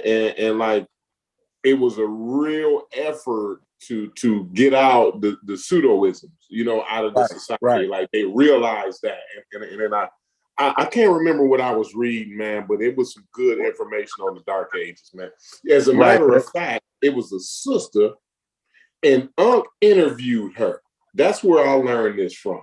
She got a book. She wrote a book, and I wish if you out there listening, jump on the panel, bro. Unc and the Amin Ra Squad interviewed this sister, and the book was called God damn it, Medieval. It was called Medieval Europe or something like that. I cannot remember, but Unc interviewed the author of this book, and she talked about that. She had a whole, I think, chapter or a couple sections on that or whatever about that whole deal, how it was a real push. It was a real purposeful push to push solid scientific information, to separate the science from the mythology and all that, like because of the Dark Ages and what had happened in the plague, the Black Plague, and all of that kind of shit. But so you got something. I'm saying, because that's when they started. This is when you start seeing them to start separating religion from science. That's how this to start to emerge. I forgot, it's a quote that says something like, I forgot the quote, but they start making quotes about what God can do. You know what I'm saying? And the reason the quote was to separate basically God from like things like mathematics. You know what I'm saying? Like God could do everything but create a triangle without 9-degree angle, some shit like that. That was kind of like, I'm paraphrasing. But this is the emergence of them starting to separate religiosity from science and get away from that, like he was talking about. Yeah, it's in the book. It's in that book called Chaos too. They talk about this shit. But you know, if you think about it, regardless of who the Moors are or whether you could point to what in their original lands would give evidence that they were the ones responsible for kind of spurring the Renaissance, even if, let's say, you didn't have necessarily all the evidence, it can't be denied that Spain and Portugal, because even prior to 1492, remember, Portugal ran up in Congo. They had developed the ship technology before anybody did that was able to traverse, oceans and shit like that. So the separation between them and the other parts of Europe in terms of the technology and science and literature and all that can't be argued. Like, so it got to be a hell of a coincidence that it just so happened that the most advanced European nations just happened to be the ones that was under Moorish rule. Y'all get what I'm saying? Yeah, because they started to gain access to certain libraries and shit like that. After they conquered, they gained areas, they gained access to certain books. You know what I'm saying? And this is those type of books was what sparked the Renaissance movement. Right. Mm-hmm. Based on some of the libraries they were able to get, they started rediscovering ideas from the past and shit that was things that was recorded. You know what I'm saying? But you gotta understand, even the Moors were like fire-ass seafarers. You know what I mean? Like one of the reasons Columbus ended up where he was because he was trying to find another route. You know what I mean? Like people forget, like Columbus wasn't going to America. That he had no desire to go to America. He ended up there by serendipity. You know what I'm saying? The niggas damn near died. You know what I'm saying? They got lost. That's how they ended up in America. They got lost. That's why he called him India. He thought it was in India. Because he had no idea, you know what I'm saying? He really didn't understand. Like he discovered a new world, like he got lost and then they found land. The nigga's about to die. So yeah, but we should also keep in mind that most of the greatest inventions came about kind of by accident as well. Most science is serendipitous. Most right. discoveries. So let's not have that. Like we wouldn't take it away from Einstein if we found out that he came up with the law of relativity kind of like by accident. You know what I'm saying? It wasn't really what he was looking at, but then he was like, oh snap. Like we wouldn't take away from what he contributed. So I don't think we should take away from Columbus just because it was he discovered it kind of by accident, because most of the great discoveries are by accident. You know what I'm saying? And just to add to the conversation about how quick it took them to come out of the Dark Ages. I definitely wouldn't compare Einstein with Columbus, bro. Like I'm just gonna put that out there. You can continue on, but I'm just gonna say that hurt me. Yeah, I don't agree with this. Like I don't disagree with the serendipity. I was just making a point that like his intentions as far as like technology, like that's what I'm saying. Like the Moors were dope on them seas is what I'm trying to get at. Like all that type of knowledge was already there. They just hadn't discovered it yet. That's right, that's but even the if you're kind of point I was making. Even if you're talking about intentions, like a lot of what Einstein did was used, like it's just going to convolute the conversation, I think. But a lot of what Einstein, his law of relativity was used to create the atomic bomb, for example, and he was like kind of messed up in the head because of that himself. So if we're going to bring intentions in, like it kind of just like convolutes it. I just don't think we should, but that wasn't the point. That's what I'm saying. My point was not to really say that to disregard what Columbus did. I'm just trying to show that the technology, the ship seafaring technology was already there. They only to discover it. That's all. That's my main point. Forget about how we got there. Serendipity. I was just saying like the technology was there. You know what I mean? And the Moors would throw at it. You feel me? Yeah, I think the you know, the Portuguese, idea- the innovation they did was the sails, wasn't it? That something they did that allowed them to take it to another level. I can't remember what it was.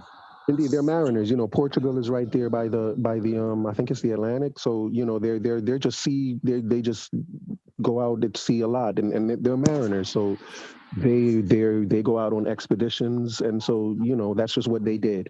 But just to go back and speak to the idea of them coming out of the dark ages so quickly, I don't think that, you know, that idea is unique to them. I think if you look at history, you'll find a lot of places where people came out of stuff really quickly. Like even the Chinese, for example, the Chinese today are considered like, you know, leading in their knowledge of technology, and just like, you know, with iPhones and things like that, like they're leading in this stuff. And like a century ago, we would say China was like kind of in the dark ages, if you will. So it took them no time to start leading in technology, which is amazing in and of itself. So there are examples of that all over the world. I don't think it's just unique to Europe or unique to the Moors intervening or whatever we're saying. I think it's just a human thing. There's just times when you are aware that China got a tremendous jump start from America, right? Facts. They brought technology. Yeah, sure. I mean, you know, a lot of what America says is that China stole their technology and stuff like that. But regardless of that fact, all I'm saying is it took them a really short time to become really advanced. Because they got a jump start. They got help. They got a jump start. They got help. Right. You don't listen. Human beings all work the same. You got like Sosa and other guys always make the same point. Like human beings, as far as when it comes to the development, it works the same. You don't go from one day being a hunter-gatherer and then you're just building pyramids and spaceships, and unless you get a jump start. It's going to be stages of development, or somebody who already got the knowledge going to jumpstart you. You know, it don't just happen just like that, bro. Indeed. I'm not saying that it happened in isolation in either Europe or in China, but all I'm saying is those evolution can take a long time in certain cases, and then in other cases, evolution can go like really quickly. So it's not, and I'm just saying it's just not unique to the Dark Ages, being that they came out of it so quickly. Regardless of why it happened. Right. I got you. It was reverse engineering, by the way. Right. There's a book that speaks on that shit.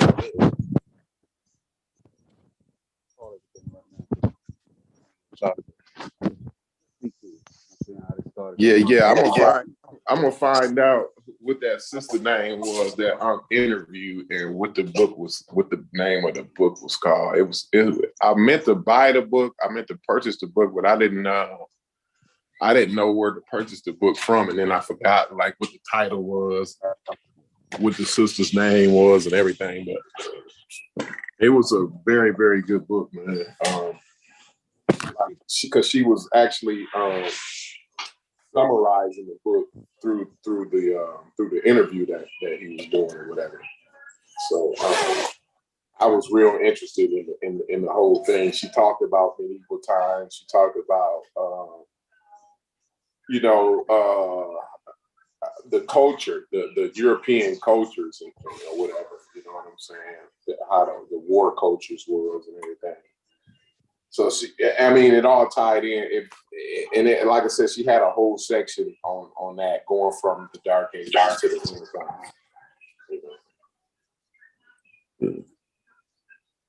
So it was cool. It was cool. I gotta get with though and figure out, like I said, the name of the book and the author. That was a good ass. It was a Corey. Go ahead. Cube asking for the link. Oh shit. Okay. My main man Q. He can grace the panel. He gonna grace the panel, bro. Well, I hope he ain't been drinking, Q. Oh, it's after 9. Yeah, that's just. You already know. Any time is after 9, you gotta beware of Q. He should be good. On can't hear. But that's my man. He gonna come mix it up for us a little bit. Yeah, him and Unc steady locking horns. Yeah, I think they good now. Unc ain't heard from him in a while, so it's about due. It's about due time. You know what I mean? Was he banned? Yeah, but we've been having a pretty good discussion tonight, man. We done touched a lot of bases today. You know what I'm saying? A lot of things tie in. I like how the conversations go because it's always interesting to see how one thing ties into the next thing. You know. Welcome. Yo, what's going on, man? What's happening? My man's Snefferoo, he must know. He must have seen that interview or whatever because he's saying it was called Medieval something. Yeah. Hey, yo, what's good? What's good, y'all? What's good? What up, bro? Man, I know niggas is expecting me to come through and just shoot the whole club up and hit everybody, but I ain't gonna do it. I'm just chilling. I do want to tell y'all, man, like it's a dope ass build, and I just kind of want to be a part of it, you know, and interject when I can, man. But keep it moving, man. Dope ass build. Yeah, how much you know about European history, Cube? I got about like 14% European in me, and that's probably not as much as I know.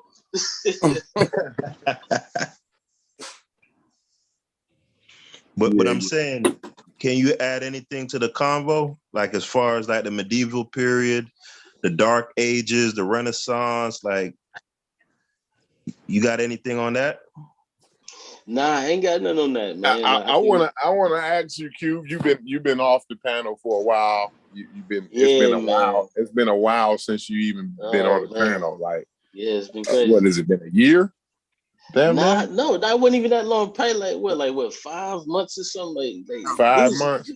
Yo, niggas got me the fuck up out of there. Like, ain't gonna lie. You know, the whole time I've been voting for you the whole time. So you know, just to throw that out there to you.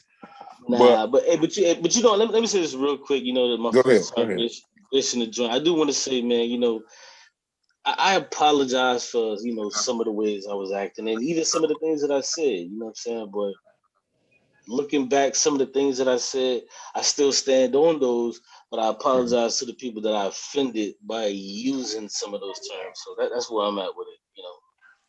But you already know it ain't much you can say to offend me. So you know what I mean.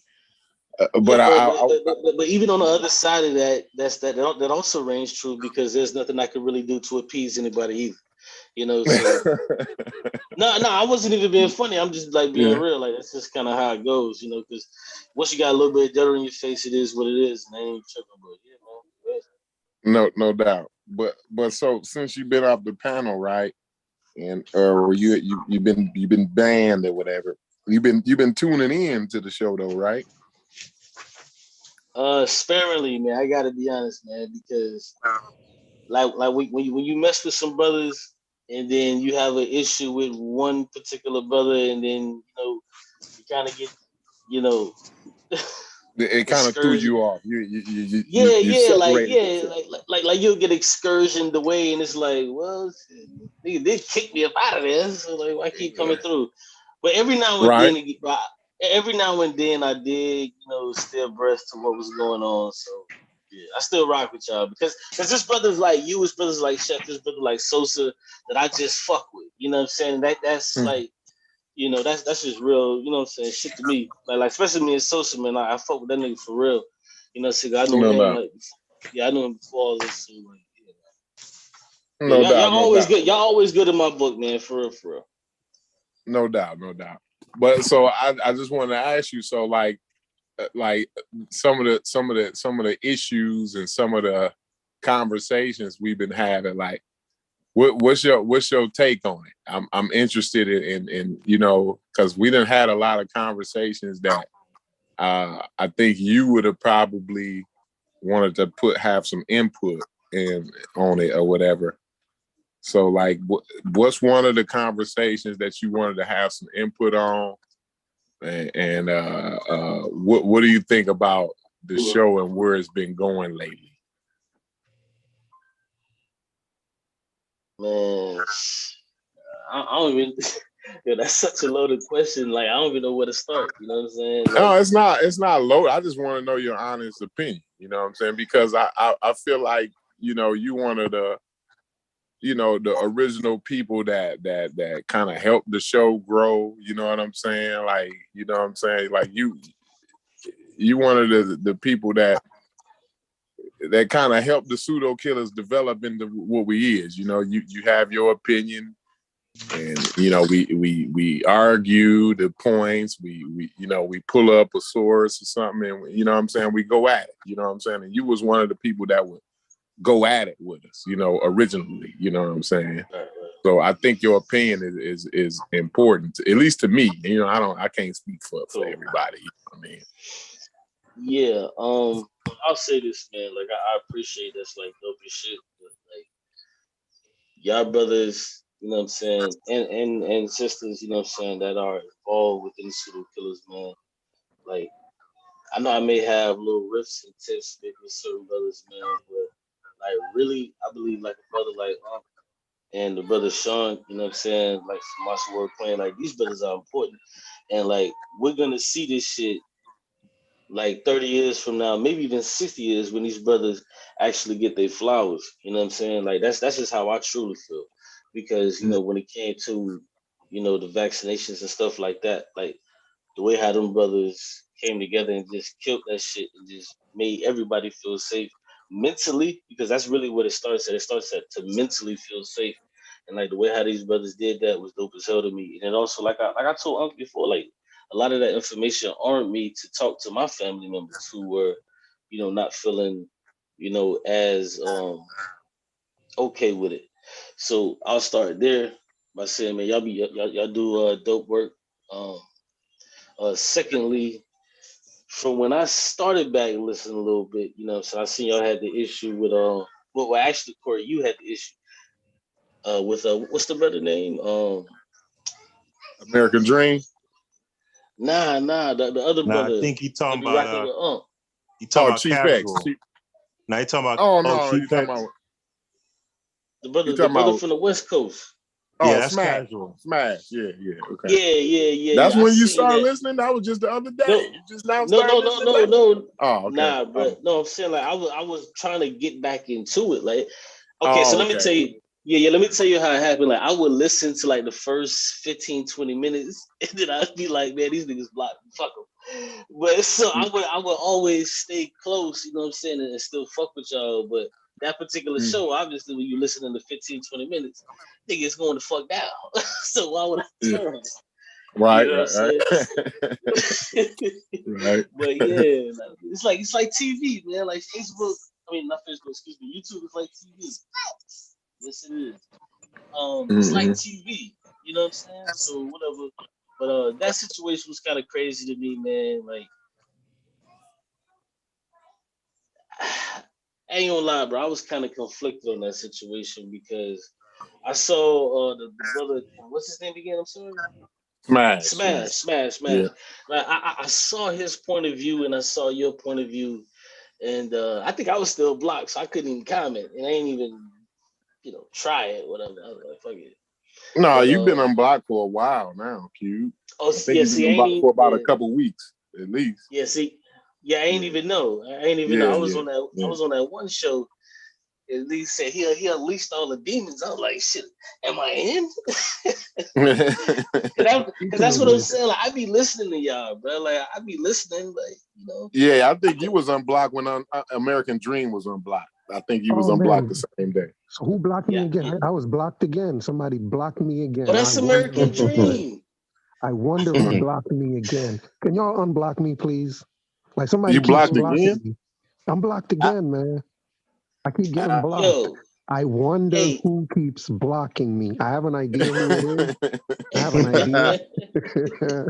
I think I know who it is say, too. I'm not gonna say, but I keep getting blocked. I don't know why. I don't know if it's something I say, but I don't know. It has to be something you say. Like, what other reason could it be? I mean, Hey, like, I listen, don't know if it's listen. Hey, something. You don't know if it was so something he said, as opposed to what? Hey, Sosa, you right, because you gotta fucking say something to get blocked. If you don't say that, you can't get blocked. So it gotta be something you said. Right. It could be the flag on my face. It could be the American flag on my face. Nah, ain't that. It's not that. So in other words, you was disappointed in the way I carried myself the other night, which is fair. Nah, but that's fair. No. Listen, bro. Listen, bro. I'm gonna be real with you. I was applauding you for this because of the way. Because listen, man, the way I watched the whole shit. Listen. I watched the whole thing transpire. You know what I'm saying? I just so happened to tune in the side of it.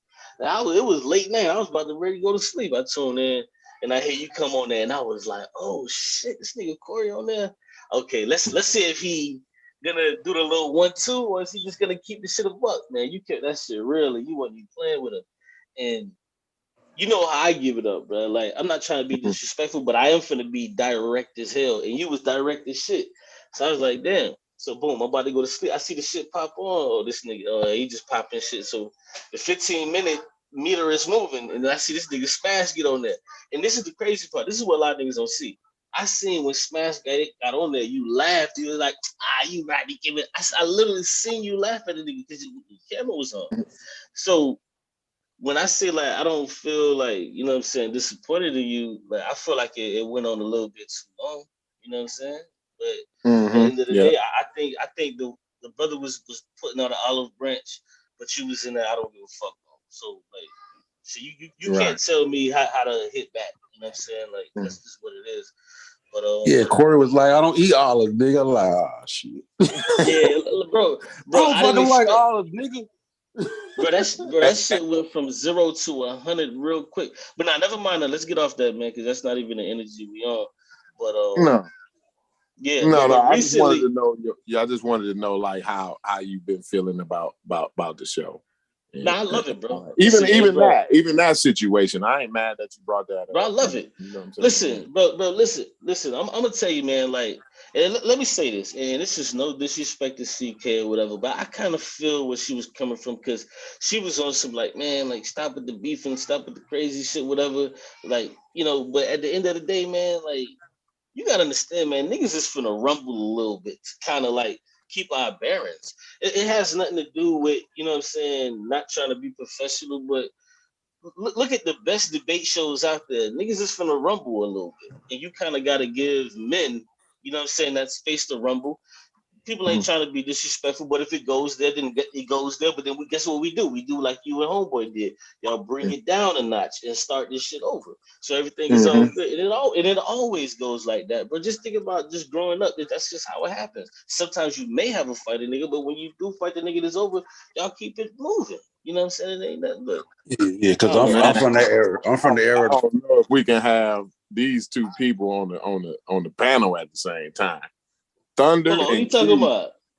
I'm from that era too, though. My nerves, 5 minutes. I don't know. Yeah, I'm from that era of the 5 minutes. Yeah. 5 minutes, nigga. To fucking swing it out. And then after these 5, we're gonna smoke a blunt and it's over with. And it's a wrap, bro. That's what I'm saying. Like that's exactly what I'm saying. So shoot this 5 real quick. Yeah, so that's why I say when you say like, am I disappointed? Like, nah, I'm conflicted because let y'all bang. Guess what? Y'all niggas finna be close as shit now. Like that's just how it works. That's just how it works.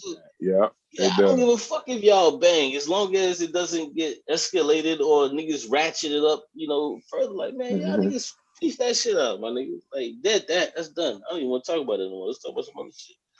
You know? No doubt. They got Thunder in the house. We got what up, Thunder? What up, Thunder? But I appreciate that, Q. I appreciate you. I appreciate what you said, though, Q. But Thunder, what up, though, man? How you doing, Corey? Can you hear me? Loud and clear, brother. Good, man. You asked asking how do people feel about the show? Well, it was Yeah, particularly Q, but if you want to go ahead, I ain't mad at you. Go ahead, Thunder. Oh, in particular Q. Okay, no problem. So No, I want to hear yours too. I want to hear your opinion. No, we don't really don't because care. I ain't heard from you in a minute, Thunder. How you been? How you been, brother? No, Thunder, just Q. We really ain't concerned with. No, go ahead. Go ahead.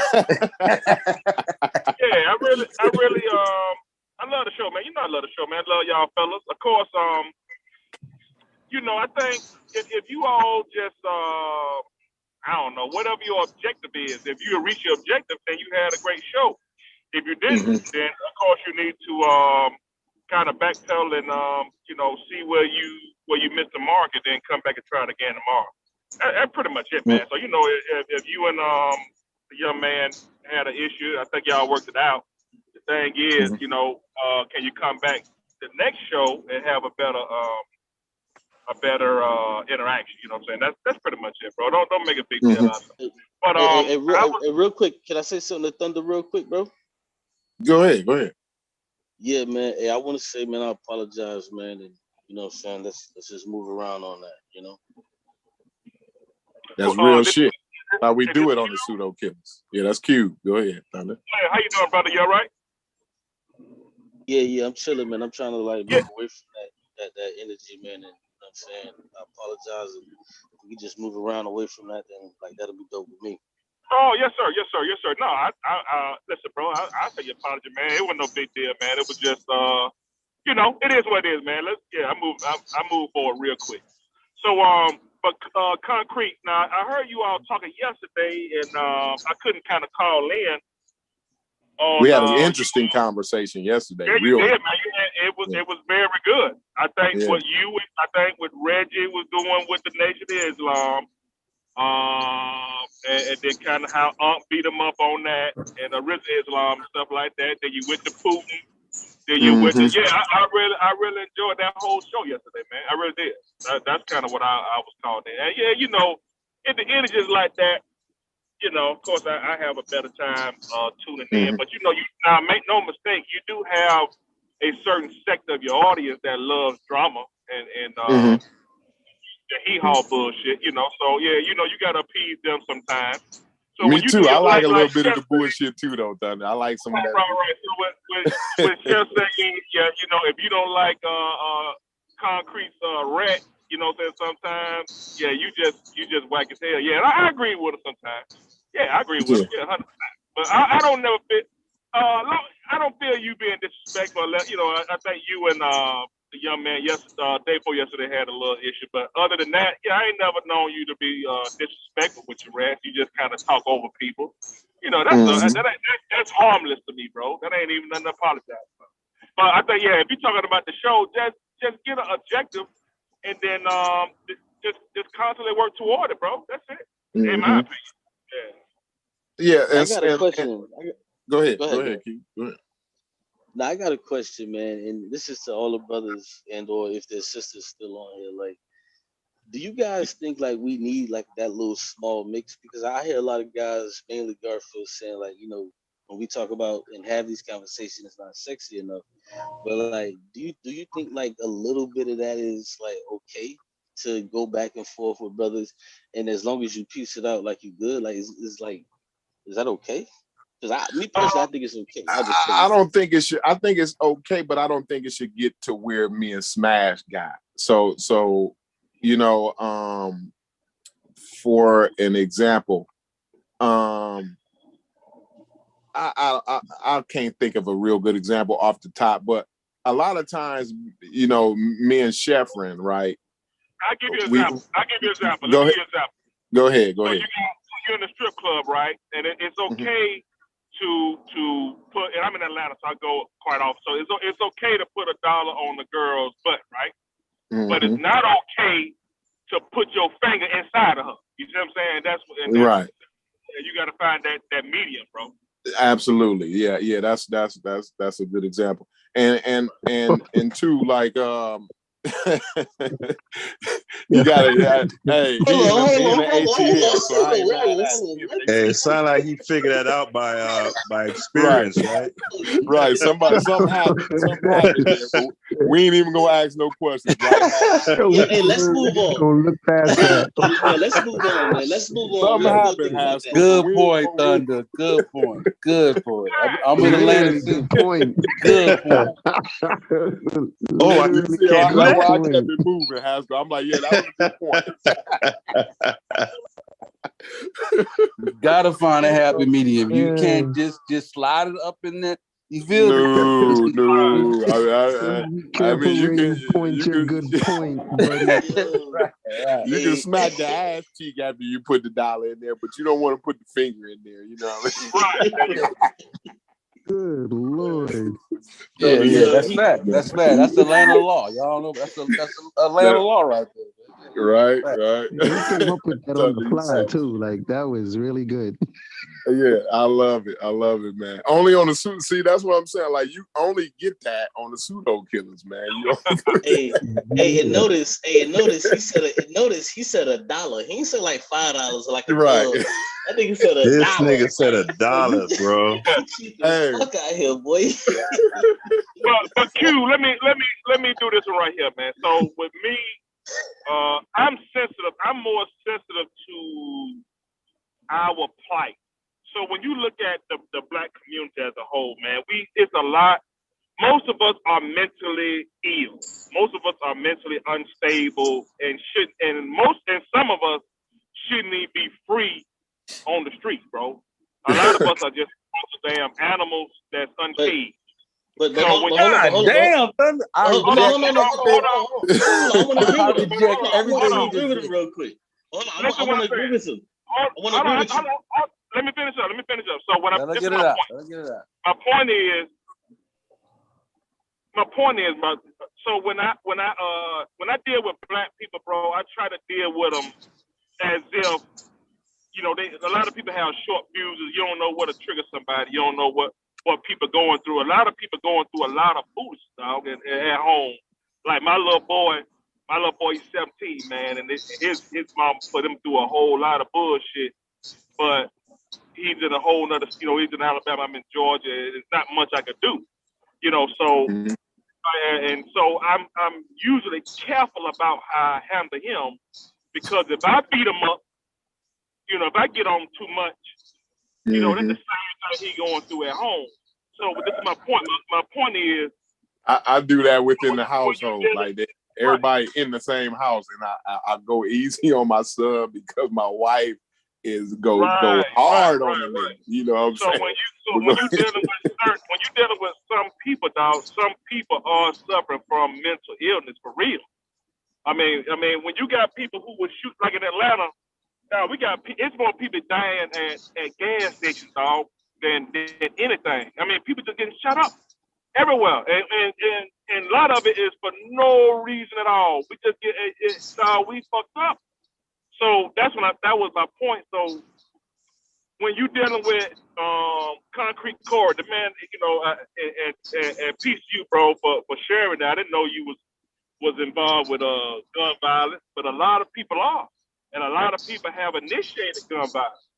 So now you got a lot of stuff. There's a lot of things that going on in our community that now you got to be more sensitive. Not you, I'm just saying people in general got to be more sensitive to the plight of Black people as a whole, because we are not in the best of. We are, in my opinion, as African Americans, I think we are at an all-time low as far as how we love each other. Black people usually hate it. We don't speak to each other. We steal from each other. We kill each other. It's a lot of foolishness going on, man. So I'm usually sensitive to that. So that's why I don't even play or joke around a lot of times with people. You don't know what type of day they had. You don't know what type. Like Concrete just had a bad day the other day. He was like when he went on. Sorry pissed him off. Then he came on to killers, and he was still pissed off. You know what I'm saying? It was just a bad day. This was not typical of Concrete. Nah, hold on. But hold on, I kind of want to deal with some of the things you said. Like you said, he had a bad day. Maybe that shit was just pent the fuck up, and the shit needed to come out. You know what I'm saying? Brother, that's my point. So if you trigger him, listen to what. Okay, let's go with what you just said. Maybe he had a bunch of shit. But hold on though.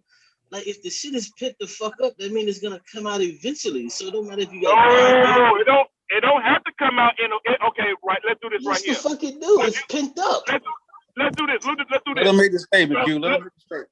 Let's say he did have some pent up frustration, right? Let's just say he got some home problems, he got some work problems, he got some finance. Let's go with that, right? Do you want to be the person that says something to Concrete Corey that sends him out on that sort of tangent, or you want to treat the man? It's just like what? Hold on one second. It's just like what Chef was saying yesterday, right? Oh, this morning. Yesterday, how he was saying that when he logs in, and he hits the button, so he's coming on to have, a good time. You know what I'm saying? He don't want to be like when Garfield came on and kind of interjected. It kind of took his wind out the sails, bro. So that's kind of what I'm saying. So do you want to be the person? But let me answer that. Yeah, go ahead. But let me answer that question. So when you say, do I want to be the dude that does that? Hell the fuck no. I don't want to be that dude because I don't want to get into it with that brother. But if he's having that type of day, he's gonna come on here. Nobody's gonna know he's having that type of day. We're gonna respond to him. We're gonna respond to him how he responds to us usually, and we're gonna respond to him how we respond to him usually. Now, if he goes in and has, that's where the fuck is gonna go. And then after that, I'm gonna be like, "Hey, bro, I should have said that." You know what he's gonna say? "Hey, bro, I should have said that," and we finna go about our day. So what I'm saying is, hold on. Let me the crazy part, a lot of things that y'all saying is a lot of the things that me and Smash said to each other on our phone call.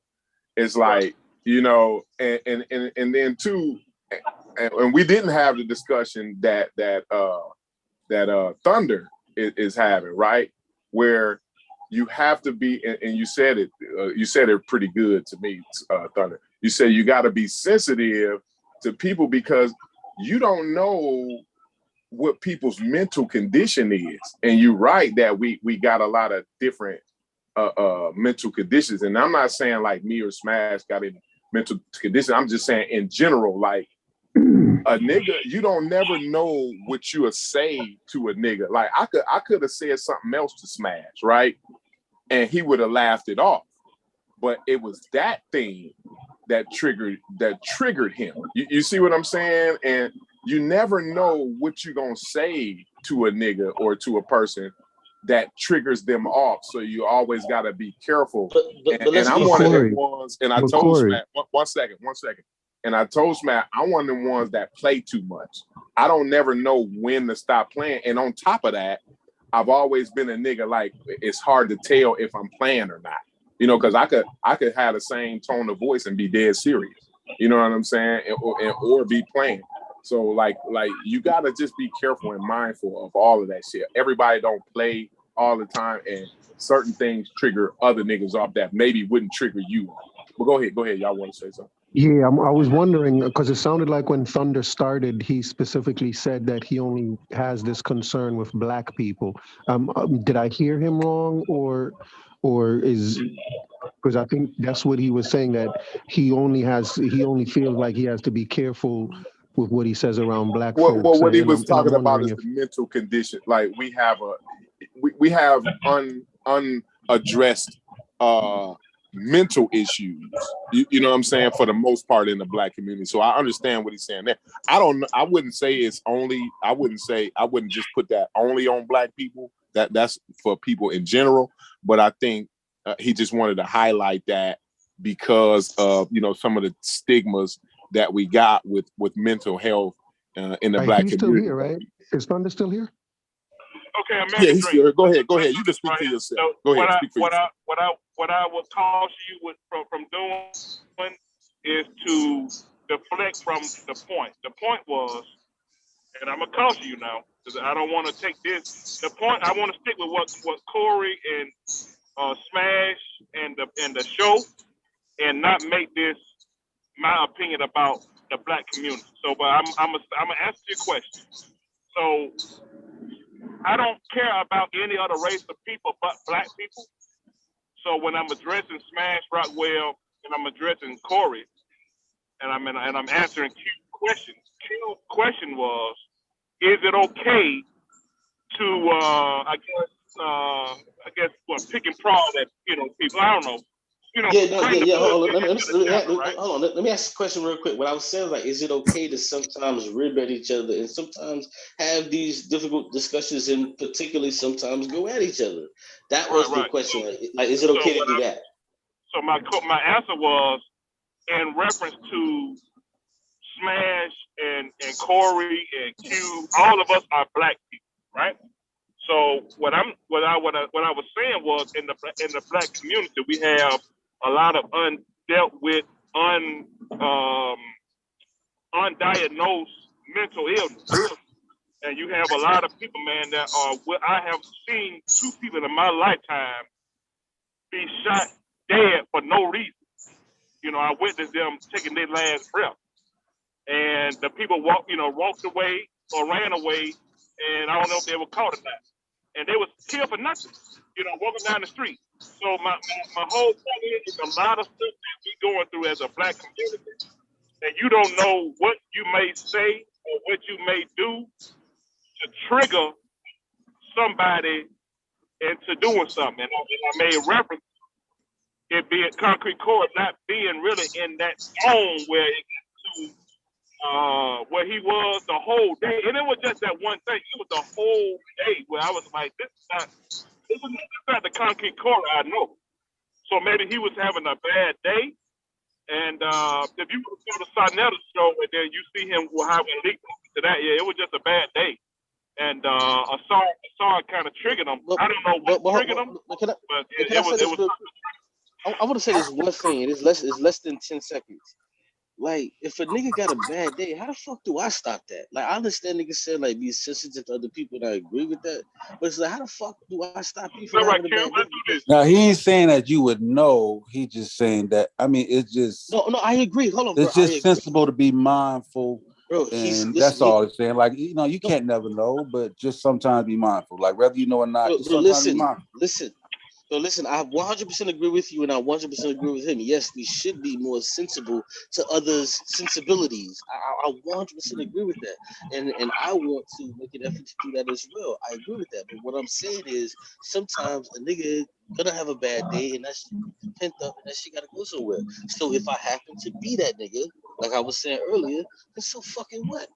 But because at the end of the day, I don't think he's tripping on that, but what he's saying that there's sometimes if you do get that response, understand like let a nigga get it off because you don't know what they've been going through and just let it be that and just move on. As long as you can move on and build those shit back up, it's all good. If not, then you need to fucking rethink this. I'm not disagreeing though, bro, because like he's saying this one thing and I'm saying this other thing, but these things are not I'm agreeing with you. I'm agreeing with you. I'm agreeing with him. It's not a disagreement. You're trying to make a disagreement now. It's not disagreement. We all agree. So I think the whole point is, with me, I'm more sensitive to black people than most. That's why I love when I come on a lot. I don't think nobody in this community got a problem with me. Period. Nobody. I think most of the 99% of people, like the person I am. I don't debate.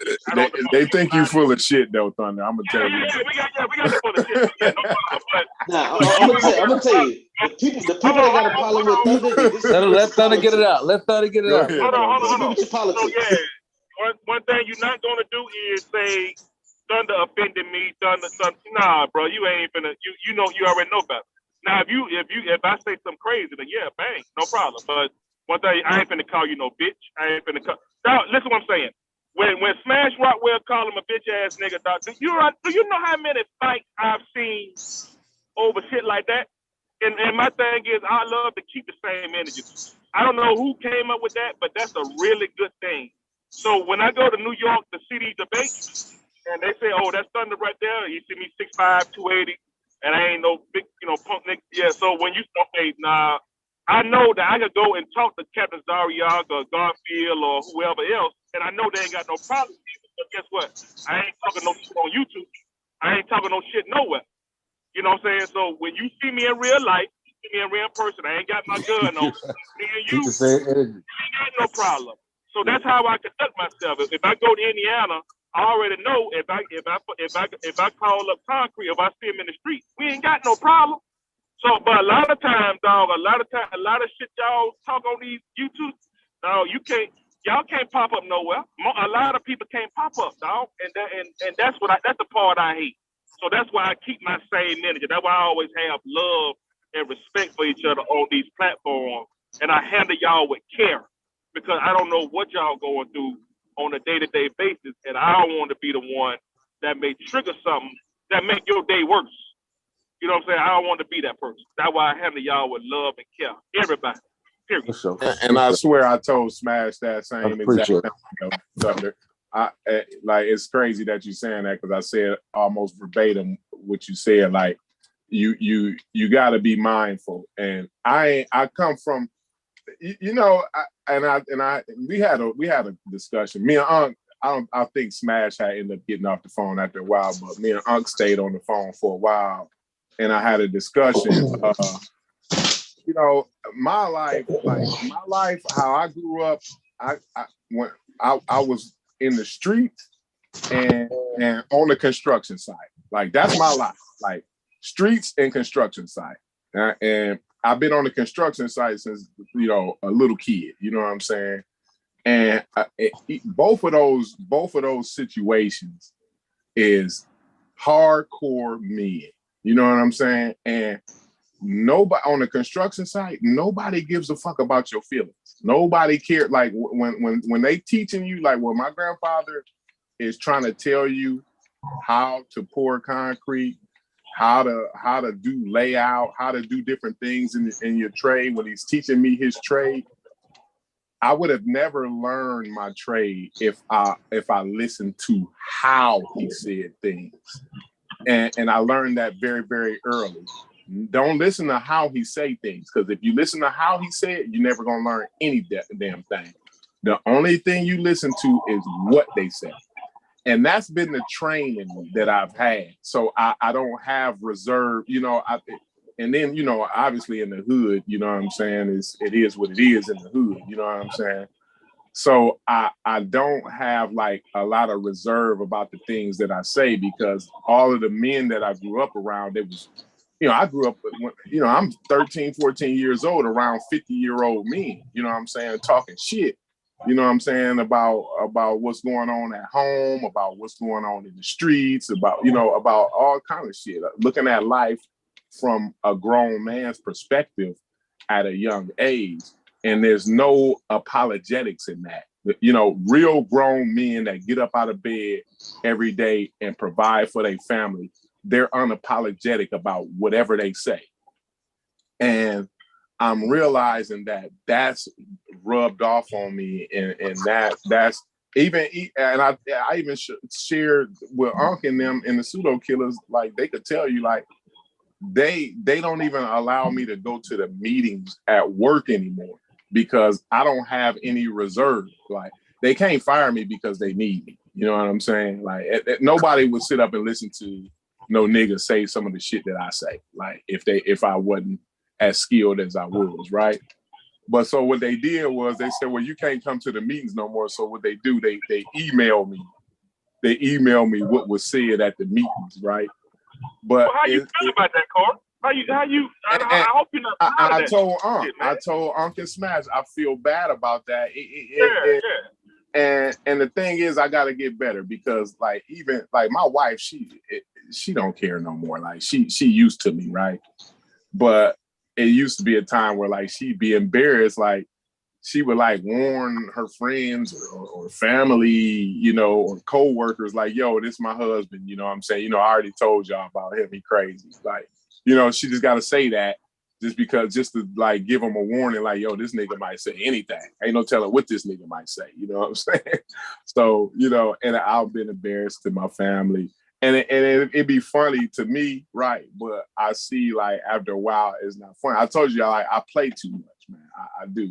Yeah. Like, you know what I'm saying? And I just got to get better at that. And like I said, I just got to realize like some of the things that you just said. You never know what you might say that triggers, somebody, you know what I'm saying?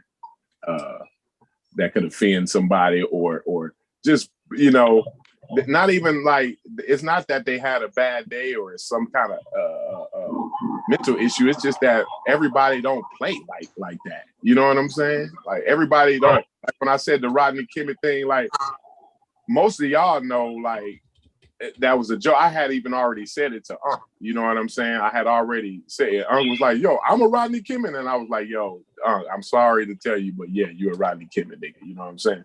And he laughed it off. But everybody don't play like that. You know what I'm saying? And that's what Thunder is saying. That's what Thunder talking about. Like, you have to realize that. You know what I'm saying? And that's what I did. That's what I did. Let me say this real quick, just real quick. You know what I'm saying, bro? I totally dig what you're saying. Like a lot of people don't play like that. But me, I'm of the belief, because I watched the stream, looked like you had a bit of a chip on your shoulder, you was getting it out. And that just happened to be the nigga that was there, and he caught the brunt of it. So I totally agree, like, yeah, hell yeah. Like, niggas should be saying certain shit to niggas. Niggas should be respecting niggas. You know what I'm saying, when they see niggas. But at the end of the day, like, I'm totally in agreement with you guys, but at the end of the day, there's sometimes niggas is finna be on niggas' bad sides for a little of nothing. Like, think about it. Like, this shit has happened with me and Chief X and Like, niggas, you can just be like, yo, what up? Nigga, oh, this bitch ass nigga in here. like certain shit just set niggas off. You know what I'm saying? So, Cube, have you ever seen Unk in real life? Nah, I don't think that matters to what I'm saying, but okay. So, that's what I'm saying, brother. My point is, I always relate to. I always go back to the real life stuff. I have seen Unk in real life 3-4 times. Unk is he's put together pretty good, bro. You know what I'm saying? And the last thing I want to do is say something to him that will make me, if the next time he see me, he got a problem and it's gonna be an issue. Cause a lot of people don't piece that shit out. I'm glad that Smash and Concrete piece it out, but also know that, like, let's just say Sonetta and Tahaka Bay, right? No, they are crossing all kind of lines. Sonetta and But hold on though, like with all of these people you're mentioning, why aren't they piecing it out? Because listen, I'm saying something different, bro. That's kind of crazy to me too. But hold on. Let me say this one last thing, please. One last thing, and I'm gonna dead it. I really want to dead this conversation. I'm saying something different. What I'm saying is, if we get on this motherfucker, we go at it with each other. Let's piece it out. You bringing up Saturday, this other crazy nigga. Them niggas can't piece it out. They live in 2 different cities. They don't talk to each other like that. But us on here, we talk to each other like that, so we can piece this shit out. So I'm saying something like totally different than what you're talking about. Okay, how about you don't talk to each other like that, so you don't have to piece it out? Bro, listen. What I'm telling you is that I feel that is something that is inescapable, and the reason that I gave for my justification of feeling that way is because sometimes when you get on here, and what I said verbatim was, sometimes I'll get on this motherfucker, Corey will get on this motherfucker. Who else on this bitch? Social get on this motherfucker. American Dream get on this motherfucker. God Killer get on this motherfucker. Chef get on this motherfucker. And sometimes we may not be all feeling the same way. But guess what I'm gonna do?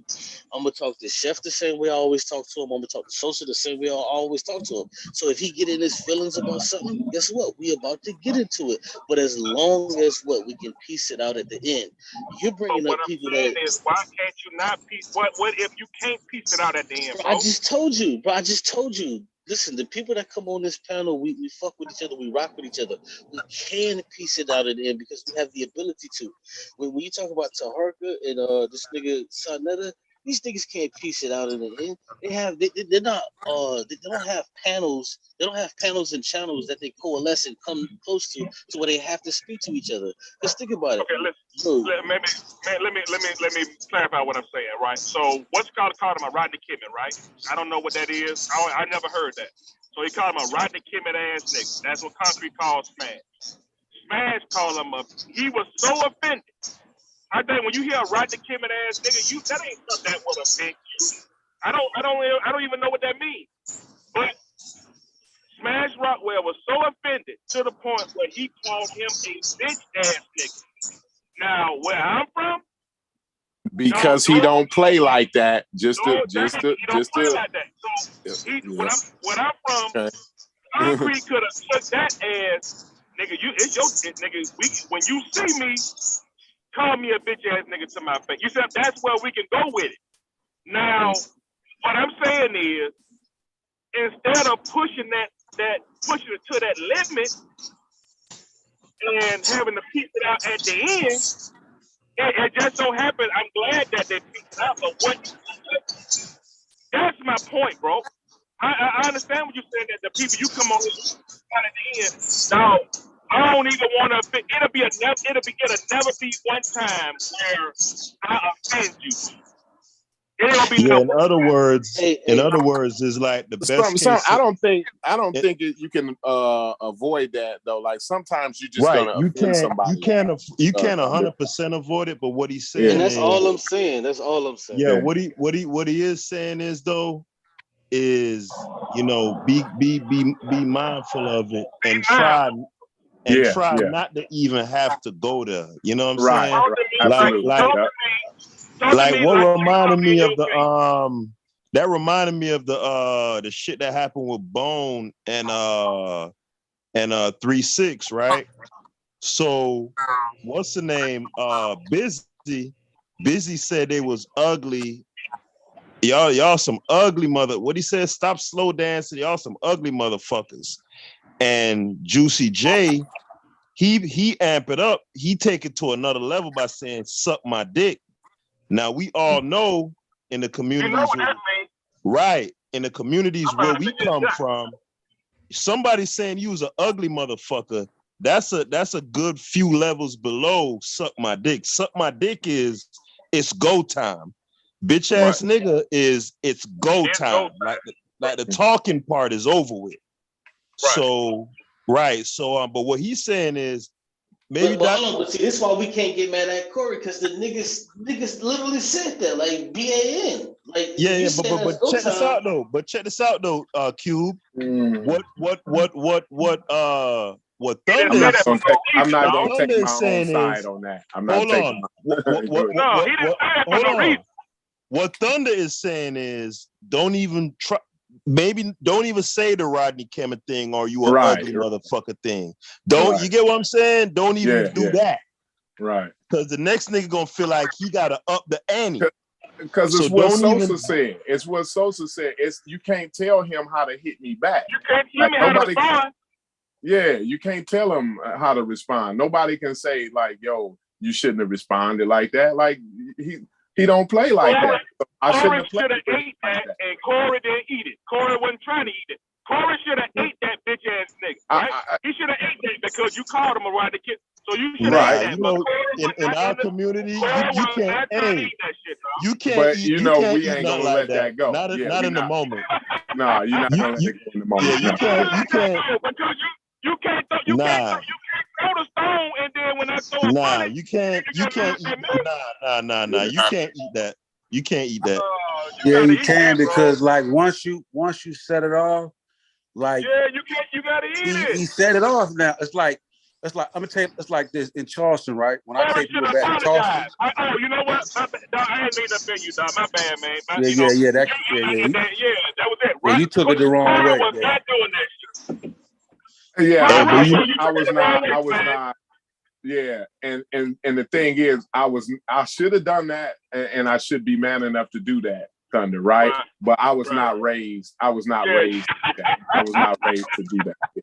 Yeah, them words right there. Let me tell you, like down in my section, like in South Florida, the magic words is calling somebody a fuck nigga. A fuck nigga, yeah. A bitch.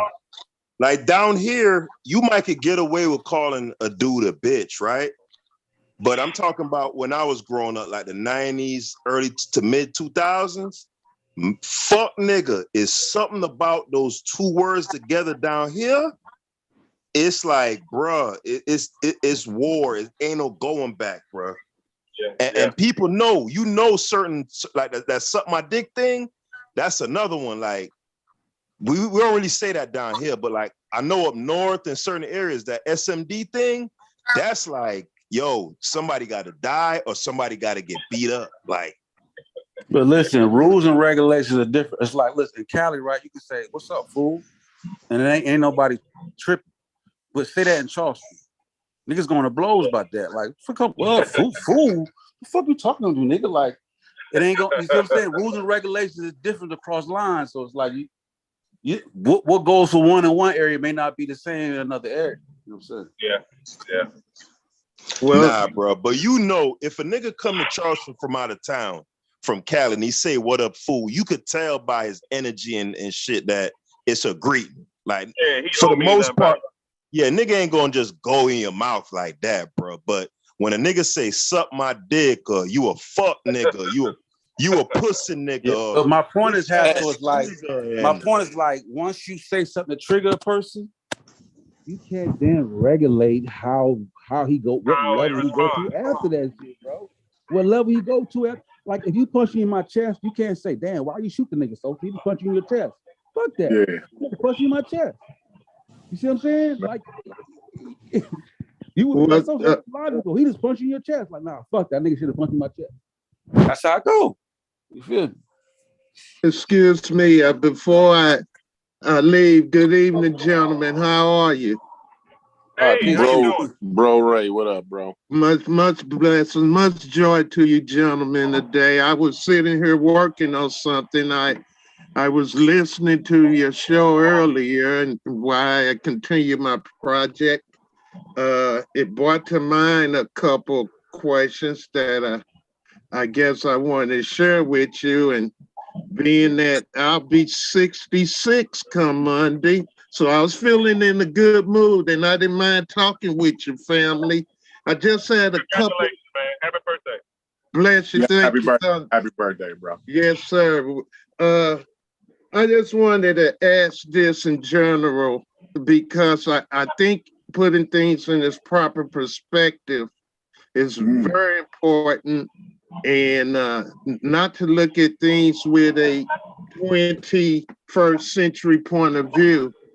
And the general question I guess I would be asking is, outside of the Egyptian culture per se, can you tell me any other culture that white European scholars, Carter and the boys and archaeologists, any other what we would call African culture, people who look like you, that they were trying to take their identity and claim their creation and culture as their own? Can you tell me any other one other than Egypt? I don't think that white Europeans were that's claiming. That's a loaded question. Yeah, like what's your point? What's your point, bro? What's your point? Well, the point is this: is that in the point of these white Europeans identifying us people on the continent, we often saw how they would perpetrate the bush people, and they toss in commercials, and toss and swinging with a butter knife, controlling 4,000 Negroes, and Elmer Fudd with Negroes cooking each other in pots. So you saw that desecration of the bush people, those out there in the land. But those that were industrial in Egypt, they couldn't use the same identity clause. They could not say you were that indigenous lost waiting on the white man to just show you the ways of glory. They couldn't say that. So my point is that some of the great elder scholars understood that culture that you created along the Nile, and I do want to emphasize that not only is the Nile 4,000 miles, the white and the blue Nile, But then you got branches of it, rivers coming out, running all the way to Sudan, Abyssinia.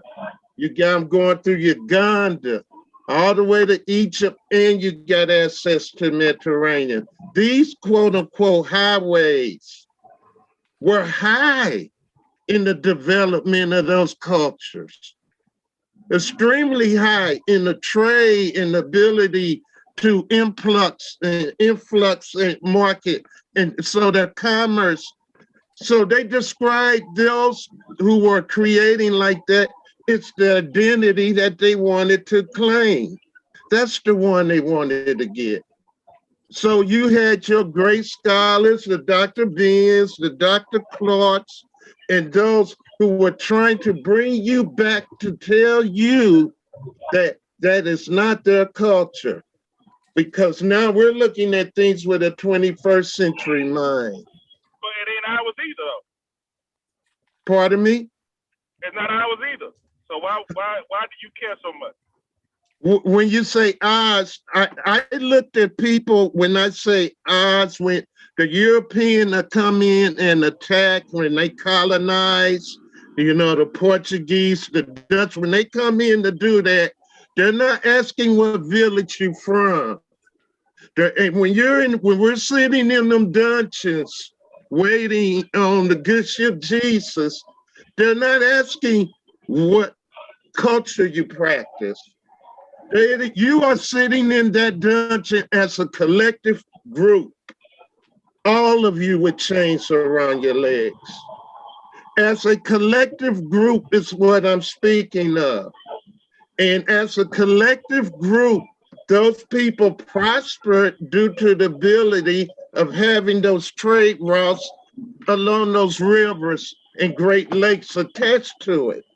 That's a simple thing. So what happens is that you have to, that's the one area you got to protect as far as identity.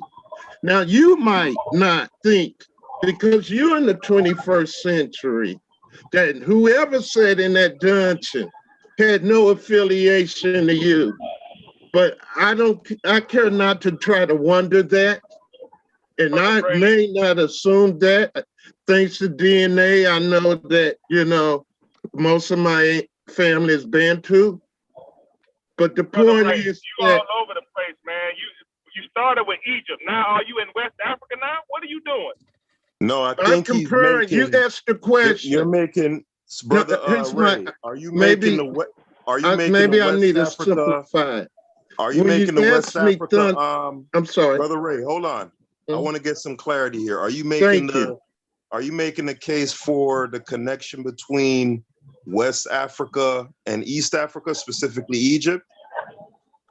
No, what I'm making is the case. I heard that when he mentioned to Smash Rock, that he mentioned a Smash Rockwell, and just like Thunder couldn't understand how seriously he took the idea of trying to represent Egyptian culture. He took it so serious that he couldn't call him Rodney, whatever it was. And I agree with Thunder. There's nothing to be upset about. The point I'm making here is that, and that's why I asked the question, out of all the great things you've created, that those things along the Nile River and that valley, and as far as it stretches, are the things that were the most prosperous. I'm not talking about West Africa, but the most prosperous to the Europeans who saw the building of stone and architect and all these type things, whereas they were looking at people probably more so out west, like bush people. So that's my thing. So I felt that there's been a misunderstanding, Peter, that the reason that some of us, maybe Smash Rockwell, continue to hold on to all the culture and all the things, because that's been the one greatest culture that someone who looked like you, who sat in that dungeon, created. And he feel the need to as a group, as a people. Hold Dungeon you on. talking about? What dungeon are you talking about in Ghana, or what are you talking? What dungeon are you talking I'm talking about the dungeon in Massawa, like right off of Abyssinia, the one the Portuguese were using, as well as the Ottoman. There's dungeons on both sides of slave trade. I think, Brother Ray, I think the point I just Brother Ray, I think you gotta like the question. You gotta abbreviate the question. All right. The question is this: could there possibly? I got you, so thank you. Could there possibly be a misunderstanding for what people call fascination is simply a passing down of responsibility of maintaining a culture of African people that has always been under attack by other people, other Europeans? Is there something wrong with that? Start right there. That way they can answer that specifically. All right. So I'm not of the opinion that Egyptians are Africans. I think they're Arabs. Egypt is in Africa, but I don't view those people as Africans at all. Not even close. And if you look at you can do lookership or you can do DNA, whichever one you want to look at. Those are Arabs. So to me, I don't give two shits about Egypt at all. But I will say that they don't have our culture. Their culture is not my culture. And I don't share anything in common with Egypt at all, other than them being from the same continent that my ancestors were from. But those people that inhabit Egypt now and millennials from now and millennials in the past are Arabs, period. So fuck Egypt. Okay. Anyone else want to respond? Yeah, they end with that thunder. Yeah, because Egypt is only a small part of the Nile River that I spoke about. It's only a small area. The thing that when you were back in the 50s and 60s, and they were portraying anything dealing with you and your culture, you were seeing, like I said, running around on Elmer Fudd, being cooking in pots. Man, they were making cartoons called the Tasmanian Devils. And they were making a mockery out of you. You were having toys and swinging around in the tree, no gunpowder, controlling the animals and controlling you. And that's all you saw, because the other culture is exactly what he was saying. It was either to be defined as Arab or to be defined as Greek. But it was to be defined as non-Europe, as non-African people. Now I don't have a magnifying glass, because I've heard people often ask about the migration between cultures. Dr. Williams said definitely in his book about a lot of similarities. But I'm saying that the reason that area was attacked was before the greatness and the ability to manufacture, due to those rivers and trade routes being, having the access to the waterways. And that was your greatest achievement. To me still today, that Nile Valley and the things architecturally done, just the work itself, I think is some of the greatest achievements on that continent. Well, I disagree. I think the greatest achievements are in West Africa, Central Africa, and what those Arabs did, bro. They did a great job of doing what they do. I ain't got no problem with what they done. They just happen to do it on the continent, but they're still not our culture. It's not my culture. I don't have anything in common with those people at all. So How would you know that? How would I know? You said 21st century, right? What do you have in common with the Egyptian right now? when you're saying Egyptian, what culture you talk? What practice are you talking about? Those who I was speaking about that they were trying to take. They weren't trying to take the modern Egyptians. When I mentioned Carter and the boys, I'm talking about 1963. Brother Ray, what in the 21st century, what do you have in common with Egyptians? What I have in common is that the idea that those great temples and pyramids and those things were created by what I call black melanated people from the kind of African people that live on the continent. Or if you, and I don't just specify there are a lot of African cultures. I understand what you're saying about Songhai.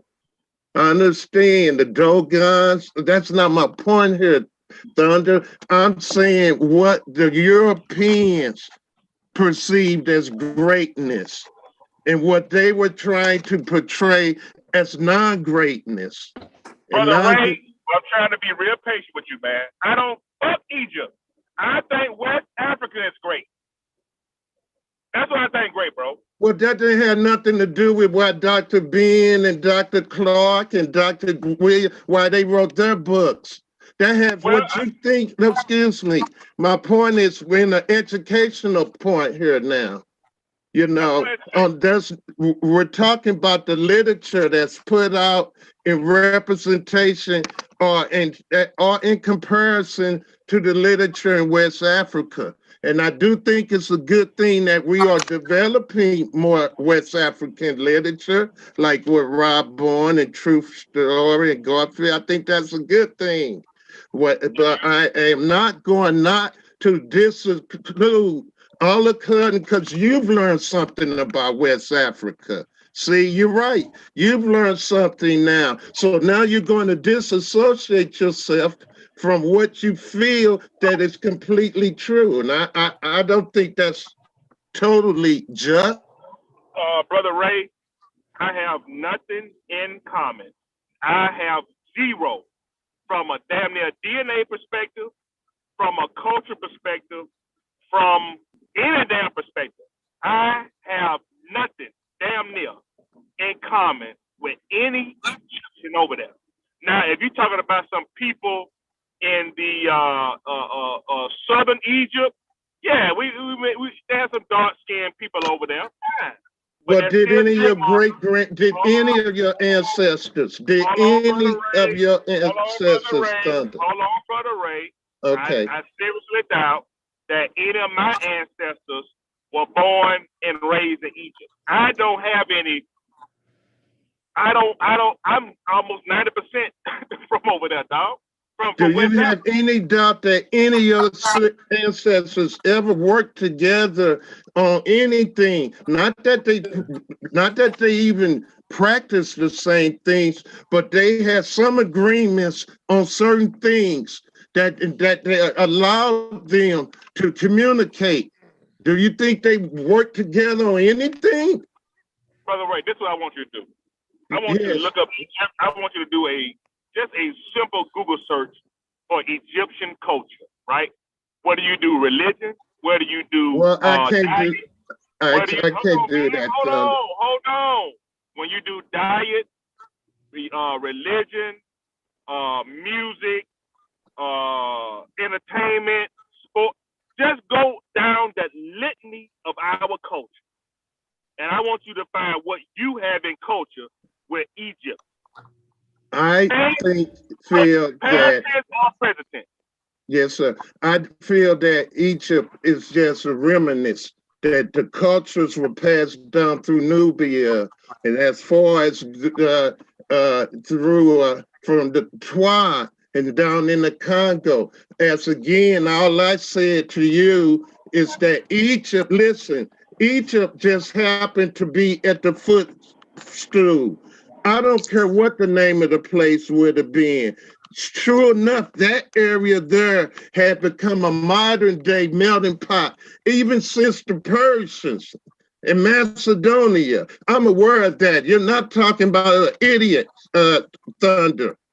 But all I said today on this show is to try to make, do you understand, why weren't they writing books on West Africa, Dr. Clark, D.I., Ben, Chancellor Williams, John Jackson, Asa Hilliard, Babinga. Why would my point being, because every one of them was pseudo.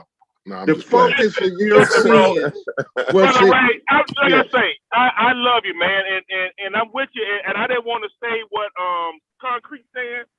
That's why I said I was trying to be nice. You know, when you brought that name up, bro, I'm trying to be nice and respectful of my elders and ancestors. You know what I'm saying? I am. But bro, just because they didn't find an infatuation or anything particularly appeasing to them to write about as far as West Africa is concerned, to me, that's making me go and try to learn about what West Africa is all about. You see what I'm saying? So I'm not gonna allow those great ancestors of ours to direct my attention away from where I'm from, away from what really need to matter to all of us over in this area. In this area, we ain't from there. We from West Africa. Those people, I don't want to go with white supremacy and all that. I don't believe in none of that stuff. But I do believe that they are help to deflect our attention away from what should be important to us. Absolutely. Can y'all hear me? I'm not gonna say they're a tool. Hey, I'm gonna let y'all know we got about 25 more minutes, but go ahead. Go on in. Yo, Thunder, hold on, right? I wanted to say this, right? When I first started listening to hip hop music, right? When I came to America in 1995, and the first set of hip hop music that I heard was all East Coast, New Yorkers, you know, Mobb Deep, Wu-Tang, and all them. Oh yeah. And I remember I was living in Miami at the time, and I was comparing it to, like, you know, what we had down here, like Luke, JT, Magic Mike and the poets. Yeah, you know, JT Money and all them, right? Yeah. Right. Now, Poison Clan and all the rest of it. Now, I could look from an objective standpoint and just clearly say, like, yo, what the New Yorkers was doing then, it was a superior brand of hip hop compared to that booty shaking shit, right? Now, it doesn't take away from a Miamian being more closely, having more close regard for that culture that he's imbued in, right? Now, I say that to say this. If you believe the Egyptians or the ancient Egyptians were black like I do, right? That's the premise. That's fine. Hold on. What I'm telling you is I'm working off that premise, right? Now, with that said, just because I'm from West Africa most recently, doesn't mean that I can't look objectively at Egypt, right? And clearly see why someone would gravitate to there before they would West Africa, because you have it's not even comparable when you talk about in terms of tangible evidence of an advanced civilization, writing, statues, edifices, etc. There's no doubt that culture, in terms of what we have as far as evidence, it's superior to what was in West Africa, bro. Now, that don't mean based on what? All right, so let me give you this then. Let me give you an example then.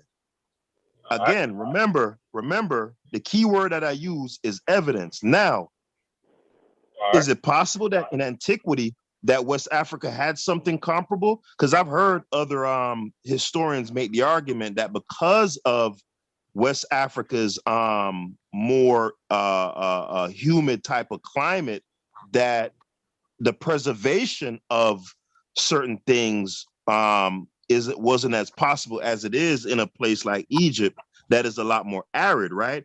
But what I'm saying, in terms of tangible evidence, what we could put our hands and eyes on today, if we're being honest, bro, and taking our feelings out of it, there is no comparison, bro. And let me just, I'm going to add on because I want you to continue. Thank you, Sosa. And let's don't use the term Egypt. I'm speaking now Valley civilization. Those writers wasn't, Dr. Bean's book wasn't just about no damn Egypt. Yeah, but Egypt is the crown jewel, Ray. We're not going to play that game. Yeah, we know that Egypt benefit from being right because they at the mouth of the Mediterranean. Listen, that's what our people want to connect ourselves to because it is a shiny and glistening jewel. It is awesome. More than anything on that Nile Valley. We're not going to play this game. Hey, let me ask you a question. I heard your rant, and I respect it. Now, have you ever heard of the stone circles of Senegambia? I have. Can somebody pull that up? I'm in my car. Can somebody pull I'm those? sharing my I'm sharing my screen right now. You can see my screen, Thunder? Can y'all see my what are you sharing? Can y'all see it? Anybody else on the panel can see what I'm sharing? What are you sharing? Just tell me what you're sharing. It's a picture of Mental Hotep, the first. What about it? It's a statue? Yeah, because we had brought up the you had spoke about the lookership, and you said of the things that you said don't connect you in any way, you included phenotype in that, physical characteristics, right? And you said the Egyptians was Arabs, right? Yes. Now I said they are Arabs. Right. Now, if anybody else on the panel could see the picture that I have up, right? Mental Hotep the first, that ain't no Arab, bro. Right? Okay, all right. Let's do this. We heard your argument. Now, you said nothing in West Africa can compare, right? That's your argument. Let's stick with that, bro. No. Listen.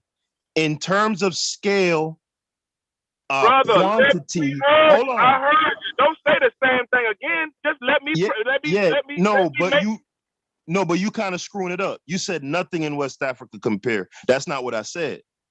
Okay, go ahead. I'm saying if you put the two of them on a scale, right?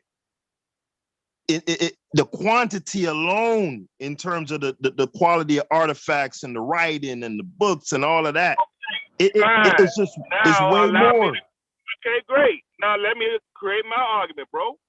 You stated your argument. Now, Timbuktu. Have you know where that is? Yeah. Have you ever seen it? Not in person. No, I'm not saying. Have you just pull up Timbuktu? Yeah, I've seen pictures of it. Okay. The stone circles of Senegal. These are things I'm learning about right now. Now, guess what? I was not taught.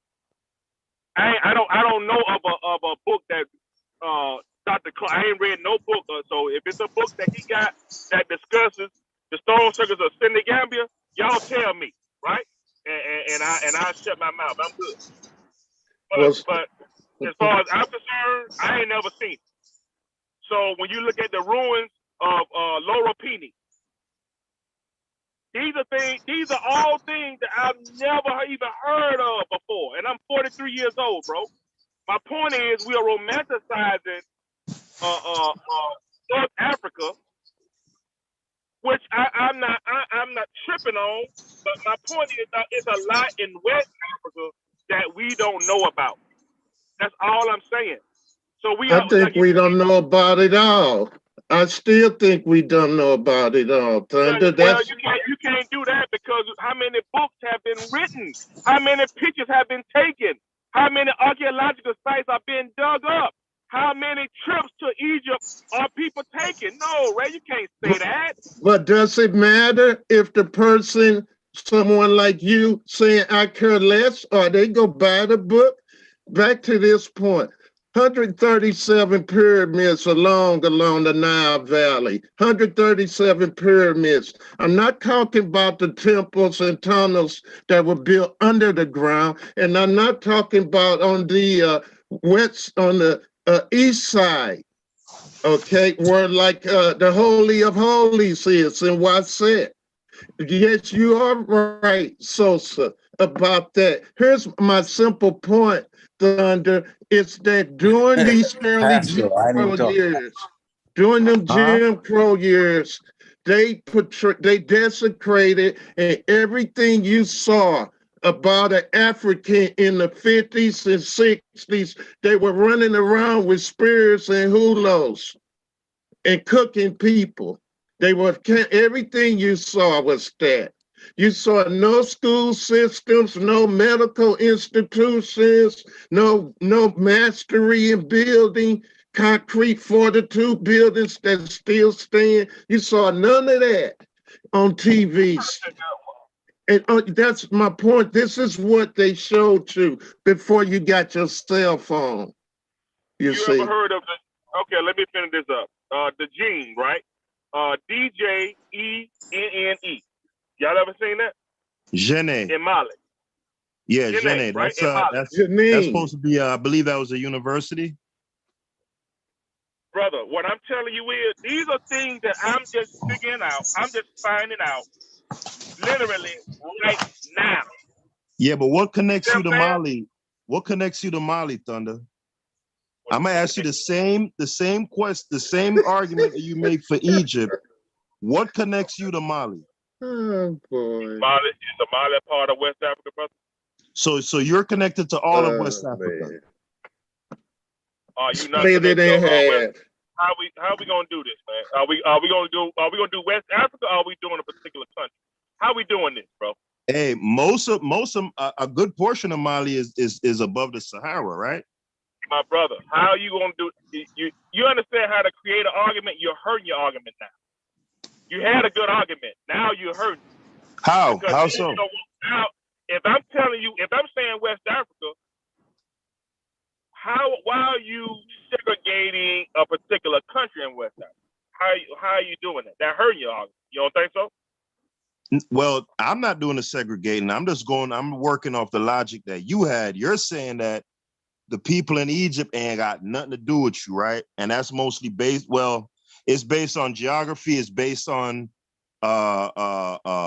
ethnology, right? The racial makeup, whatever the case may be. Every single aspect of life. Right. Exactly. It ain't got nothing at all to do with it. So I'm asking similarly in that same vein, what is it that connects you to Mali, or in terms of culture, phenotype, genetics, specifically about Mali? Genetics.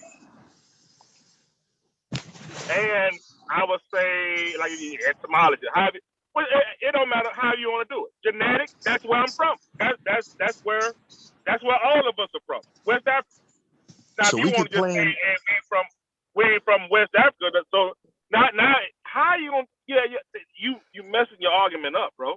You messing it up because so can we claim West Africa. So can we claim Northwest Africa? See, yeah, you see how you messing your argument up? No, I'm asking. Nope, we can claim where we from. Okay, so he said West Africa. So he's saying specifically sub-Saharan West Africa. I said West and Central Africa is where we mostly from. Man, don't hurt the argument. What you're doing is creating another argument that should I'm not be creating created. nothing, bro. Because you're doing it right now. Well, somehow they're gonna end us up being connected to Egypt. But what I want to say is though, hey Haskell, he's saying West Africa. Ain't Morocco in West Africa? It's North Africa. Yeah. Northwest Africa. Northwest Africa. Yeah, fine. It's Northwest Africa. You could almost walk to Spain with a land bridge. Right. Yeah, that's hurting. That's hurting your Northwest argument. too. That's hurting your argument. But go ahead. That's hurting your. Don't worry about it, bro. You don't understand it. Don't worry about it. So you got the tomb of Askia, right?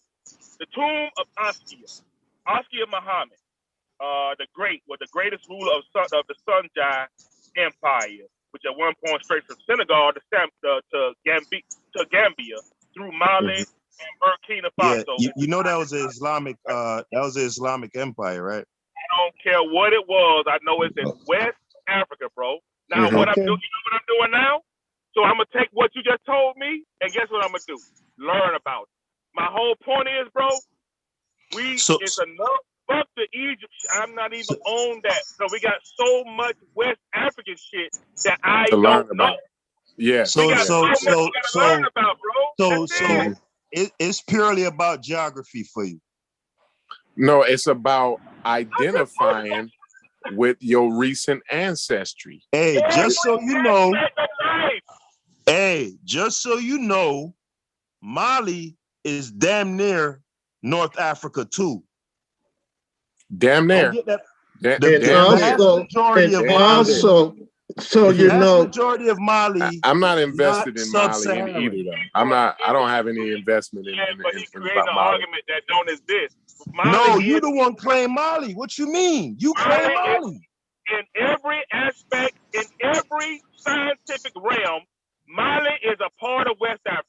What you're gonna do is come on but it ain't. And say it's almost. He said it's almost. You see what I'm saying? Yeah. It ain't. Yeah, we can't do the almost. Corey, come on now.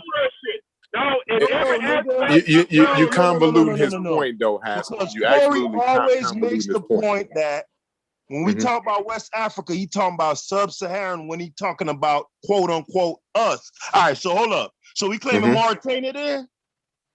That's that's North Africa. No, it's not, Corey. You want to look? You want to open up a map? Okay, yeah, I might be wrong on that. It seems like Mauritania is in Northwest Africa. Though. It is I not. could be wrong.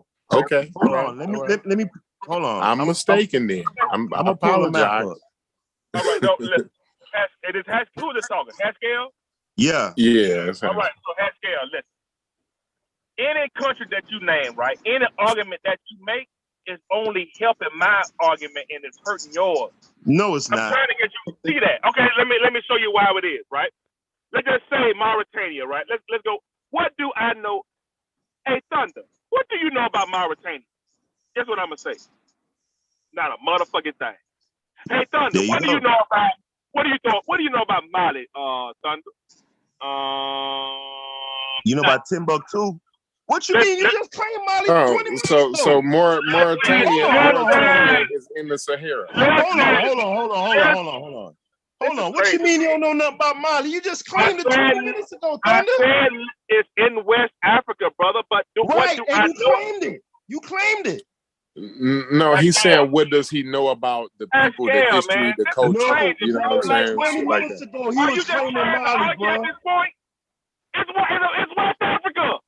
Right. So now you saying you don't know nothing about it. You was bringing up Timbuktu. You was bringing up Timbuktu and claiming it, bro. Yeah, it's West Africa, ain't it? Okay, so you do know about it. No, he's this is crazy, man. You know what? Corey, hold on. Am I going He crazy? was talking about when he said he didn't know about it. He's meaning like the culture, the people, and shit like that. You know what I'm saying? That's what he meant. Yeah. Okay, I got you. Yeah, he just know like a couple little things. Yeah. All right, hold on. Y'all can see my screen? Am I sharing? Yeah, I see where Mauritania is at. It's in the Sahara Desert. Yeah, he succeeded that. He's staying corrected, Haskell. You got it. Mm-hmm. All right. So where's Mali at? The bulk of it. A lot of it's in the Sahara, but part of it's in the sub-Sahara. Are you saying that Mali is not a part of West Africa? I'm just saying. I'm going by y'all definition. Look at what y'all consider Algeria, North Africa, right? Hey, Haskell. Hold on. No. Yeah, Algeria is a lot farther away from. Don't do that. No, don't do that, bro. No, Thunder, don't do that. Let me finish making my point, bro. Because Egypt shit run deep. I asked you one question. Is Go ahead. Mali a part of West Africa? Yes or no? Yes. No, And so telling you So is Mauritania, and so is Western Sahara. Now, Haskell, what I'm telling you is, this is a simple. You are creating arguments that should not be created. I'm not creating nothing. Now, can I finish making my point? Okay, no, you asked me a question and I answered. Let me finish what I was saying, bro. All right. We consider Algeria North Africa, right? Who is we? Who is we? We, the niggas on this panel. It's pretty much in North Africa. Like Right. nobody would deny that. You're right. Stop playing, man. Is Algeria West Africa? Stop playing, bro. Algeria. It's North Africa. It's not Bro, West Africa. I got the map sharing, Thunder. Haskell. Is Let me Algeria finish. part Let of me West finish Africa? making my point. Let me finish making my point. Is Algeria part of West Let Africa? me finish. Let me finish what I'm saying, bro. A good portion of it is in West Africa, right? Let me finish what I'm saying. Algeria a part of West Africa? Yes, a portion of the country is. Yes, yes. Okay, go ahead. Yes, Make your argument, bro. yes. Latitudinally, it's in the same area as what is that? Burkina Faso. A good portion of it. If you were to draw a line straight up, it would be in the west part. If you consider Burkina Faso and Ghana and all that shit, West Africa. So yes, it is a good portion of it is in West Africa. Now, to my point that I was making, Algeria is considered North Africa, right? If you look at that border between Mali and Algeria, right? Mali, which is considered West Africa, if you were to draw a line straight across from the top of Mali and cross over into Algeria, right? Them shits is damn near like on the same latitudinal they're neighboring countries. Right, yes. right. So that's what I'm saying. All of that shit could be murky, bro. You can't just say West Africa and like, yo, that's our people. Okay, brother. Right. So and I feel you on that. You don't want to be you want to nail it down to a more specific area, right? So I don't think by arguing that helps you get anywhere near Egypt though. So I just wanted to throw that out there. If we nail it down, hold on. If we nail it down to a more specific region like Ghana, Benin, Nigeria, Cameroon, Burkina Faso, Sierra Leone, Liberia, Guyana. If we narrow it down to that area, because those is where your Senegal, Gambia, these is where your ancestors came from, right? So I mean, fine. You made your point. You don't want to be too over general with saying just West Africa, right? But what I want to point out is we African Americans, right? And I consider you an African American. I consider the Americas. I consider Jamaica to be in the Americas, right? I got you. So yeah. So African Americans, we Haskell, we are from a specific genetic pool on the continent of Africa. Your ancestors come from a specific genetic pool, a specific population of people, right? This is how we distinguish one another. If we don't do that, Haskell, if we cannot distinguish where we from, where the general population, where we generally are from West and Central Africa, from the coastal areas, more specifically in West and Central Africa, right? Right. If we cannot separate ourselves and make those distinguishments, Haskell, how do we describe one another? So if we all, just because we African, right? Just because we from the African continent, if we relate it to the Egyptians, there's no way to distinguish anybody from anybody. Got you, Corey. I'm not. If I say one quick response, please, and it simply is that to the Portuguese who brought slaves from the West Coast to the East Coast, North and South, into Spain, it didn't matter if you were from the East or West. And in them slaves, it did matter. It did matter because a lot of those people on the East Coast were Christians. You see what I'm saying? And that mattered. You know, you see what I'm saying? That mattered a whole lot. So we don't want to say they just went in and just because they was black, they just started snatching up any niggas. They never did nothing like that. When so they we can talk. I got my thing is when the colonizer brought slaves into Spain, it didn't matter to them where you was from, you were property.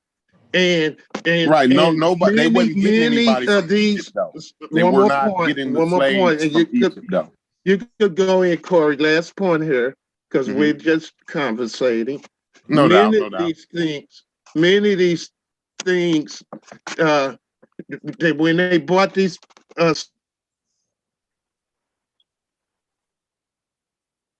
Oh man, you blacked out. What happened? Can you hear me now? Yes, many of them that was brought in didn't have a common language. The dialect may be a different language, different villages, but I do know that when they revolted together. They rebelled together. It didn't matter where you were from. When you revolted against the colonizer, the slave master, you rebelled together. And that's and they was all, you know why? You know what though? They were together. They were from the same region in Africa. They were all from that same coastal Brother Ray, region. you're still making his point in saying that they were still from the same general geographic location. See, I know that slaves were coming out of Eastern Africa. I'm aware that the Sahara slave trade and up into the Turks. Yeah, you know who they was taking. Running them out of there, running the Portuguese out of there. That's what altered some of the slave routes into West Africa, because the slave route started in the East, first of all. Yeah, you talking about the Trans-Saharan, Brother Ray. And you're talking about 700 AD at that point. Right. You're talking about the common era at that point. Here we go, man. Here we go. So we got the Mauritania, right? Mauritania, the ethnic groups. Fair Moors, the Beninese, the Benin, right? It's 53%. The Bedouin, whoever. So then you got the dark Moors, the Harritans. It's 30%. You got 17% sub-Saharan Mauritanians, which non-Arabic speaking largely. Hey, brother Ray, can you stop sharing your screen? I think Thunder needs to share his screen. No, that's me. That's me No. Corey. Non-Arabic speaking, largely resident. Thunder. Oh, stop, man. No, I want to ask, do you want to share your screen? Until I finish. Stop. No, I don't want to say nothing. Fair Moor is on Wikipedia. Y'all can look it up. So Fair Moor, Sudanese, 53% or 2.4 million. Dark Moor, Harrington, 30%. 17% sub-Saharan Mauritania. What are you reading? What are you reading, Thunder? Give us some context. Wikipedia, the demographics of Mauritania. Okay. Right? So and you can do the demographics of Mauritania. If y'all want to share, you can share it. But I'm just going through the ethnic groups. So sub-Saharan Mauritania, non-Arabic speaking, largely resident in or originating from the Senegal River Valley, including Helpalar, Fulani, Soninke, Wolof, and Bambara ethnic groups. So a lot of my people is up there then. Yeah, those are sub-Saharan Africans. Corey, that's how that works for you? Yeah, those is a lot of my it is people West up Africa. there. It is. I never said it. That's all I'm saying, bro. It's a lot. Right, no problem. I'm not saying you did, but I'm saying that it's a lot of this that I don't know. That's what my whole point is. It's so much that I don't know at my age about West Africa, and what I'm doing is spending more time learning about West Africa instead of what Dr. Clark and Dr. everybody else talking about. I don't Yeah, want to they look at Egypt Egypt us no to more, death. dog. They Yeah, I don't Egypt want to us look to at death. Egypt no more, bro. I'm done with Egypt. I I think want to look at everyone's West doing that thanks to DNA. That's not uncommon. That's not a point. The point is that as well as you expand your knowledge, and that's all it is expansion from what you begin as the more information comes, the more you evolve. Now you're able to connect genetically to an area in which your family from, and I understand that is a concern and that's a need to know. I don't have no problem with that, Thunder. I'm just saying you just can't cut off the left hand because you want to write with your right It one. ain't no need to shit on Clark and all the them. left hand, my left They hand didn't is cut off. have, they wasn't privy to all that info like you got at your fingertips. Yeah, Thunder. but the thing is, if you're not privy to the information, you need to let that be known, right? So it's pseudo to act like you know the information and you really don't. Hold on, you're Yeah. saying it was pseudo for Dr. Ben and all them to act Dr. like Ben was as pseudo as it get, bro. Hold on, As pseudo Corey, as but it get, in my opinion. I'm trying to get Now, that's just clear my on what you're opinion. saying. That's I just wish my they was opinion. around to Hold sit you. on. Yeah. But Corey, just so I'm clear, you're saying that the focus that Asa Hilliard and I don't know what Asa Hilliard did. No, so. I'm just saying in general, Corey, our reputed scholars of that time, the Jobs and the rest of them, right? Most of them, pretty much all of them, were mainly centered around the Nile Valley region, right? So you're saying that because they focus on that region and didn't focus on the region that we now know today that we're most closely I think we knew that at that time. Related too, to thanks to DNA. Go ahead. Right. Hold on. No, not thanks to DNA. We actually knew where we came from. Like, but go ahead. Hold on, man. Y'all gotta No, let let Haskell go. Let Haskell go. Right. So I'm trying to get some clarity from Corey here insofar as why he would classify them guys as pseudo, because they focus so much attention around the Nile Valley civilizations, right? And true indeed, our only connections to West Africa isn't all genetic, right? There are a lot of cultural markers that perhaps those brothers could have been aware of at that time, right? However, you saying West Africa or you West said Africa, you know? because because you're saying that they're pseudo because they focus so much energy and attention on an area where they wasn't from, when their attention should have been in West and Central Africa, right? Right. And another brother brought it the point. Brother Ray is saying perhaps they didn't focus on that because we have DNA now to tie us to West Africa, and we now know that's where we're from. But you counter that by saying, no, it ain't just the DNA just that link us to West Africa. So in other words, what you're saying, Corey, is them niggas should have known better. They should have known better. They right. Like nobody didn't know. Like they knew that we were from West Africa, bro. Yeah, That's they what knew I'm that saying. for sure. They was not confused about that, Haskell. Nobody was ever been confused about it. Yeah, they grandmama knew that. Like we only been here for 150 years. So basically, Haskell, you and Thunder are charging them with treason, essentially. Yeah, well, they lying. They misleading. Let me tell you what I'm charging. Hold on. Let me tell you what I'm charging them with. But no, that amounts to treason. He's a master at Corey. He's a master at creating arguments that ain't nobody making. No, I know you're not saying that, but I'm saying if what you're saying is true. No, you're not. I ain't mad at it. Let me be clear. Thunder, let me be clear. You're not saying explicitly that them niggas was traitors, but if what you're saying is true, if what you and Corey are saying is true, that they were full well aware. Hold on, Thunder. I'm making my point. Y'all are saying that them niggas was fully, bro. Stop talking, bro. Go ahead. you're saying you and Corey are saying that them dudes was fully aware of the fact that our people came from West Africa and they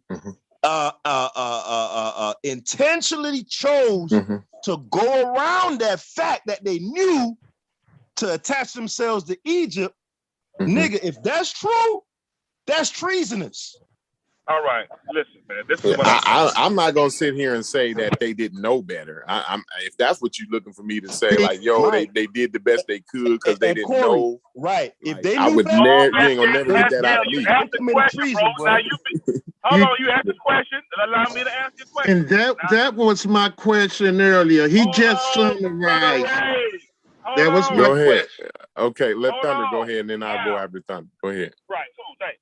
So what I'm saying is, it was common knowledge, I think, for the last 200-300 years that we were from Western Central Africa, bro.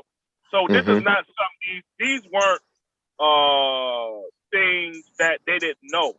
This is my whole point. Why weren't any books? Well, I don't know if they wrote any books. I don't know what books they wrote. I don't know. So maybe they did write books on West Africa. I don't know.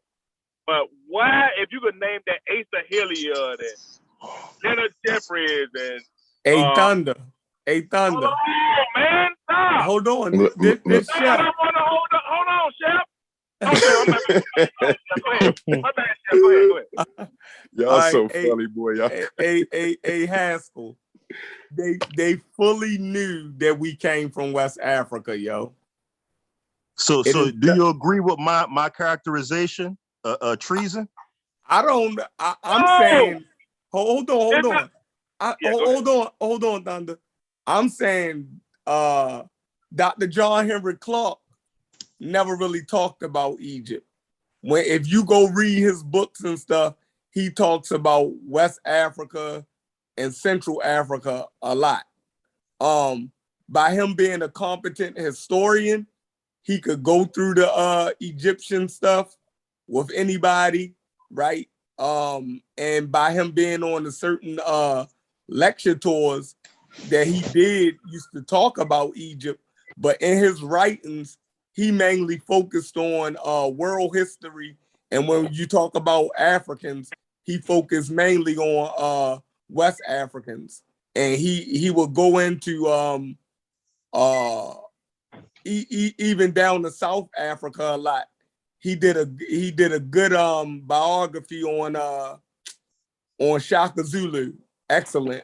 One, but he mainly focused on the what you call the post-colonization Africa.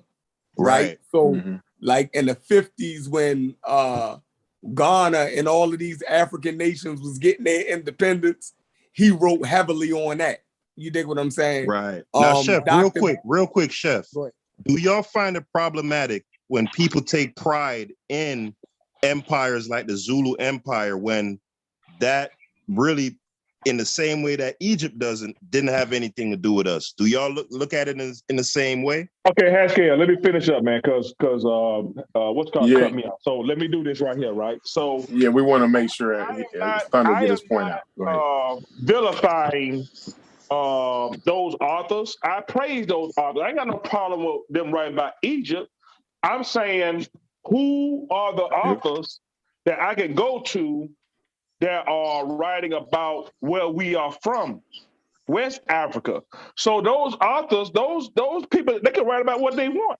They're not treasonous for educating us about Africa. No. I'm saying I want more. I'm in a search right now at this time in my life where I have a lot of time on my hands. I make my money online, so I'm not a hard worker, nothing like that. So I got a lot of time to read at this point, and I'm trying to find the authors that are writing about where we are from. You see what I'm saying? So yeah, don't vilify. Now you creating arguments that shouldn't be. You're vilifying those great authors. No. Let those people write about whatever they want to write about. I'm saying no, but some of them were pseudo though. I mean, like we gotta actually say it. Yeah. Chef, can you answer that question I asked you though, as far as people taking pride or attaching themselves to Zulu culture in a general way because they're Africans, right? Even though they're not us, quote unquote. Do you see it in the same problematic light that you see us, West and Central Africans, attaching ourselves to Nile Valley? No.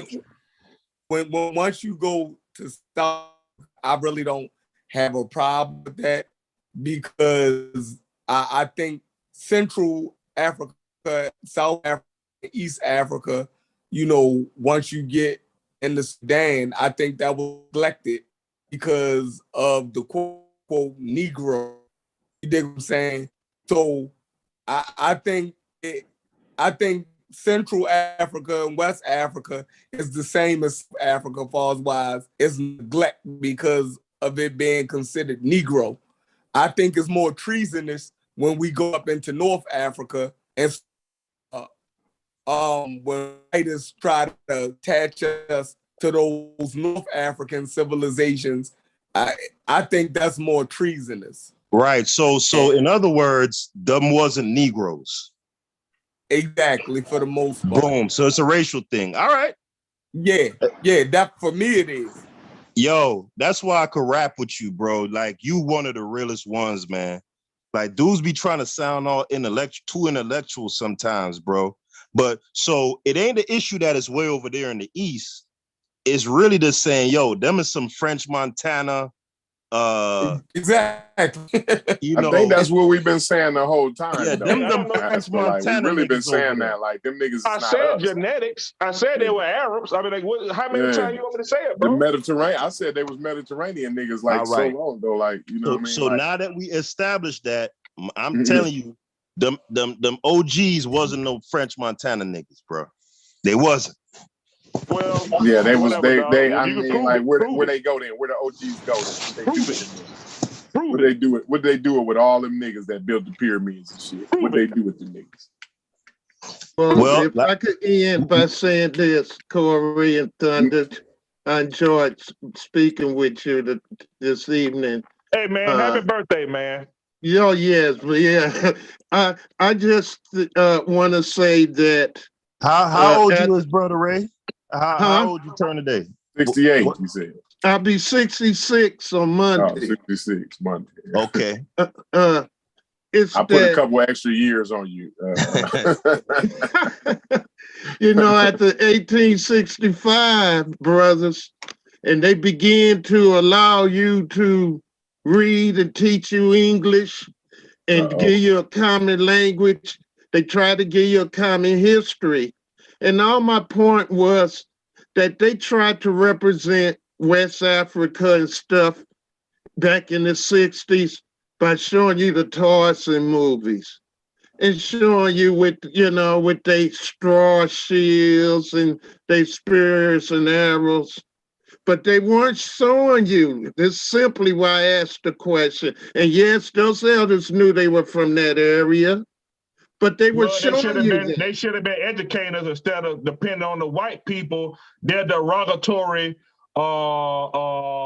depiction of us. Right. Those people should have been educating us. They should have took it upon what themselves. it really was. Yeah. What they wasn't showing you, while they were showing you the shields and the hay huts and stuff, they weren't showing you the chariots and gold. It's not up to them to show us though. That's what Thunder's point is. It's not up to us to be shown. It's up to us to find Why would you that out. depend on white people to show you anything? Yeah. Okay. You can't depend on the slave. I was trying to finish, you brothers. You wouldn't even. Because you're putting a lot of the onus on white people, dog, instead of putting it on us. What I'm putting on is what was told to people who are misled from religion and a whole lot of problems due to misinformation. And there are people right now who, because of the desecration of the people of that continent itself, they don't want to identify at all.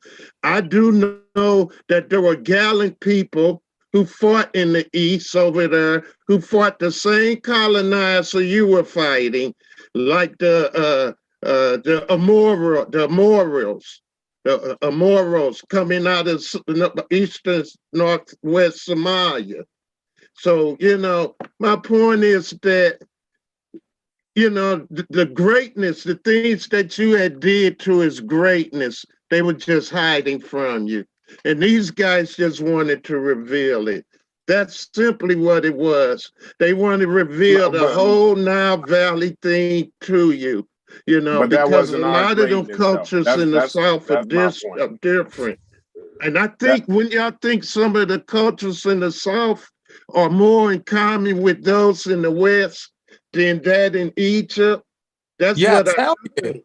Hell yeah. Right. So back to that point, right? Who got the map up? That's me. Haskell got All right, so scroll down to South Africa when people try to act like the South Africans are not really connected to no, zoom out a little bit. It's not really connected to the to West and Central Africans. I disagree with that. Look at Angola.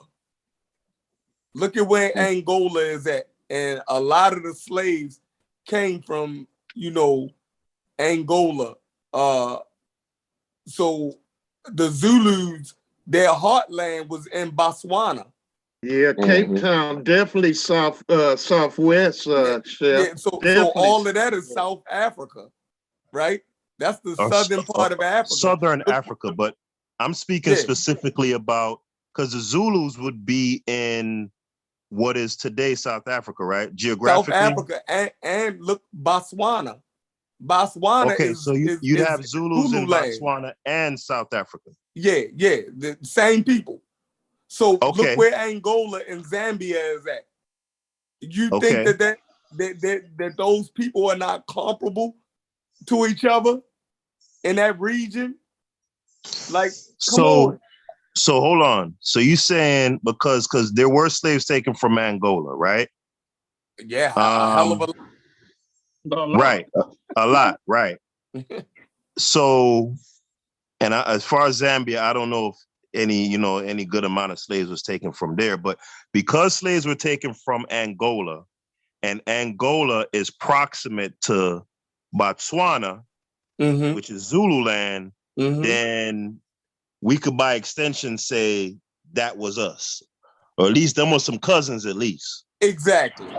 But Egypt, them was some basically, again, some French Montana. Those are Arabs. What's buddy that used to play on the Lakers, the light skinned nigga? They traded him to Washington. Look at Saudi Arabia, dog. Yeah. Who is Saudi Arabia? Oh boy. Africans? Rick Fox. You're talking about Rick Fox. I go, the only one I ever heard out of all those. The young boy. What the hell is that boy name, man? He played with LeBron. They just traded him in the Washington. Hey man, quit making arguments. We ain't talking about him. No, we talking about, look at Saudi Arabia. Who reside in Saudi Arabia, dog? Man, Yemen. Yemen, those people are black. The They were the ancient family. ones were black in Yemen. Yeah, a lot of them Yemen. Look at where in comparison with Ethiopia, it's right there. Yeah, Abyssinia. I don't want to say nothing controversial, but a lot of ethnologists, they'll tell you, if you go back far enough, Yemen specifically, like Brother Ray said, but a lot of Saudi Arabia too, them was niggas. I don't even want to go there. If you go back farther enough, everybody. No. No, actually, you know what, Corey? Let me fix that. In very recent history. Okay. Very recent. What do you mean, like very recent? Who tell you that?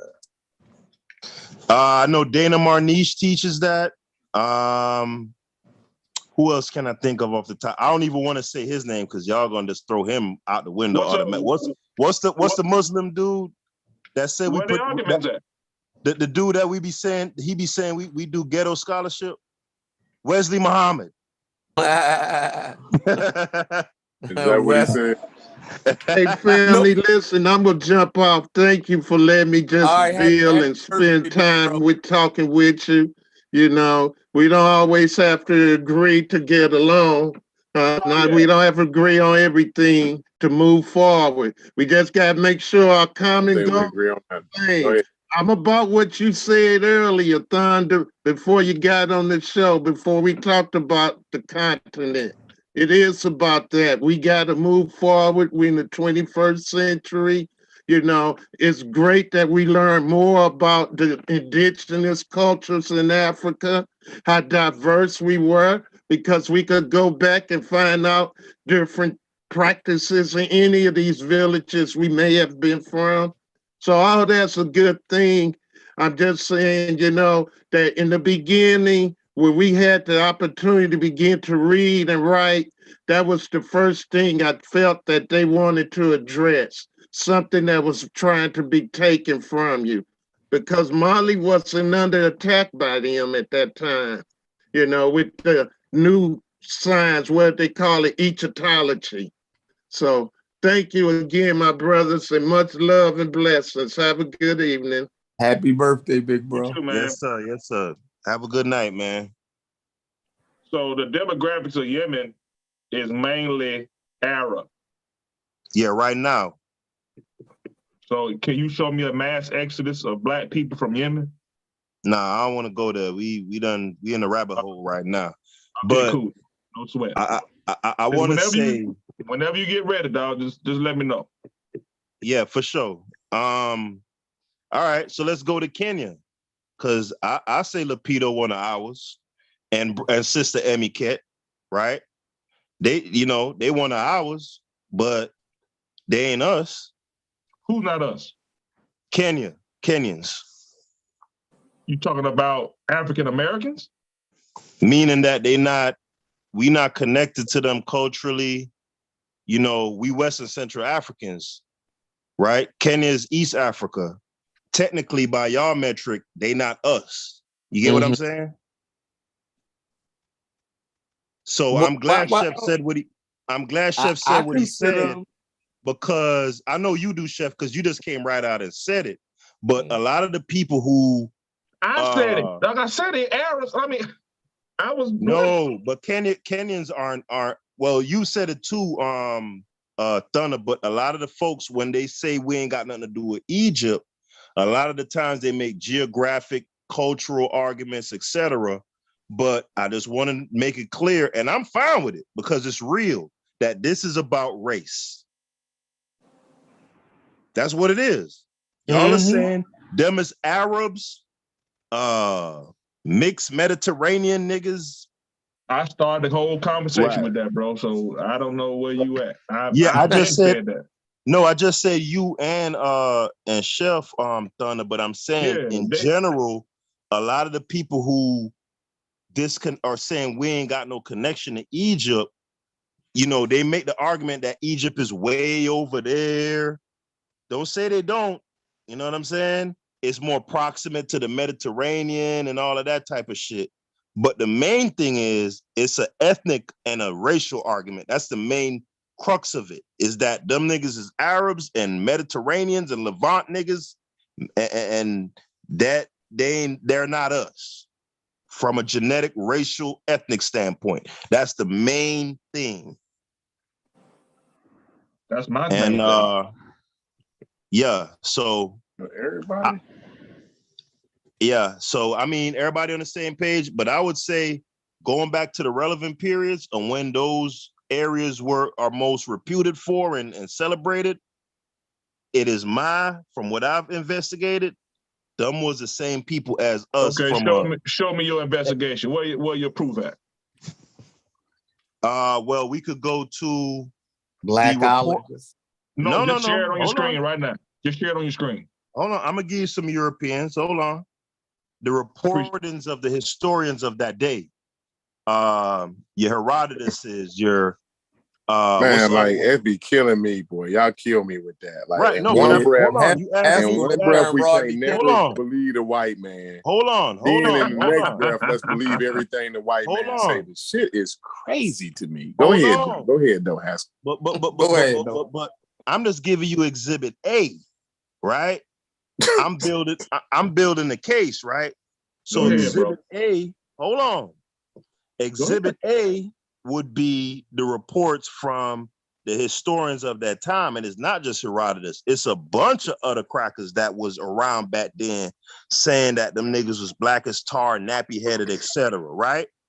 Then I will go to Exhibit B, right, which would be the lookership part, right? So I could show the like mental Hotep shit I had showed a while ago. You know what I'm saying? It ain't no mistaking that that's a Negro. Narmer, that nigga don't look like them people that's there today at all. Mental, not mental Hotep, Amenhotep the First, Seneferu, Queen T, Narmer. I already said him, but they don't look like them people, bruh. I will go to Exhibit C, right? And Exhibit C would be that the mummies that are in the southern region, they not releasing the genetic information on them because they saying that if they was, their Egyptianness would come into question, which tells me all I need to know about the genomic profile of them particular mummies. You know what I'm saying? Hey, Haskell, I will say this. You doing a way better job than Uncle now. Listen, your shit is at least coherent. And now I'm up for this goddamn debate. Cause at least your shit is coherent and you shooting straight from the hip. And you know why, Chef? You know why? Because they want to avoid the race thing. And that's what it is. They want it. Sometimes people try to be too intellectual, bro. We are talking about race. Exactly. Them niggas who build that shit look like or approximate to us. Exactly. I don't do that. I'm looking at genetics. Yeah, but again, that's right. more what I'm looking at, Thunder. But like Sheffrin said, I appreciate Haskell because he keeps it 100. He don't take us around the goddamn mulberry bush 10 times and act like he ain't saying what he really saying. Like that's and I've already said that to Haskell like 3 weeks ago. Like I definitely appreciate him keeping it 100. And that's where the argument, see, and this goes to Cube. This goes to what Cube was pointing and Thunder. I'm glad Thunder stayed on here. This is what frustrates me, Thunder. And I think Cube saw me on. So on Cube was on. I miss Cube. Yeah, Cube was on here. Yeah. I put the link and he asked for the link again, actually, so he probably be coming back in. But hey, when y'all stay bringing in like the wild cards, y'all love the wild cards, boy. Well, if they ask for the link, you know, they gonna get the link, man. I'm saying in general with X and yeah. But so and Haskell and I, like I said, I just wanted to commend you for keeping it 100. But this is where I get frustrated with Unc and Asar and the likes of them, right?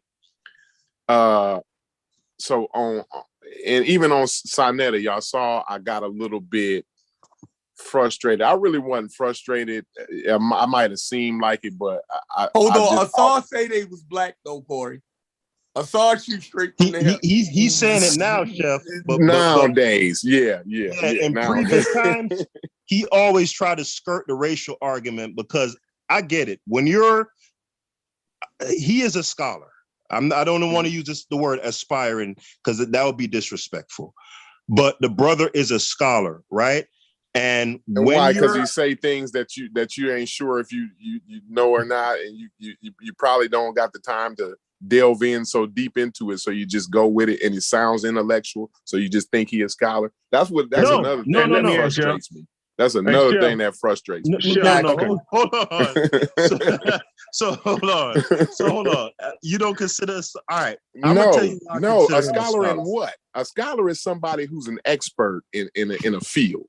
Like we can't just call me a scholar because I know a little bit about astrophysics. Now all of a sudden I'm some goddamn scholar. Like no, we're not gonna do no shit like that. All right, we're gonna stick a pin in that, right? The point that I was making, even if you want to attach a qualifier to the term scholar, and let's say that qualifier is aspiring, right? I'm not attaching that, but just for the sake of, let's go with aspire, right? Yeah. Mm-hmm. When you're in that ilk or aspiring to be in that ilk, having racial discussions, they tend to look at that as being kind of remedial, you know, like non-scientific. Yes. Yeah, right. They look at it as kiddie stuff, and to a degree, I get why they are like that. But guess what? Like I told Wuja one time, you know, those Africans who are not getting let on those trains from the Ukraine, they can't go tell them Ukrainians about science and racism. It's unscientific. Absolutely. They're gonna be like, bitch, get your ass, get the fuck off this train. So this real life. Yeah. You could be as intellectual as you want. In the world that we live in, race dominates our current day and time, and you ain't getting around it, right? Well, we live in society, and race is a social thing. So, right, yeah. So, man, you got to say that Kenyans are our people, bro. Right, and I would agree. I would agree. I was just making the argument based on the fact that a lot of times people will disassociate Egypt based on its geographical location. Right now, the brothers have been clear tonight that I'm talking about the inhabitants of those everything. Of that region. Yeah, I'm talking about the geographical location. Right. I'm talking about the biosphere. I'm talking about the genetics. I'm talking about the phenotype. I'm talking about the culture. I'm talking about the cuisine. I mean, like you name it, it's not us. Yeah. All right. So let me ask you something. What do y'all think about this? What is y'all opinion on this bitter lookership that I'm using in my circumstantial case that I'm building for the niggas being in Egypt? Can y'all see my screen? Oh, it's ridiculous. Well, Unc does it too, so you ain't got a problem. No, hold on. Can you see that's ridiculous? Thunder. Yes, it's pretty ridiculous. Yeah, that's pretty ridiculous. That's ridiculous, bro. So you're saying it's Photoshop? No, that's a black man. That's a nigga. No, listen here. What I'm gonna say is, I'm not getting into the color of this shit, right? Let me tell you this, right? Oh, man. If you can find a dark-skinned nigga in in Egypt, I would never argue that the point that you can't find no dark-skinned niggas. Yeah, but that's royalty. Egypt. It ain't just any dark-skinned nigga. What's that's this nigga name you got on the screen? That's Mentu Hotep the first, right? All right, let's see if we can find any more. Mentu Hotep the first, right? Because that black color means death. You know that, right? Yeah, but this wasn't stylized. Or in the afterlife. It don't mean death. No. It means he was in the afterlife. But go ahead. Yeah, this wasn't stylized, and he has other depictions of him that are not the hue isn't like. No, it wouldn't be stylized though. No, it wouldn't. They would just paint it black because he was in the afterlife. But that would be meant to communicate what you're talking about with the thing about being dead or whatever in the afterlife. Yeah. Right. In this case, that's not what that is. But I wanted to speak to. That's another thing. How the hell do we know that? But go ahead. I'm sorry. There's a way to distinguish. Right. I wanted to speak to the point about DNA that Brother Thunder said, right? Because he said he don't get into the lookership and the features and the nappy hair and the skin and the broad. He don't deal with that, right? Now, if you understand DNA, if someone is murdered in my house right now and law enforcement comes and takes a DNA sample, if they don't have any previous DNA from that person who committed the murder, right? Any genetic material from that person, that DNA doesn't mean anything, right? I say that to say this. Hold on. I say that to say this. You have to identify the person, the peoples first, right? Categorize them, right? Take the genomic profiles of those pre-identified people, right? Notice the commonalities in those genetic profiles and assign it to those said people. Are you guys following me so far? Am I making Hold sense? on, I'm trying to figure out what. So you put up this, that's Amenhotep the first, right? Mentu Hotep the first. Oh, mental Hotep. My bad. I was about to kill you on that. Mental Hotep. I was about to say I'm looking at a whole goddamn another white man. All right. Yeah, I'm off the lookership part now. I'm going more to the genetic argument now, right? All right. So do y'all follow what I'm saying, Corey, though, insofar as how DNA works? I see what you're saying. I see what you're saying. You Right. have to have a sample. Right. Right. Population. Sample population. Yep. Right. So make no mistake, when they say E1B1A is mostly a certain group of people, it is still connected to lookership. Don't miss that part. You get what I'm saying? Like, you got to be able to identify the people first, collect the genetic profile, and then say these particular SNPs, right? These single nucleotide polymorphisms arrange in this way for these group of people, and over here in Europe, these SNPs arrange in this type of way for these group of people, et cetera, et cetera. You get what I'm saying? What is your argument, man? My argument is simply this, bro. When you say DNA, it's still talking about, they're still making a racial distinction. It's just that. What's the big argument? Give me your big argument. How do you spell mental Hotep? MENTU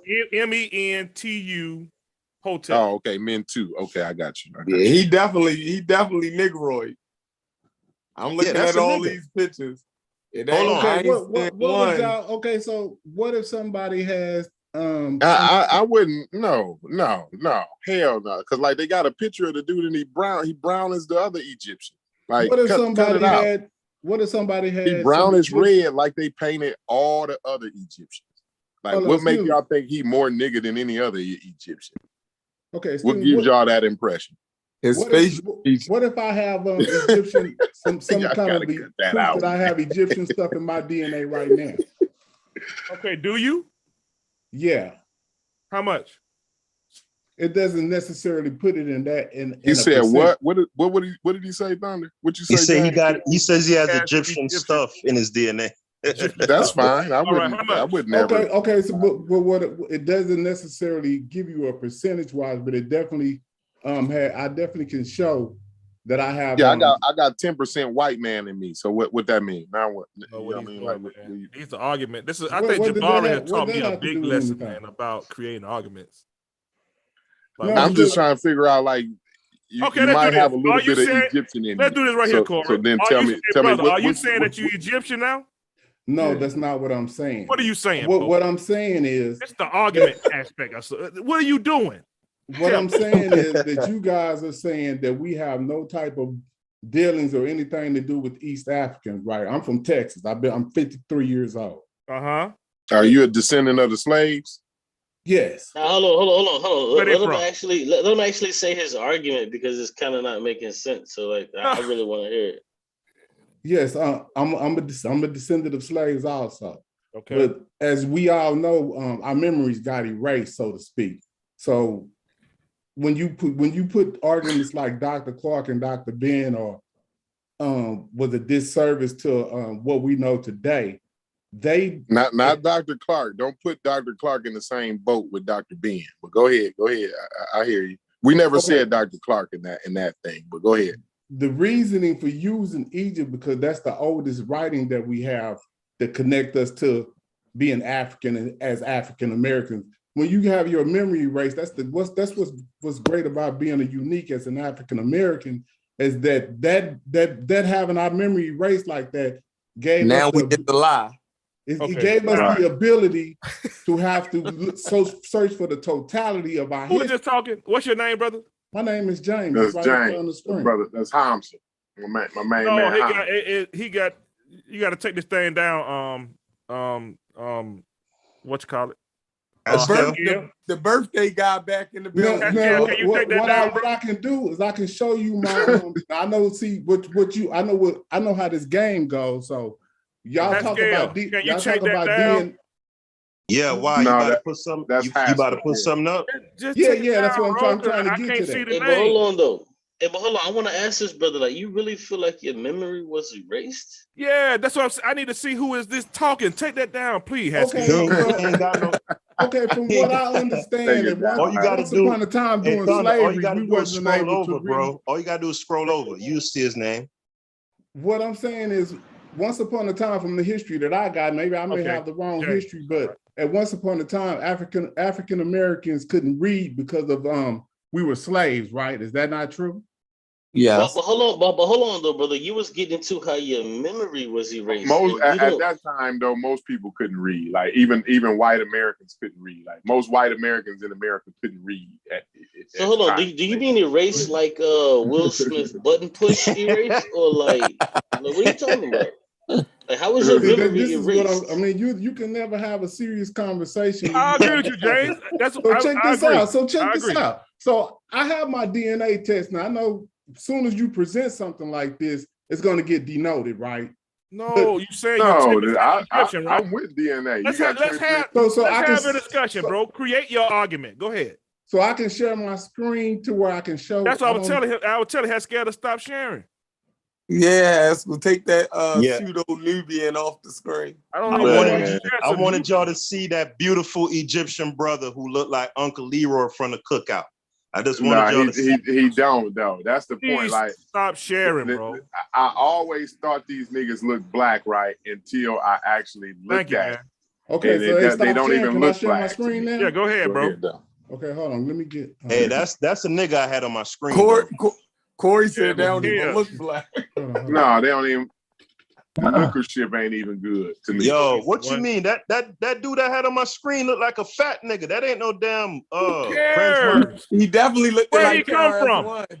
Where he come from? The nigga looked like Habibu from I know a nigga named Habibu look just like him. Man, hell no. Ain't no them Habibs don't look like Habibu, let me tell you where Habibu is from. Okay, this is my screen right here. Habibu from Saudi Arabia. Come on, brother. Man, 23 you capped out, Corey. You capped out. So I already heard it's 23andMe, so that's going to denote everything. No, I'm saying let's go. 23. I love 23. Okay, so within what we're seeing right here, I'm just going to read the last maybe paragraph of this because I don't want to make this long. But it says Ramses III parental lineage belongs to a haplogroup EV38, which your line also stems. You and Ramses III share an ancient parental line ancestry who probably lived in North Africa or West Asia.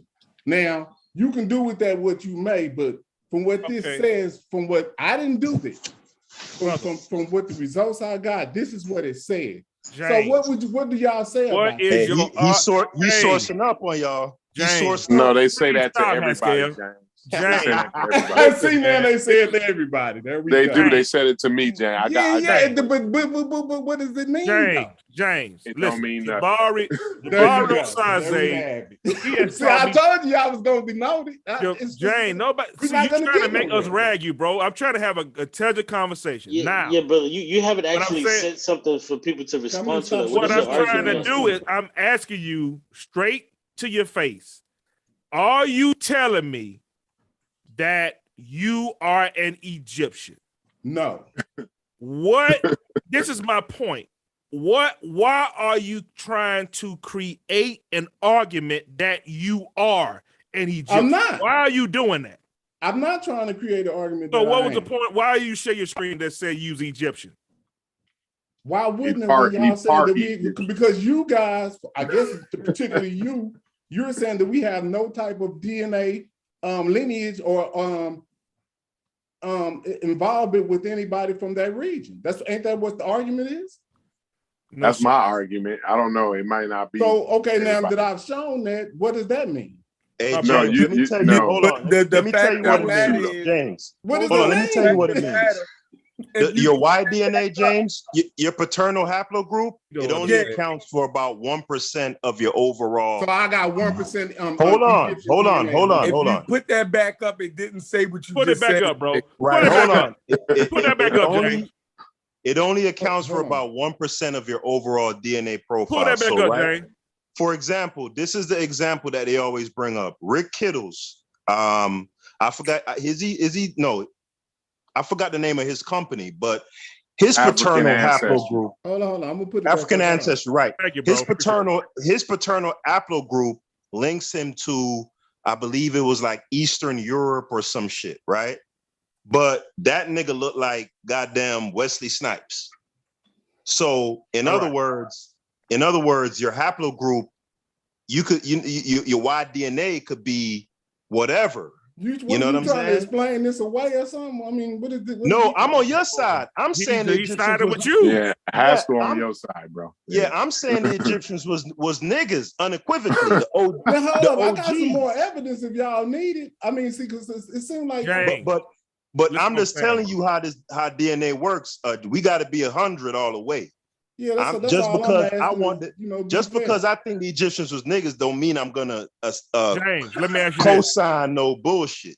Who are the people that belong to EV38? Are those West Africans?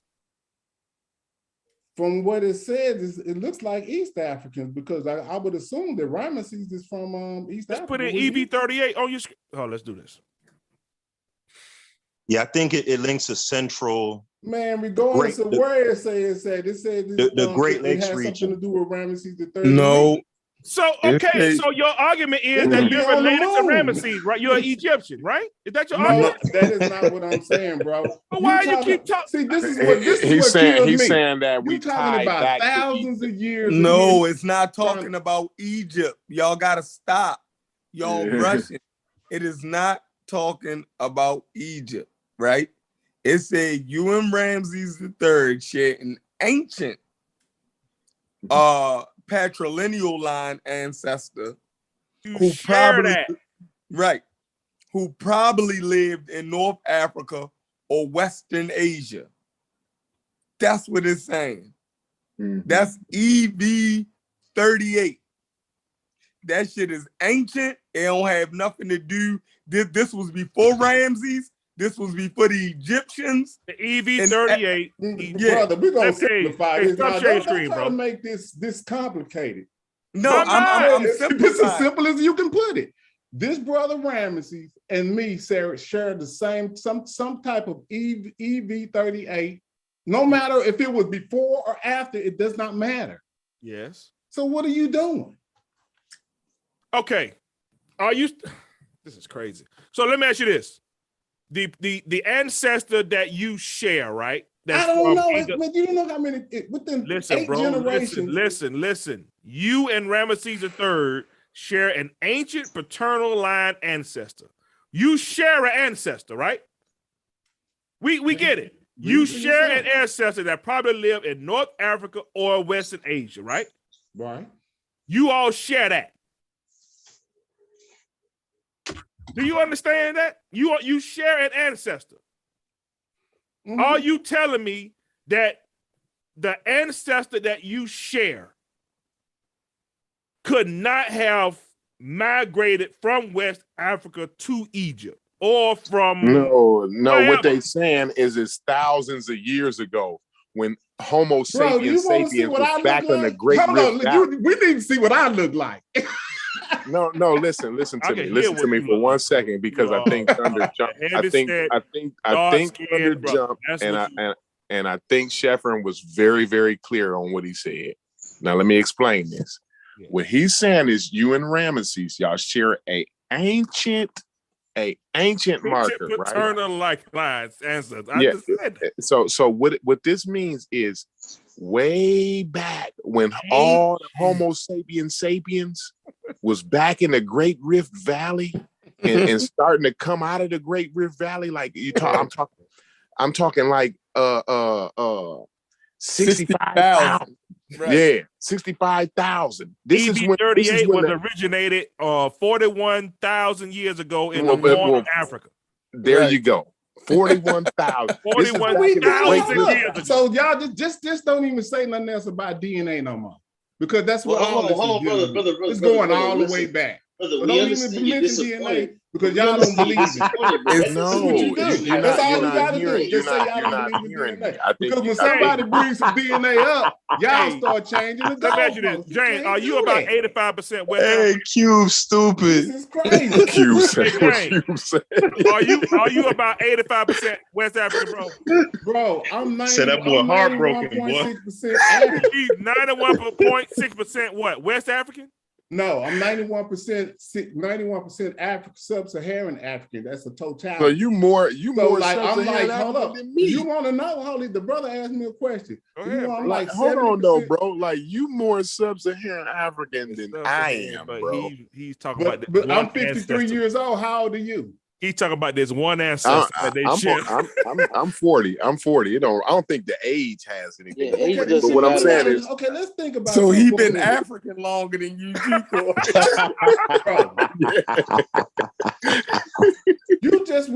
I was born in 69. You couldn't marry a European person legally until 1967. So that don't what? mean it We wasn't. can That marry him don't now? mean they wasn't fucking and having them babies. Yeah, but that don't But we mean. can marry him But the now, so percentage. Let me the tell you what percentage happened of on that the happening on the was McKinney low. plant. Let me Don't tell try you to what make it happened like on the everybody McKinney You're outraged. still creating bad arguments, man. You got to Let me create tell you good what ones. happened. Hold on. Let me tell him what happened on the McKinney plantation, right? Because you know my last name is McKinney, right? And now my grandfather from Africa, from Ghana, his last name is not even close to McKinney, right?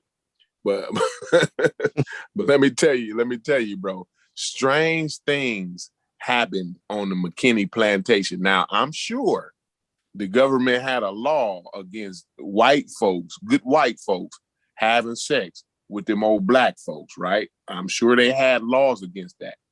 But it just so happened, right, on the McKinney plantation, right, that slave owner, he took a liking. Hey James, stop sharing your to screen. them old slave ladies, to them black women, them black slave women. And guess what had happened? Somebody had sex with a black slave lady, right?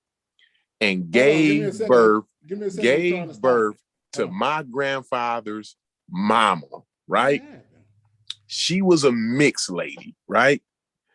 She also had a baby by another mixed man, which had my grandfather, and when he was mixed, right?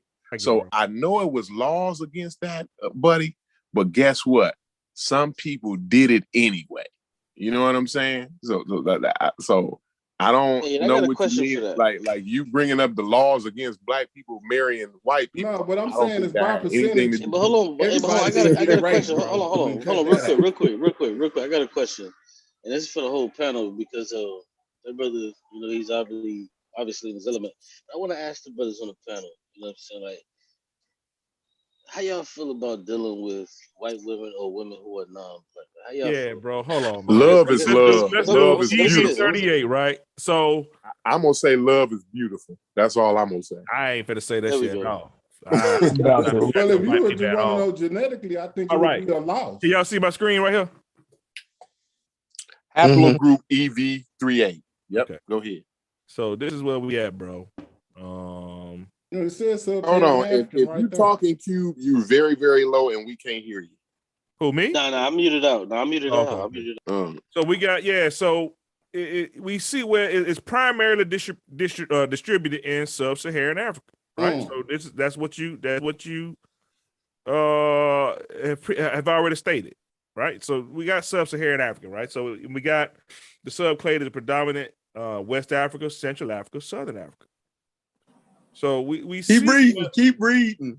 EM2. I hate when people and the region of African Great Lakes and occurs at only. Let me read it. Go ahead. You never get the full context unless we read it all. It says haplogroup EV38 is a human Y chromosome DNA haplogroup. It is primarily distributed in sub-Saharan Africa.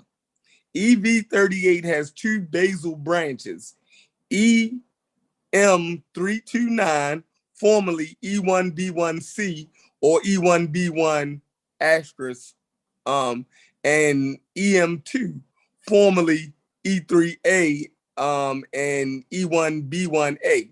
The EM329 subclade is today almost exclusively found in Ethiopia.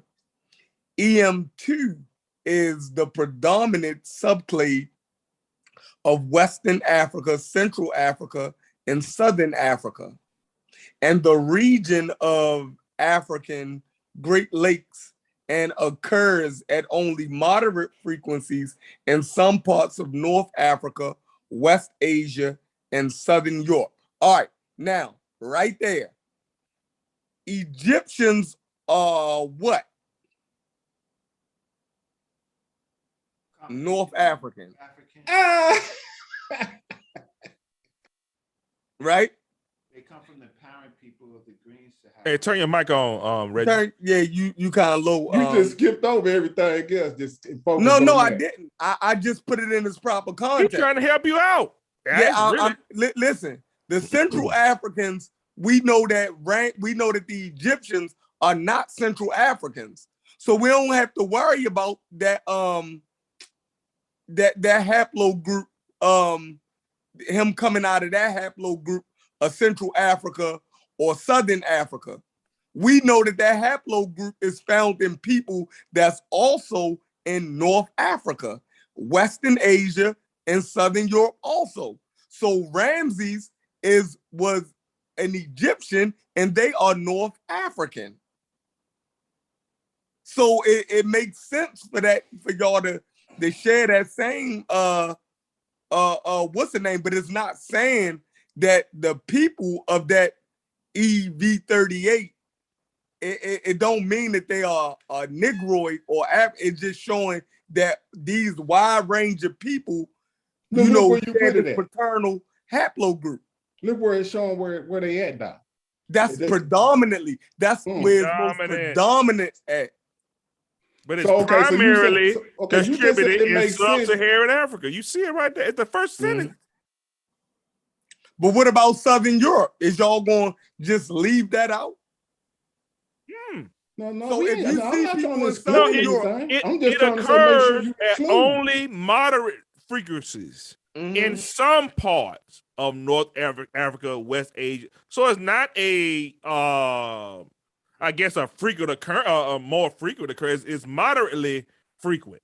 So it's not the predominant. Right.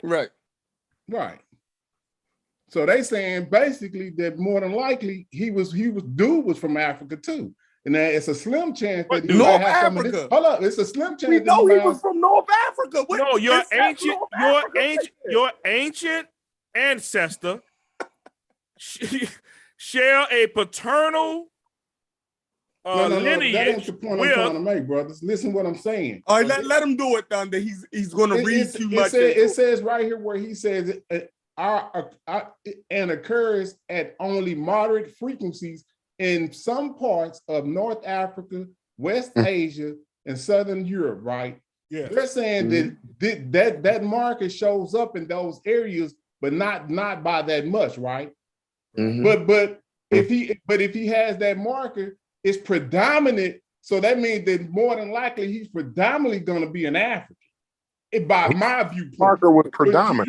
You go ahead and do what you're gonna do, but that's the way I take it.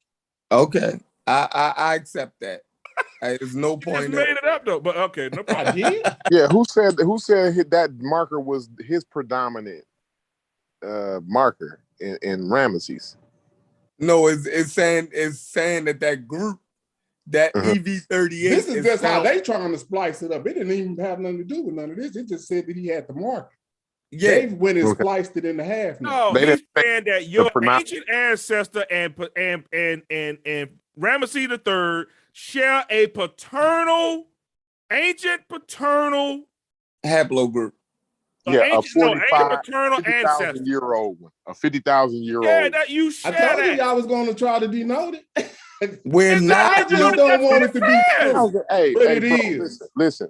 50,000. Like a lot of people was kin to each other at that point. That's what it says, bro. Yeah. Okay, well You know then what I mean? answer this then. Why did they pluck him out and put him up there? Why they plucked him out? Because it's gonna make you pay more money. It sounds better. It's Ramses. Right, yeah, that's why. You're right. No, he's right though. No, They Chef could have is plucked right. out Shaka Zulu. They could have plucked out any person they Shaka wanted Zulu to pluck out of there. He ain't EB38 though. Yeah, that's what I'm not. Right, because they could have bad put argument, the bad argument, the worst argument, the worst. Come on, man. They know that Ramses was gonna make you feel good, bro. He's right. Right, you sure right. You gotta. I'm related let to brother Ramses. Reggie speak. I'm related to Ramses 3 also. Cool. See, yeah, that's why I say everybody. We all. So they do this thing with famous people. On my mother's side, I'm related to Albert Einstein. Right? That's supposed to be. I'm supposed to get my money's worth because I'm related to Albert Einstein. Yeah. You're supposed to feel good. You're supposed to feel good. Who else am I related to? Nelson Mandela on my mother's side. Hey, you sound like Umar Johnson, but I'm a descendant. No, yeah, I know. But the funny thing is, my son, because of his mother, they are happen to be from Grenada, and my son is a distant relative of Malcolm X, and my uncle married Ruby Turner, who's a great granddaughter of Nat Turner. And my first cousin is a direct descendant of Nat Turner. So what? You got magic blood? Yeah. So listen. But hey, Chef, I'm sharing my screen. Yeah, you sharing. You sharing, Corey. Okay. So now like I was gonna say, Chef. Chef. I don't know if you was here earlier when we read this article from the Associated Press, and it was talking about Zahi Hawass and how they got these mummies that they were able to do full genome. Yeah, I was here. Right. So that goes to the point where Zahi Hawass said he didn't want to release some results because the results would have put in doubt the Egyptianness of those mummies, right? So what that tells you is the presupposition is Egyptians were North Africans and they were of the same genetic and phenotypic constitution and type as the ones today. But that's a presupposition. So in other words, we don't care what the evidence may say. And if there's any evidence to the contrary of what we already done presumed, we just gonna push that shit over here. So when you say, yo, the Egyptians were North Africans, you're really saying they wasn't niggas, but that's a presumption. You get what I'm saying? Yeah, all you gotta do is show it, bro. All you gotta do is show your argument. That's all. It's simple. Just do it. No, I already did. I already put forth my arguments, but Your I was just argument making a that point. black statue of men who Hotep. Nah, I gave 3 points. I gave 3 points of 3 exhibits. Okay, so men who Hotep. It's accumulation of evidence. You know what I'm saying? Like it adds up to being true. Like if you get so many things, it don't matter the mirror. Like it'll add all up. And then right. He showed 3 statues, and that means that's all a fallacy. You know that, right? No, that wasn't the only thing, bro. I pointed out that the historians of the day described the people, right, that they saw the. Who? And then the third thing, hold on. The third thing was who said it? Herodotus, Procopius. What did Herodotus say? The white history. They was black as tar. What did he say? He said like he said they was like black as tar and their hair was nappy as hell. Herodotus also said that they looked like Georgians.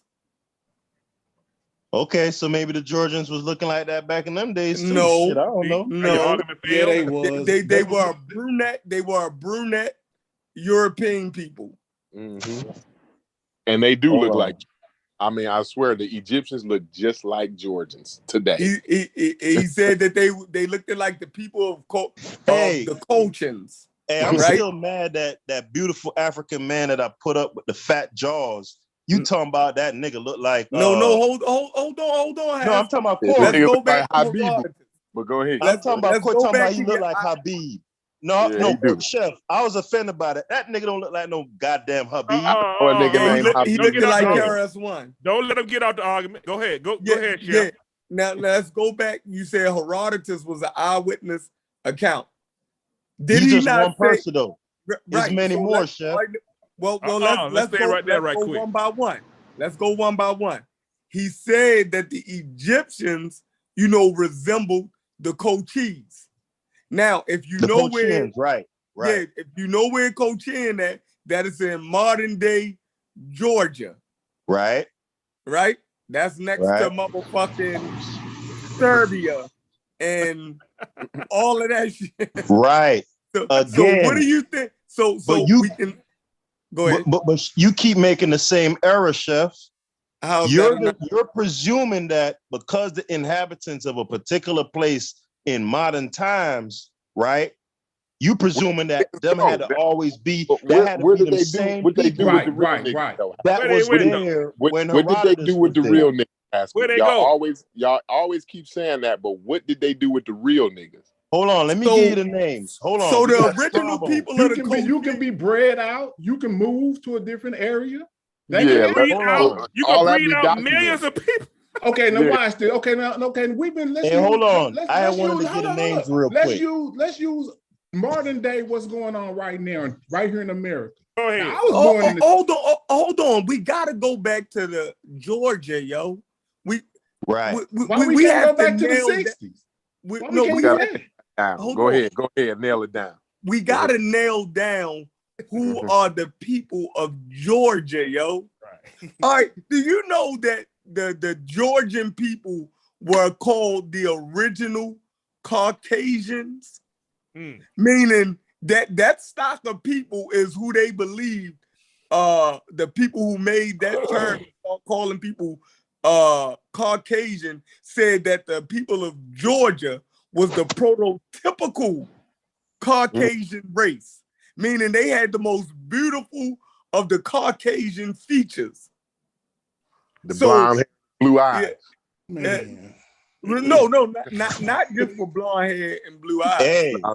Hey, Chef, Chef, you dead like mutton, right? You dead like mutton. I got you. All right, go ahead. So look. Hold on. I'm a source up. All right. I'm a source up. I'm going to Wiki. Go to Wiki. I'm going to Wiki on your ass. All right. Hey, It but says why you do Herodotus. that? I like why, Wiki. Hold why on. you It do says that real quick, Herodotus Pastor? regarded the Colchians as dark-skinned and woolly-haired. Boom. But see now we gotta scrutinize Herodotus. So you putting your source under a motherfucking gun. We know that Herodotus never went to Egypt, and he probably never seen a motherfucking Cochin. So how do you know that? Right there.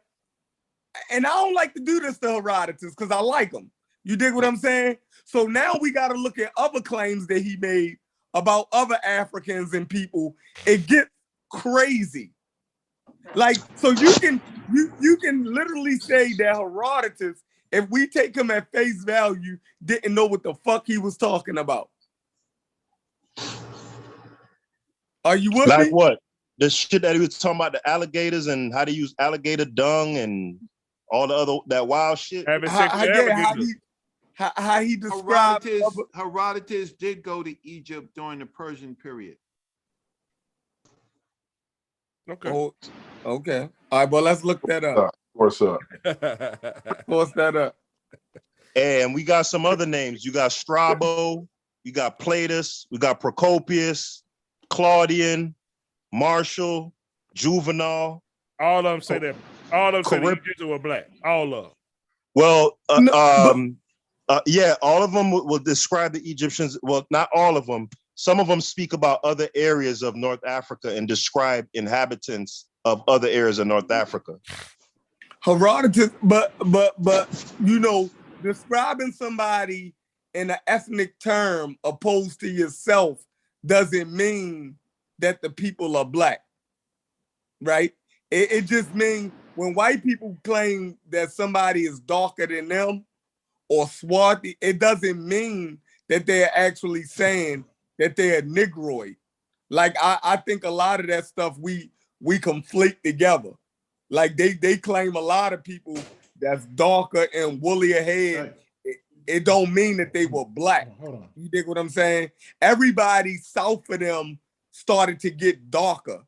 But just because the people south of them start getting darker doesn't mean that those people were black.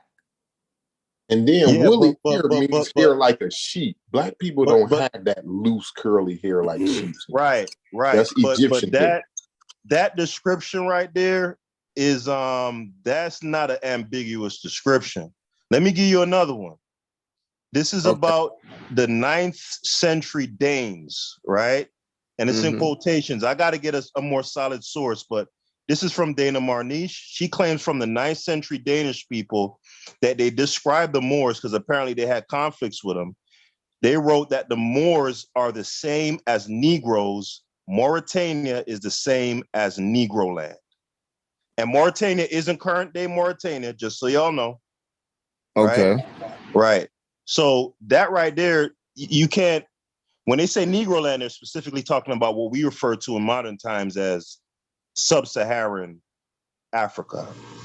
So, yeah, they did describe some swarthy people who are a little darker than them and all that, but they're descriptions that from those people that you just can't, it's very exact. All right, it say Herodotus was a wide traveler. His longer wandering covered a large part of the Persian Empire. He went to Egypt at least as far south as Aswan, and he also visited Libya, Syria, Babylonia, Susa, Elam, Lydia, and Phrygia. Okay. All right, okay, I say. And then he journeyed up to Hellespont, I don't know what that is, to Byzantium, went to Thrace. Thrace is near Georgia, I could say that.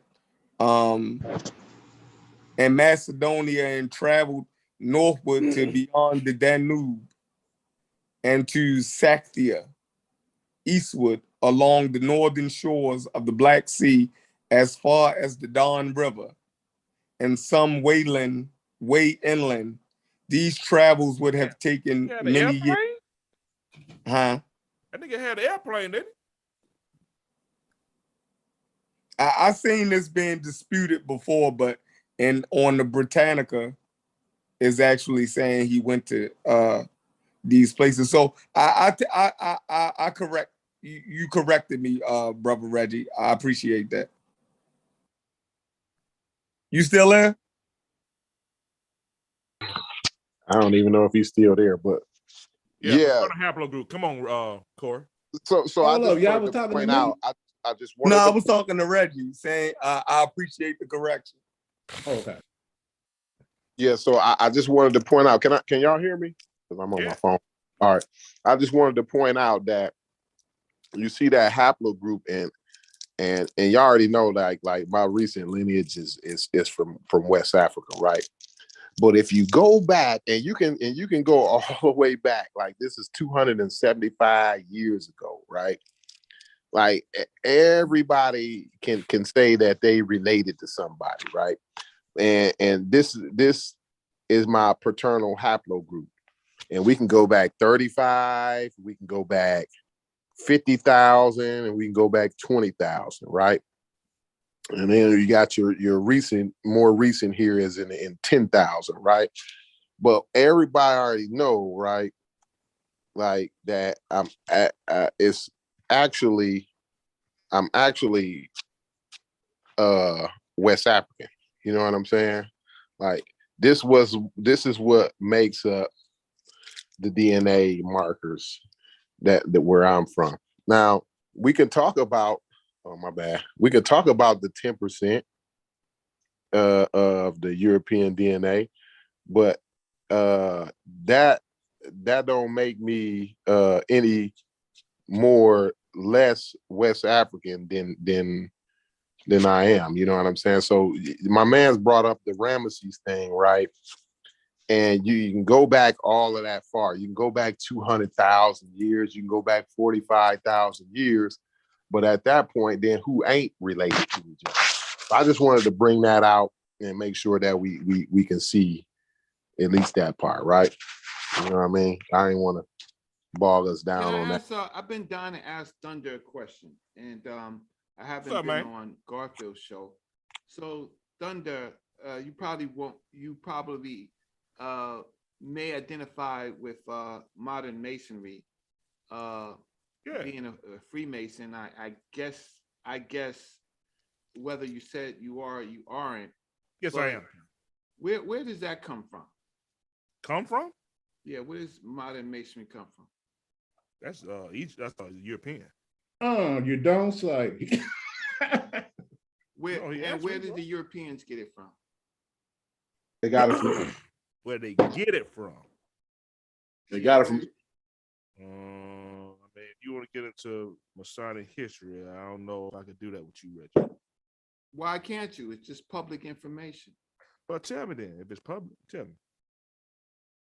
Well, they got it from the earlier guilds, and the guilds got it from the earlier groups of people of the Greeks and the Persian and the mystery systems, and then they got it from, and their parent thinking or thinking came from the mystery systems of North Africa, and so you have various cults like the ISIS cults, but you also have other cults there. I'm just checking.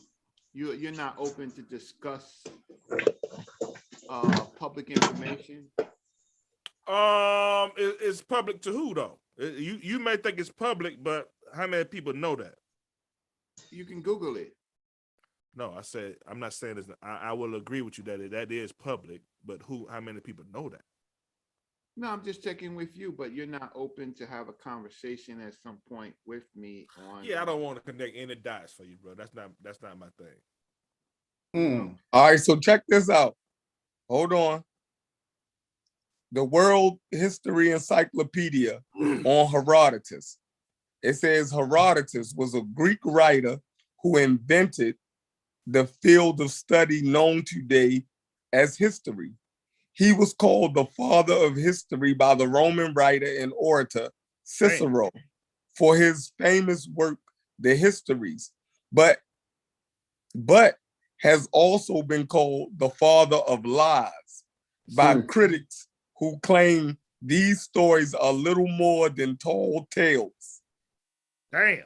While it is true that Herodotus sometimes relays inaccurate information or exaggerates for effect, his accounts have consistently been found to be more or less reliable.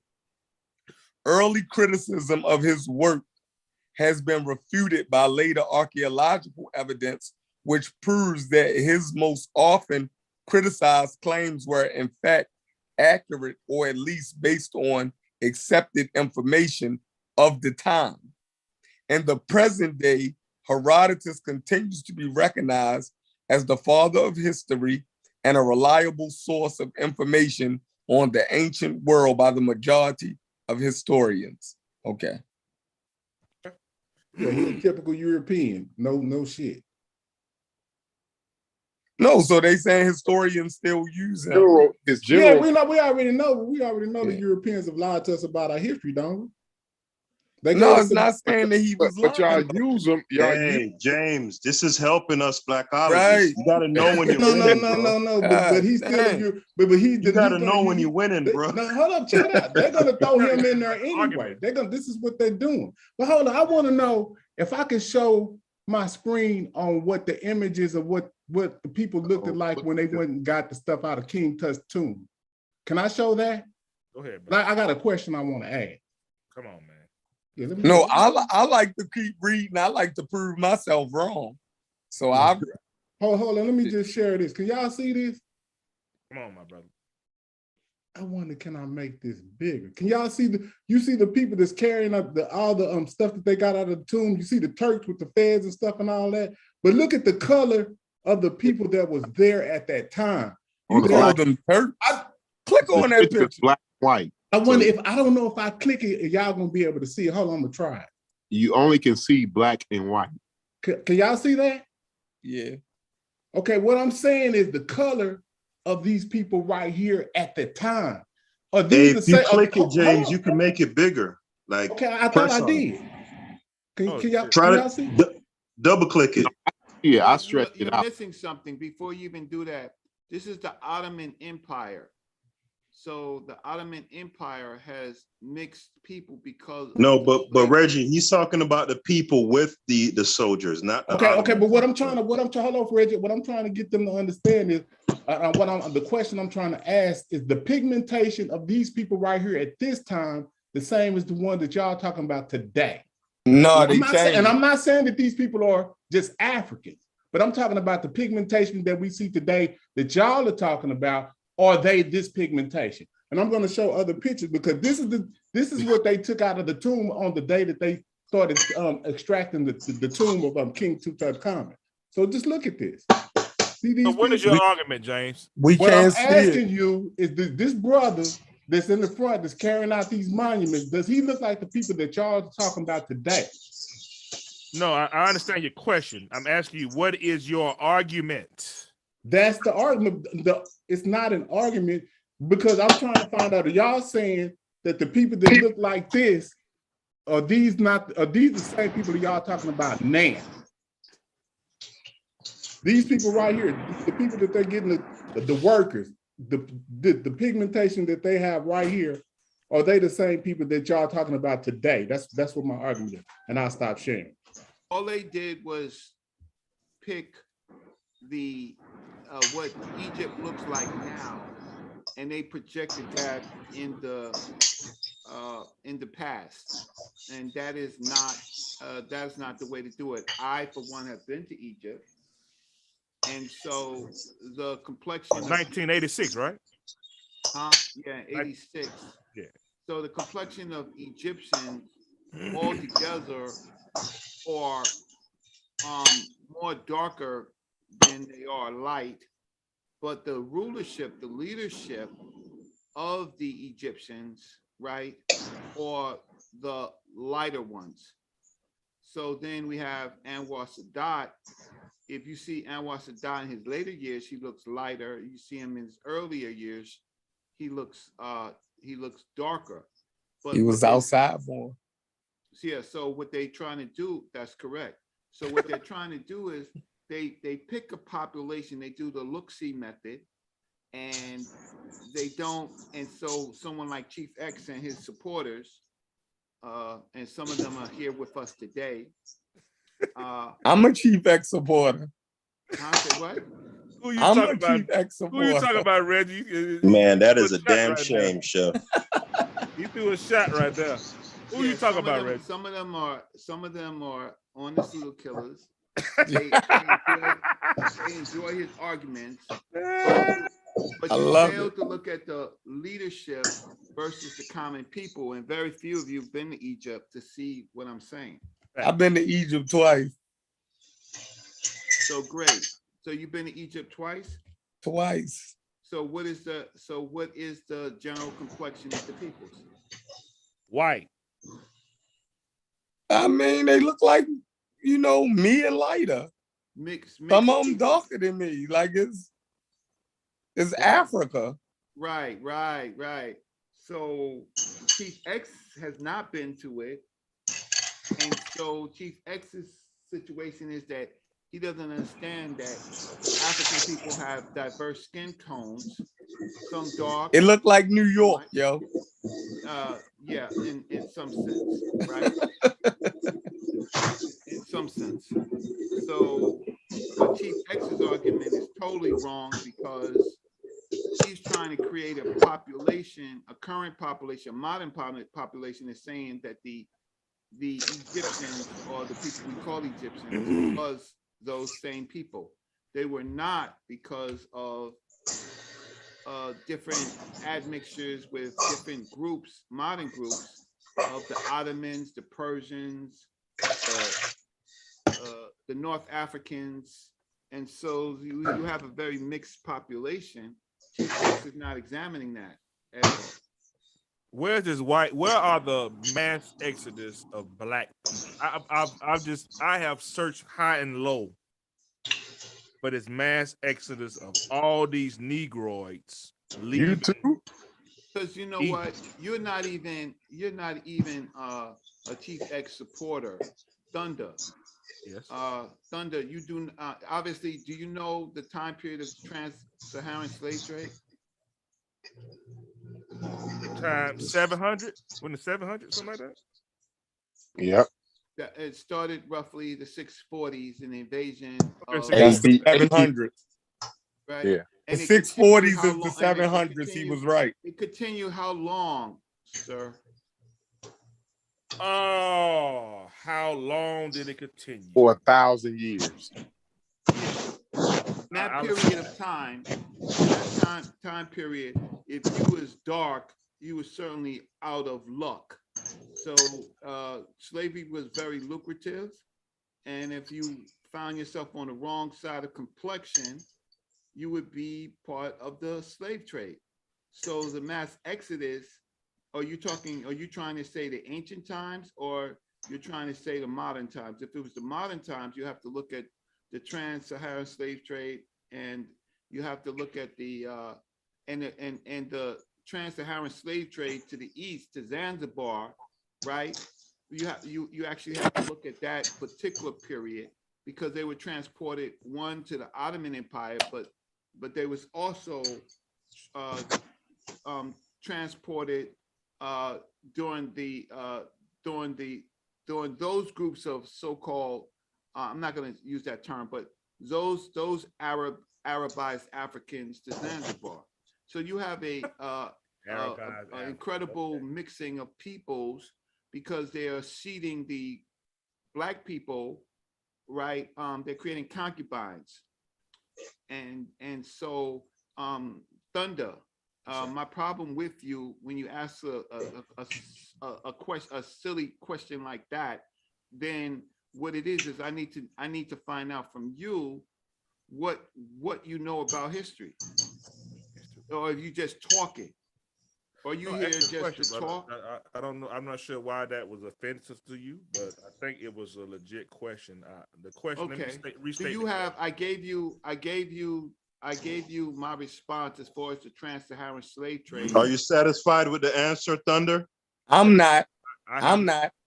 No, hold on. Let's go with the ad hominem and stuff. Like, I don't know why you would think that's silly for me to ask you a question, especially if I respect you as a scholar, and I asked you I didn't say you were silly, my brother. I said you said the question was silly, so I don't understand why you refer to a question that I'm asking as silly. Because I don't it's understand known history. that. You said what? It's known. Yeah, but if I don't know it, why do you consider that a silly question? Okay, then I apologize. Then you gave me your answer. You don't know. I didn't know. That's why I asked you the question, Reggie. I apologize. So, yeah, no sweat. So let me follow up the question. So you saying the trans-Saharan slave trade, are you saying that trade removed the Negroid type out of Egypt en masse? I'm gonna say it did exactly the opposite. No, he's saying that it created some admixed looking people. Yeah, but you got to look at it. If you look at it geologically, you will see that right there in Levant. Okay, James, let's do this, right? That didn't make sense. Y'all gotta stop. That's the only place that somebody could actually walk into Africa. No, Let me add something real quick, though. Because in the transatlantic slave trade, you got to realize the trans-Saharan slave trade. I'm sorry. You got to realize that they was taking West Africans and marching them across the desert over there to the east. So that's how they got the admixture. You see what I'm saying? Not there was not a mass exit. They wasn't getting the slaves from Egypt, bro. So that's not helping that's our one argument. That's one part of the trans-Saharan slave trade. The other side went to the east, to Cairo. They was snatching niggas out of Cairo, out of North Africa. What? Where that's at? This is Yeah, you gotta common show me knowledge. that. I mean, this is embarrassing that y'all don't even No, know you this. have to show me. It ain't Listen, common knowledge brother, because I a ain't lot of commonly people know are, that. a lot of people aren't interested in this sort of history. That's why that's why I just share my screen. I find I'm trying to find a better source. I'm just surprised. All right, so let me recap this. We're saying that the North African black population was removed from North Africa by slave traders. Right? Nah, man, quit And being self. Stop, James. No, this is what. So now I'm retarded. I don't hear what y'all saying. No, you just making it so simplistic that it sounds ignorant. Stop, James. Don't do that. Stop, I know you're bro. more intelligent than that. But see, No, what I found out, what I'm noticing about you, Brother Corey, is what you do is you'll read some part of history as if it's fact. But then when somebody else read a part of history, that wasn't Corey. Come through with the conjecture. Can I That's share what my you screen? do. But let me let the elder brother Reggie share his screen and do what he do. The question. I apologize. I apologize to Thunder. Yeah, the question that Thunder asked was, where was the mass exodus of these so-called black people out of Egypt? Brother Reggie then responded, have you ever heard of the trans-Saharan slave trade? Yes. So by him saying that, Thunder was asking, where was the exodus of these black people out of Egypt? Brother Reggie, on his birthday, said, you ever heard of the trans-Saharan slave trade? So that would lead us to believe that the black people of Egypt was removed out of Egypt by that trans-Saharan slave trade. Well, now, if that's not the case, then he can go ahead and explain that. But that's what when he mentioned that's some of the case. But let me explain. So earlier on, I told you about the Bach Treaty, and I showed you the elements of the contract where the people in Cairo was asking African people for slaves. Did I not show you that earlier? Yes, you did. Okay. That was in Nubia, though, right? So I showed you a legal document during a Cairo governor who is asking for slaves, right? So now I'm giving you an article on the trans-Saharan slave trade, clues for interpolation, analysis, and high-resolution characteristics of mitochondrial DNA. Right. And it says a portion of 1/4 to 1/2 of North African female pool is made of typical sub-Saharan lineages. In higher frequencies, there's so the distribution of the main L haplogroups in North Africa clearly reflects the known trans-Saharan slave routes, where West is dominated by these particular groups, signatures, right? So then it says ages for the haplogroups observed on both sides of the Saharan desert testify the recent origin holocenic of these haplogroups in sub-Saharan Africa, claiming a recent introduction in North Africa, further strengthening by the non-detection of local expansion, right? And it says over here, it says the interpolation analyzes complete sequences of present mitochondrial DNA, sub-Saharan lineages observed in North Africa support the genetic impact of recent trans-Saharan migrations, namely the slave route initiated by the Arab conquest of North Africa in the 7th century. Sub-Saharan people did not leave traces in the North African material gene pool for the time of its settlement, some 40,000 years ago. Wow, did you hear what you just read? Yeah, you just literally spoke to his point, Reggie. Brother Peter, Hold on, Reggie. Hold on. Who is that? Whoever that is, Adrian. Hold on 1 second, because he called me. He said the question was silly. And, oh my God! And like I say, out of respect, I have the utmost respect for Reggie. These are things, brother. I'm not gonna ask a question and I don't know the answer to it, right? So when I hear the insults and ad hominem, I'm cool with that because I'm not a debater, right? But I think most of the people on the panel heard what you just said, and I think we can come up to the conclusion. I guess that's I don't know if that source killed you or not. I don't know if that source killed your argument. It actually did not, because there's more to the article. Yeah, right? I understand that, but just Well, you got to read the part that supports you. That's right. No, I'm reading. Yeah, I'm reading. what you just read no. a while ago. I'm okay. So that wasn't good, boy. You cheddar bobbed yourself, boy. I ain't gonna lie. So let me finish, right? Yeah, Finish up strong. Another major contribution of the pool of North African population was the sub-Saharan one. It is known. Okay, so I read part of that, 1/4 to 1/2, right? So then let's just go further. But if geographical climate conditions have not been favorable to sub-Saharan flow to North Africa in the last 5 years, the Arab trans-Saharan slave trade could have facilitated enormously this migration of lineages.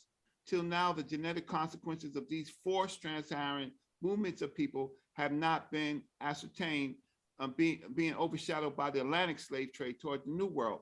In fact, the huge number of sub-Saharan people introduced into the New World from the 6th century onwards allow the investigation in great deals of genetic consequences of the historical events and the complete sequences of the L things. So then it goes on to say, nonetheless, some authors affirm that Arab slave trade of black slaves was much more the same in total to the Atlantic slave trade, and interesting far longer in time scale. It began in the middle of the 7th century, right? So what I'm trying to do is, I'm not show trying that to map, Reggie. Can you show me what you read? So look, black slaves were bought by Berber and Arab merchants, mainly to actual Morocco, Algerian, Libyan, and Egypt through 6 main routes that crossed the desert. One went north to Morocco from ancient Ghana and at present southern Mauritania and western Mali. A second brought slaves to Tuat, southern Algeria from ancient Timbuktu. A third passed from the Niger Valley and the Hausa towns through the Air Massif to Gad and Gadanides. A central route linked Chad region to actual Libya, Muscat. One being of the most important in the slave commerce is its offered oases at regular intervals that could satisfy the caravan needs in East Africa. The slave caravan followed mainly the Nile River from actual. So you can read the article. My point of it is trying. It was getting good. Hold on, Chef. Hold on. Can you just read to me? Just read to me where it says where there was a mass exodus of black people out of Egypt. Can you read that part to me right there in that article you just read? I'm giving you I'm giving what I am trying to give you is the scope of the trans-Saharan slave trade. This is the map that details this particular grouping of people going into Cairo, into other places. Yes, sir. So when you are looking at DNA from the part of the first part of it, it doesn't kill my article. It just basically says that let's just read it again. Go ahead. It says a proportion of 1/2 to 1/2 of North African female pool is made of typical sub-Saharan lineages. In high the conclusion is right there too. We can read the conclusion too. Right. So the conclusion, what he's talking about is analysis and complete sequence of the sub-Saharan lineages observed in North Africa support the genetic impact of recent trans-Saharan migration. Yes. That's what I was saying. They saying them Arabs was mutting them black women out. Right. Initiated by the Arab conquest of North Africa. So then it says sub-Saharan people did not leave traces in the North African maternal gene pool for the Yeah, time Reg, why y'all of letting the- Reg do this to himself, man? Say what? Let me ask the panel No, one I'm saying, question. Reggie, I can't. For I the, can't. Hold on, and, Ashley. and Hold on. that and that goes to my point though, I because can't the let. I can't let you 40,000 do this years. to yourself, Reggie. Hold on, let me Go ask ahead. you. Let me ask a question, right? So let me ask this, and I want everybody to be honest. You know what I'm saying? Because I respect Reggie. He definitely he has a I don't know why he went with the silly stuff, but I'm letting him ride with it. He apologized. He's stuck on right? that. Right? He apologized for it. So he, as a man, he apologized. So I can't hold that against him. Now, anybody on the panel, I mean, everybody that's on this panel right now, can anybody tell me unequivocally that he proved, he made the point that about a mass exodus? Nah, he made the exact opposite point. Reading No, that. Adrian, I want you. I don't know, Adrian. Did you hear what you heard? It? Can you tell me unequivocally that Reggie made a competent argument about a mass exodus of black people from Egypt? I think it was too complex for James. you. So you That's what believe I'm that saying. James? He asked me James. first. Let's go down. Put it in layman's terms. Okay, go ahead, Adrian. Go ahead, Adrian. Go ahead, Adrian. This is what first of all, happy birthday, brother Reggie. Happy birthday. Happy birthday, Reggie. I didn't know that. This is what I like to call Reggie did something that I would just like to call he I think he daggered himself. Okay, cool. Boomerang dagger. James. I feel like, no, wait a minute. Okay, go ahead. Let me explain. Because I feel like I know where that was going with him reading that article. He was probably thinking, okay, let me go ahead and pull this article up and it's gonna prove what I just said. And so it didn't wind up working like that. It's kind of No, similar. I'm going to show you. What I'm trying to do is I'm trying to show you that I know you. I'll let you finish with your character assault, right? No, but you fucking guy. No, I didn't do that, Reggie. I just asked a panel. I just asked a panel that were you convincing? Oh, shit. Yeah. So, but listen, what I'm trying to say is that the North African DNA sequences, they had no connection to the other group of sub-Saharan DNA signatures. They have their own signature. So in the mitochondria, Reggie. Right, in the mitochondria DNA. So they have different signatures. So when you people read that, what you don't understand is that those people in North Africa, right, had little to do with the groups of people from sub-Saharan, right? They had their own signatures, but the slave trade in itself intermixed those groupings. So I don't understand where you think that when you say 40,000 years ago, you're looking at the North African signatures, right? The sub-Saharan signatures wasn't there. Get the question. So I don't understand. I really don't understand. It just amazes me. Okay, yeah, let's do it again. I think you're tired, brother Reggie. I think we should extend the olive branch here. This is one of them olive That's what I'm saying. Let's start over. Let's start over. My nigga sleepy.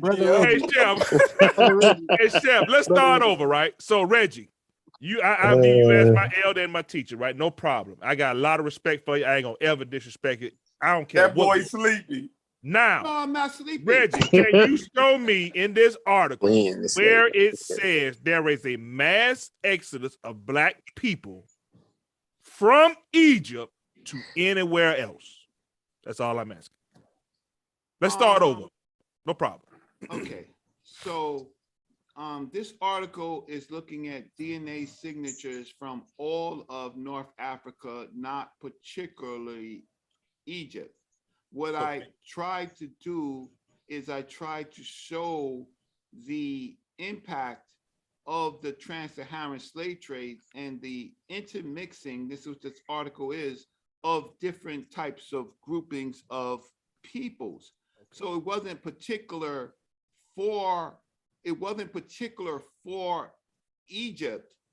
It was particularly trying to show you that the trans-Saharan slave trade had an enormous impact on Africa, right? And we know that, but did it show? Right. So did the article show a mass exodus of Black people from Egypt? Just yes or no, bro. I don't think.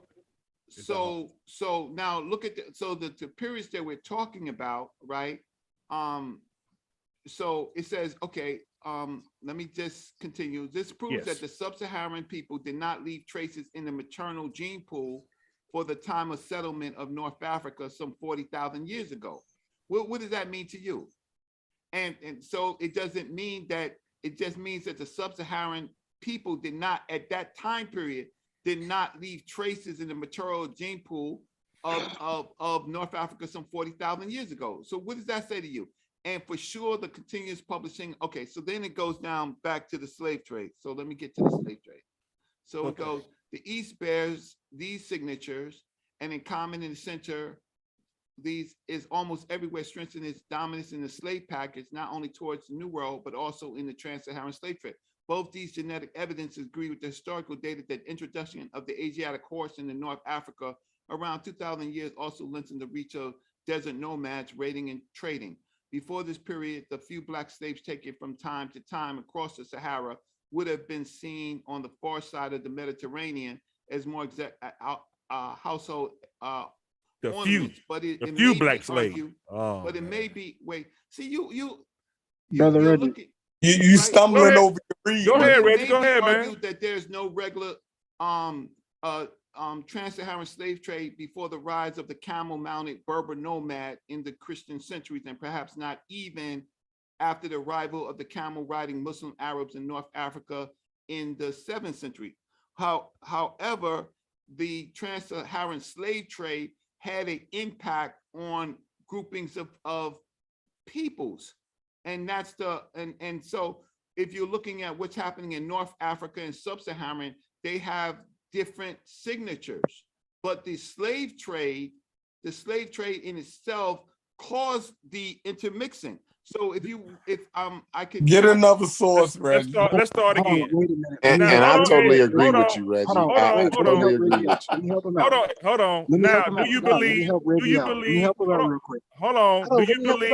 Let me help him out real Adrian, quick. this is between me and him. Anyway, hold on one second. Do you believe that you have showed an article that proved that there was intermixing between Arabs and Africans? Or do you believe that you showed an article that showed a mass exodus of Black people from Egypt to a different region of the world?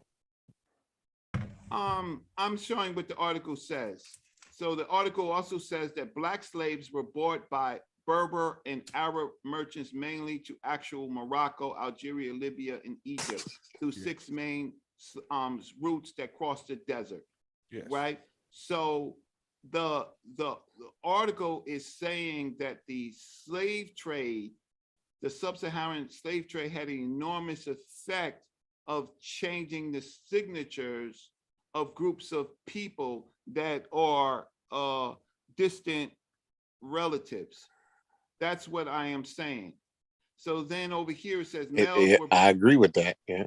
So then it says. Go ahead. It's so we're talking about the total impact of the slave trade, which, because I apologize to you because you didn't know about the trans-Saharan slave trade, and that's why I said it was silly. I thought I'd bring in this article, right, to talk about the slave trade and impact. I showed a other document earlier where the slave trade directly impacted Dongala and other groups of people, right, bringing them out of bringing them to Cairo for the purposes of the slave trade. So one, I gave you primary evidence, which I could pull up that article. And here I'm giving you scientific scientific information. So you want to, what you want to do is you want to simply look at Egypt, but my earlier article showed you actually what was happening with the trans-Saharan slave trade. This article is basically showing the impact, the total impact of the slave trade. And when I was arguing with Ankh and all those people that are calling me Rodney Kimbit, right? I was trying to say that Mansa Musa took this route from sub-Saharan, from bringing Africans here to Cairo, and then dealing Hajj. So what I'm having a problem with your first of all, I'm showing you unbiased data. I'm showing you data, and you're picking out words. I have not picked that word. I'm asking you, do you have in the article, where does it state that a black exodus occurred in Egypt? Nah, he ain't got that. He said he pretty much said at regular intervals that could satisfy the caravan needs in East Africa. The slave caravan followed mainly the Nile River. Yes, those are the routes those are the 6 routes, right? We got the routes that they took. No, let me finish. The slave caravan followed mainly the Nile River from actual Sudan, Darfur to Egypt, Asia, and a 6 pass through North Africa from the confluence of the Blue and the White Nile. You killing yourself, brother Reggie. Reggie, listen, let me help man. Reggie out real quick. Yeah, go ahead, Adrian. Hold up. Before you do that, what he did was, he's okay. Now, Reggie, what you have to do is you have to tell them at the time of when this is happening. So when does the Arab take over Kemet at this time? How long ago was that? So what territory did the Arab already occupy by the peninsula of right there by where the Suez Canal? Had they already conquered Kemet? James, and already taken over that? Are you trying to deflect from this article, James? No. I'm trying to put context on what the argument is. Right. So the article. So at 640 AD, the Arabs, the Umayyads, went into North Africa, east to west, and then they ultimately conquered Egypt, right? Yes. And then they extended their slave trade that was successful within Egypt, and then they tried to go to Dongola and they were stopped. Okay. Right? And so over here it says one of the most important in slave commerce, as it offered oases at regular intervals that could satisfy the caravan needs. In East Africa, the slave caravan followed mainly the Nile River from actual Sudan. Yeah, you read that a few times now. So but wait a minute. But to Egypt, so I'm talking about where it comes to the point of the exodus of Black people based on the slave caravans coming from the lower parts, Dongola and the other parts, following the Nile River as a method to bring out Black slaves in that area. Where is Dongola? But nothing from Egypt going out. Nothing from, what do you mean not from Egypt going out? Egypt. He's talking about Black people en masse being transported out of Egypt by the trans-Saharan slave trade. Your source is saying the reverse. So can we leave that? Can we get on? No, wait. Let's stay there. My source is saying the reverse, that it went from Cairo. It went from Cairo down, or they they came from West Africa. Let's go slow, man. Go slow. You see this route right here? You see this route right here? No, let's go slow, man. Let me help Reggie. Where's Dongola at on that? Hold on, don't worry about Dongola. He introduced that. We don't want to introduce nothing new. The slave caravan followed mainly the Nile River from actual Sudan, Darfur to Egypt. and the sixth passed north from the confluence of the Blue and the White Nile to Egypt. Reggie?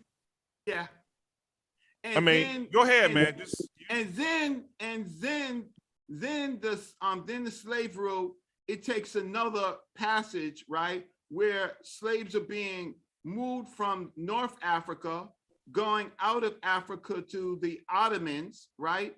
And yeah, but they was already on the West Coast when they was doing yes, well, no, this is part of the route. This is the other part of the route where they're being trafficked out. Why are you going from east to west though? Why am I going to east to west? Because the slaves didn't stop at Cairo.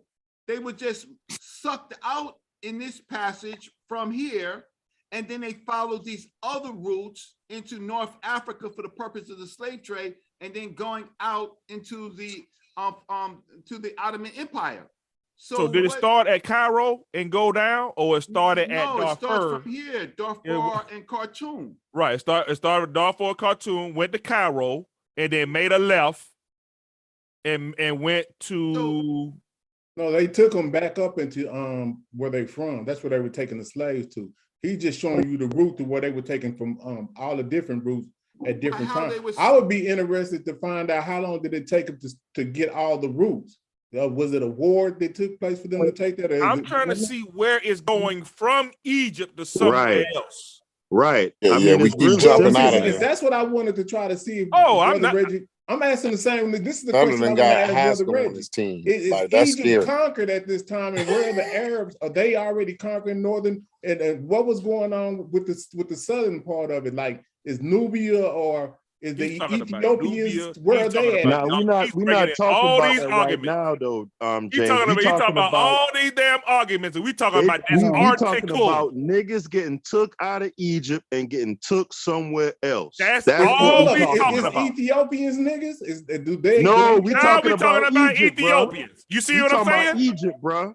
We James, talking about you got black people in Egypt. They are being sucked out of all of these regions. No, not the region. About them regions. We didn't fuck the regions. I said about Egypt. Egypt. Were they taking Ethiopians too? Yes. We're not talking about that right now, James. Ethiopians. Reggie talking about regions, and I'm talking about black people from Egypt in Egypt, bro. To somewhere else. Black folk out of Egypt. Let's see how silly this question will be. But let's for such a silly damn question, man. For such a silly question, it's been a whole hour. Minutes now. Y'all realize that? For such a silly question, it's been damn near a whole hour, and I ain't got a damn answer to it. Bro. The answer is no. It's no. It's no. For such a silly answer, we've been looking for that answer for 3 years. We've been looking for that answer for 3 years, Thunder. For such a silly question. No, we done went 30 or 40 minutes, and I ain't got an answer to it yet. And I think the panel, actually, damn near 30 minutes. I've been waiting 3 years. Reggie's answer. I've been waiting 3 years. I would have simplified it and made it simple for you. I wouldn't have. No, you bring an article. Let's see what the article says. All right, so let's continue to look. See, okay, so I think we need to get a different article. It's not going to be contained in this article. It's not going to be here. No, let him. We gotta humble. Everybody gotta be humble at some point, bro. When you call my question silly, that means you're not a humble person. So let's keep on humbling. This the humble Reggie show. Go ahead. What it is first of all, let's just start where it is with me and you, Thunder. You are only following my article that I brought up. You already said that you didn't have any information. So what I tried to do is try to show you in this particular time period of the trans-Saharan slave trade, the impact of Africans being moved out of Africa into North Africa. And then I will find the other source that deals with being moved out of Africa into the Ottoman Empire. So the whole point of this is Africans were being extracted into North Africa from various places for the purpose from Central, from West, and from East, right? For the slave trade. So That's now great I'm going to information, bring up my Yo, but. show me where the black people in Egypt were This is crazy, extracted bro. from Egypt Yo, Reggie, to another place. Just show can it. you are you not understanding what he's asking? I Or you don't know. can't I don't. I'm hear, not, or I done what? said it 10 Yeah, times. it's crazy. Because he kind of makes a crazy argument that substantiates what y'all saying, because it's kind of like he's saying that the Africans wasn't in Egypt. They had to go get them. This is from the down humble south. Reggie show. That's basically That's what you're been my saying. argument the whole time. When you read that argument the way you read it, Reggie, so when you show and those arrows way down there in what I've been Sudan, saying the they're whole taking time. that as Africans wasn't in Egypt at all. They had to go down further to get them. So that's what my they're exact. saying. That's I'm just my trying to exact. simplify so you can understand what's going on here. That may not be Reggie's argument, but that's for damn sure my argument. Okay, so now, so let's get. Hold on, brother Reggie. Can I ask you a question? Yes. Hey, Age, come on. Okay, I had a couple of weeks ago. I had managed. Don't take him off this argument, though. Don't take him away. Oh, a couple of weeks ago, I had managed to have a joint interview with me, Robin Walker, and Dr. Dana Reynolds Marniche, who is one of the experts on North African history. Like, she knows Zahi Hawass, all those people. And since you want to bring up the article, on the trans-Saharan slave trade, and this is something that Dana Reynolds Marniche brought up. Why aren't you also talking about the millions of Europeans that was also brought into North Africa when the Moors had taken over, because they were over there too? Yeah, but he didn't bring it up, Adrian. That this is something that Reggie. Change the argument, bro. I'm not changing the argument. You just did it. You bring in white people. Fuck them white people. I'm not changing the argument. I'm just saying that he keep bringing up the Africans enslaved and stuff like that, which that wasn't necessarily Because that's Yeah, we ain't talking about the Europeans. Yeah, Adrian, I don't think you understand the discussion we're having Adrian, right we now. could talk about that version of the slave trade. Now we're getting a little bit more local. Let's go. Now I have direct evidence of the What's that? A Shango bone? No. So now we get a primary scroll. document that talks about the nature of the slave trade. All right, let's go. In that region, right? So now you people who love the North African, you people love the North African Egyptians, right? I'm gonna give you a little bit of flavor of what they felt after they completely controlled Egypt, right? The extension of it from the south. So whatever they was doing in the south, they had already done in Egypt for the purpose of the slave trade, and now they were moving further. So the Associated